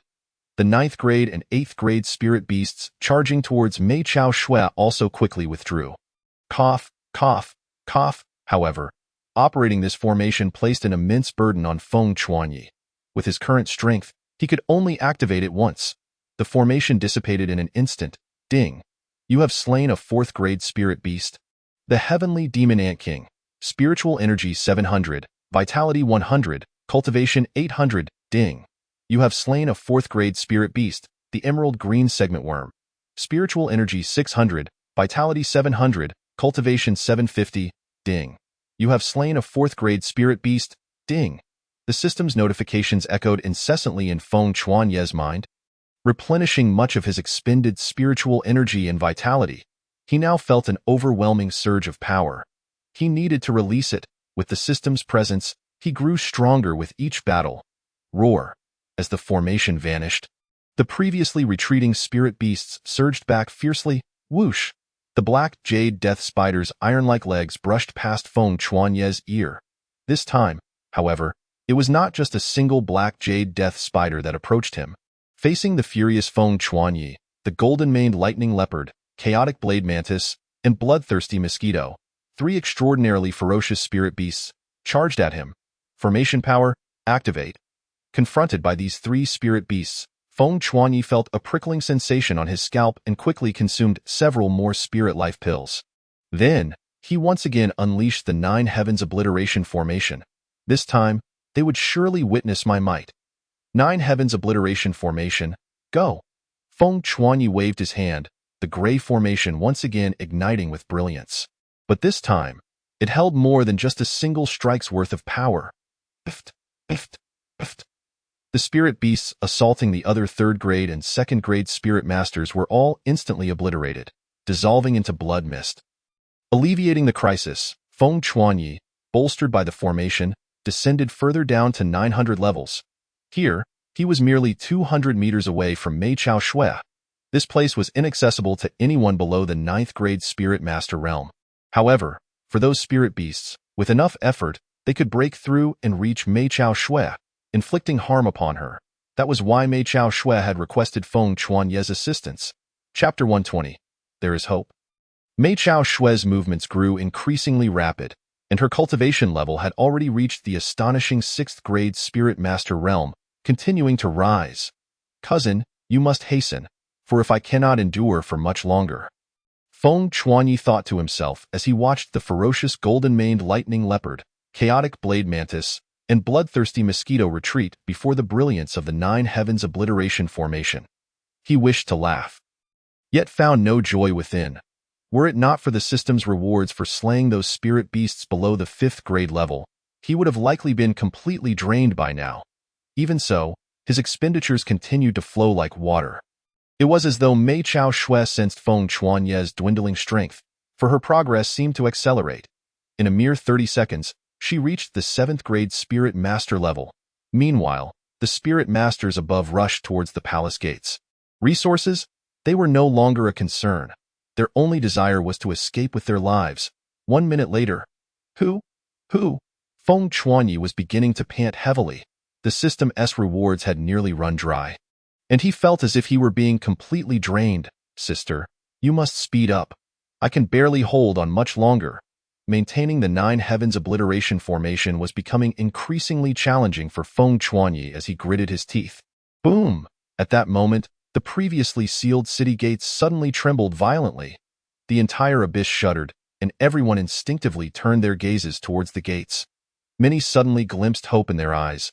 They thought that if the gates opened, they would escape immediately. They could no longer endure being trapped here. They understood that when Feng Chuanye's formation extinguished, it would herald their doom. They dared not entrust their lives to the whims of Feng Chuanyi. Bang! Another heavy blow struck, causing the abyss to tremble once more, and some lost their footing, collapsing to the ground. Bang! Crack! Another resounding impact echoed, and the crowd heard a shattering sound. The spiritual formation on the gates had been separated when Feng Chuanyi entered. Otherwise, such an assault would have been sufficient to kill the attacker 1,000 times over. Boom!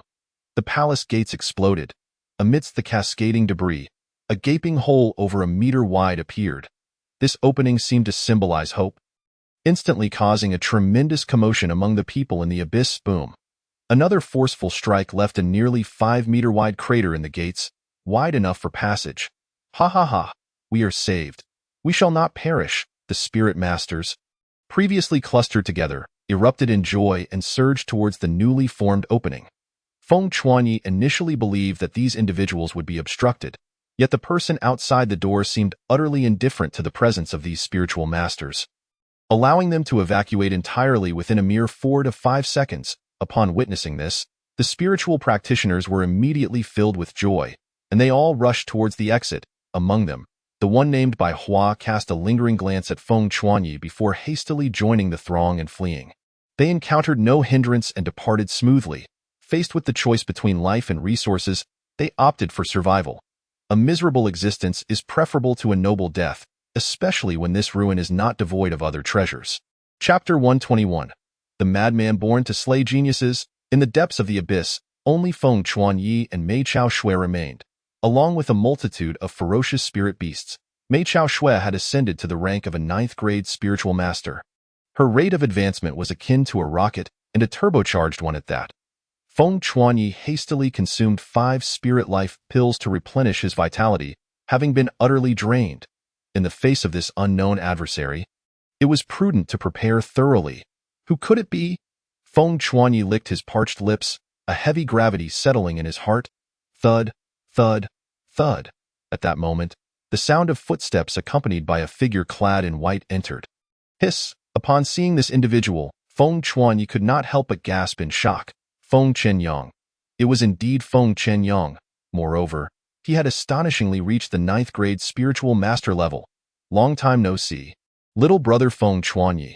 Feng Chenyang's gaze was like a bolt of lightning, piercing through the abyss's obscurity as he locked eyes with Feng Chuanyi. Instantly, Feng Chuanyi felt a piercing sensation, a chilling awareness of impending danger surging within him, his hair standing on end. Oh my, I didn't expect that young lady to be here as well, and to have obtained such fortune. How intriguing. Indeed. His gaze shifted directly to Mei Chao Shui at the bottom of the abyss, and a wider smile spread across his face. What do you intend to do? Feng Chuanyi's eyes narrowed. Filled with hostility, he was already significantly weakened, yet Mei Chao Shui was still not well. He had no choice but to swallow another 7 spirit life pills, gritting his teeth to endure. Blood began to seep from his nostrils and ears, a testament to his nearing limits. Even the 9 heavens destruction array had dimmed slightly. The spirit beasts, those above the 5th grade, seemed to have perceived the waning strength of Xiaomu Yang, their eyes sparkling with excitement, their brutal aura intensifying. What do I intend to do? Heh, I, Feng Chenyang, have a grand passion in life. To eliminate geniuses. 1 genius in this world suffices. I once considered letting you off the hook, for you aided me in acquiring the blood demon S-Palm, thus showing me kindness. My true objective was to eradicate those geniuses from Mu Tian after obtaining the blood demon S-Palm. However, I never anticipated that you, a 9th-grade spiritual master, would harness the power of the heavenly might-constraining spirit array to obliterate them all. In that moment, I realized that the true genius is indeed you. As for Mu Tian, he is not worthy to carry your shoes. Heh, killing you will surely bring me immense satisfaction. Feng Chenyang appeared to be fully aware of the events unfolding within the abyss. Upon hearing his words, Feng Chuanyi could only think, this man is a lunatic. Well then, it's time for you to meet your demise. You've delayed long enough. Rest assured, I shall forever remember your name. Feng Chenyang's declaration of intent was followed by a sudden shift in his aura, which turned chillingly fierce. His right arm transformed into a blood-red hand, eerily resembling the technique employed by the 4th-grade spiritual master Feng Chuanyi had slain.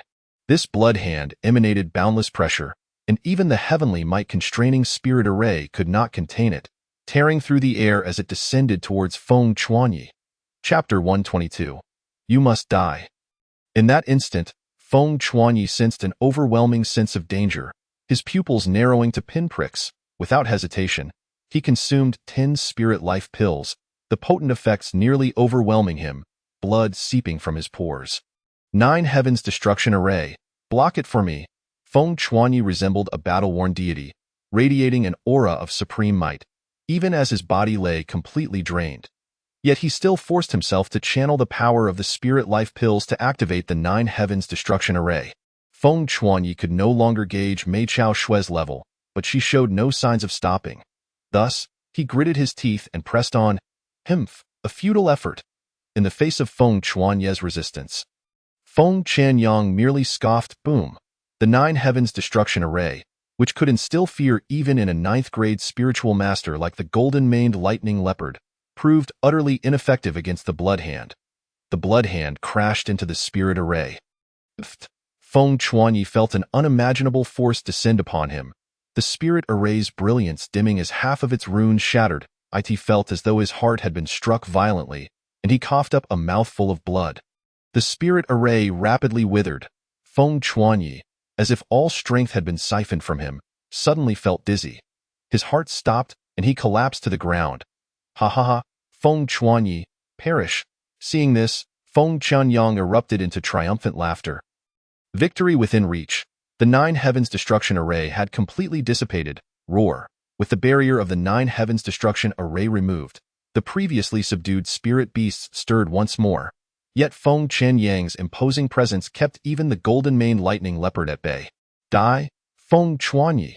Feng Chanyang was unperturbed by the chaos, directing the Blood Hand straight towards Feng Chuanyi. The sensation of personally eliminating a genius intoxicated him. Is this it? Am I to perish here? Cursed body, if only you could move just a little longer, I wouldn't have to await my doom. Facing the Blood Hand that obscured all light, Feng Chuanyi, despite his reluctance, felt utterly helpless before absolute power. All was illusion. Just as the Blood Hand was about to engulf Xiamu Yang, a voice, chilling to the bone, echoed from the abyss's depths. Dare you? The power of this voice was so formidable that the entire abyss trembled. Fissures forming around it, and the spirit beasts emitted low, fearful growls. An oppressive force, even more terrifying than the heavenly might-constraining spirit array, descended, making the air within the abyss unbearably heavy, causing the Blood Hand to shatter. A grand spiritual master. How is it possible? How can there be someone stronger than me? Faced with this overwhelming aura, even Feng Chanyang was struck with terror, his voice trembling. Even he could not escape the feeling of being a mere ant. From the depths of the abyss emerged a stunning beauty, her face frosted with cold, her skin as smooth as jade, floating gracefully in her hand. She wielded a sharp, ice-cold longsword, her eyes ablaze with murderous intent. Who else could it be but Mei Chao Shui? You shall perish. Mei Chao Shui glanced at Feng Chuanyi, whose body was gradually withering within the heavenly might-constraining spirit array, her tone turning even colder. Chapter 123. Ruthless suppression, absolutely powerful. At that moment, Feng Chuanyi resembled a desiccated corpse, his aura waning, his complexion pale as death. Run, Feng Chanyang, acutely aware that he stood no chance against the formidable Mei Chao Shui. Turn to flee. Do you think you can escape? Mei Chao Shui's icy visage flashed with disdain as she declared, 3,000 ice seals. Crack! With a sweep of her long sword, shimmering ice crystals filled the air. A torrent of icy power erupting forth, instantly freezing the atmosphere, causing Feng Chanyang's movements to slow. Go! With a flick of her delicate hand, the sky filled with ice crystals, enveloping him with overwhelming force. Cascading down upon Feng Chanyang like a torrential downpour, the sea of blood. Feng Chanyang, in despair, realized he could not escape and thus, he retaliated. But, crack, pft, pft, pft. His terrifying sea of blood was frozen in an instant, and he, along with it, was reduced to a sieve. Ha! Feng Chanyang fell to the ground, disbelief etched on his face. His body transformed into a mass of punctured flesh. Even in death, he could not comprehend how. With his 9th-grade spiritual master prowess and the blood demon S-Palm's assistance, he could meet his end here. I refuse to accept this. Feng Chanyang roared in fury, his voice resonating throughout the abyss, echoing until it finally faded away, leaving behind a solid ice corpse. Mei Chao Shui cast a dispassionate glance at Feng Chanyang's lifeless body before turning her attention to the severely weakened Feng Chuanyi. As she regarded him, her gaze softened, filled with compassion and concern. With a swift motion, she appeared beside Feng Chuanyi, seemingly unaffected by the pressure of the heavenly might-constraining spirit array. She raised her hand to channel pure spiritual energy into him. And before long, Feng Chuanye's condition visibly improved. The surrounding oppression appeared to lose its hold on him in that moment.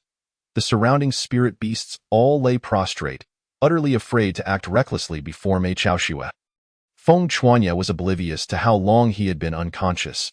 When he awoke once more, the first sight to greet him was the exquisite visage of Mei Chaoxue. Ahem, girl, you have finally succeeded. This time, you have truly put me in a dire situation. You must compensate me. Feng Chuanye managed a wry smile, casting a glance at the desolate atmosphere around him, and jested lightly. All right, let us be serious. Hurry up and recover. Here, take this, it should be of great use to you. Mei Chaoxue felt her cheeks flush slightly, shooting him an exasperated glare before handing him an ancient tome. Upon receiving it, Feng Chuanye discovered it bore a line of elegant characters that exuded an aura of immense power. Complete compendium of earth-level arrays and cultivation insights. His breath caught in his throat, and his gaze ignited with fervor. In essence, possessing this tome meant he had nearly acquired all the earth-level arrays along with their corresponding cultivation insights. With the path laid out by predecessors as a reference, his future cultivation would circumvent many detours, allowing him to master earth-level arrays with remarkable speed. Girl, you have truly aided me greatly. I believe this tome is the most valuable treasure, aside from what you have gained. Feng Chuanye tightened his grip on the tome, excitement illuminating his features. Chapter 124. You are a monster, indeed. Apart from my own gains, this tome in your possession is the greatest treasure. Surpassing all others, Mei Chaoxue nodded and urged, quickly recover. I shall provide you with protection. Though this place is fraught with danger and peril, it also contains a higher concentration of spiritual energy than outside. Moreover, with all those spirit stones you've acquired, coupled with the assistance of arrays, I believe you will experience significant advancement this time. Upon hearing this, Feng Chuanye grinned widely. Yes, I am indeed curious about what level I can achieve after this. Feng Chuanye crossed his legs and stored the compendium in his spatial ring. Then, he set up a 9-palace spirit refining array, producing a considerable quantity of mystical-grade spirit stones and a smaller pile of earth-grade spirit stones. Before closing his eyes and entering a state of cultivation, his body felt utterly depleted. He felt as if he could consume the entirety of heaven and earth. Those who cultivate often lose track of time. 5 full days sped by in the blink of an eye. Crackling sounds echoed. On this day, Feng Chuanye opened his eyes, unleashing a powerful aura that scattered the spirit stone dust surrounding him, causing the array beneath him to gradually dissipate. Ding! You have cultivated the celestial star technique to the minor success stage.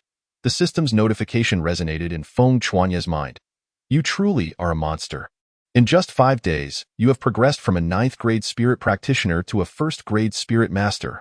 Beside him, Mei Chaoxue also emerged from her meditative state, gazing at Feng Chuanye, who was radiating a robust aura once more.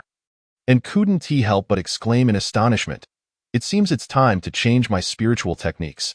The Celestial Bone King Spear technique can no longer satisfy me," Feng Chuanye thought to himself. Then turned to Mei Chaoxue with a radiant smile. "To call me a monster, I recall a certain fairy who managed to ascend from a 7th-grade spirit practitioner to an unfathomable height in merely a few minutes. Right? If we're speaking of true monsters, that fairy is the genuine article. I'm merely a small fry." Before Mei Chaoxue, Feng Chuanye always maintained a playful demeanor. In response, she couldn't help but roll her eyes. Such a rapid enhancement in strength, surely it won't leave any aftereffects?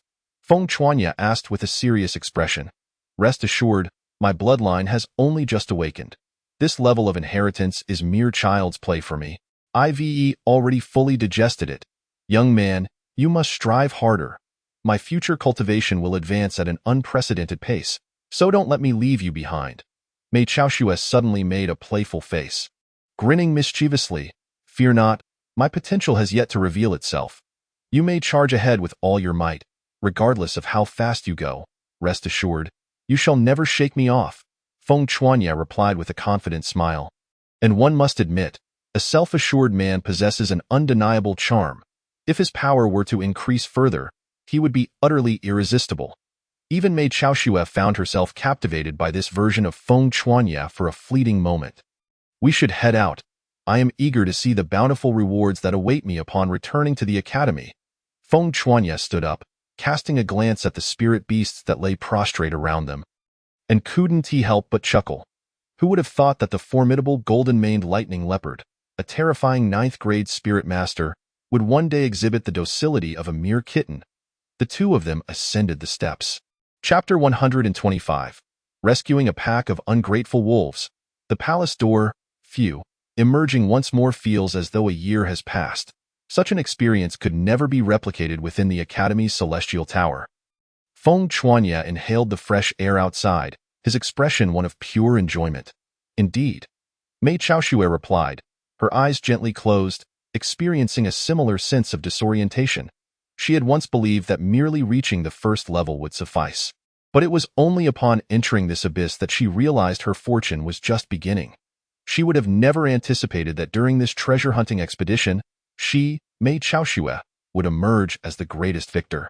Not only did she awaken a powerful bloodline, but she also obtained the inheritance of the Ruins Master, her strength soaring to that of a first-grade Grand Spirit Master. A rare first-grade Grand Spirit Master. Among her peers, she could almost look down upon them all. Even the peculiar Feng Chuanya before her was far inferior. Let us go home. Feng Chuanya surveyed the serene surroundings before strolling leisurely towards the exit. During their arrival, they had tread carefully. Now, there was no need for such caution. In the face of Mei Chaoxue's overwhelming spiritual pressure, no spirit beast would dare to act unwisely. As for the traps within the arrays, they would not escape Feng Chuanya's keen eye. The desolate corridor was shrouded in darkness and silence, with only the sound of their footsteps echoing. The atmosphere was perfect. The two soon arrived at the spirit-dwelling palace. The place was in disarray. Yet, there were still cultivators present. In fact, it could be said that all the cultivators who had emerged from the abyss were gathered here, still vying for treasures among them. A short, dark-skinned second-grade spirit master commanded the most attention, for his array was indeed formidable, controlling 3 spirit master corpses, each boasting a power no less than 4th grade. One of those corpses was the 4th grade spirit master that Feng Chuanya had previously defeated. Moreover, besides him, the ensemble included a multitude of spirit masters ranging from 1st to 3rd grade, forming the most formidable faction. Initially, the atmosphere was buzzing with competition, but upon the arrival of Feng Chuanya and Mei Chaoxue, a profound silence enveloped the spirit-dwelling palace. Then, a cold snicker broke through, particularly from the one manipulating the 3 spirit master puppets, who wore a particularly smug and elated expression. The cruel glint in his eyes was almost palpable. Feng Chuanya, we have finally lured you out. We've lingered here just to wait for you. Feng Chuanya, you would do well to hand over the spoils you gathered in the abyss, if you comply. We might spare your life. The earlier advantage of array suppression in the abyss is now nullified. Do you genuinely believe you can stand against us all alone? Young man, don't deceive yourself. Upon hearing this, the surrounding crowd revealed their ravenous greed, echoing, yes, Feng Chuanya, you would be wise to cooperate. Nearly 600 pairs of eyes glared greedily at Feng Chuanya, as if they wished to devour him whole with their stares. Oh, it appears I have no chance of escaping today? Feng Chuanya replied, a radiant smile spreading across his face. Unfazed, precisely. It would be wise for you to comply, lest we be compelled to take action. And then your life will be at stake. This individual, perhaps feeling assured of victory, continued to threaten. Chapter 126. Afraid, you all play. It seems I should never have saved you in the abyss. I've merely rescued a pack of ungrateful wolves who now seek to bite back. Feng Chuanya spread his arms in a gesture of helplessness. Feng Chuanya, do you truly regard cultivation as a trivial matter? Ungrateful wolves? Living in a dream of gratitude and reciprocity? In the path of cultivation, selfishness reigns. Do you not understand that with fewer competitors, our chances increase? Moreover, a prize like you, losing you would sustain us all. I believe no one would oppose that. The one controlling the puppets narrowed his eyes into slits, exuding an air of cold arrogance. It seems I truly should not have saved you. However, once something has entered my pocket, it is never easily relinquished. If you wish to claim my possessions, you must first prove your worth. I trust you haven't forgotten the lessons learned from Mu Tian's fate. Think carefully. Should you act against me, it will cost you your life, Feng Chuanye declared, folding his arms across his chest, gazing at these individuals with a smile that was as enchanting as it was beguiling. His voice resonating like a siren-esque call, stirring their hearts.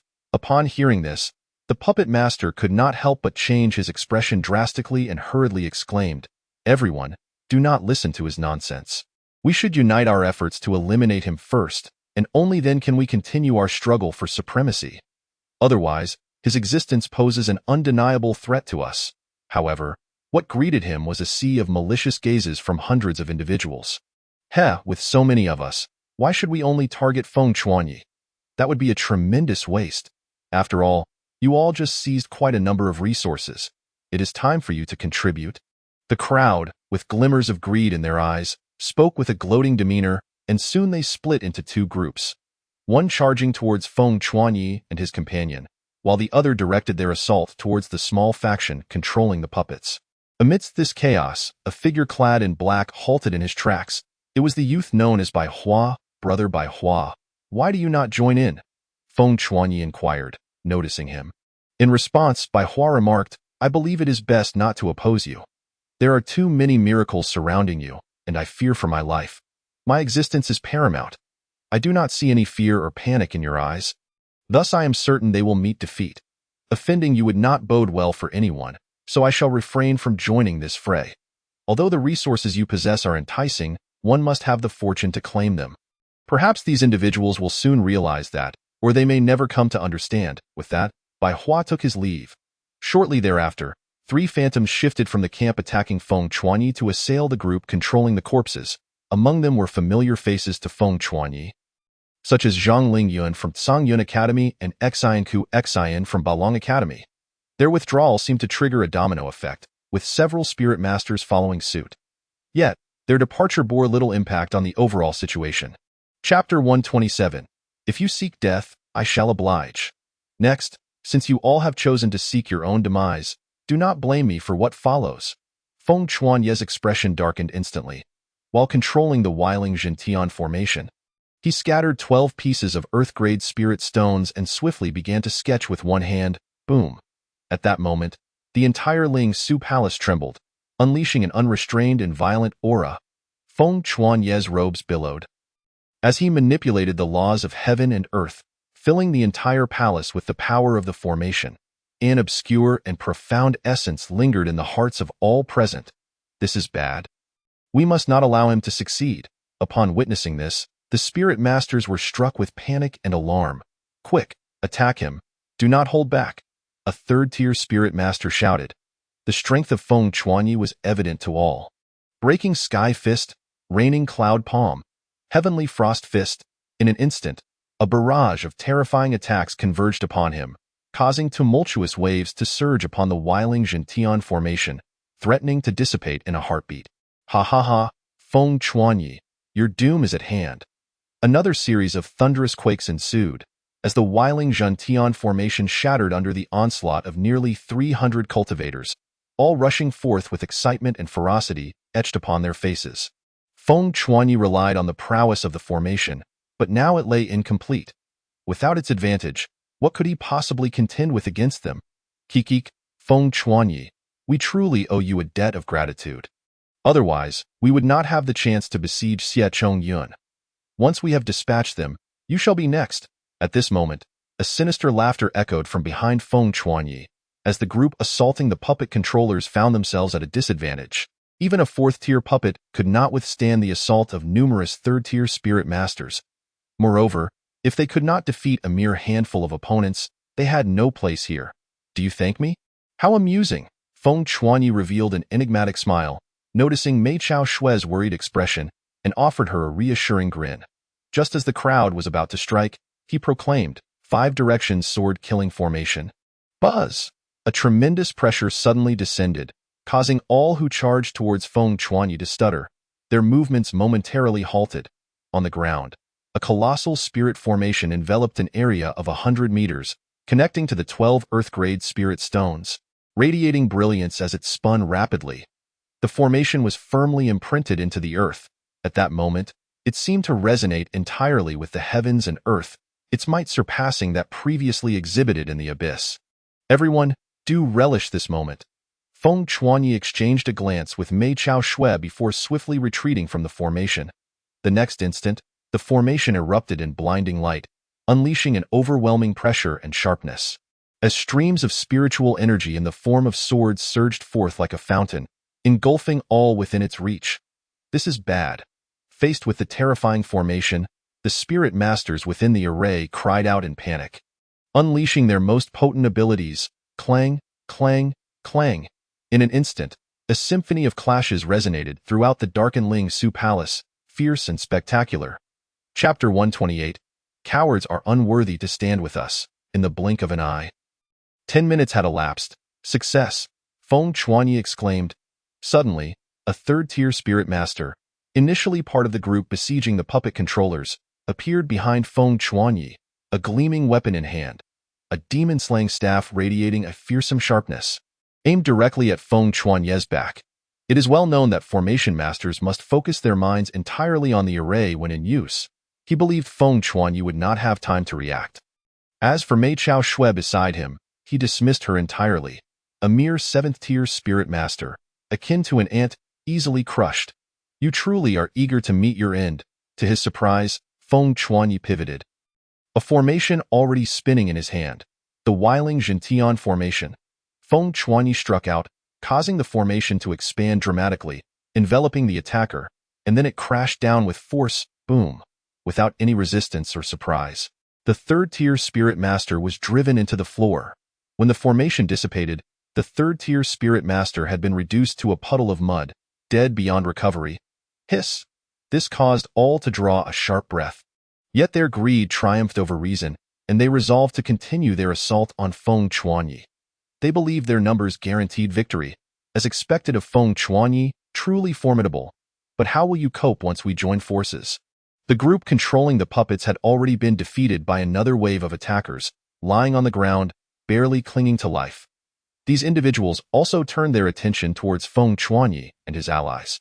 However, Zhang Lingyun and his companions promptly retreated, opting to leave the battle entirely.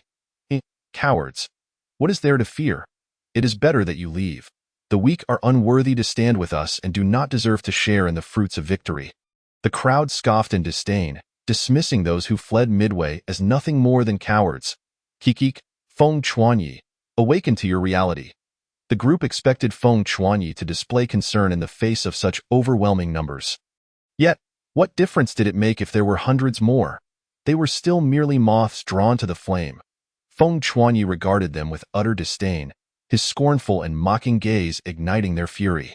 Very well, let us see where your courage comes from. Charge! With a fierce glint in their eyes, the 290 assailants surged towards Feng Chuanyi. Mei Chao Shui, I leave this to you. Feng Chuanyi glanced at Mei Chao Shui. Of course, she responded, stepping forward. Thief! Feng Chuanyi, do you truly believe this 7th-tier spirit master can impede us? Ha ha ha, you dare send a 7th-tier spirit master against us? Have you lost your mind? The crowd erupted in laughter, mocking Feng Chuanyi for his apparent folly. A 7th-tier spirit master? Is that truly the case? Mei Chao Shui revealed a playful smile, narrowing her eyes as her aura surged before the crowd, escalating dramatically until it finally stabilized at the 1st-tier Great Spirit Master level. Boom!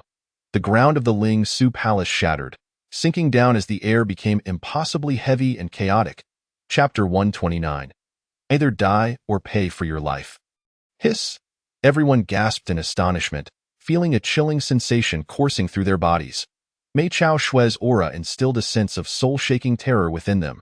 They were under the illusion that they were mere ants before Mei Chao Shui, who could crush them all with a single finger. The expressions of those caught within the spiritual formation instantly turned ashen, devoid of color, their eyes wide with sheer terror, resembling the gaze of a frightened cow. They finally understood why Xiamu Yang was so audacious. It was all due to the presence of Mei Chao Shui. Indeed, with Mei Chao Shui in the vicinity, what did Feng Chuanyi have to fear? She only needed to raise her hand to subdue them, creating not even the slightest ripple. Feng Chuanyi, we concede. We concede. We beseech you to spare us. We recognize our errors and promise we shall never dare again. In matters of surrender, The weak seemed to possess an innate understanding. Merely observing their pitiable expressions, one might mistakenly assume Feng Chuanyi was the one bullying them. Heh, spare you? Are you certain you can afford such a price? A playful glint sparkled in Feng Chuanye's eyes, yet there was no indication he intended to cease the spiritual formation. This group, ungrateful as they were, showed no hesitation, and Feng Chuanyi despised those who repaid kindness with malice. Expecting him to relent was far from simple. Whatever you desire, we will provide it all. In an effort to appease him, they hastily exclaimed upon seeing his expression. My terms are simple. Surrender your storage rings. Feng Chuanye's demeanor transformed into that of a shrewd merchant. Yet this only sent chills down the spines of all present. Surrender their storage rings? What a jest! Those rings contained all their hard-earned treasures, and relinquishing them would render their efforts utterly futile. Oh, and those from the same academy as me need not attempt to curry favor at this juncture. It is all the same. Feng Chuanyi seemed to anticipate their objections, swiftly silencing all with his words. Infuriating. Many voiced their frustration through clenched teeth. Think carefully now. Surrender your storage rings or face death. Feng Chuanye's eyes suddenly widened, radiating a murderous intent. Instantly, many exhibited signs of struggle, grappling with the omnipresent pressure of the spiritual sword while weighing their options. Eventually, someone made a choice. I choose to surrender my storage ring. A third-tier spiritual master proclaimed loudly. In the next moment, his storage ring vanished, and he was forcefully ejected from the spiritual formation. Excellent. Those who recognize the situation are truly wise. I relish dealing with individuals like you. Feng Chuanyi promptly stored the man's ring in his own, revealing a satisfied smile. Is there anyone else? Life is precious, but storage rings can always be replaced. Feng Chuanyi certainly dared not slay them all. Otherwise, within a day, the deans of the mid-tier academies from the Eastern Domain would descend upon the Sword Inquiry Academy. Ready to devour him whole, however, the sheer number of these individuals was overwhelming. No one wished for death, thus Feng Chuanyi was confident that a slight push would render them obedient. I too shall surrender my storage ring. Another person shouted, begrudgingly, yet they chose to comply. Swish! Another ring was claimed. Following the domino effect of the situation, one after another, they surrendered their rings to preserve their lives. Chapter 130. The road of the Jianghu is long. We shall meet again. 15 minutes later. Excellent, excellent. You are all remarkable individuals, and I am thoroughly pleased. Feng Chuanyi beamed at everyone present after collecting the final storage ring, uttering words that made all present feel as if they might vomit blood. Well then, if there is nothing else, we shall take our leave. The mountains are high and the roads long. We shall meet again at the sect's grand competition. At that time, I hope you will be even more formidable. Hehe, I look forward to the surprises you will bring me. Feng Chuanyi dissipated the spiritual formation, swiftly gathering the remaining earthly-grade spiritual stones and departed alongside Mei Chaoxue. Feng Chuanyi resolved that since they chose to be ungrateful, he would ensure they left with nothing. Infuriating. After Feng Chuanyi's departure, one individual slammed their fist against the wall, unleashing a roar of frustration. Outside the ruins, within an unknown mountain range. Hehe, Mei Chaoxue. This time we struck it rich. With these resources, we can cultivate for quite some time. The two laid out their spoils, and after categorizing them, even Feng Chuanyi's eyes could not help but blaze with fervor. His mouth slightly dry. To think our gains would be so substantial this time. Gazing at the mountain of spiritual stones, techniques, skills, and artifacts before him, Feng Chuanyi swallowed hard. Now, let us divide the spoils. Feng Chuanyi efficiently repacked everything, utilizing precisely 10 empty storage rings. Here, for you. He handed Mei Chaoxue 6 storage rings, keeping 4 for himself, prompting her immediate desire to refuse. Do not decline. Without your imposing presence, I might not have emerged victorious today. This is rightfully yours. Take care of yourself, and we shall meet again at the sect's grand competition. After speaking, Feng Chuanyi cast a lingering gaze at Mei Chaoxue, remarking, You are truly exquisite. Then, like a carefree scoundrel, he turned a few corners and vanished from her sight. The sect's grand competition, do not disappoint me, for you are the man I, Mei Chaoxue, have set my sights upon. This expedition into the ruins deepened the bond between the two. In the face of life and death, one could truly gauge a man's reliability. Without a doubt, Feng Chuanyi was exceedingly dependable. Feng Chuanyi returned to the academy 3 days later. Exchange my points, please. A travel-worn Feng Chuanyi addressed the female cultivator behind the counter. State your desired exchange. I will not process anything below 100 points. The female cultivator cast a disdainful glance at the disheveled Feng Chuanyi, her eyes flashing with contempt as she mockingly inquired.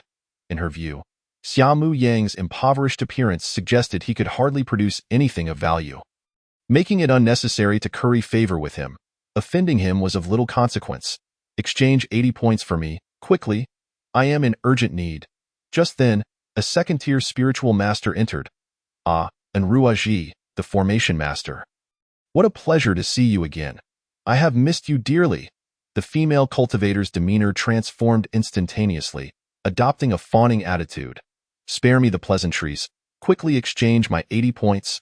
I have pressing matters. The newcomer was in Ruaji, who frowned in annoyance, tossing a medium-grade mundane skill on the counter, speaking with a firm and haughty tone. Chapter 131. Directly left dumbfounded. Very well. I will assist you in the exchange right away. Please wait a moment. Upon hearing this, the female cultivator eagerly accepted the skill and began processing in Ruaji's exchange. At this moment, and Ruaji noticed Feng Chuanyi beside him, visibly startled. Junior brother, what brings you here? How did you return from the Grand Master's ruins so quickly? That should not be the case, considering your status as a 5-star upper-tier profound formation master. You ought to have returned with others. After all, cooperation yields mutual benefit. You will know tomorrow. Yet, in less than half a month, you have advanced to a 4-star mid-tier profound formation master. Your progress is impressive. Feng Chuanyi remarked, surprised to see an additional star on Ruaji's badge. Do not mention it. Because you and the senior brother are so formidable, I have been rigorously trained by the master these past 2 weeks.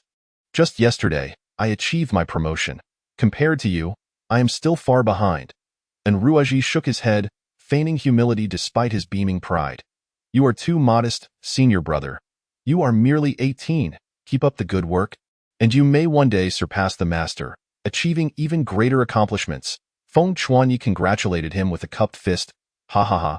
I appreciate your kind words. Flattered by Feng Chuanyi's praise, and Ruaji felt a surge of elation. However, the female cultivator was left utterly dumbfounded. What had she just heard? The seemingly impoverished Feng Chuanyi was actually a 5-star upper-tier profound formation master. How could that be? Panic surged within her. Yet if Feng Chuanyi truly was a 5-star upper-tier profound formation master, she was doomed to a fate without burial. Thus, considering her future prospects, she resolved to verify this information. And Ruaji? Formation master, your points are ready. May I ask who this is? The female cultivator swallowed hard, suppressing her unease as she sought to confirm her suspicions. And Ruaji introduced, this is my junior brother. Feng Chuanyi, a 5-star upper-tier profound formation master. Treat him well, understand. You should comprehend what it means to offend a 5-star upper-tier profound formation master. Do not think that as a mere 8th-tier spiritual apprentice at the front desk, you can afford to cross him. Even elderly of the Points Hall treats him with respect as a junior. Offending him will not end well for you. Do you understand? Boom. Upon hearing this, the female cultivator felt as if struck by lightning, her face drained of color, every ounce of strength evaporating in an instant, leaving her crumpled on the ground. It was over. She was truly finished. She had unwittingly offended a 5-star upper-tier profound formation master. Her life, at this juncture, had reached its conclusion. The fate of those who offended formation masters was often tragic. Observing this scene, and Ruaji's expression darkened. Quickly deducing what had transpired, this esteemed senior sister, may I now proceed to exchange my points? Surely, you would not resort to the excuse of not processing exchanges below 100 points any longer. Feng Chuanyi stepped forward, maintaining his previous expression as he regarded the female cultivator, only to suddenly break into a radiant smile, transforming his demeanor into one of cheerful affability. The female cultivator attempted to respond, but found herself so overwhelmed by fear that she could scarcely utter a sound. Hey, junior brother, that expression of yours is rather intimidating. I recall that it was precisely this look on your face when you slapped me, remarked Ruaji, who was relishing the spectacle. This only heightened the female cultivator's panic, causing her to break into a cold sweat. Enough, senior brother. Could you refrain from making such remarks? It makes me seem like a petty person who harbors grudges. Feng Chuanya cast a disapproving glance at Enruaji, expressing his exasperation. Chapter 132. The Divine Dragon never quibbles with ants. Rest assured, esteemed senior sister, I do not intend to seek retribution upon you in my capacity as a formation master. With the desired effect achieved, Feng Chuanya had no intention of further harassing the female cultivator. What he yearned for most was to swiftly exchange his points and then hasten to the treasure pavilion to redeem a low-grade Earth-level spiritual technique. Subsequently, with the aid of the system, he aspired to advance his Earth-level formations further. Then, within the Celestial Tower, he would practice the redeemed spiritual technique, taking his time to cultivate it. Is it true? You truly won't cause me any trouble? After receiving Feng Chuanya's assurance, the female cultivator finally summoned enough courage to inquire. Fear not, troubling you, an 8th-grade spiritualist, would be exceedingly dull. Now, hasten and exchange my points. Time is of the essence. Feng Chuanya shot her an impatient sidelong glance. What would you like to exchange? I can assist you with that right now. The female cultivator, shedding her earlier arrogance, adopted a submissive tone, even addressing him as you. Exchange everything within these 3 storage rings. Feng Chuanya declared, tossing out the 3 storage rings. Very well, I shall assist you immediately. Before the word exchange had fully escaped her lips, the female cultivator hastily opened one of the storage rings, only to find herself at a loss for words. Gasp! She suddenly inhaled sharply, her eyes widening in astonishment as her emotions turned tumultuous. She was abruptly engulfed by a wave of dread. Heavens, I might just be driven mad by Feng Chuanya. What she beheld within this storage ring was a staggering accumulation of various spiritual artifacts, including a plethora of high-grade profound ones. High-grade profound artifacts, the very items she had dreamt of acquiring. Yet now, they lay before her as if mere trinkets. Goodness, what sort of celestial being could achieve this? With such accomplishments, Feng Chuanya would undoubtedly become a prominent figure within the academy. To offend him would be tantamount to signing her own death warrant. Furthermore, the quantity of points involved was beyond her control. Even elderly of the points hall would have to attend to him personally. If she were to offend someone of his caliber, it would not merely jeopardize her current life, but potentially her next as well. A wave of relief washed over her. Thankfully, Feng Chuanya had no desire to settle scores with her. Moreover, aside from those present, there were no other witnesses. Otherwise, her current attitude towards Feng Chuanya would have been enough to warrant her demise 1,000 times over. Feng Chuanya's lack of retaliation did not imply that the Formation Master Alliance and the Formation Hall would also overlook her actions. Feng Chuanya, as a Formation Master, I cannot make decisions on this matter. I shall promptly seek someone of higher authority.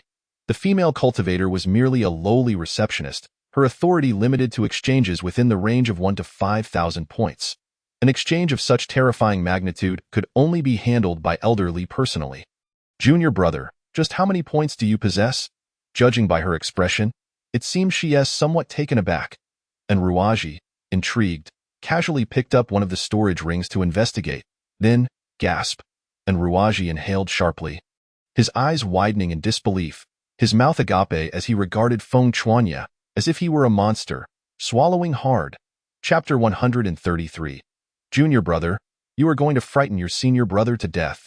You wouldn't be telling me that you intend to exchange all of this for points, would you? And Ruaji stammered, his voice trembling with disbelief.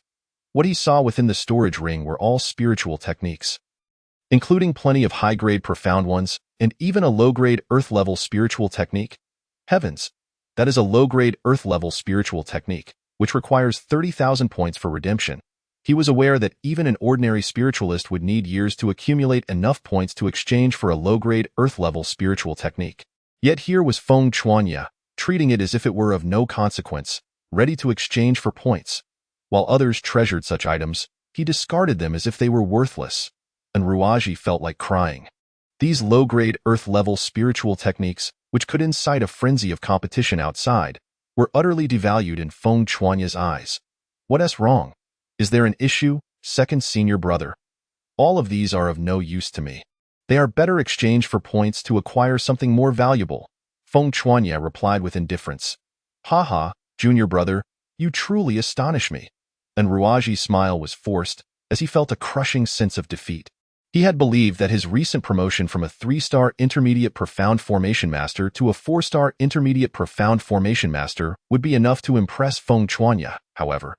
In light of Feng Chuanya's astonishing achievements, he felt as insignificant as a firefly compared to the moon, utterly eclipsed. At that moment, an elderly man descended from the upper floor, making his way directly toward Feng Chuanya. He exuded the aura of a grand spiritual master. Formally introduced as Elderly Chongqing, one of the heads of the Points Hall, you must be Feng Chuanya, the 5-star high-grade Profound Formation Master. Truly impressive for one so young. I salute you. Elderly Chongqing clasped his hands in greeting. Thank you, Elderly. I would appreciate your assistance in redeeming these for points. Feng Chuanya, not daring to be remiss, returned the greeting and then got back to business. Certainly, please wait a moment. Formation Master Feng. Elderly Chongqing stroked his beard, smiling amiably. He then opened the storage ring. No wonder she was so eager to involve me. It is indeed as expected of Formation Master Feng. Elderly Chongqing's eyes widened with astonishment, his smile growing even brighter. Do you wish to exchange all of these? Feng Chuanya nodded in affirmation. Yes, I would appreciate your help, Elder. Ah, this is no small sum. Please, both of you, take a moment to rest while I process the transaction. Elderly Chongqing instructed, arranging for the two to sit while he had the female cultivator attend to their needs before taking the 3 storage rings back upstairs. During the wait, Feng Chuanya seized the opportunity to meditate. 2 hours later, phew, Formation Master Feng truly is remarkable. He has exhausted us old fellows. Elderly Chongqing reappeared before Feng Chuanya, returning the 3 storage rings and adding with a jest, you have worn us out. Thank you, Elder. Here is 100 Earth-level spiritual stones, a modest token of appreciation. Feng Chuanya opened his eyes to see a brilliant flash from his storage ring, revealing a pile of ore-infused spiritual stones before everyone. Ah, Formation Master Feng, what a magnificent display. I shall graciously accept this. Even Elderly Chongqing was taken aback by such a sizable amount of Earth-level spiritual stones. Chapter 134. 1 million points. A grand gesture. He felt a surge of astonishment. Feng Chuanya was truly unfathomable. Such a person must not be offended. 100 Earth-level spiritual stones equated to 50,000 points. To have given them without a second thought spoke volumes. A person of this caliber was destined to soar to great heights, becoming a divine dragon traversing the realms. May I trouble you, Formation Master Feng, to place your handprint here so we can input your points into your spiritual card? Elderly Chongqing suddenly became exceedingly courteous. Of course. Feng Chuanya rose and placed his hand on the specialized points input device of the Points Hall. Beep, beep, beep. A radiant beam of light flashed, and the device displayed the vast array of points Feng Chuanya possessed. Thousands, tens of thousands, hundreds of thousands, millions. Gasp! And Ruaji stared at the lengthy string of numbers representing Feng Chuanya's points, and after counting, he couldn't help but gasp in shock. The female cultivator nearly collapsed in disbelief. Heavens, 1 million points. What does this even signify? From this moment forth, Feng Chuanya could afford to languish in inactivity for many years. Junior brother, you truly are astonishing. In your presence, I feel as if I lack the fortitude to withstand such awe. Comparatively, I feel utterly insignificant. It's disheartening. I have been studying for over 3 years and have barely accumulated less than 100,000 points. Meanwhile, you, having only been enrolled for 2 months, have amassed 1 million points. Have you left any opportunities for your seniors and fellow students? Lamented Ruaji. The female cultivator wholeheartedly agreed, feeling immense relief at having promptly acknowledged her error, averting the path of further offense against Feng Chuanya. Before him, she felt like a mere ant. Should Feng Chuanya wish to annihilate her, it would be as effortless as crushing an insignificant insect. I apologize for the numerous disturbances and trouble caused to all of you. Regarding today's matter, I kindly request that you keep it confidential. Here are 100 Shin-level spirit stones, which I present to my senior sister as a gesture of goodwill, wishing her great success in the martial arts world and further advancement in her cultivation. Feng Chuanya once again took out 100 Shin-level spirit stones and handed them to the female cultivator. The female cultivator couldn't help but swallow hard. 100 Shin-level spirit stones were akin to a windfall for her. overwhelming in their value. Yet, she still glanced at Li Chongqing, for despite her eagerness, she dared not accept them. Since they were given by Master Feng Chuanyi, you should graciously accept them. Consider it a stroke of good fortune for you today. Li Chongqing nodded at her. Thank you, Master Feng Chuanyi. The female cultivator hurriedly stored the spirit stones and stepped aside. In that case, I shall take my leave. Elderly, farewell, farewell, Master Feng Chuanyi. Li Chongqing cupped his hands in farewell. Junior brother, please refrain from frightening your elder brother like this in the future. My heart cannot withstand such shocks. On the way, and Ruaji lamented to Feng Chuanyi with a sorrowful expression. Rest assured, elder brother, if such an event occurs again, I will certainly seek you out. In response, Feng Chuanyi couldn't help but smile. Here you go, second brother, this is 800 Shin-level spirit stones. Do not say that junior brother hasn't shown you filial piety. As they were about to part ways, Feng Chuanyi drew a pile of spirit stones from his spatial ring and gifted them to Enruaji. Hee, junior brother is indeed perceptive. Next time, feel free to come and surprise your elder brother. Upon receiving the 800 Shin-level spirit stones, Enruaji immediately ceased his lamentations. Chapter 135. The Useless Spirit Technique, 9 Transformations of True Yang Fist. In that case, I shall return to my dormitory first. Farewell. With that, Feng Chuanyi leaped away and vanished from sight. Treasure Pavilion. Feng Chuanyi directly ascended to the second floor. The treasure pavilion was perpetually bustling with people. He made his way toward the area designated for lower-tier Earth-level spirit techniques. Feng Chuanyi, what brings you here? Suddenly, Feng Chuanyi heard an exclamation and saw Zhang Lingyun from Tsangyan Academy looking at him in alarm. Retreating several steps. What is the matter, Zhang Lingyun? Am I not allowed to be here? Seeing this, Feng Chuanyi cast him a sidelong glance and continued to search for the spirit technique he desired. Who is this person to make you so anxious?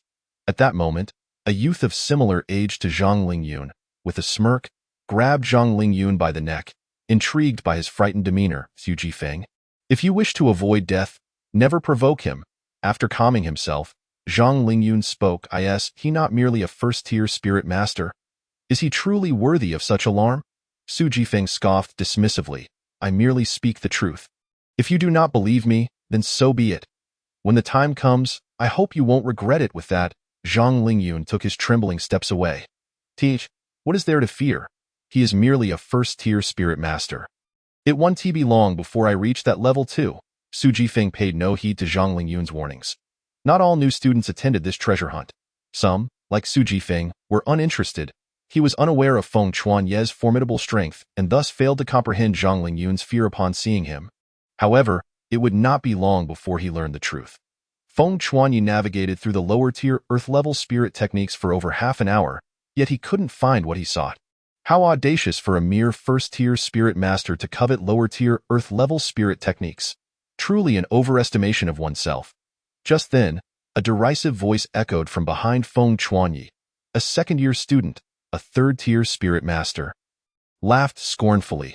What does it matter to you? Feng Chuanyi replied nonchalantly, casting a disinterested glance at him.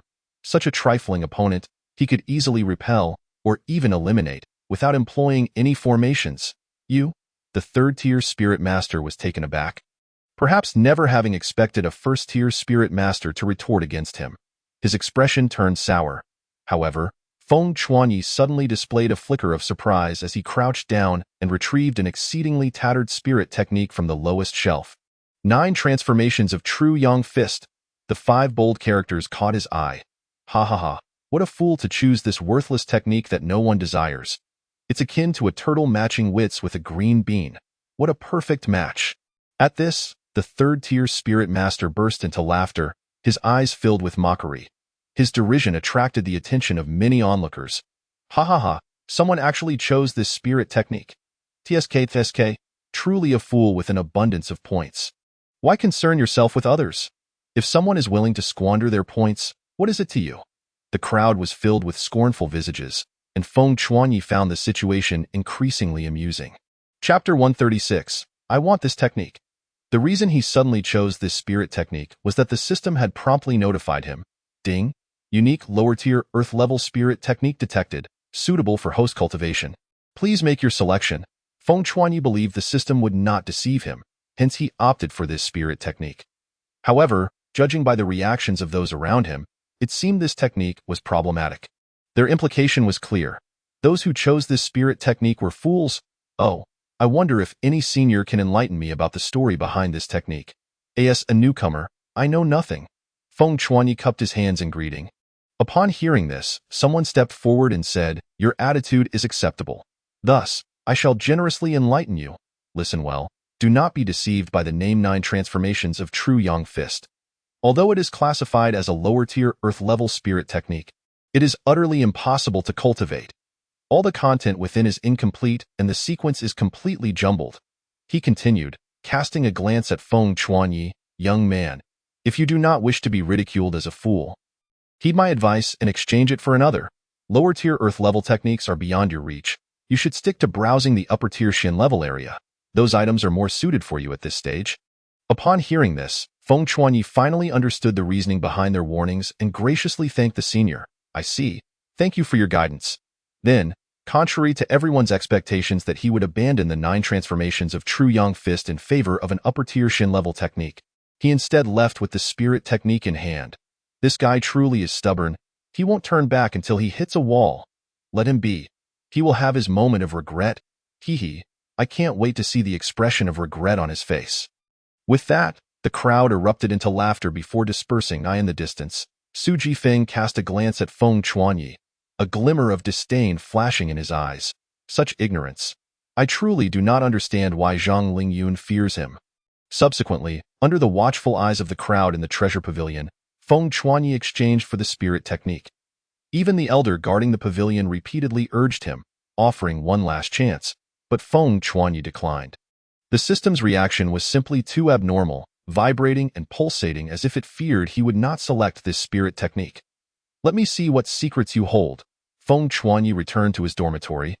Filled with curiosity about this spirit technique that elicited such an unusual response from the system. In the dormitory, he activated the Spirit Transformation Ascension Array.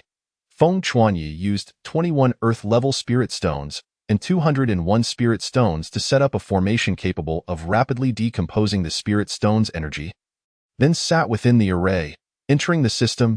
Ding! Unique lower-tier Earth-level Spirit Technique detected. Would you like to initiate repairs? As soon as he entered, a voice resonated in his ears, accompanied by a tremor. Repair? Feng Chuanyi immediately chose to repair. He was eager to discover why the system was so agitated. Buzz! The moment Feng Chuanyi made his choice, a massive tome suddenly materialized, from which a dense flurry of fragmented yet chaotic phrases emerged. Chapter 137. Extreme Difficulty Level, Super Spirit Technique. As if drawn by some mysterious force, the chaotic phrases swiftly began to rearrange themselves. Within a minute, the rearrangement was complete. Then, as if undergoing a chemical reaction, those fragmented segments gradually began to materialize. In an instant, a powerful and searing aura surged forth, overwhelming Feng Chuanyi with a sensation akin to being melted. Ding! Usable unique lower-tier Earth-level spirit technique. 9 transformations of True Yang Fist, Manifestation Training Ground has been activated. Would you like to enter training? Yes, Feng Chuanyi affirmed, and as his vision flickered and cleared once more, he found himself standing on a vast celestial altar. Opposite him stood a woman with fiery red hair and adorned with gauntlets, her gaze ablaze as if 2 suns were igniting within her eyes. 9 transformations of True Yang Fist, simplified version of the upper-tier Earth-level spirit technique. Though classified as a lower-tier Earth-level technique, possesses power comparable to mid-tier Earth-level techniques. Training difficulty, extreme. After breaking through to the Grand Spirit Master, the difficulty level changed to hard. Greetings. I am the instructor of the 9 turns True Yang Fist. The red-haired woman suddenly shifted her gaze, casting a fleeting glance at Feng Chuanyi, and stated, I have detected that you lack the True Yang physique. Hence, I bestow upon you the True Yang body to complete your cultivation. As she spoke, a fist-sized orb of blood materialized above Feng Chuanyi's head and subsequently surged into his body. In an instant, Feng Chuanyi felt as though a sun had been added within him. The terrifying heat nearly melting him away. He distinctly heard various sounds emanating from within his body, as if even his soul was on the verge of being dissolved. His vision blurred, and he promptly lost consciousness. In the dormitory, Feng Chuanyi's body radiated an intense heat akin to that of red-hot iron.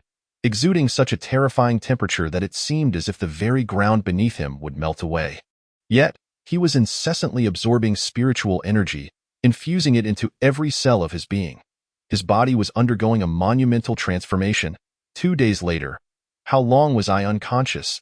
Feng Chuanyi rose from the ground, his expression one of bewilderment as he surveyed his surroundings, only to discover that the spiritual stones, which could have lasted half a month, had completely turned to dust. Moreover, he felt an unprecedented surge of strength coursing through him, vastly superior to his former self.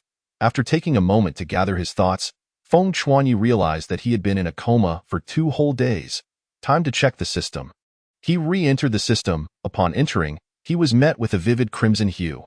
Before him, the system panel displayed his physical condition: Host, Feng Chuanyi Cultivation Level, 2nd Rank Spirit Master 1245-210-0000. Technique: Celestial Star Decision, Great Achievement, Spiritual Techniques, Winchase Step, Celestial Bone King Spear Technique, Freestyle, 9 turns True Yang Fist, Uncultivated, Spiritual Artifact, Celestial King Spear, Upper Grade Mysterious Level, Spear Technique, Formation Talent, Upper Grade Mysterious Level Concept, Sharpness, Upper Grade Mysterious Level, 33, Physique, True Yang Body Vitality, 10251 Spiritual Energy, 65821. To think that merely 2 days of unconsciousness had led to a breakthrough to the 2nd rank Spirit Master. How terrifying is that? If I were to cultivate further, my level would surely skyrocket. No wonder the cultivation difficulty is classified as extremely challenging. If it were to be set at a lower level, the balance of the world's rules would surely descend into chaos. Feng Chuanyi felt a surge of trepidation. Chapter 138. The 8th rank Spirit King spewed blood. He increasingly anticipated how powerful he would become after he began cultivating this spiritual technique. However, the most pressing matter at hand was to promptly advance his formation skills. There was no rush to practice the 9 turns True Yang Fist in the Celestial Tower. Being a formation master was the foundation of his existence. He could not afford to be negligent. Unless the enhancement of the spiritual technique surpassed that of formations, he set up another Spirit Transformation Ascension formation and retrieved the insights he had acquired from the Grand Spirit Master's ruins. Ding! Detected available formation compendium and cultivation insights, successfully loaded into the technique coach. Would you like to begin cultivation? Yes. Feng Chuanyi re-entered the system. When he opened his eyes once more, the instructor before him appeared even more inscrutable. Without further ado, the cultivation commenced. In an instant, the entire space was filled with the vibrations of the world's rules in motion and the brilliance of formation patterns. 3 days passed slowly, in stark contrast to Feng Chuanyi's quiet cultivation. The first-year students of the Sword Inquiry Academy were in an uproar. What? Mu Tian has fallen. Han and Ran and Gao Zetian have also perished. What? All of this was accomplished by Feng Chuanyi alone? This is absurd. Upon seeing the return of all the first-year newcomers, Xieko Hua was nearly driven to the brink of madness. When they had departed, excluding the 54 who did not participate, there had been a total of 432 students. Upon their return, only 288 remained, and the top student, Mu Tian, was dead, as were the 5th-rank Spirit Masters Han and Ran and Gao Zetian. Such losses nearly caused Xieko Hua, an 8th-rank Spirit King, to faint from shock. What virtue or merit did Feng Chuanyi possess to inflict such devastation upon a group of Spirit Masters? Xieko Hua could hardly contain his rage, feeling as though he was trapped in a ludicrous tale. It was akin to someone claiming that a herd of elephants had been subdued by an ant. With catastrophic casualties, would anyone believe that? Certainly not. Then, a 3rd-rank Spirit Master voiced his dissent, saying, although he appears to be an inconspicuous 9th-rank Spirit Scholar, he is still capable of utilizing lower-grade Earth-level formations. The ruins were filled with formations. He was the absolute king. What could we do against that? He also had a Grand Spirit Master companion. How could we possibly win? Upon concluding, the 3rd-rank Spirit Master began to cry in frustration. Xieko Hua was left utterly stunned. A lower-grade Earth-level formation master? What the devil? When did that kid become a lower-grade Earth-level formation master? I thought he was an upper-grade mysterious-level formation master. At that moment, Li Chongqing from the Points Hall informed him of Feng Chuanyi redeeming 1,000,000 points. Xieko Hua could no longer contain himself, spewing a mouthful of blood. He was genuinely terrified by Feng Chuanyi. That kid was not merely adventuring. He was practically robbing, and in such a way that one person feasted while all others starved. He showed no mercy. Xieko Hua now yearned for one thing: to swiftly locate Feng Chuanyi and deliver a decisive blow to him. Who could endure such actions? At the very least, Xieko Hua could not. This was nothing short of banditry. Where was Feng Chuanyi now? What was he doing? An immediate investigation must be conducted. Xieko Hua's expression was exceedingly grim as he spoke to his companion. Zhang Jingyan. I will send someone to investigate at once. Zhang Jingyan nodded respectfully and prepared to leave when Xieko Hua suddenly called out to him again. Chapter 139. My disciple. Do not frighten your master. Never mind. I shall go myself. If he provides me with a reasonable explanation today, I shall let it slide. If not, I will not spare him. Xieko Hua clasped his hands behind his back, and with a surge of spiritual energy beneath his feet, a spirit crane materialized, carrying him towards Feng Chuanyi. This was a manifestation of spiritual energy only achievable at the Spirit King level. This time, let us see if he survives. Over at Feng Chuanyi's location, the rules of heaven and earth spun around him, resonating in tandem, flickering with an uncertain, ghostly light, akin to a sky full of stars. Obscure and profound, Feng Chuanyi had to admit that, after all, a lower-grade Earth-level formation was indeed a lower-grade Earth-level formation. Breaking through from proficiency to small success was no simple feat. It took him a full 3 days to achieve this breakthrough. It is worth noting that this was accomplished with the assistance of the system, along with the cultivation insights, and coupled with his lower-grade Earth-level formation talent and the Spirit Transformation Ascension formation. Even under these favorable conditions, it still took 3 days. Therefore, how long would it take for someone without such advantages? The difficulty of cultivating formations is evident. Yet the rewards were equally apparent. Now, he was capable of suppressing a 6th-rank spirit master like Mu Tian. This was something he could never achieve through the cultivation of lower-grade Earth-level spiritual techniques. Of course, this was under the assumption that he was unaware of the true power of the 9 turns True Yang Fist. Had he known, he likely would not have thought so. Now then, it is time to pay a visit to the formation hall. Mentor Zhangku, I hope I do not frighten you. Feng Chuanyi rose with a smile. Gathering the spiritual stones he had yet to fully utilize for future use. In the formation hall, greetings, Formation Master Feng Chuanyi. The moment Feng Chuanyi appeared, many rushed to greet him. Hello, everyone. Is my mentor Zhangku present? Feng Chuanyi smiled in response and inquired. Mentor Zhangku is currently instructing Formation Master Enruaji in his cultivation. It is said that he is quite dissatisfied with Enruaji's progress. One individual replied, a hint of amusement in their tone. However, Feng Chuanyi couldn't shake the feeling that there was an element of schadenfreude in that smile. Aren't you afraid that Formation Master Enruaji will come looking for trouble after hearing that? Feng Chuanyi asked with a sunny grin. Gulp! The individual suddenly found it hard to maintain their laughter. Upon noticing this, Feng Chuanyi chuckled again, just kidding, before making his way into the formation hall. A little mischief now and then is quite delightful. Inside the formation hall, Feng Chuanyi headed straight for Zhangku's office. As expected, Zhangku was present, along with the lively Enruaji, whom Zhangku had just reprimanded. Feng Chuanyi chose not to disturb them until Zhangku noticed him, at which point he stepped forward to pay his respects. I pay my respects to my master. The essence of formations has become more refined, and your cultivation has reached the 2nd-rank Spirit Master. Well done, well done. Zhangku nodded approvingly, instantly shifting his demeanor. What brings you here today? Zhangku understood that Feng Chuanyi was not one to come without reason and asked directly. Testing. Feng Chuanyi replied candidly. What? You've broken through to a lower-grade Earth-level formation master? Zhangku exclaimed, his body jolting in surprise as he gazed at Feng Chuanyi. If his memory served him correctly, Feng Chuanyi had only been a month away from testing for a 5-star upper-grade mysterious level formation master. To achieve such a breakthrough so rapidly, was he not a prodigy? Chapter 140. This is not a surprise, but a fright. About that, my master's insights were quite comprehensive, and I have been diligent. Thus I have reaped some rewards. Feng Chuanyi scratched his head, humbly displaying a touch of shyness. However, in the eyes of Enruaji, Feng Chuanyi's actions were nothing short of ostentatious. What does it mean to have achieved something? He was merely a lowly Earth-level formation master. You claim to have made a breakthrough, But how am I, your second senior brother, supposed to cope with this? Ever since you ascended to a 5-star top-tier mystic-level formation master, Master has expressed his dissatisfaction with my progress. And now you say you have already surpassed the lowly Earth-level formation master? Wouldn't Master strip me of my position? Will you leave your second senior brother with no means of survival?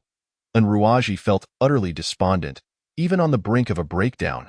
Life had become unbearable.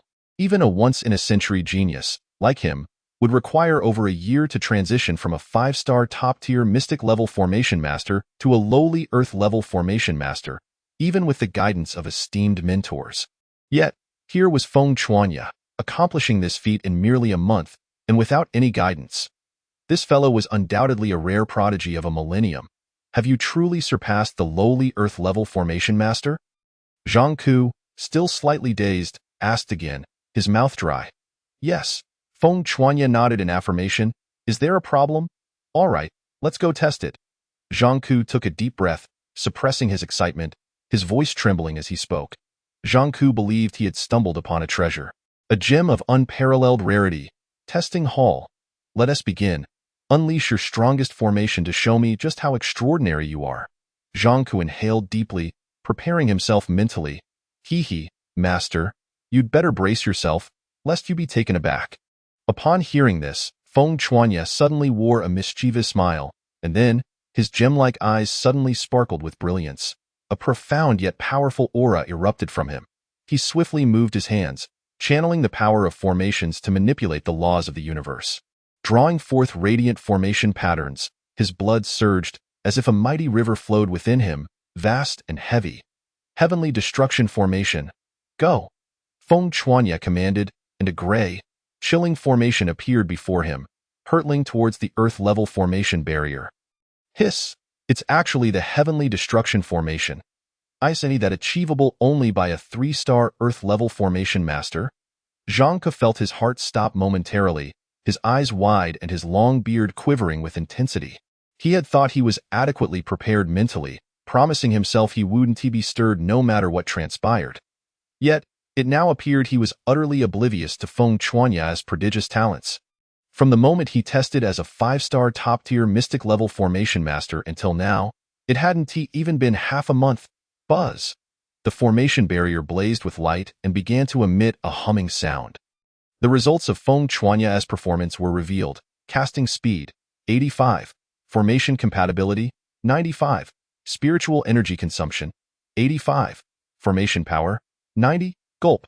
Upon seeing these results, Zhang Ke couldn't help but swallow hard, feeling that his heart was utterly inadequate to withstand the shock Feng Chuanya had delivered. In less than half a month, not only had he advanced from 5-star top-tier mystic level to 3-star low-tier mystic level, but the scores for 3-star low-tier Earth-level formations were also astonishingly high. Such results were undeniably excellent, demonstrating a solid foundation. Issuing a 3-star low-tier Earth-level badge on the spot posed no issues whatsoever. Chapter 141. Junior brother, I implore you to be a person. What does Master think? Feng Chuanya turned to Zhang Ku, who was still wearing an astonished expression, and inquired. You, my boy, are simply a celestial being sent to shock me. I can hardly find words to express my awe. You are truly the most extraordinary formation master I have encountered in over 50 years. How on earth did you cultivate to achieve this? In less than half a month, you've ascended to the 3-star low-tier level. How are the other formation masters supposed to survive? Zhang Ke clenched his fists, his emotions overwhelming him as he shouted. In a moment of deep feeling, he couldn't help but pound his chest, making Feng Chuanya wonder if he might inadvertently strike himself dead in comparison to you. My past achievements as a genius seem utterly trivial. All the talented formation masters of the Eastern Domain stand no chance of even carrying your shoes. Good heavens, how can such a genius exist? Zhang Ke grew increasingly animated, yet his words conveyed his stance clearly. He was immensely satisfied with Feng Chuanya's earlier display, beyond measure, after all, for Zhang Ke to declare that all the formation masters of the Eastern Domain paled in comparison to Feng Chuanya was no small feat. Even his own top disciple had never received such commendation from him. Alas, I have devoted myself to the study of formations for many years, believing that I have not fallen short compared to my predecessors. Even harboring ambitions to measure myself against the former masters, Yet, Zhang Ke suddenly cast a resentful glance at Feng Chuanya, sighing, "In your presence, I feel like an utterly inconsequential waste, as if all these years of knowledge have been squandered. Disciple, this is truly disheartening. Haha, master, you are too humble, and my current achievements are all thanks to your excellent teachings. Without your insights, I wouldn't have attained this success." Flattery was no stranger to Feng Chuanya.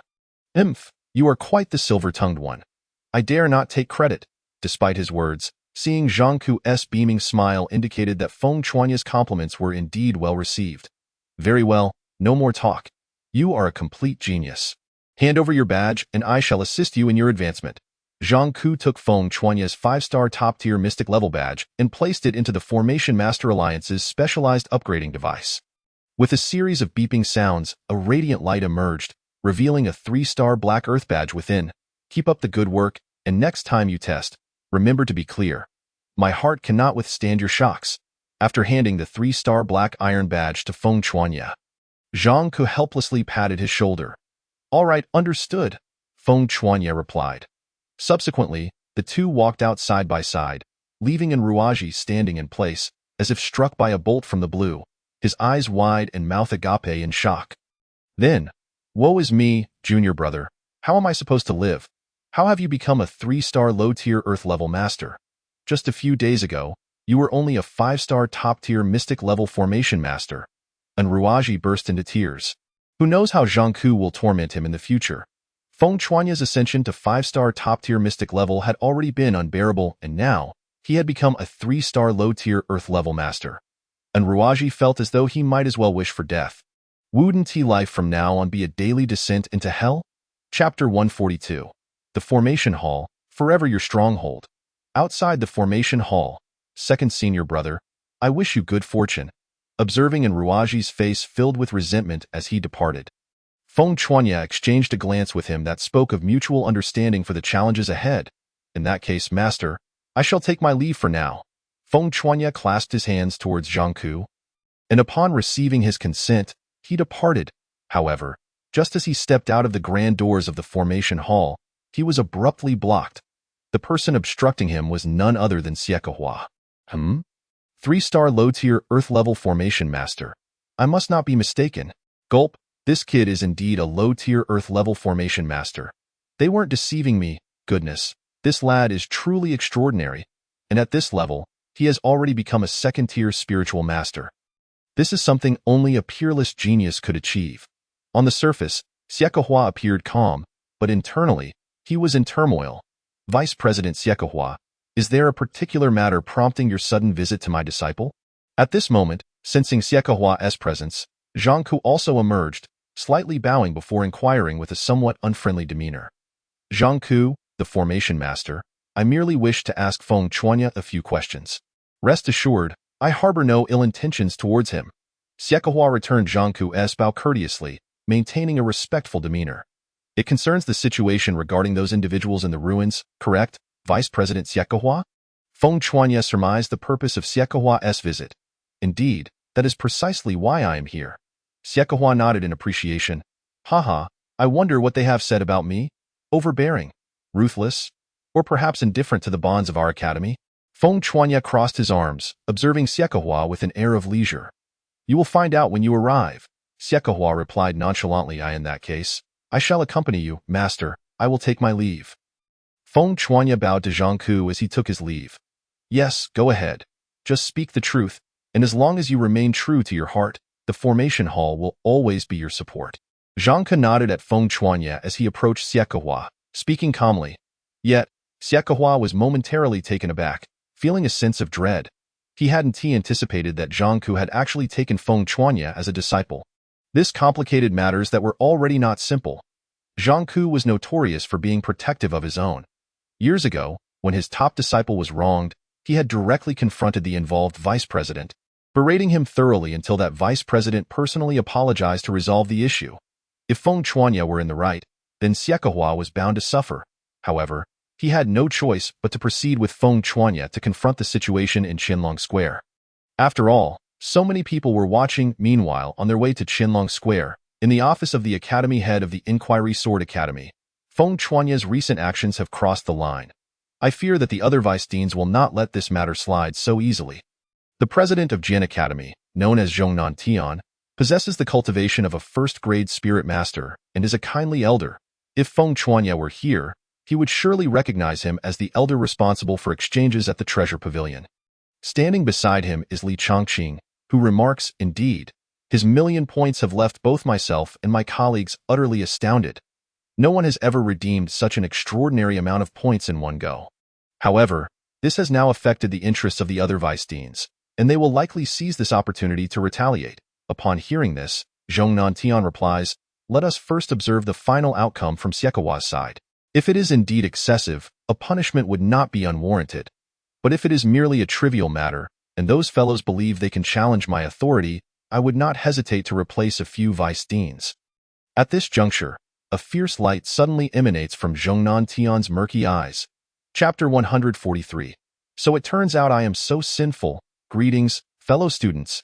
It is wonderful to see you all again. Upon landing, Feng Chuanya beamed at everyone present. However, Xiekahua soon noticed something peculiar. He observed that no one dared to meet Feng Chuanya's gaze, as if he were a fearsome beast, with traces of anxiety evident in their eyes. "Is this Feng Chuanya? He doesn't seem so formidable," remarked a young man with a cultivation level of a 5th-grade spirit master named Lu Tianqing, who had not participated in the recent operation. He cast a disdainful glance at the 3rd and 2nd-grade spirit masters, believing it shameful that they were so intimidated by Feng Chuanya. Had I been involved, Feng Chuanya would have posed no threat whatsoever. 1,000,000 points? Ha! Everything belongs to me. A mere Feng Chuanya is unworthy of even carrying my shoes, Lu Tianqing thought arrogantly. However, had he participated, he likely would not have held such a view. Meanwhile, some 2nd and 3rd-year students were also observing from a distance. To emerge as a 9th-grade spirit master amidst the ruins speaks to Feng Chuanya's potential to become a figure of great renown. Unlike Lu Tianqing, they did not harbor inflated egos. Having experienced the trials of treasure hunting, they were acutely aware of the arduous nature of such endeavors. One must possess temperament, strength, and opportunity. It is not as simple as Lu Tianqing presumes. Further afield, Zhang Lingyun and others were also watching but chose not to intervene, having already gathered sufficient rewards without the need for further involvement. Feng Chuanya, I must ask you, is it true that you seized their points and even harmed fellow students? At this moment, Zhang Jingyan spoke up, his tone authoritative. "It is true," Feng Chuanya admitted without hesitation. "Seeing my fellow students in danger, why did you not come to their aid?" Zhang Jingyan's tone turned increasingly harsh. "Oh, is that so?" Feng Chuanya suddenly revealed a smile laden with meaning. "Elder Zhang Jingyan, please continue. I wish to hear how many fabricated charges they have concocted against me." Upon hearing this, Zhang Jingyan narrowed his eyes slightly. "Firstly, you colluded with female cultivators from external departments to divide resources among our own. Secondly, relying on your status as a formation master, you bully and oppress others. Thirdly, you resorted to using formations to attack your fellow students for the sake of seizing points, inflicting severe losses upon the academy. Fourthly, in a situation favorable to you, you brutally suppress talents like Mu Tian and Gao Zetian for your own selfish interests, revealing your nefarious intentions." Zhang Jingyan recited a litany of charges, even bringing up past incidents involving Li Xinyu. The expressions of those below grew increasingly smug, believing that with such a plethora of accusations, Feng Chuanya would undoubtedly face dire consequences. "Feng Chuanya, do you have anything to say?" After finishing, Zhang Jingyan demanded. The others turned their gazes toward Feng Chuanya, eager to see how he would respond. How intriguing! How very intriguing! It seems I have committed such grave offenses this time, truly unforgivable. Feng Chuanya sneered. Now you understand. Someone like you, selfish and murderous, should be expelled from the academy? Yes, expelled. Such a heinous person does not deserve to remain here," echoed the crowd, fervently supporting the call for expulsion. "Silence! Cease your clamoring," Feng Chuanya suddenly bellowed, unleashing the aura of a 2nd-grade spirit master without reservation, his voice resonating like thunder, echoing in the depths of each soul. The raucous crowd fell silent in an instant, as if their throats had been constricted, rendering the atmosphere so quiet that one could hear a pin drop. It was astonishing to witness so many spirit masters and spirit scholars subdued by the mere presence of a 2nd-grade Feng Chuanya. What a powerful aura! Is he truly just a second-grade spirit master? He could easily rival a fourth-grade master.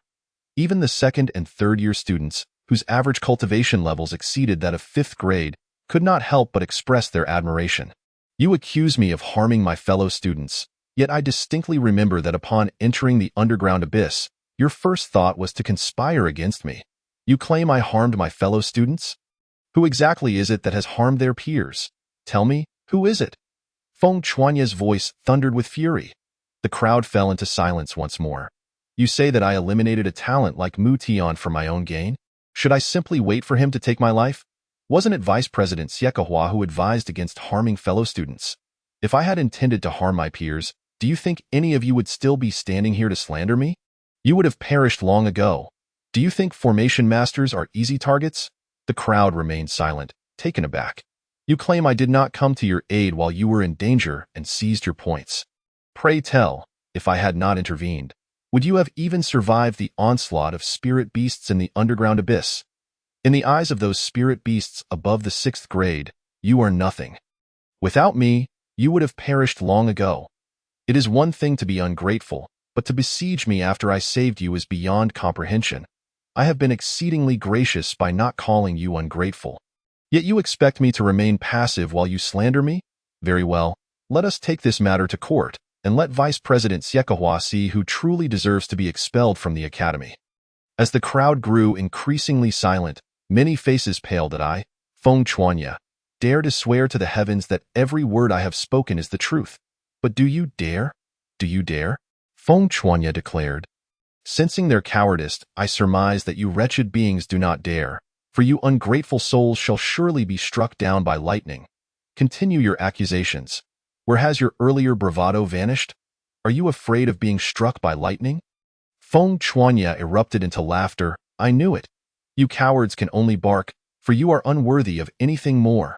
At that moment, his air of invincibility and defiance reached a pinnacle, amplified by the crowd surrounding him.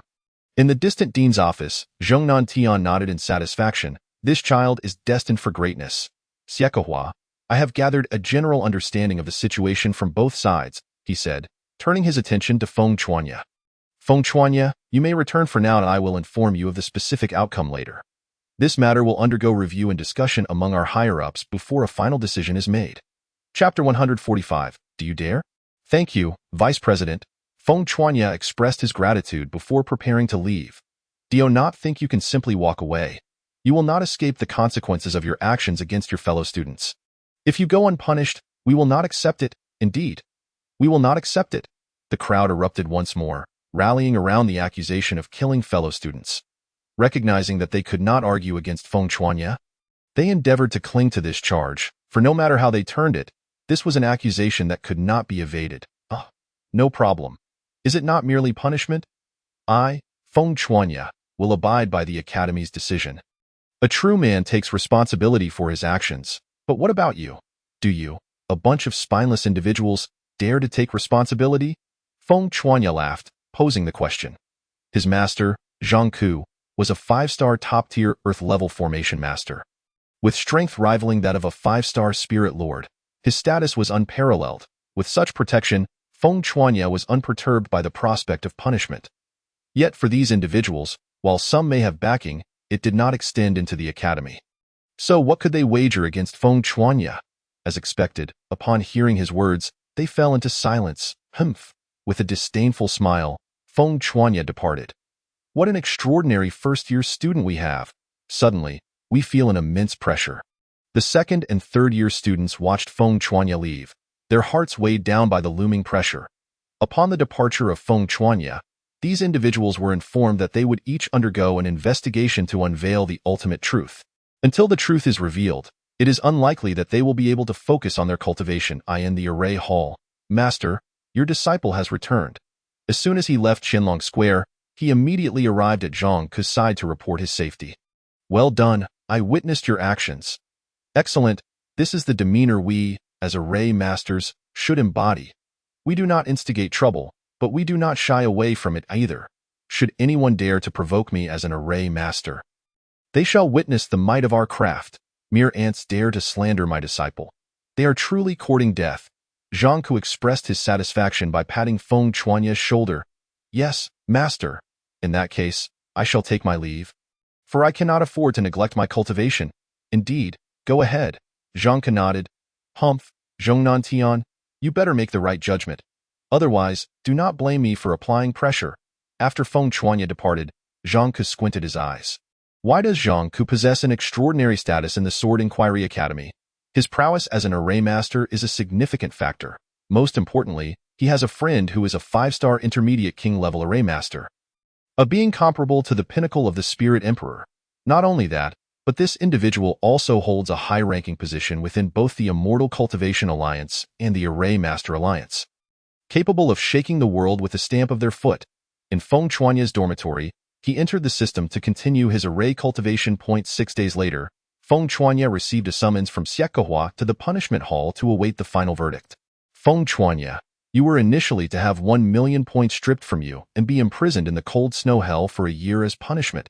However, upon investigation, it has been confirmed that your account of the events is accurate. And with your master advocating on your behalf, it is evident that your character is not flawed and you can discern right from wrong. Moreover, the ruins indeed posed great dangers, hence the punishment of points deprivation is waived. However, the crime of killing a fellow disciple cannot be easily forgiven. You are hereby sentenced to 1 month in the cold snow hell for reflection. Do you have any questions? Zhang Jingyan sat in the grand hall, questioning Feng Chuanya with an air of authority akin to that of ancient judges. The student obeys. Feng Chuanya tightened his fists within his sleeves. Could others attack him while he could not retaliate? What was wrong with that? Yet he understood that he currently lacked the strength to contend with the Intermediate Academy and could only endure. Chapter 146. I have no concept of points. However, before entering, the student has a humble request, and I wonder if it can be accommodated. Speak. As long as it is not excessive, this hall may consider it. Zhang Jingyan stroked his beard and replied. Please allow the student to enter the exchange hall to redeem what is needed for cultivation. 1 month in the cold snow hell cannot be wasted. No problem. It is rare for you to still be focused on cultivation under such circumstances. Zhang Jingyan praised. In that case, be swift in your return. After uttering this, Zhang Jingyan summoned a figure to accompany Feng Chuanya. This was a precautionary measure in the exchange hall. Senior sister, I would like to trouble you to help me exchange for some items. Feng Chuanya politely addressed. Junior brother Feng, what would you like to exchange? After the incident at Qinlong Square a few days ago, it was likely that very few in the academy remained unaware of Feng Chuanya. I would like to exchange all of these 1 million points for Earth-level spirit stones. Feng Chuanya declared boldly, speaking nonchalantly as if it were trivial. Since he would be staying here for a month, he might as well utilize the 1 million points. The senior sister was momentarily taken aback, her beautiful face frozen in surprise. To exchange 1 million points for Earth-level spirit stones. This senior sister could only think to herself that those who are wealthy speak with an air of arrogance. Ordinary individuals would hesitate to exchange even a dozen Earth-level spirit stones. After all, it takes 500 points to redeem one. Yet here he was, completely disregarding the value of 1 million points. Uncomparable, I concede. The individual accompanying Feng Chuanya was also taken aback, his breath quickening. He had seen extravagance before, but never to the extent of Feng Chuanya's. It was simply too ostentatious. This was nothing short of a nouveau riche. However, the senior sister was quite pleased. With the influx of 1 million points, she would earn nearly 50,000 points as commission, a substantial profit indeed. Thus, she served him with a beaming smile, her demeanor extraordinarily amiable. Naturally, such a significant transaction would require approval from her superiors. She dared not act independently. An hour later, little brother Feng, you nearly cleared out my exchange hall. Here are 2,000 Earth-level spirit stones. Accept them. A corpulent, middle-aged man nearly rolled down from the loft, wiping the sweat from his brow as he handed a storage ring to Feng Chuanya. This rotund figure was Zhang Shunran, the head of the exchange hall. Despite his appearance, he was one of the 2 Earth-level refining masters within the Sword Inquiry Academy, enjoying a status of great esteem. Senior Zhang, you jest. These Earth-level spirit stones are but a trifle for your exchange hall. Feng Chuanya humbly replied, cupping his hands in gratitude. The punishment hall is pressing. I shall take my leave for now and visit again another day. upon noticing the signal from the individual beside him. Feng Chuanya promptly excused himself. All right, do come visit often. Zhang Shunran nodded, smiling broadly. I in the punishment hall. Take him to the cold snow hell, Zhang Jingyan instructed after glancing at the two who had returned. Before continuing with his affairs. Yes, the individual replied hoarsely, leading Feng Chuanya towards the punishment tower behind the punishment hall. The structure of the punishment tower was almost identical to that of the celestial tower, with the interiors being the only difference. It was divided into 12 levels, and Feng Chuanya's destination was the third level, the cold snow hell, with eternal frost and various snow beasts that would relentlessly pursue him. There would be no respite. Meanwhile, those at the third tier would be confined for half a month less than Feng Chuanya. Chapter 147. The heat amidst the cold snow. In the cold snow hell. Crack, crack. Feng Chuanya walked alone atop the thick layer of snow, gazing around at the expanse of white. Aside from the blinding whiteness, there was also an unbearable chill in the air. Feng Chuanya felt somewhat cold. Yet he did not experience the sensation of being frozen stiff as legends suggested. He felt merely a chill, nothing more. He radiated warmth like a sun, dispelling the surrounding icy air. Should anyone witness this scene, they would be astounded.